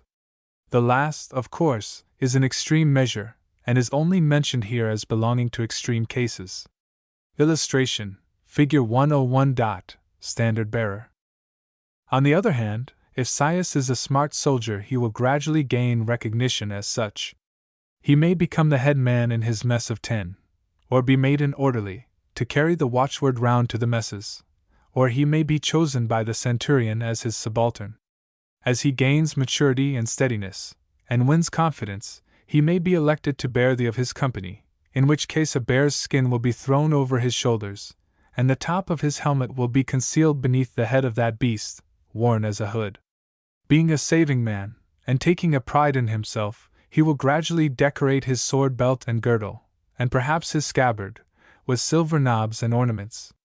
Also behaving well in the victorious brushes with the Britons, he will acquire, besides occasional loot and booty money, a number of metal medallions or discs, to be strung across his breast somewhat after the manner of the modern war medals. Gradually, as he becomes a veteran, he may rise to be centurion, when he will wear a crest upon his helmet and greaves upon his shins, have his corslet of scale armor covered with medallions, and will himself carry the vine rod of authority. If he should ever succeed in becoming, not merely the centurion of his company, but the first or senior of all the 60 centurions belonging to the whole legion, he will rank practically as a commissioned officer, will retire on a competence if he does retire, and will in all probability be made a knight. In that case he may proceed to higher commands, as if he had been born in that order to which he has at last attained. Illustration: Figure 102. Baggage train. But all this promotion is yet a long way off. One morning, while Caius is still a private, he hears, not the taratantara of the long straight trumpet which calls to ordinary work, but the sound of the military horn, which means that the legion is to march. He helps to pack up the tent, the hand mills, and other indispensable needments, and to place them on the mules, pack horses, or wagons. He then puts on his full armor, although, if it is hot, and if there is no immediate danger, he may sling his helmet over his shoulder, while his shield, marked with his name and company, may perhaps be stacked with others in a baggage wagon. His food supply for 16 days, the Roman fortnight, is wrapped in a parcel, and this, together with his eating and drinking vessels and any other articles such as would appertain to a modern knapsack, is carried over his shoulder on a forked stick. It is known that tonight the army will be obliged to camp on the way, and it is a binding rule of the service that no camp arrangements shall be left to chance. Surveyors will ride on ahead with a body of cavalry, and will choose a suitable position easily defended and with water near. They will then outline the boundaries according to a certain scale, and will parcel out the interior, according to an almost invariable system, into blocks or sections to accommodate certain units. When the legion arrives, it marches in with a perfect understanding as to where each company of men and each part of the baggage train is to quarter itself. Being in an enemy's country, it is not enough simply to post sentries. A trench must be dug and a palisade erected round the camp, and for that purpose every soldier on the march has carried a couple of sharpened stakes and a sort of small pickaxe. It may therefore be readily understood that Caius is heavily laden. Besides the weight of his body armor and his shield, pike, and sword, his orthodox burden is about 45 English pounds. Illustration: Figure 103. Soldiers with packs. Illustration: Figure 104. Roman soldiers marching. Schreiber. Before entering upon this description of service and armor of the legionary troops, it was stated that the legions made up but one half of Roman army, the other half consisting of what were known as auxiliaries. If there were in the whole Roman Empire 150,000 soldiers of the kind described, there were also about 150,000 of a different type. Just as it is a natural part of the British policy to raise bodies of Indian or African troops from among the non-British subjects of the empire, so it was an obvious course for the Romans to raise native troops in Africa, Syria, Spain, Gaul, Britain, or the German provinces on the western bank of the Rhine. And just as the British bring their non-British regiments into connection with the regular army, and put them under the command of British officers, so the Romans associated their auxiliary soldiery, mostly under Roman officers, with the regular force of the legions. To every legion of 6,000 men there was attached, under the same general of division, a force of about 6,000 men of non-Roman standing. The subject people of a province was called upon to recruit a certain quota of such troops, and when so recruited, the soldiers of this class were required to serve for 25 years. At the expiration of their term they became Roman citizens, and their descendants ranked as such in the enjoyment of Roman opportunities. Such forces were not themselves formed into legions under an eagle, they served in separate regiments. Some of them were infantry almost indistinguishable from the Roman. Others were armed in a different manner as to shield, spear, and sword. Others were light skirmishing troops using their native weapons, such as javelins, slings, and bows. A very large proportion were cavalry, and whereas a legion possessed only 120 Roman horsemen, the auxiliary cavalry attached to it would number one or more regiments of thither 1,000 or 500 men each. But it was also part of the Roman policy to employ such auxiliary troops, not in the region in which they were raised and among their own people, but elsewhere, and sometimes even at the opposite extremity of the empire. Thus in Britain might be found, not only Germans and Batavians, but Spaniards or Syrians, while in Syria there might be quartered Africans or Germans, and in Africa troops from the modern Austria. We cannot call this custom an invariable one, but it was usual, and obviously it was politic. Illustration, Figure 105. Imperial Guards. To these two cooperating forces, legions and auxiliaries, we must add the Imperial Guards, 12 regiments of 1,000 men each, quartered in Italy, and generally congregated in a special camp just outside the gate at the top of the Quirinal and Viminal hills beyond the modern railway station. Like other guards, these were a picked body, containing many volunteers from Italy itself, while others came from the most Romanized parts of Gaul or elsewhere. They enjoyed many privileges, wore a more gorgeous armor, served only 16 years and received double pay. Frequently it came to be the case that this particular body of troops was the one which made and unmade emperors, chiefly under the influence of pecuniary promises or largesse. Besides these, 6,000 city guards were in barracks inside the metropolis for the protection of the town. 7,000 gendarmerie, already mentioned, served as night watch and fire brigade, but perhaps scarcely rank as soldiers. Here and there in the empire there also existed separate volunteer detachments of various dimensions serving on special duty, and it was to one of these that belonged the Cornelius of the Acts of the Apostles, who is there described as a centurion of the Italian band. Illustration, Figure 106.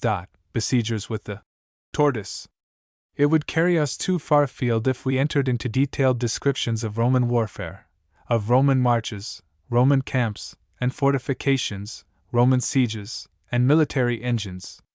Otherwise it would be highly interesting to watch the attack made upon an enemy's wall or gate by a band of men pushing in front of them a wicker screen covered with hide, or holding their shields locked together above their heads, so as to form a roof to shelter them from the spears, stones, firebrands, and pots of flame which rained down from the walls. Illustration, Figure 107. Roman artillery. Or we might see moving up on wheels a shed, from the open front of which protrudes the great iron head of a ram affixed to a huge beam. If you were under the shed, you would see that the beam was perhaps as much as 60 feet in length, and that it was suspended on chains or ropes by which it could be swung, so that the head butted with a deadly insistence upon the masonry of the wall. Meanwhile the enemy from the ramparts are doing their best to set the shed on fire, to break off the ram's head with heavy stones, to pull it upwards by a noose, or to deaden the effect of the shock by lowering stuffed sacks or other buffer material between it and the wall. At another point, in place of the shed, there is rolled forward a lofty construction like a tower built in several stories. When this approaches the wall it will overtop it, and a drawbridge with grappling irons may be dropped upon the parapet. Elsewhere there is mining and countermining. From a safer distance the artillery of the time is hurling its formidable missiles. There is the catapult, which shoots a giant arrow, sometimes tipped with material on fire, from a groove or half-tube to a distance of 1/4 of a mile. The propelling force, in default of gunpowder or other explosive, is the recoil of strings of gut or hair which have been tightened by a windlass. There is also the heavier hurler, which works in much the same manner, but which, instead of arrows, throws stones and beams of from 14 pounds to half a hundredweight, doing effective damage up to a distance of some 400 yards. Illustration, Figure 108. Auxiliary cavalryman. Caius joins his legion as a private infantry soldier. He is in the hobnailed service. But if our young noble, Publius Silius Bassus, enters upon a military career, he will probably become one of the 120 Roman horsemen attached to the legion, and will be serving as a knight, or gentleman, with servants to relieve him of his rougher work. The cavalrymen among whom he serves do not ride upon a saddle with stirrups, but on a mere saddlecloth. On their left arm is a round shield or buckler. They carry a spear of extreme reach, wear a longer sword than the infantrymen, and on their back is a quiver containing 3 broad-pointed javelins, very similar to assegais, which serve them as missiles. If by good service they obtain medallions like the infantry, they will fasten them to the bridles and breast straps of their horses, and altogether will make a fine and jingling show. Through the influence of his family, Publius will most likely be taken under the personal supervision of the general in command, will frequently mess with him, and will perhaps act as a kind of honorary aide-de-camp. After a sufficient initiation into military business, he will be appointed what may be called colonel of an infantry regiment of auxiliaries, then colonel of a regiment of the legion, and subsequently, if he is following the profession, colonel of a regiment of the auxiliary cavalry. He does not at any time pass through the rank of centurion, any more than the British officer passes through that of sergeant major. The class distinction is at least as great in the case of the Romans.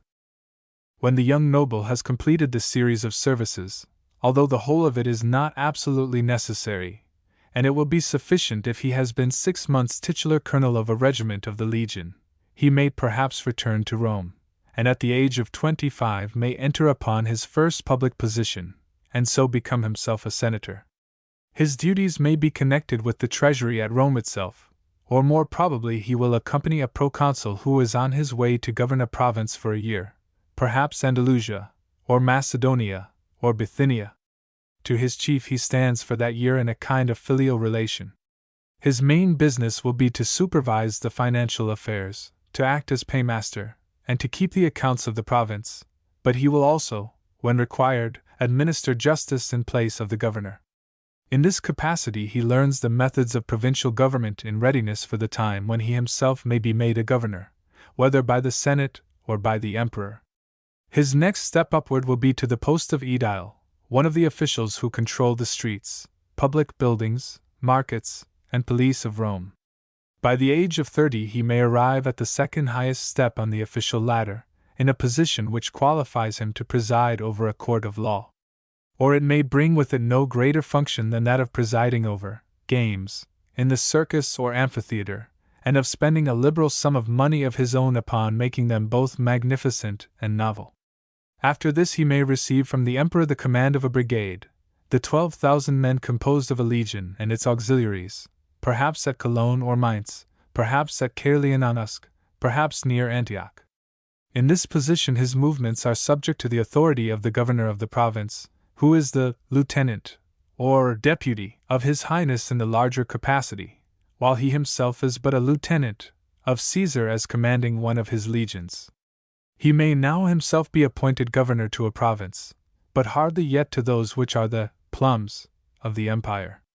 There is still one highest post for him to fill. This is the consulship. Under the Republic the 2 consuls had been the highest executive officers of the state, and the year was dated by their names. Nominally they were still in the same position, and the sane emperors made a point of treating them with all outward respect. They took precedence of all but His Highness the head of the state. But whereas under the Republic there had been but 2 consuls holding joint office for the year, under the emperors the post had become to such a degree complementary, and there were so many nobles who desired the honor or to whom the emperor was minded to grant it, that it became the custom to hold the position only for 2 months, so that 12 persons in each year might boast of being ex-consuls or having passed the consul's chair. Publius Silius, we may suppose, passes up each step of the ladder, or what was called the career of honors, and becomes senatorial governor of no less important a province than Asia, that nearer portion of Asia Minor which contained flourishing cities like Smyrna, Ephesus, and Rhodes. In that office, as in any other which he may hold, it behoves him to comport himself with caution and modesty. If he is a man of unusual influence or popularity, he will do well to keep the fact concealed. There must be nothing in his demeanor or his speech to lay him open to a charge of becoming dangerous to the emperor. That emperor is Nero, and even stronger and saner emperors than Nero watch suspiciously the behavior of aspiring men. Chapter 19 Roman Religion, State and Individual. To undertake to set forth with any definiteness the religious ideas of a Roman of AD 64 would be an extremely difficult task. Those ideas would differ with the individual, being determined or varied by a number of considerations and influences, by locality, education, and temperament. Silius would not hold the views of Caius and probably not those of Marcia. We may speak of the state religion of Rome as distinct from various other religions tolerated and practiced in different parts of the empire, but it is scarcely possible to define the contents of that state religion. There were certain special priests and priestly bodies who saw to it that certain rites and ceremonies should be performed scrupulously in a prescribed manner and on prescribed dates. But these were officers of the state, whose knowledge and functions were confined to the ritual observances with which they had to deal. They were not persons trained in a system of theology, nor were they preachers of a code of doctrines or morals. They had no cure of souls, and belonged to no church. They had no credo and no Bible or corresponding authority to which to refer. Though most well-informed persons could have told the names of the prominent deities in the calendar, such as Jupiter, Mars, Apollo, and Ceres, perhaps scarcely any one but an encyclopedist or antiquarian could have named one half of the total. It is not merely that the deities on the list were so numerous. There were other reasons for ignorance or vagueness. In the first place, the line between the operations of one deity and those of another was often too fine to draw, and deities originally more or less distinct came to be confused or identified. Secondly, it was often hard, if not impossible, to make up one's mind whether a so-called deity, such as virtue, peace, or health, was supposed to have a real existence, or whether it was simply the personification of an abstract quality. Thirdly, many of the ancient divinities had fallen out of fashion, and to a large extent out of memory, while many new ones, Isis and Serapis for example, had come, or were coming, into vogue. The state possessed its old established calendar of days sacred to a number of deities, and its code of ritual to be performed in their honor. There were ancient prescriptions as to what certain priests should wear, what they should do or avoid in their priestly character, what victims, ox, sheep, or pig, they should sacrifice, what instruments they should use for the purpose, and in what formula of words they should pray in particular connections. There was a standing commission, with the Pontifex Maximus, at this date that excellent religious authority, the Emperor Nero, at its head, to safeguard the state religion, to see that its requirements were carried out, and that no one ventured to commit an outrage towards it. But the state could not have told you with any precision that you must believe in just so many deities and no others. It could not have told you precisely what notions to entertain concerning those deities whom it did officially recognize. It dictated no theological doctrines. Either did it dictate any moral doctrines beyond those which you would find in the secular law. It reserved the right to prevent the introduction of foreign or new divinities if it found sufficient cause. But so long as the temples, the rites and ceremonies, the cardinal moral axioms of the Roman religion, and the basic principles of Roman society were respected, the state practiced no sort of inquisition into your beliefs or non-beliefs, and in no way interfered with your particular selection of favorite deities. Polytheism in an advanced community is always tolerant, because it is necessarily always indefinite. What it does not readily endure is an organized attack upon the entire system, whether openly avowed or manifestly implied. Even undisguised unbelief in any deity at all it is often willing to tolerate, so long as the unbelief is rather a matter of dialectics than anything else, and makes no attempt at a crusade. When a state so disposed is found to interfere with a novel religion, it will generally be easy to perceive that the jealousy is not on behalf of the deities nor of a creed, but on behalf of the community in its political, economic, or social aspect. This, however, is perhaps to anticipate. Let us endeavor to realize as best we can the religious situation among the Roman, or Romanized portion of the population. Though we are not here directly concerned with the steps by which the Roman religion had come to be what it was, we can scarcely hope to understand the position without some comprehension of that development. The Romans were a conservative people, and many of the peculiarities of their worship were due to the retention of old forms which had lost such spirit as they once possessed. In the infant days of the nation there had been no such things as gods in human shape, or in recognizable shape at all. There were only powers, or influences, superior to mankind, by whose aid or concurrence man must work out his existence. The early Romans and such Italian tribes as they became blended with were, as they still are, extremely superstitious. In a pre-scientific age they, like other peoples, were at a loss to understand what produced thunder and lightning, rain, the fertility or failure of crops, the changes of the seasons, the flow or cessation of springs and streams, the intoxication or exhilaration proceeding from wine, and a multitude of other phenomena. Fire was a perplexing thing, so was wine. The woods were full of mysterious sounds and movements. They could comprehend neither birth nor death, nor the fructification of plants. The consequence was a feeling that these things were due to unseen agencies, and the attempt was made to bring those powers into some sort of relation with mankind, either by the compulsion of magical operations and magical formulae, or by sacrifices and offerings of propitiation, or by promises. A superhuman power might be placed under a spell, or placated with food and drink, or persuaded by a vow. Such powers were exceedingly numerous.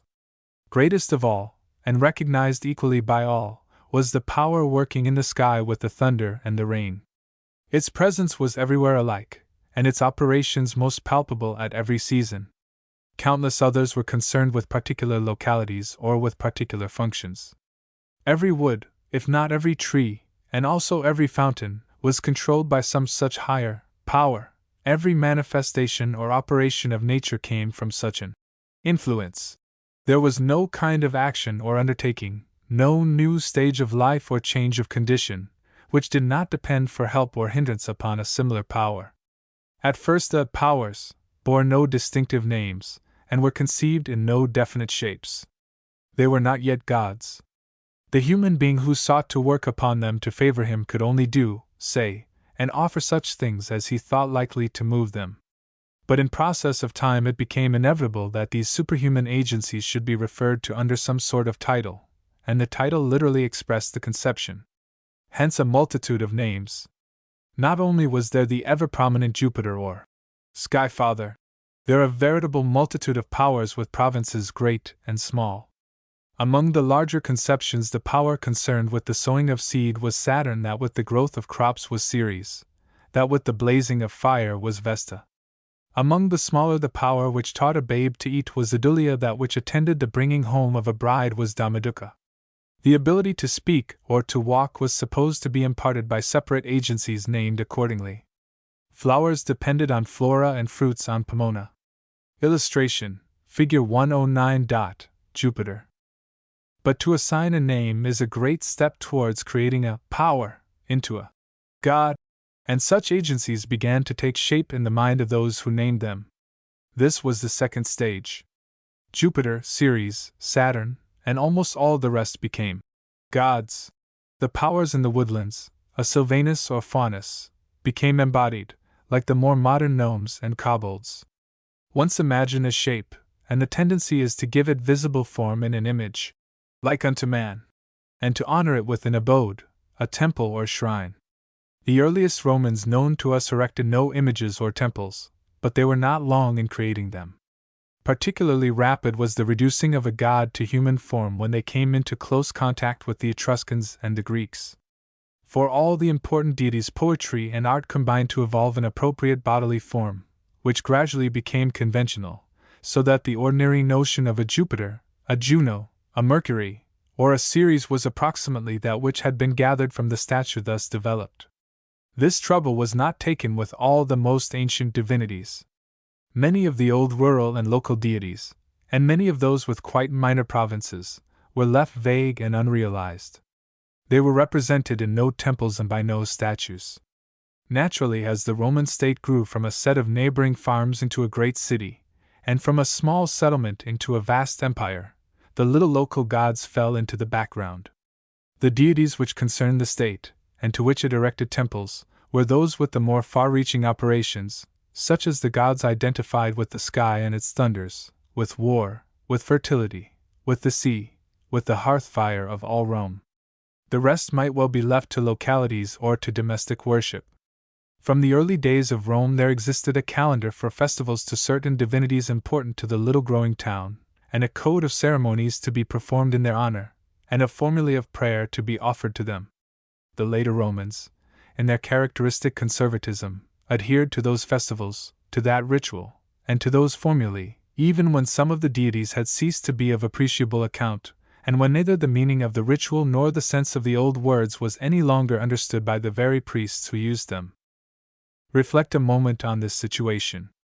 First, we have a number of deities of the first rank, housed in temples, embodied in statues, and recognized in all the Roman world. Next, a number of minor divinities whose operations and worship may be remotely rural or otherwise local, and whose functions are by no means always distinguishable from those of the greater gods. Then a series of more or less unintelligible ceremonials carried out by ancient rule in honor of divinities often practically forgotten. Outside these, a number of vague powers presiding over small domestic and other actions. Finally, a peculiar Roman tendency, in keeping with the last, to erect into divinities, and to symbolize in statue housed in temples, all manner of abstract qualities and states, such as hope, harmony, peace, wealth, health, fame, and youth. Illustration, Figure 110. A sacrifice.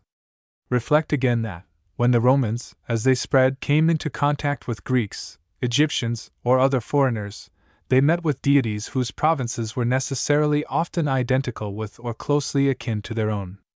Then remember that there is no church and no official document to define the complete list of Roman gods. Does it not follow, as a matter of course, on the one hand, that the importation of new gods was an easy matter, and on the other, that no individual Roman could draw the line as to the number of even the old established deities in whom he should or should not believe? The guardians of the public religion were satisfied if the due rites were paid by the state to those deities, on those dates, and precisely in that manner, which happened to be prescribed in the official religious books. For the rest, they left matters to the individual. So much it has been necessary to say in order to account for existing attitudes. We must use the plural, since the attitude of the state officials is but one of several, and inasmuch as the state officials themselves were not a theological caste but only secular servants of the community administering the regulations for external worship as laid down in the records, it often happened that their official attitude had nothing to do with their individual beliefs. Often they did not know or care whether there was a real religious efficacy in the acts which they performed. Sometimes all that they knew was that they were doing what the state required to be done properly by someone. Cicero quotes a dictum of a Pontifex Maximus that there was one religion of the poet, another of the philosopher, and another of the statesman. This is true, but it is hardly adequate. We must at least add that of the common people. A well-known statement of more modern birth puts the case, rather too strongly, that at our period all religions were regarded by the people as equally true, by the philosopher as equally false, and by the statesman as equally useful. We may begin with the ordinary people of whatever station, who are not poets nor thinkers nor magistrates. It is an error to suppose that such Romans of the first century were either atheistic or indifferent to religion. Their fault was rather that they were too superstitious, ready to believe too much rather than too little, but to believe without relating their belief to conduct. They did not question the existence of the traditional gods, nor the characters attributed to them. They were ready to perform their dues of worship and to make their due offerings, but all this had no bearing upon their own morality. They believed with the terror of the superstitious in omens and portents, and in rites of expiation and purification to avert the threatened evil. They were alarmed by thunder and lightning, earthquakes, bad dreams, ravens seen on the wrong side of the road, and other evil tokens. They commonly accepted the existence of malign spirits, including ghosts. They were prepared to believe that on occasion a statue had bled or turned round on its base, that an ox had spoken in human language, or that there had been a rain of blood. There were doubtless exceptions, and superstition was less dire and oppressive than once it was. More than 50 years before our date, Cicero had said that even old women no longer shuddered at the terrors of an underworld, and 50 years after it the satirist asserts the same of children. But both writers are speaking somewhat hyperbolically. Doubtless it had been wondered how two augurs could look at each other without a smile, but there is nothing to show that even a minority of augurs were acutely conscious of anything to smile at. Illustration, Figure 111. Isis worship. Wall painting. In the multiplicity of deities, the ordinary people were prepared to accept as many more as you chose to offer them, especially if the worship attaching to them contained mystic or orgiastic ceremonies. By this date, the populace had become exceedingly mixed, especially in the capital, and the cool, hard-headed Roman stock had been largely replaced or leavened by foreign elements, especially from the east.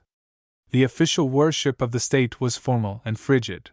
It offered nothing to the emotions or the hopes. Many among the people felt an instinct for something more sacramental, and especially attractive was any form of worship which promised a continued existence, and probably a happier existence, after death. Even the mere mysteriousness of a form of worship had its allurements. Hence a tendency to Judaism, still more to the Egyptian worship of Isis and Osiris. The latter made many proselytes, particularly among the women, and contained ideas which are by no means ignoble but to our modern minds far more truly religious than anything to be found in the native Roman cults. To pass through purification, to practice asceticism, to feel that there was a life beyond the grave apportioned to your deserts, to go through an impressive form of worship held every day, and to have the emotions thus worked upon, all this supplied something to the moral nature which was lacking in the chill sacrifices and prayers to Jupiter and the other national divinities. In vain had the authorities, in their doubt as to the moral effects, tried on several occasions to suppress this foreign worship. It always revived, and it now held its established place both in the imperial city and in the provinces, particularly near the sea, for it was especially a sailor's religion. Rome, like Pompeii, had its temple of Isis and her daily celebrations. There was, however, no necessary conflict between this worship and the official religion. It was quite possible to accept Isis while accepting Jupiter. Nor, though this particular cult has required mention, must it be taken as belonging to more than a section of the Roman population. Most Romans would look upon it, and other deviations, with acquiescence, some with contempt, and perhaps some with a shake of the head, while themselves satisfied with an indifferent conformity to the more established customs of the state. Setting aside the devotees of the mystic, the more ordinary point of view was that between Romans and the established gods of Rome there is an understanding. The gods will support Rome so long as Rome pays to them their dues of formal recognition. Their ritual must not be neglected by the authorities. It is not necessary for an individual member of the community to concern himself further in the matter. The state, through its appointed ministers, will make the necessary sacrifices and say the necessary words. The citizen need not put in an appearance, or take any part. He will not do or say anything disrespectful towards the deities in question, and he will enjoy the festivals belonging to them. If remarkable portents and disasters occur, he will agree that there is something wrong in the behavior of the state, and that there must be some public purification or other placation of the gods. If the state orders such a proceeding, he will perform whatever may be his share in it. So far he is loyal to the religion of the state. Illustration: Figure 112. Household shrine. Pompeii. In his private capacity he has his own wants, fears, and hopes. He therefore betakes himself to whatever divinity he considers most likely to help him. He makes his own prayers and vows an offering if his request is granted. Reduced to plain commercial language, his ordinary attitude is, no success, no payment. A cardinal difference between the religion of the Romans and our own is to be seen in the nature of their prayers. They always ask for some definite advantage, prosperity, safety, health, or the like. They never pray for a clean heart or for some moral improvement. Of more importance than the man's moral condition will be his scrupulous observance of the right external practices. Unlike the Greek, he will cover his head when he prays. He will raise his hand to his lips before the statue, or, if he is appealing to the celestial deities, he will stretch his palms upwards above his head. If to the infernal powers, he will hold them downwards. These are the things that matter. At home, if he belongs to the better type of representative citizen, our Roman has his household shrine and his household divinities, whom he never neglects. If he is very pious, he may pray to them every morning, or at least before every enterprise. In any case, he will remember them with a small offering when he dines. There are the gods of the stores. His Penates, certain deities whom he has selected as guardians of his belongings, and who have their little images by the hearth in the kitchen. There is the household protector, or more commonly there are two, who may be painted under the form of lightly stepping youths in a little niche or shrine above a small altar. To these he will offer fruits, flowers, incense, and cakes. And there is the genius of the master of the house, who is also painted on the wall, or who may be represented by his own portrait bust or by the picture of a snake. That genius means the power presiding over his vitality and health and well-being. If he is an artisan and belongs to a guild, he will pay special worship to the patron god or goddess of that guild, to Vesta, if he is a baker, to Minerva, if he is a fuller. Out of doors he will find a street shrine in the wall at a crossing, pertaining to the tutelary god of what may be called his parish, and this he will not neglect. Like all other Orthodox Romans, he will not undertake any new enterprise, betrothal, marriage, journey, or important business, without ascertaining that the auspices are favorable. In a general way, he has a notion that the gods are displeased at certain forms of crime, and that they approve of justice and the carrying out of compacts. The gods overlook the state, because the state engages them so to do, and therefore to break the laws of the state is to anger the gods of the state. But this is rather subtle for the common man, and there is generally no understood immediate relation between these gods and his moral conduct, unless he has sworn an oath by one or other of them. The purpose of calling a god to witness is to bring upon a perjurer the anger of the offended deity. But he entertains no such conception as the modern one of sin, or of remorse for sin. Sin is either a breach of the secular law or breach of a contract with the deity, and remorse is but fear of or regret for the consequences. His morality is determined by the laws of the state, family discipline, and social custom. For that reason, his vices on the positive side will mostly be those of his appetites, and on the negative side a want of charity and compassion. He may be guiltless of lying and stealing, murder and violence. He may be honest and law-abiding, but there is nothing to make him temperate, continent, or gentle. His avowed code is duty, and duty is defined by law and tradition. If this is the religious condition of the commonplace man or woman, a blend of superstition, formalism, and tolerance, it is by no means that of the educated thinker. Such persons were for the most part free thinkers. Many of them, finding no better guide to conduct, conform to the religion of the state without any real belief in its gods or attaching any importance to its ceremonies. They do not feel called upon to propagate any other views, and they probably think the current notions are at least as good for the ignorant as any others. If they are poets, like Horace or Lucan, they will dress up the mythology, mostly from Greek models, and write fluently about Jupiter and Juno, Venus and Mercury, either attributing to them the recognized characters and legends, or varying them so as to make them more picturesque and interesting, perhaps even improving them, but all the time believing no more in the stories they are telling, or in the deities themselves, than Tennyson need have believed in King Arthur and Guinevere. The gods are good poetic material and are sure to afford popular, or at least inoffensive, reading.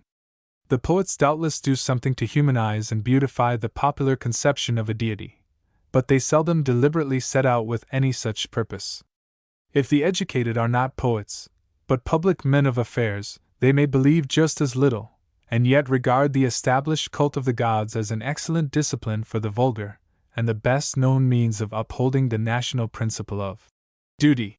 If they are philosophers, they may not, and the Epicureans in reality do not, believe in the gods at all, certainly not as they are generally conceived, and will openly discuss in speech and in writing the question of their existence or non-existence, and of their character and nature if they do exist. They will endeavor to substitute for the barren formalism of rites and ceremonies, or the inconsistent or incomplete traditional morality of duty, another set of principles as a sounder guide to life and conduct. Some are monotheists, some are simply in doubt.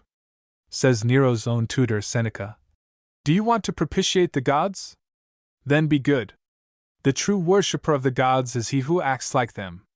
Better," remarks Plutarch, "not believe in a god at all than cringe before a god who is worse than the worst of men." in the actual worship of images none of them believe.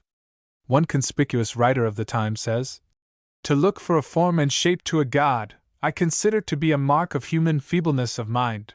Concerning the schools of thought, and in particular the tenets of those Stoics and Epicureans whom St. Paul met at Athens, and whom he could meet in educated circles all over the Roman Empire, we shall have to speak in the following chapter, when summing up the intellectual and moral condition of the time. Meanwhile, it should be understood that, though a profound or anything approaching a professional study of philosophy was discouraged among the true Romans, more than once the professional philosophers were banished from the capital, there were few cultivated persons who did not to some extent dabble in it, and even go so far as to profess an adherence to one school or another. None of these men believed in the Roman religion, as administered by the state, although many of them were administering it themselves. The same man could one day freely discuss the gods in conversation or a treatise, and the next he might be clad in priestly garb and officially seeing that the rites of sacrifice were being religiously carried out in terms of the books, or that the auspices were being properly taken. It does not, however, follow at all that because poet or public man cared nothing for the pantheon and all its mythology, he was therefore without his superstitions. He might still tremble at signs and portents, at comets, at dreams, and at the unpropitious behavior of birds and beasts. He might believe in astrology and resort to its professors, called the Chaldeans. On the other hand, he might laugh at such things. It was all a matter of temperament. It certainly was not every man who dared to act like one of the Roman admirals. When it was reported that the omens were unpropitious to an imminent battle because the sacred chickens would not eat, he ordered them to be thrown into the sea so that at least they might drink. The freethinkers were in advance of their times. Science, in the modern sense, hardly existed, and until phenomena are explained it is hard to avoid a perplexity or astonishment which is equivalent to superstition. Consider now these various states of mind: that of the people, ready to add almost any deity to the large and vague number already recognized; that of the poet, who finds the deity such useful literary material; that of the magistrate or public man, who, without enthusiasm or necessary belief, regards religion as a thing useful to society; and that of the philosopher, who thinks all the current religious conceptions unsound, if not absurd, and morally almost useless. Manifestly, a society so composed will be one of unusual tolerance. The Romans had no disposition to force their religion on the subject provinces of the empire. Their religion was the Roman religion; the religion of the Greeks might be left Greek, the Jewish religion Jewish, and the Egyptian religion Egyptian. Any nation had a right to the religion of its fathers. Nay, the Jews had such peculiar notions about a Sabbath day and other matters that a Jew was exempted from the military service which would have compelled him to break his national laws. All religions were permitted, so long as they were national religions. Also, all religious views were permitted to the individual, so long as they were not considered dangerous to the empire or imperial rule, or so long as they threatened no appreciable harm to the social order. If a Jew came to Rome and practiced Judaism, well and good. It was, in the eyes of the Romans, a narrow-minded and uncharitable religion, marked by many strange and absurd practices and superstitions, but if a misguided Oriental people liked to indulge in it, well and good. Even if a Roman became a proselyte to Judaism, well and good, so long as he did not flout the official religion of his own country. If the Egyptians chose to worship cats, ibises, and crocodiles, that was their affair, so long as they let other people alone. In Gaul, it is true, the Emperor Claudius, predecessor of Nero, had put down the Druids. Earlier still the Druids had already been interfered with, but that was because the Druids, those weird old white-sheeted men with their long beards and strange magic, were performing human sacrifices, burning men alive in wicker frames, and such conduct was not only contrary to the secular law of Rome, but even to natural law. And when Claudius finally suppressed them, or drove the remnant out of Gaul into Britain, it was not simply because they worshipped non-Roman gods and performed non-Roman rites, but because they were, as they had always notoriously been, a dangerous political influence interfering with the proper carrying out of the Roman government. And when we come to Christianity, it must be remarked that, So long as that nascent religion was regarded as merely a variety of Judaism, it was actually protected by the Roman power, and owes no little of its original progress to the fact. In the Acts of the Apostles, it is always from the Roman governor that St. Paul receives, not only the fairest, but the most courteous treatment. It is the Jews who persecute him and work up difficulties against him, because to them he is a renegade and is weaning away their people. To the philosophers at Athens he appears as the preacher of a new philosophy, and they think him a smatterer in such subjects. To the Roman he is a man charged by a certain community with being dangerous to social order, to wit, causing factious disturbances and profaning the temple, and since he refuses to let the local authorities judge his case, and has exercised his citizen privilege by appealing to Caesar he is sent. And when a prisoner in somewhat free custody at Rome, note that he is permitted to speak with all freedom, and that in the first instance he is acquitted.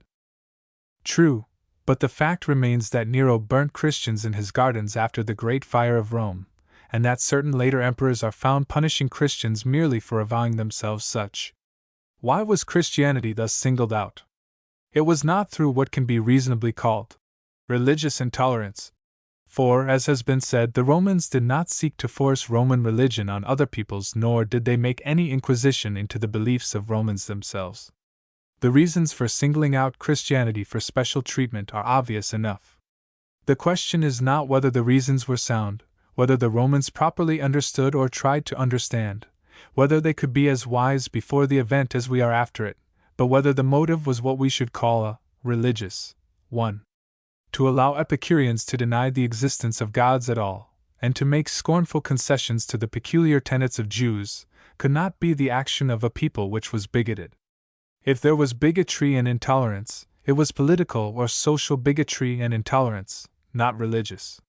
To prevent any possible misconception, let the present writer say here that he considers the principles of Christianity, as laid down by its founder, and as spread by St. Paul, to have been the most humanizing and civilizing influence ever brought to bear upon society.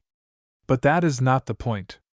The early Christians were treated as they were, not because they held non-Roman views, but because they held anti-Roman views, not because they did not believe in Jupiter and Venus, but because they refused to let anyone else believe in them, not because they threatened to weaken Roman faith, but because they threatened to weaken and even to wreck the whole fabric of Roman society, not because they were known to be heretics, but because they were supposed to be disloyal, not because they converted men, but because they appeared to convert them into dangerous characters.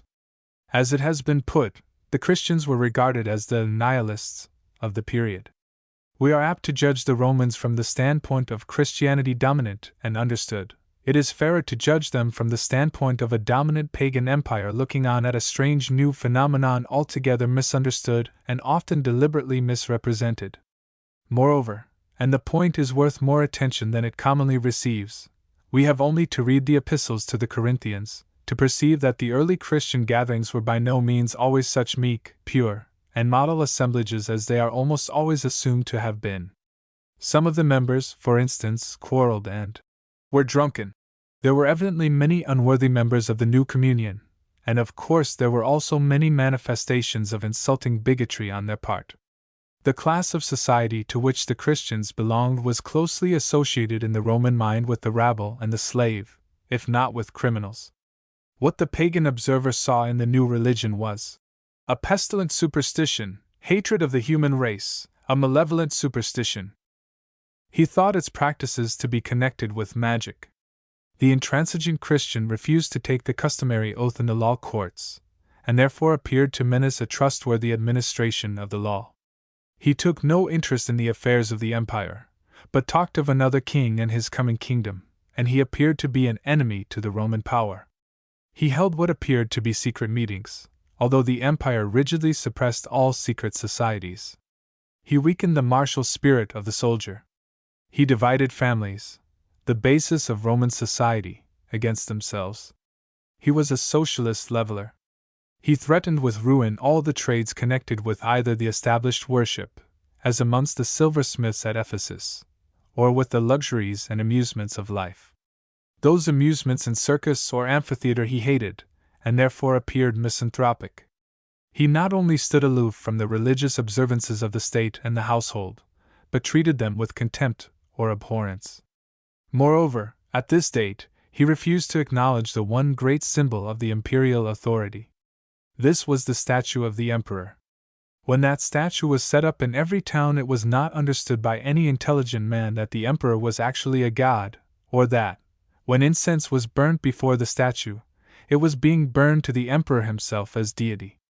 But just as every householder had his attendant, genius, the power determining his vital functions and well-being, which was often represented as a bust with the man's own features, so the statue of the Augustus, His Highness, represented the genius of that head of the state, and the offering of incense was meant as an appeal to the genius to keep the emperor and the imperial power in health and wealth long to live.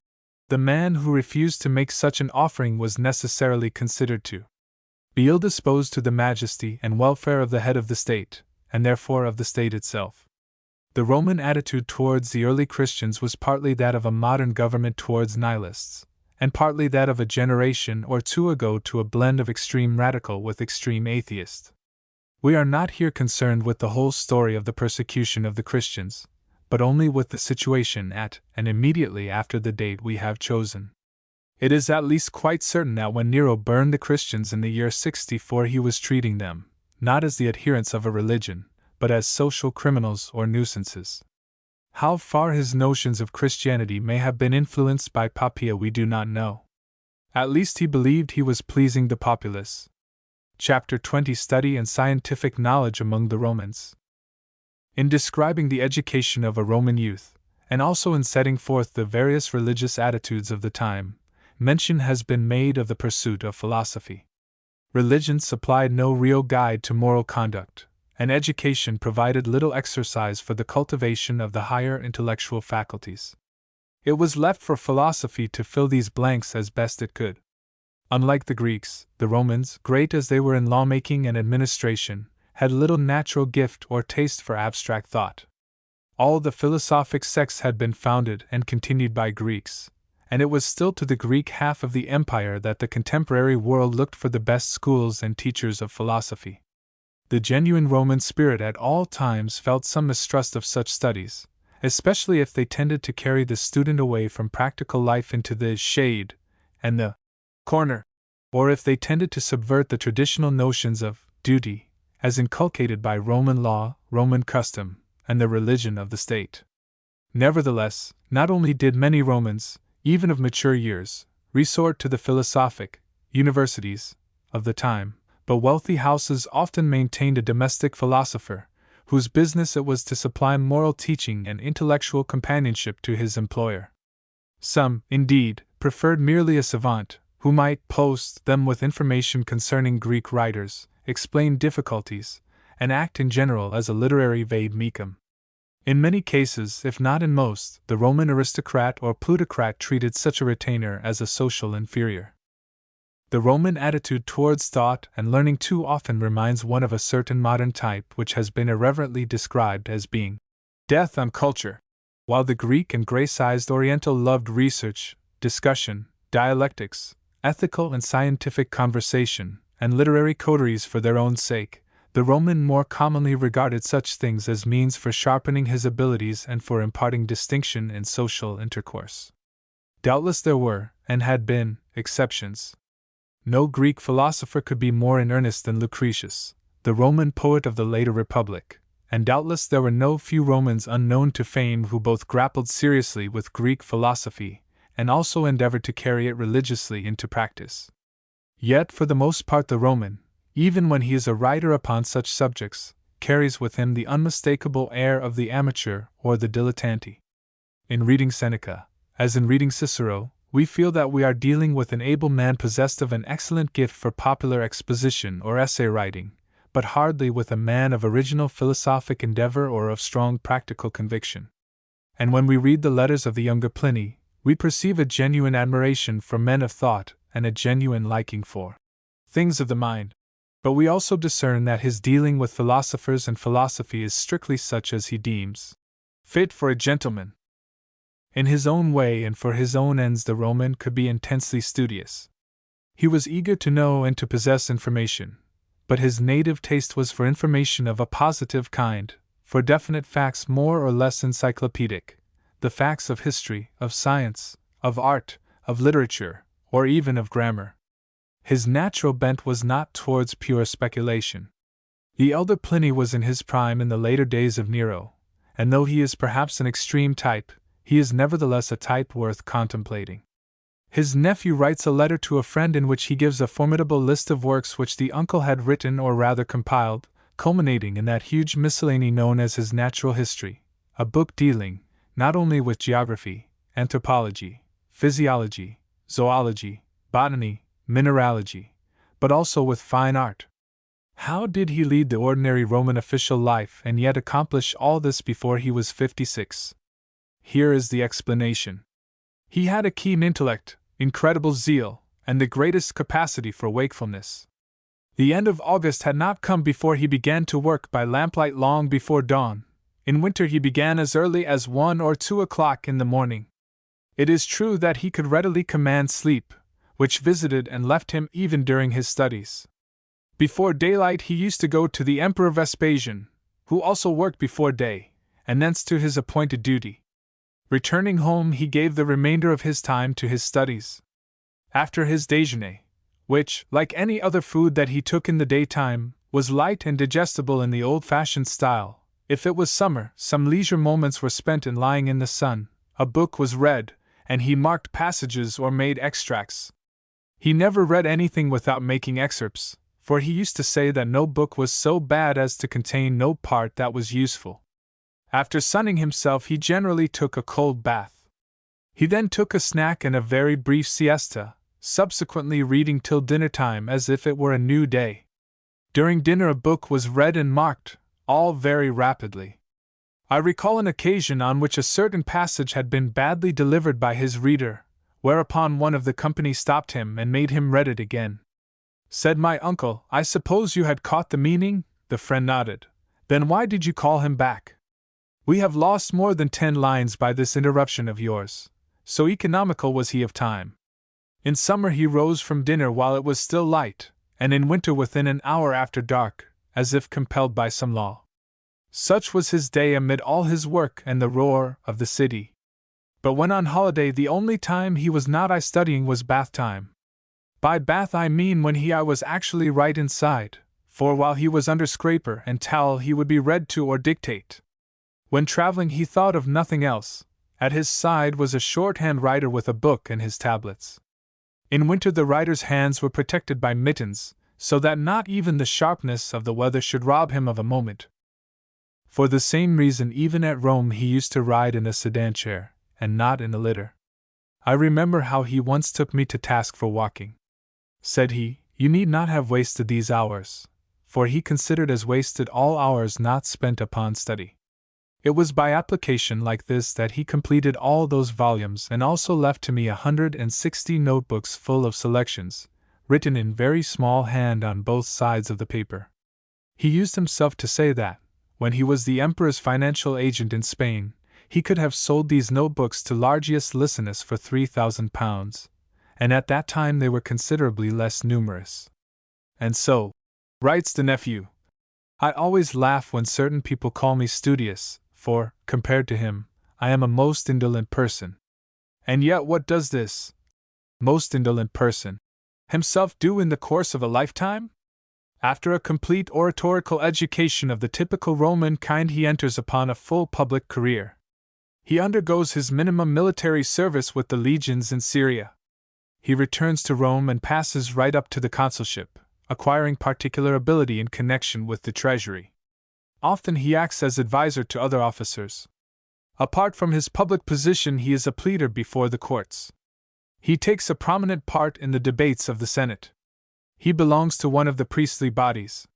He does his share in providing the public games. He is appointed minister for the regulation of the Tiber and of the sewerage. He is afterwards made governor of Bithynia, which has fallen into financial disorder and requires reorganization. He possesses numerous estates and has many tenants to deal with.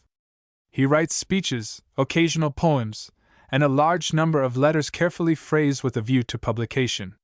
His social or complementary duties are numerous and exacting. One day he goes out hunting wild boar on one of his estates, and kills 3 of them. How, think you, does he pass the time while the beaters are driving the animals towards the net? He is thinking up a subject and making notes, and actually finds the silence and solitude helpful. He concludes his short letter on the subject by advising his friend, "When you go hunting, take my advice and carry your writing tablets as well as your luncheon basket and flask. You will find that Minerva roams the hills no less than Diana." Pliny the Younger is writing, it is true, a generation after Nero, but there had been no appreciable change in Roman intellectual tastes during that short interval. The Roman may have had little inclination towards abstract thinking, but he was not an idle-minded man. Even the emperors often cultivated the muse. Nero, we have seen, wrote verses, while his predecessor Claudius bore a strangely near resemblance to our own James I, not only in respect of his weakness of character, but also of his pretensions to erudition and authorship.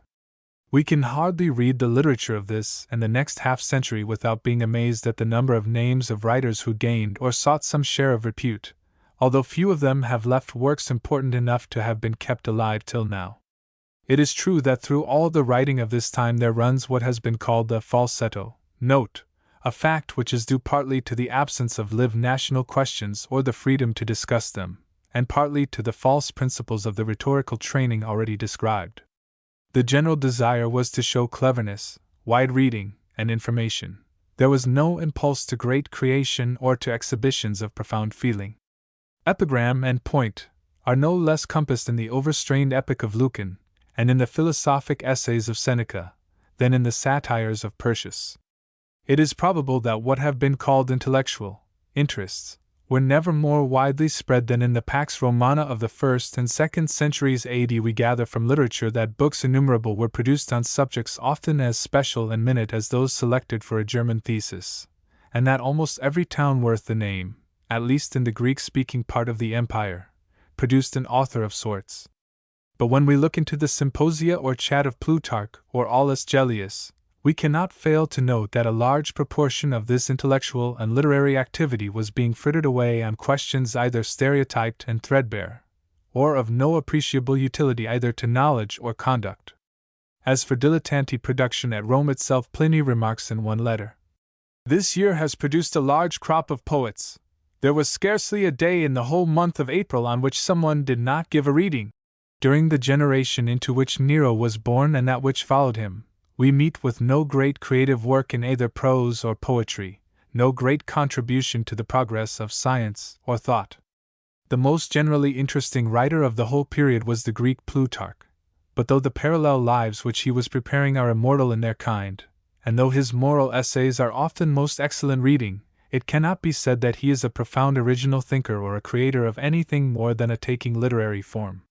Next to him in value, earlier in date, stands Seneca, who, like Plutarch, is a lively thinker and a deft essayist, with the same love for a quotation and the same wide interests, but assuredly not a considerable enlarger of the field of human thought.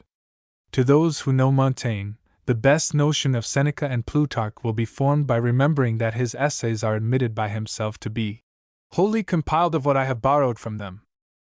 The elder Pliny supplies us with extracts and summaries of the knowledge or the notions then extant, and we have writings on agriculture by Columella. The youthful and rather awkward satirist Persius sees the life which he criticizes rather through the medium of books than through his own eyes. Such works of the period as have gained any kind of immortality are certainly interesting and often instructive, but they indicate a period in which reading is chiefly cultivated amusement, and knowledge rather sought as a pastime and an accomplishment than as a power. The favorite reading must contain matter or sense, not too deep or exacting, and it must possess a style. Perhaps writers as various as Dryden, Pope, Horace Walpole, Samuel Johnson, De Quincey, Macaulay, or, on a lower platform, the authors of collections like the Curiosities of Literature would have been quite at home in this period, but it would have produced no Shakespeare, Milton, or Wordsworth.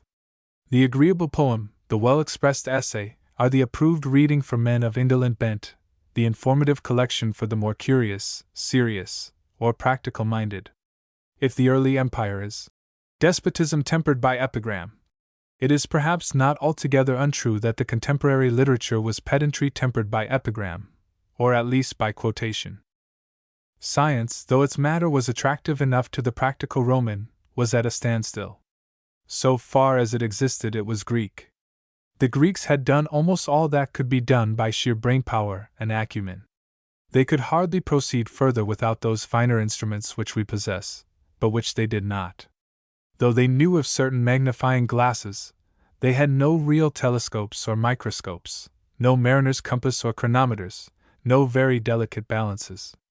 They possessed a magnificent thinking apparatus and put it to admirable use. The modern scientist has generally nothing but admiration for their keen insight, and for the brilliant hypotheses which they invented and which were frequently but unverified anticipations or partial anticipations of theories now in vogue. Where they stopped short was at experiment in test of hypothesis. Of all exploits of pure thinking in the domain of science, perhaps the greatest has been the conception that the earth, instead of being a flat disk, is a sphere.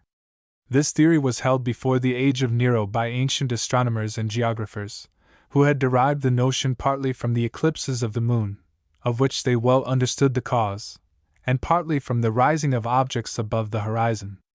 They understood also that in a sphere there was gravitation to the center, and were able so to comprehend the level surface of water on the globe. The geographer Strabo, more than a generation before our chosen date, readily conceives that, if one sailed straight westward out of the Mediterranean through the Straits of Gibraltar, he would ultimately come back round the world by way of the east, that is to say, by India. It was not left for Columbus to invent that doctrine. It is true that in calculating the circumference of the earth they had made it as much as 1/7 too large, but the wonder is that they came so near as they did. In regard to the distance of the moon, they were not more than 1/12th from the modern estimate. The possibility of error in dealing with the sun was much greater, and their 51 million miles is little more than half of what it should have been. Exactly how far this doctrine of the sphericity of the earth was popularly entertained we cannot tell. It was probably almost confined to those directly interested in the question. A theory, anticipating Galileo, that it is the earth which moves round the sun, had been mooted, but certainly had very little currency. Nor was speculation confined to such astronomical conclusions. In the region of physical geography, rational attempts were made to account for various phenomena, such as the existence of deltas or the risings of the Nile, or the appearance of seashells high on dry land.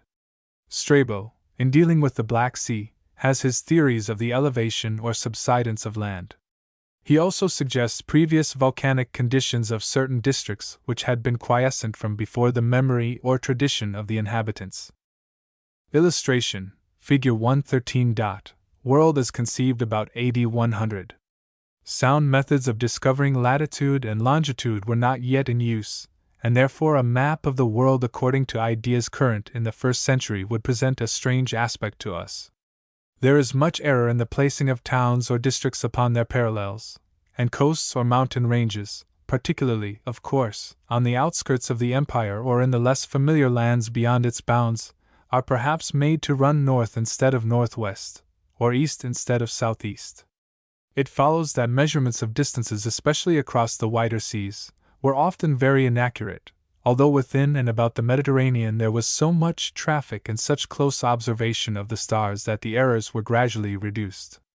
The mariner, when he did not follow the coast and guide his course by familiar landmarks, steered by the stars, but of these he had a very intimate knowledge, to which he joined a close observation of the prevailing direction of the winds at the various seasons. There was a well-ordered system of lighthouses, and charts and mariners' guides were not wanting. In the winter months navigation over long distances was regularly suspended, and ships waited in port for the spring. So far as acquaintance with the world was concerned, we have sufficient evidence that the trader knew his way very well down the African coast as far as Zanzibar, and along the southern shores of Asia as far as Cape Comorin. With Ceylon his acquaintance was vague, and only by tradition did he know of further India by way of the sea and of China by way of the land. In the interior of Africa the caravans reached the oases, and by way of Nile or caravan there was trade with the Sudan. Outside the Straits of Gibraltar, the Canary Islands and Madeira, known indiscriminately as the Fortunate Isles, or Isles of the Blessed, were in touch with the port of Cadiz. The shape of Great Britain beyond England was indefinite, although it was known to be an island, with the Shetlands lying beyond. Ireland was also recognized as an island, and its relative size was not greatly misconceived. The chief misconception in this corner of Europe was that of orientation, Britain being placed either far too near or far too parallel to Spain, through a large error as to the shape of the Bay of Biscay. Meanwhile, the coast of the Netherlands and Germany was made to run in a line much too closely parallel to the eastern shores of Britain. Scandinavia was known from navigating explorers and from the amber trade, but was commonly regarded as a large island. Knowledge of the Baltic did not extend beyond about the modern Riga, and of the whole region thence to the Caspian only the dimmest notions were entertained. From what has been said concerning the calculation of the Earth's diameter and of the distances of the Sun and Moon, it may be readily understood that the ancient mathematician had arrived at great proficiency in the geometrical branch of mathematics. This should cause no surprise when we remember what is meant by Euclid. That eminent genius had lived at Alexandria 3 centuries and a half before the age of Nero, and he by no means represents all that was known of such mathematics at the latter date.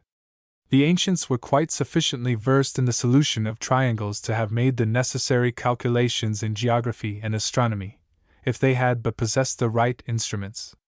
Perhaps only an expert should deal, even in the few sentences required for our purpose, with such matters as the calculation of the capacity and proportional relations of cylinders, or with the mechanics and hydrostatics of Archimedes. That philosopher so far understood the laws of applied force that he had boasted, "Give me a place to stand on, and I will move the world." What he and others had learned concerning fluid pressure, or concerning pulleys, levers, and other mechanical devices, had not been lost by the Greeks and had been borrowed from them for full practical use by the Romans. They knew how to lift huge weights, and how to hurl heavy missiles by the artillery previously mentioned. Experiments had been made at Alexandria in the use of steam power, but had led to nothing practical. It is obvious also from their buildings and works of engineering, even without explicit statement, that they well understood the distribution of weight and the laws of stability. The laws of acoustics were understood with sufficient clearness to make them applicable with success to theaters. In practical mensuration, a daily necessity for men who were perpetually allotting lands or marking out camps, the Romans were experts. In pure arithmetic, the contemporary world had made some considerable advance, such as in the extraction of square roots and cube roots. But, as has been already said, the Roman interest was virtually confined to such arithmetic or mathematics as appeared to possess some bearing on actual use. Of chemistry, in the modern scientific sense, the ancients knew almost nothing. Empirically, they were aware of certain properties exhibited by substances, and could perform certain manipulations, but like moderns down to a very recent time, they had no real understanding of the quantitative or qualitative relations of elements. Long ago, Greek philosophy, followed by the Epicurean school, had set forth an atomic theory, which on the surface is surprisingly like the modern chemical hypothesis. But this contained strange and illogical features and had no connection with actual practice. In this department, the chief proficiency of the world of this date lay in metallurgy, in which the processes empirically discovered, chiefly by Egyptians and Phoenicians, were closely similar to those now employed. They thoroughly understood the smelting of ores, but could render no scientific account of the processes. Botany was in a very crude condition, scarcely extending beyond such knowledge as was required on the one hand for farming and horticulture, and on the other for the vegetable medicines used by contemporary physicians. The doctoring of the time was also, of course, largely empirical, but assuredly hardly more so than it was a century or so ago, and distinctly more rational than it became in the Middle Ages. We cannot conceive of a reputable doctor at Rome prescribing the nauseous medieval absurdities. Practical surgery must have been surprisingly advanced, and there is scarcely a modern surgeon who does not exclaim in admiration of the instruments discovered at Pompeii and now preserved in the Naples Museum, see Figure 69. In physic it is, of course, tolerably certain that many of the remedies or methods of treatment were of the sound and simple kind discovered by the long experience of mankind and often put in use by our grandmothers. The defect contemporary medicine was that it was almost wholly empirical. The ancient surgeon could doubtless perform ordinary operations, amputations and excisions, with neatness, and the ancient physician knew perfectly well what to do with the ordinary complaints, the fevers and agues, the bilious attacks, the gout, or the dropsy, but he was baffled by any new conditions. Moreover, if he could diagnose and cure, he could seldom prevent, inasmuch as he had little understanding of the causes of maladies. He had everything to learn in regard to sanitation and the preventing of infection. A plague would sometimes kill half the people in a town or district, and the loss of 30,000 persons in the metropolis would probably appear to most Romans as a visitation of the gods, nor is it certain that the doctors would generally disagree with that view.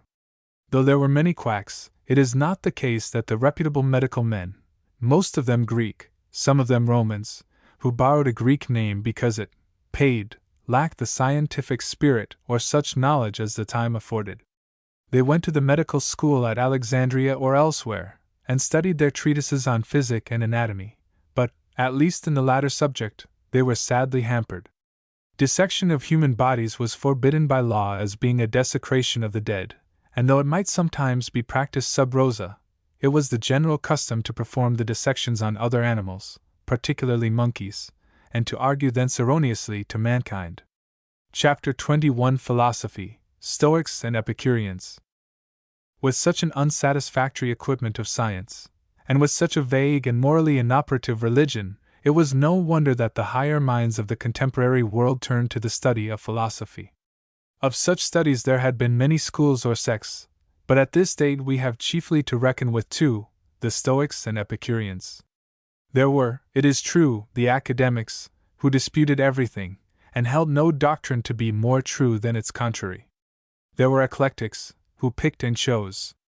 But the majority of those who affected a positive philosophy attached themselves either to the Stoic or else to the Epicurean system, not necessarily with orthodox rigidity on every point, but as a general guide, at least in theory, to the conduct of life.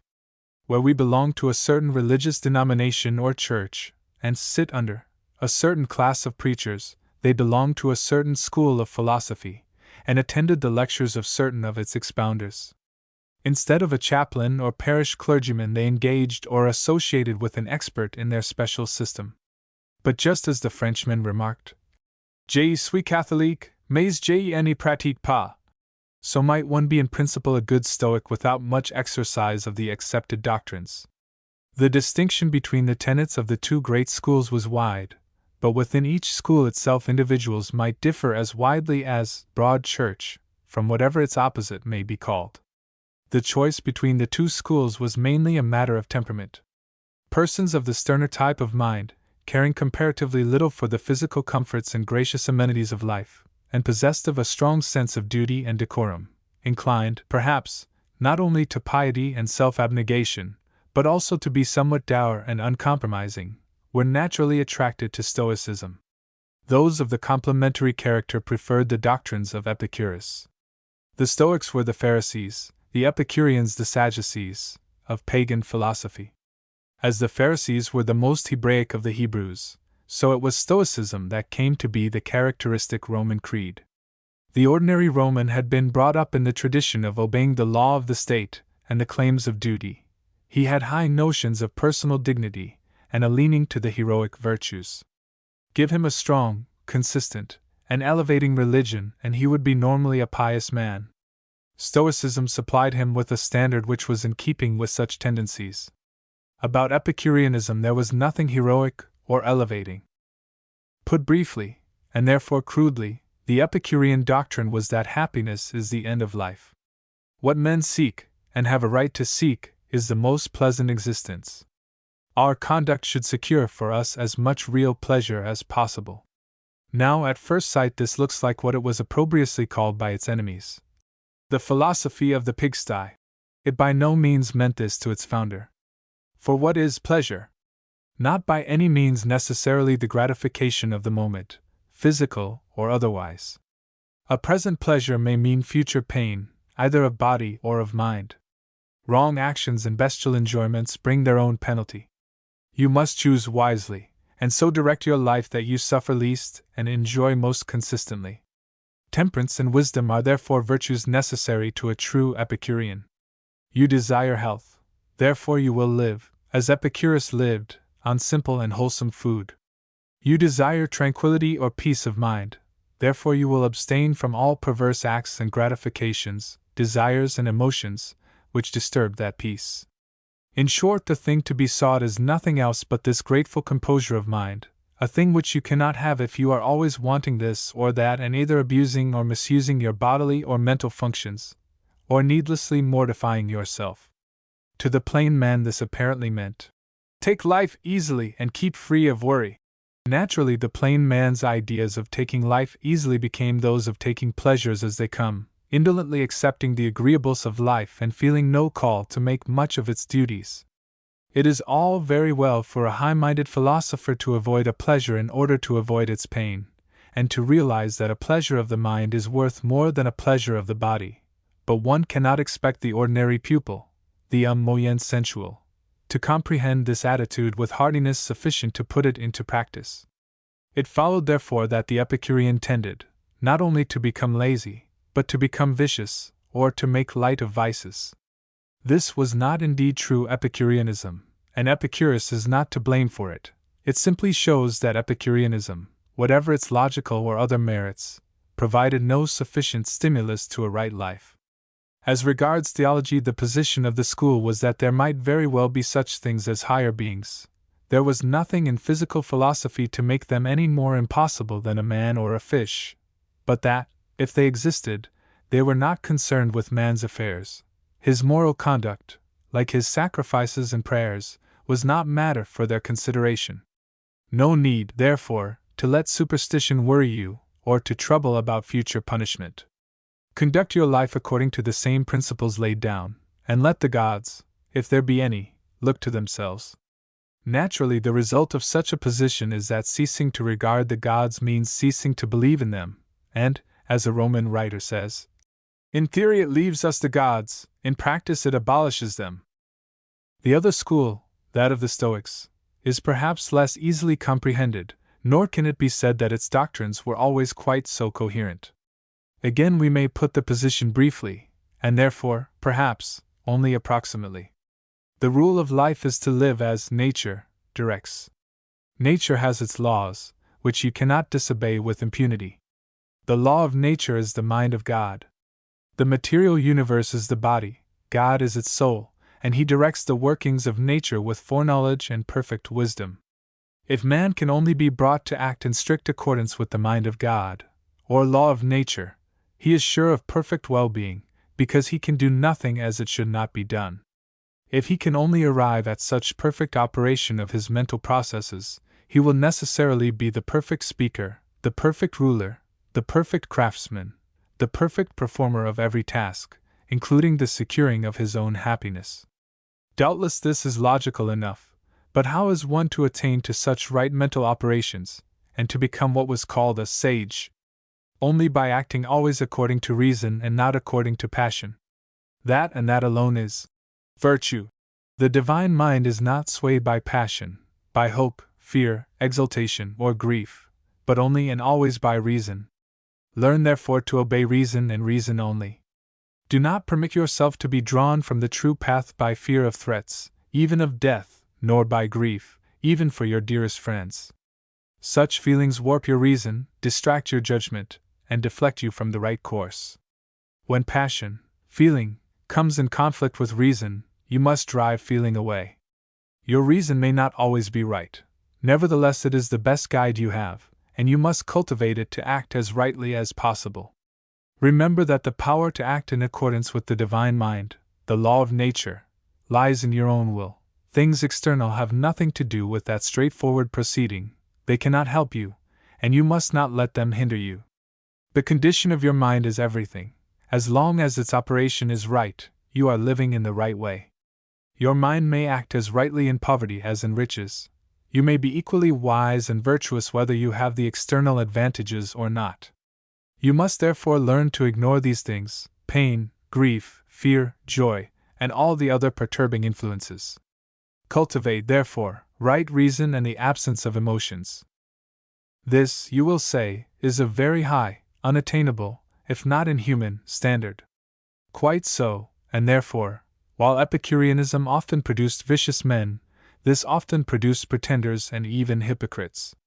Nevertheless, it is better to set oneself a high standard than a low one, and a Roman who endeavored to control himself by reason, and to place himself above fear and pain, was thereby on the way to be brave, patient, truthful, and just. Those who would see what high character could be associated with Stoicism, whether as the result or as the motive of the choice of the school, should read Epictetus, whose text, written early in the next century, was sustain and abstain, and also the great-minded gentle Emperor Marcus Aurelius. A logical outcome of Stoicism was that you should say only the thing which reason approved, and say it unafraid. A good republican virtue, this, but under the emperors a dangerous one, as an honest Stoic like Thrasea found out. In practice there was naturally much qualifying or mellowing of the rigid Stoic attitude. The exigencies of actual life had to be met part of the way, and both Greek and Roman Stoics were often only Stoics in part. The complete sage was of course impossible. As for the gods, it is obvious that the Stoics were pantheists. There was one God, and he was the soul of the universe. They also, of course, recognized his providence. What then of the gods of the state? Some did not attempt to discuss them. Others treated the various so-called separate deities in the list as being only so many manifestations or avatars of the same divine power, and whether they were content or not with that attempt at harmonization, who shall say? Meanwhile, at least in the eastern part of the empire, you might meet with another type of philosopher, the Cynic, belonging to the same school as the famous Diogenes, who had lived in that large earthenware jar commonly known as his tub. Like the Stoic, the Cynic held that externals were of no value, and therefore he contented himself with a piece of bread, a wallet full of beans, and a jug of water. Like the Stoic, he believed in perfect freedom of speech, and therefore he spoke loudly and often abusively of all and sundry who appeared to him to deserve it. Some such men doubtless were sincere enough, like the earlier hermits or preaching friars, but many of them were simply idle and virulent impostors who thoroughly deserved that name of the dog, which was commonly given to them, and which came to designate their school. The mention of impostors and hypocrites brings us naturally to a point which may have been foreseen. To the ancient world the professional philosophers were the nearest approach to our professional clergy. They affected an appearance accordingly, and the philosopher was regularly known by his long beard, his coarse cloak, and his staff. But, alas! There were many who disgraced their cloth. There were Stoic teachers who practiced all manner of secret vices, and whose behavior was in outrageous contradiction to their creed of the absence of emotions. There were not only many Hahnemans, there were many Stigenses. There were idlers and vagabonds on a level with the mendicant friars and pardon sellers of the time of Chaucer. There were pompous hypocrites. Also side by side with the serious and earnest philosopher, as deeply learned in the books of his sect as a modern divine, there were charlatans and dabblers. It is unfortunately in this last light that the Apostle Paul appeared to the professional Stoic and Epicurean teachers of Athens. They were the finished products of the philosophic schools of the most famous universities, while he was supposed by them to be teaching some new kind of philosophy. Philosophers were apt to be itinerant, and St. Paul was looked upon as but another of these new arrivals. In his language they detected what seemed to be borrowed notions not consistently bound together, and they therefore called him by a name which it is not easy to translate. Literally it is a picker-up of seeds, that is to say, a sciolist who gathers scraps from profounder people and gives them out with an air.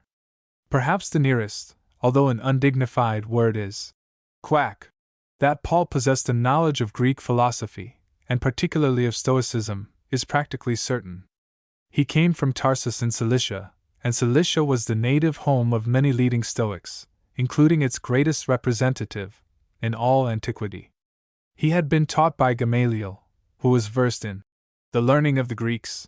His address at Athens was deliberately meant to bear a relation to the philosophy of the experts who were present, but necessarily it could only introduce a few salient allusions, such as even a dabbler could have picked up, and we can hardly blame the specialists for their erroneous judgment. As he says himself, the Greeks demand philosophy, but we proclaim a Messiah crucified, to the Jews a stumbling block, and to the Greeks a folly. To discuss further the moral ideas of the Roman world would consume more space and time than can be afforded here. It may, however, be worthwhile to mention that suicide was commonly, and especially by the Stoics, looked upon as a natural and blameless thing, when calm reason appeared to justify the proceeding, and when due consideration was given to social claims. To seek a euthanasia in such cases was an act of wisdom.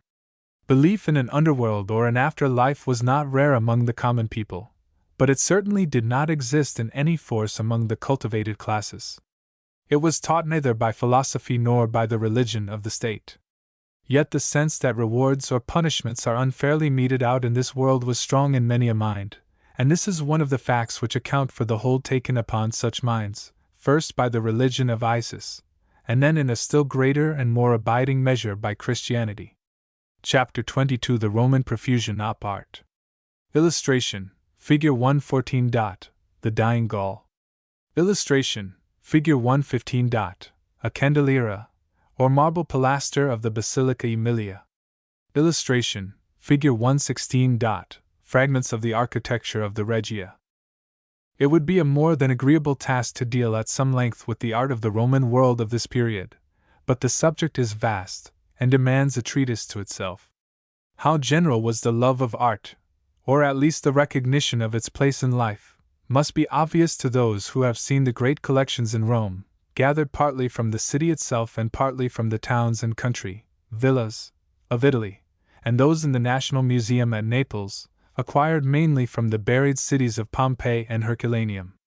Nor are we amazed merely at the quantity of statues, statuettes, busts, reliefs, paintings, mosaic gems and cameos, and artistically wrought objects and utensils, which have been preserved while so many thousands of such productions have disappeared in the conflagrations of Rome, the vandalisms of the ignorant, or the kilns and melting pots of the Middle Ages.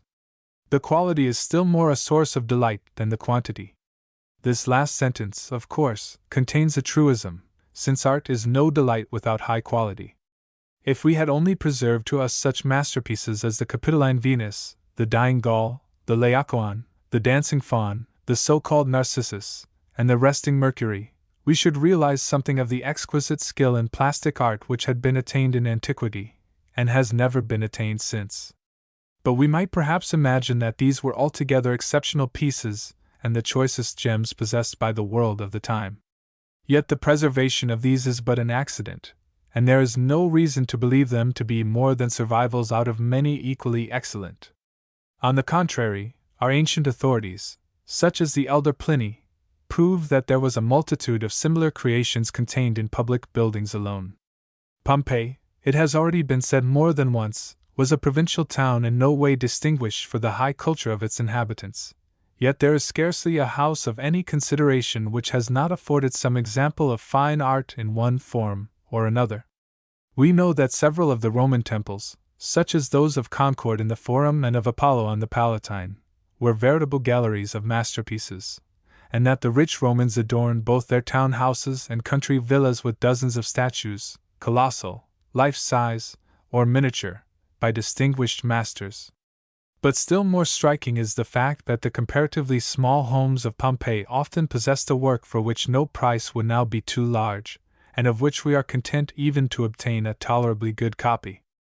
At Herculaneum there evidently lived persons of greater literary and artistic eye refinement than at Pompeii, and the discoveries from that only very partially excavated town make an incalculably rich show of their own. What then would be the case with Naples, Baiae, the resorts all along the coast as far as the Tiber, the luxurious villas on the Alban hills, and the great metropolis itself? Yet the fact of this universal recognition of art is scarcely made so impressive by these collected specimens of perfect taste and perfect execution, as it is incidentally by observing the delicate and graceful finish of some molding on a chance fragment from a building, such as the Basilica Aemilia or the office of the Pontifex in the Forum, or the exquisite chiseling of trailing ivy upon a cup from Herculaneum, figure 56, or the dainty pattern wrought on no more important a thing than a bucket, Figure 58, or the graceful shape imparted to a household lamp, Figure 54.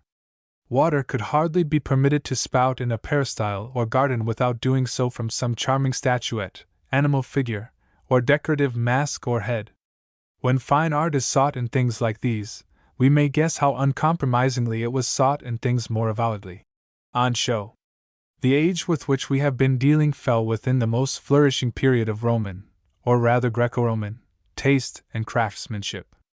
100 years later both taste and execution were declining, and by the age of Constantine, 2 centuries and a half after Nero, not one artist could pretend to achieve such work as had belonged to a multitude between the reigns of Augustus and Hadrian.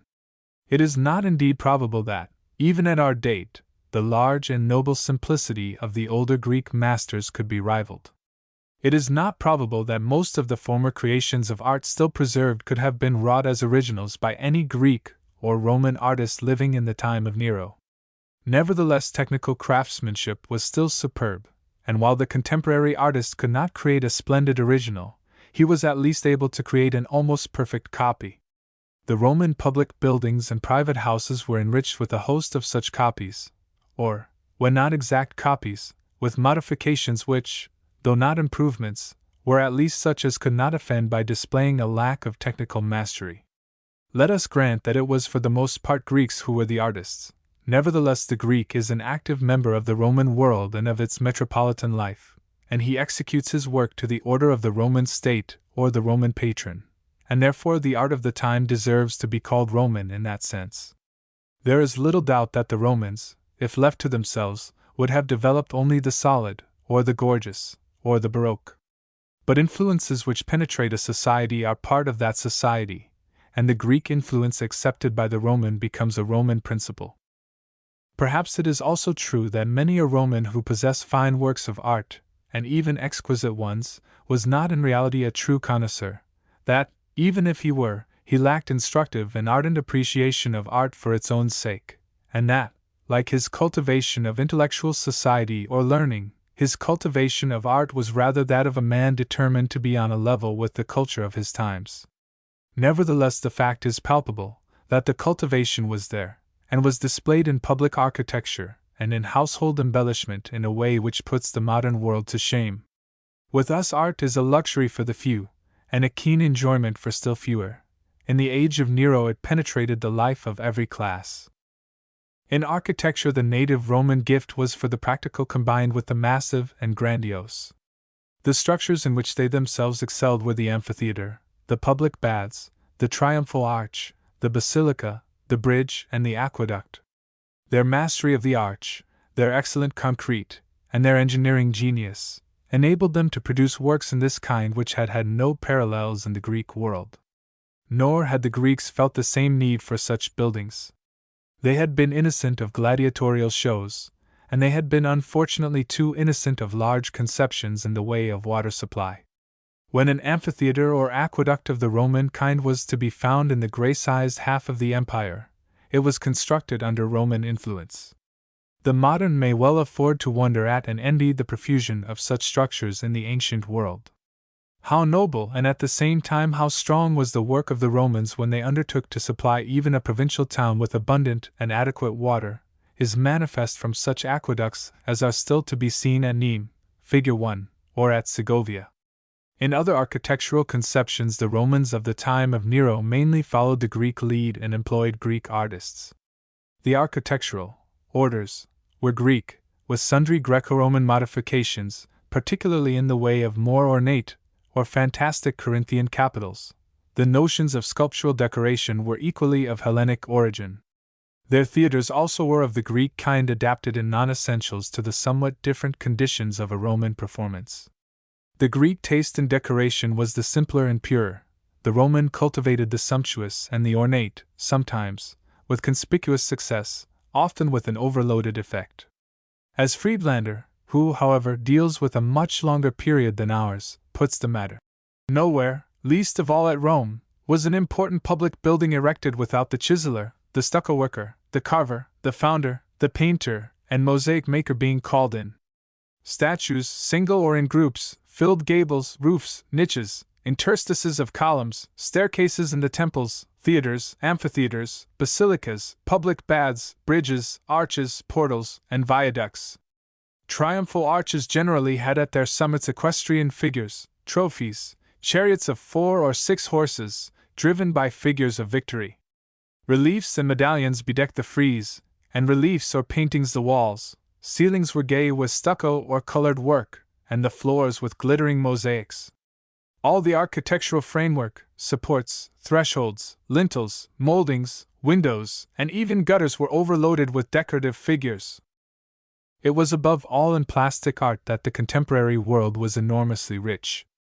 Not only could no public building dispense with such decorations as those above mentioned, no private house of the least pretensions was without its statues, busts, statuettes, carved reliefs, and stucco work. Never was statuary in marble or bronze so plentiful in every part of the empire, in public squares, or in the houses of representative people, in reception hall, peristyle court, garden, or colonnade. Portrait statues in the largest towns were to be counted by hundreds, and sometimes by thousands. Men distinguished in war, in letters, in public life, and in local benefactions were as regularly commemorated by statues or busts as they are in modern times by painted portraits.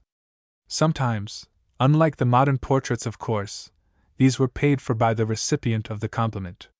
In the comparatively unimportant Forum of Pompeii there stood 5 colossal statues, between 70 and 80 life-size equestrian statues, and as many standing figures, while the public buildings surrounding this open space contained their dozen or 20 each.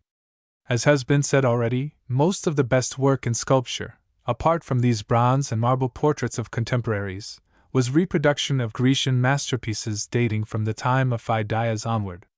Particularly did the Roman affect the more elaborate work of the period of the later Macedonian kings. Where the actual work was not exactly copied, it at least supplied the main conception or motive. It followed naturally that there would be in existence many copies of the same piece, and in procuring these, both the public and the householder would feel relieved of any danger of betraying the wrong taste. The workshops or studios of Greek artists turned out large numbers of a given masterpiece, a Faun, a Venus, or a Discobolus, at prices from £50 or so upwards. It followed also that there were numerous imitations passed off as originals, and many a wealthy man boasted of possessing an original, or a genuine, old master, a Praxiteles or a Lysippus, when he owned but a clever reproduction. The same remark applies not only to the statues, but to the genre groups and animal forms of which such fine examples can be seen in the Vatican Museum, and also to silver cups by Mentor, or to bronzes of Corinth. Petronius, the coarse but witty arbiter of taste, under Nero, mocks at the vulgar nouveau riche who imagine that the Corinthian bronzes were the work of an artist named Corinthus. Illustration, Figure 117. Wall painting. Woman with tablets. Illustration, Figure 118. Wall painting from Herculaneum. Women playing with knuckle bones. Next to sculpture came painting, and in this art Romans themselves appear to have often acquired a technical skill which rivaled that of the Greeks. There is also plenty of evidence that among the pictorial artists there were no few women. For us, practically the only painting of the time which has been preserved is that upon the walls of private houses, and it is probable that we see some of the worst specimens of the kind as well as some of a high order of excellence. It is not difficult to distinguish between the truly artistic design and coloring of wall pictures in the house of Vetii or of the tragic poet, and the crude journeyman work in sundry other Pompeian houses which must have belonged to anything but connoisseurs. Paintings, it must be remembered, were the ancient wallpapers, as well as the ancient pictures. Here, as in sculpture, we find the same or similar motives and groupings repeated in a way which shows that the painter, or rather the collaborating painters, must have been reproducing or adapting an original which was particularly admired or had obtained a fashionable vogue. The wall pictures, done in fresco or distemper and in various dimensions, fall into 4 main classes. There are landscapes, from a pretty realistic garden scene to a fantastic stretch of sea and land diversified with woods, rocks, figures, and buildings. There are subjects from mythology and from poetical, history, or legend, chiefly representing Moments of dramatic interest.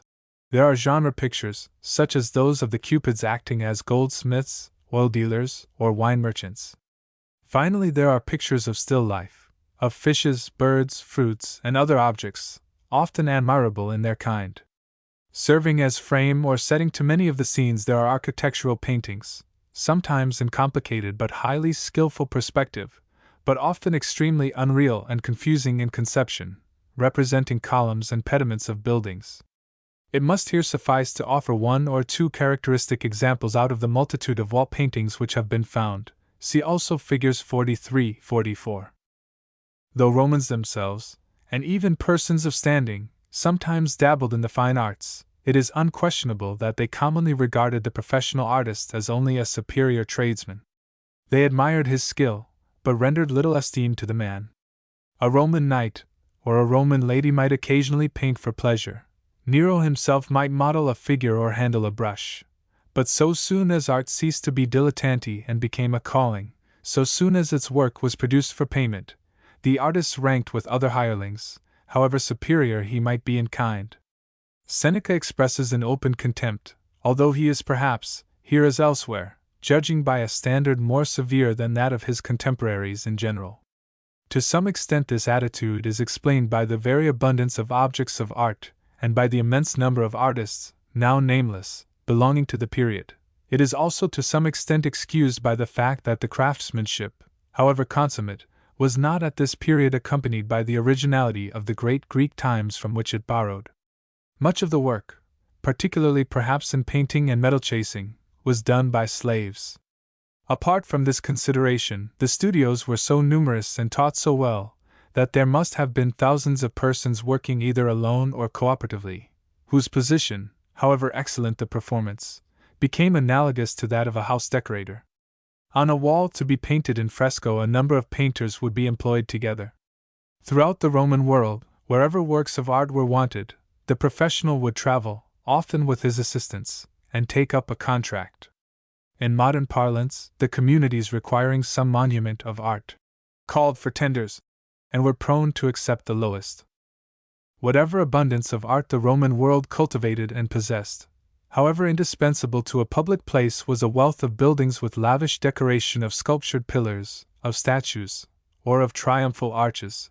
However necessary to a private house were originals, supposed originals, and copies in the way of statuary, paintings, bronzes, mosaics, and other means of artistic adornment. It is very doubtful whether any large number of Romans entertained that spontaneous enjoyment of the beauty of art which is known as genuine artistic feeling. In their literature we look in vain for any expression of enthusiasm on the subject. There are many references to works of art, but none which possess any intense glow of warmth.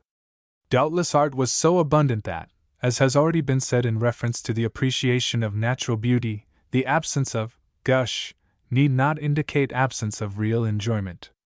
Enjoyment there was, but it was apparently for the most part the enjoyment either of the collector or of the man who realizes that an appreciation of art demands a large place in culture, and who is determined to be as well supplied and as well informed as his neighbor, while his judgment of a piece of work, though far from unintelligent, and often excellent in regard to principles of design and technical execution, is mainly the result of a deliberate training and cult, and is in consequence somewhat chill and detached. Illustration: Figure 119. Lyre and harp. Of music the Romans were passionately fond, but the music itself was of a description which perhaps would hardly commend itself to modern notions, particularly those of Northern Europe. The instruments in use were chiefly the harp, the lyre, and the flageolet, or flute played with a mouthpiece. To these we may add for processions the straight trumpet and the curved horn, and for more orgiastic occasions or celebrations, the panpipes, cymbals, and tambourine or kettledrum. Performers from the East played upon certain stringed instruments not greatly differing from the lyre and harp of Greece and Italy. Women from Cadiz used the castagnets. Hydraulic organs with pipes and keys were coming into vogue, and the bagpipes were also sufficiently familiar. In the use of all these instruments the ancients knew nothing of the harmonization of parts. To them harmony and concerto implied no more than unison, or a difference of octaves. Whatever emotions may have been evoked by the music so produced, it cannot be imagined that they were of the intensity or subtlety of which the modern art and instruments are capable. Apart from the professionals, many Roman youths and the majority of Roman girls learned both to play and sing, the instrument most affected being the harp, and the teacher of harp playing being held in the highest esteem and receiving the highest emoluments. Sacrifices were regularly accompanied by the flageolet, processions by this and the trumpet, the rites of Bacchus by pipes, tambourines, and cymbals, performances in the theater by an immense orchestra of various instruments, the more elaborate dinners by flute, harp, concerto of the two, singing, and such coarser and more exciting performances as were to the taste of the host or his company. The greatest houses kept their own choir and orchestra of slaves, the less wealthy hired musicians as they needed them. As for the Romans themselves, certain religious ceremonies called for singing of boys and girls in chorus, and in a purely domestic way the women of the house played on the harp and sang. Where there was singing, the words dominated the music and not the contrary, but snatches from recent popular pieces were sung and hummed in the streets for the sake of their taking air, just as they are in modern times. We cannot conceive of any Roman festivity without abundance of music. When in spring at Baiae on the Bay of Naples the holiday frequenters of that resort were rowed about the Lucrine Lake in their flower-bedecked gondolas or boats with colored sails, the musicians were no less in evidence than they are now at every opportunity on the waters of the same bay or in the evening on the Grand Canal at Venice. In the truly Greek portion of the empire music, though no more advanced in method, was for the most part of a finer and severer kind, but at Alexandria, where it amounted to a mania, the influence of the native Egyptian style, blent with the more passionate among the Greek modes, had produced a music extremely exciting and highly demoralizing. On the whole, it may reasonably be held that music played at least as important a part both in the houses and the public entertainments of the ancient Romans as it plays in modern Italy. The artists were as carefully trained, the audiences as critical or as receptive, the personal affectations of the musicians as characteristic, and their effect on emotional admirers of the opposite sex as great, as they are at the present day. The difference between the two ages consists in the nature of the music itself, and in the instruments through which it is respectively delivered, and in these respects the advantage is entirely with the modern world. Chapter 23 The last scene of all, burial and tombs. Whatever conceptions may have been entertained as to existence beyond the grave, there was no doubt in the Roman mind as to the claim of the dead to a proper burial and a worthy monument. It had once on a time been a matter of universal belief that the spirit which had departed from an unburied corpse could find no admittance to the company in the realms of Hades. It could not join the majority below. Originally, no doubt, the notion was simply that, as the body had not been consigned to the earth, the spirit also remained homeless above ground. Gradually this fancy shifted to the notion that, through neglect of burial, the dead man was dishonored, he had no friends, and that his spirit was thereby disgraced and unworthy of reception by the powers beneath. It must therefore remain shivering on the near side of the river across which the grim Charon ferried the more fortunate souls. Even when the body had been decently buried, the spirit, though received into the gloomy realm, called for continued respect on the part of its friends on earth. Unless it received its periodical honors and was commemorated by a fitting sepulchre, it would meet with slights from other ghosts, and would feel its position keenly.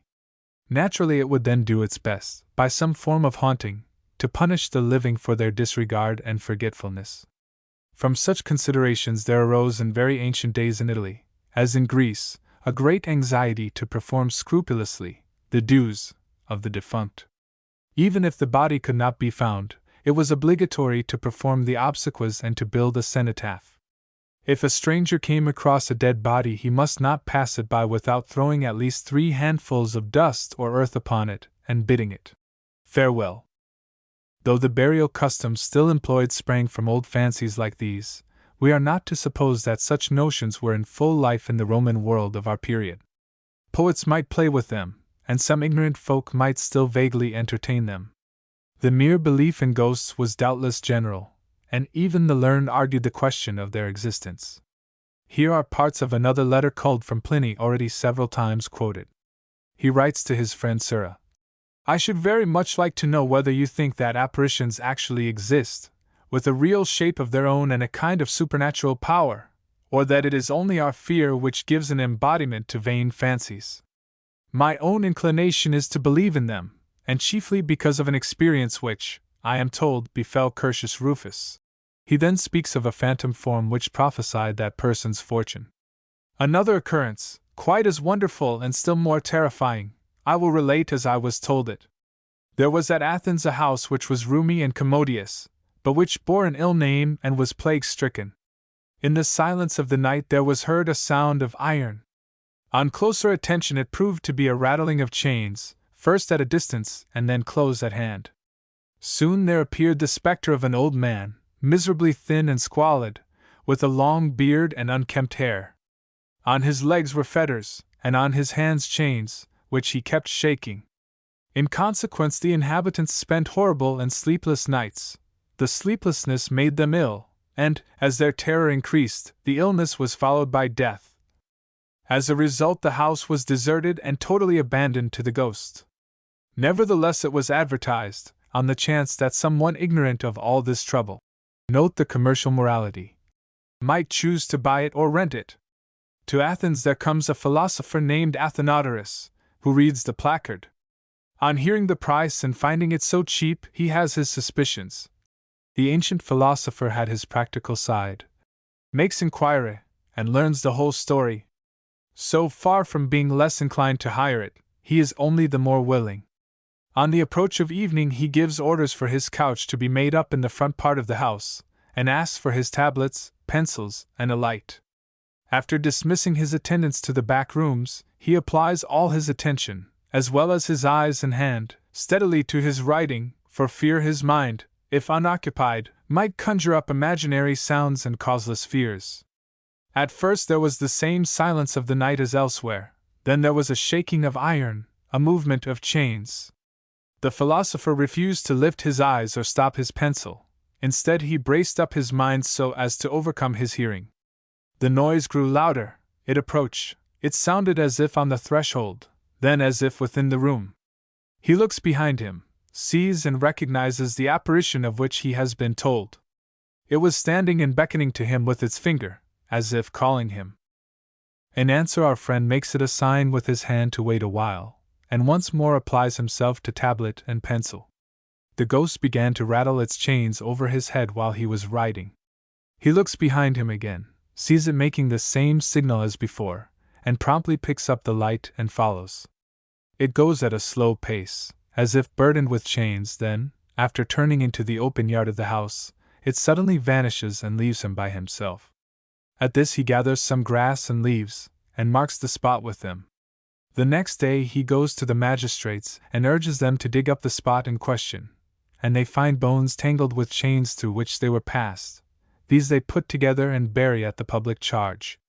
The spirit being thus duly laid, the house was henceforward free of them. Whatever the Roman beliefs on this point, so far as funeral rites and ceremonies were concerned, they were carried out simply in accordance with custom and tradition. The Romans of this date no more analyze their motives and sentiments than we do ours in dealing with such matters. They honored the dead with funeral pomp and conspicuous monument, but, at the bottom, it was often more out of respect for themselves than because they imagined that it made any difference to the departed. In a very early age it had been considered that the spirit led in the underworld a feeble replica of human existence. It required food, playthings, utensils, money, as well as consideration. Hence food was periodically poured into the ground, playthings and utensils were burned on the pyre or laid in the coffin, and money was placed in that most primitive of purses, the mouth. Conservatism is nowhere so strong as in rites and ceremonies, and therefore the Romans continued to burn and bury articles along with the remains of the dead, and they continued to put a coin in the mouth before the burial. But it would be absurd to suppose that an intelligent Roman of our date would have offered the original and ancient motives for this conduct as rational motives still actuating himself. Enough that convention expected certain proceedings as due and proper. A true Roman would not fail to perform what convention decreed. Illustration, Figure 120. Conclamatio of the dead. Our friend the elder Silius dies a natural death, after completing the fullest public career. His family has its full share of both affection and pride, and therefore his obsequies will be worthy of his character and standing. When his Greek physician Hermogenes assures the watching family that life is departing, Marcia or Publius or Bassa will endeavor to catch the last breath with a kiss, and will then close the eyelids. Upon this all those who are present will call, "Silius! Silius! Silius!" The original motive of this cry, which has its modern parallel in the case of a dead pope, was to make sure that the man was actually dead and beyond reply. This point made certain, the professional undertaker is called in and instructed to take charge of all the proceedings usual in such cases. It is he who will provide the persons who are to wash and anoint the body and lay it in state, and also, on the day of the procession, the musicians, the wailing women, the builders of the funeral pyre, and others who may be necessary, together with the proper materials and accessories. He will further see that the name of Quintus Silius Bassus is registered in the death roll in the temple of Juno the death goddess, and that the registration fee is paid. The name will also appear in the next issue of the Daily News. The body, anointed so as to preserve it till the third day, and dressed in the toga, which will be that of the highest position he ever occupied, is laid in state in the high reception hall, with the feet pointing to the door. On the bier are wreaths, by it is burning a pan of incense, in or before the vestibule is placed a cypress tree or a number of cypress branches for warning information to the public. On the day next but one after death the contractor, attended by subordinates dressed in black, marshals his procession. Though it is daytime, the procession will be accompanied by torches, another piece of conservatism reminiscent of the time when funerals took place at night, as they still did with children and commonly with the lower orders. First go the musicians, playing upon flageolet, trumpet, or horn. Behind these, professional wailing women, who raise loud lamentation and beat their breasts. Next come the wax masks, already mentioned, of the distinguished ancestors of the Cilii. These, which are lifelike portraits, have been taken out of their cupboards in the wing of the reception hall, and are worn over their faces by men of a build as nearly as possible resembling that of the ancestors represented. Each man also wears the insignia of the character for whom he stands. The more of such effigies a house could produce, the greater its glory. Such, however, was not the original purpose of this part of the procession, for, though it had doubtless been generally forgotten, the intention was to represent the deceased as being conducted into the underworld by an honorable company already established there. After the effigies comes that which would correspond to our hearse. It is, however, no hearse of the modern kind, but a bier or couch with the usual embellishment of ivory and with covers of purple worked with gold. On this the body lies, open to the sky, like that of Juliet. The bearers are either relatives or such slaves as have been set free under Silius's last will. Behind come the nearest relatives or heirs, the freedmen, friends, and clients, all clothed in black, except the women, who are in white, without color or gold upon their dress. Young Publius will walk with his head covered by his toga, Bassa with her hair loose and disheveled. The whole party will utter lamentations, though under more restraint than those of the professional women in front.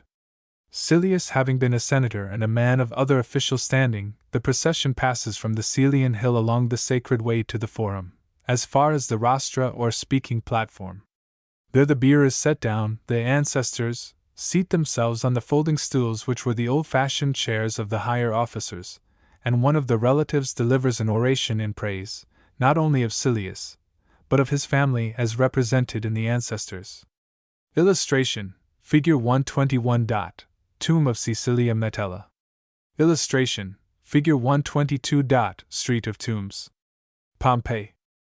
The procession then forms again, and the party proceeds to whatever place outside the walls may contain the family tomb of the Cilii.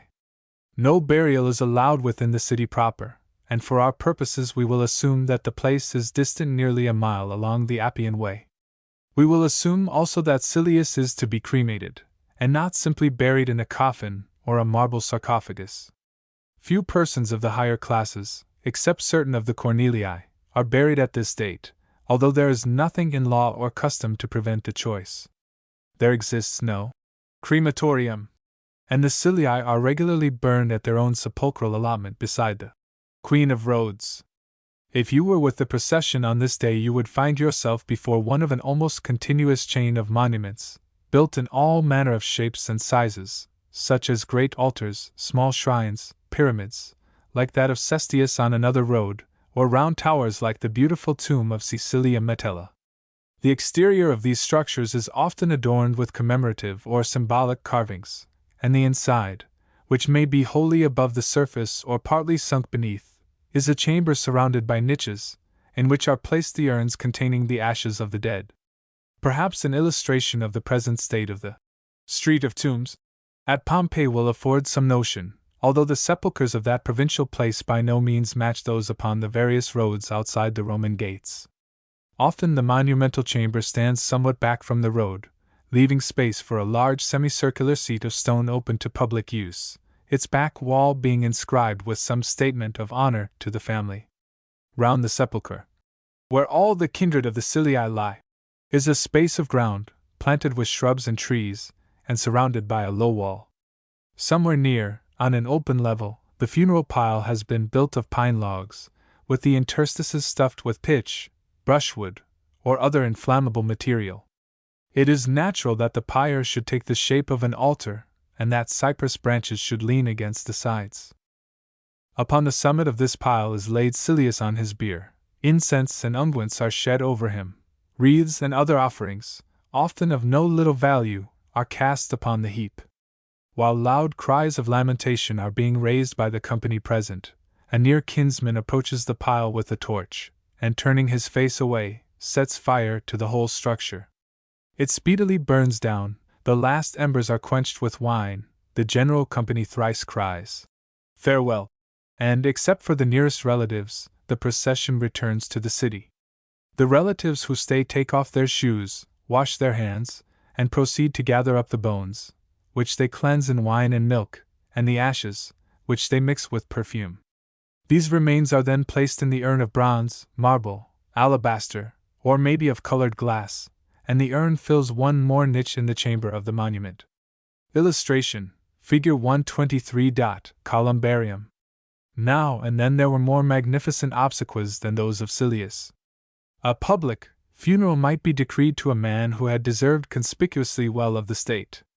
On such an occasion the crier would go round calling, "Oh yes, come all who choose to the funeral of so-and-so." The invitation meant not merely participation in a solemn procession, but also in the funeral feast, and probably an exhibition of gladiators. On the other hand, the majority of burials were naturally of a far more simple and inexpensive kind. The poor could not afford to use unguents and keep their dead till the third day. They could not afford real cypress trees, but must use cheaper substitutes, if anything at all. They could not afford all the processionists and paraphernalia of the undertaker, but must be satisfied with 4 commonplace bearers, who hurried away the corpse in the evening, not on a couch but in a cheap box, and carried it out to the common necropolis beyond the Esquiline gate.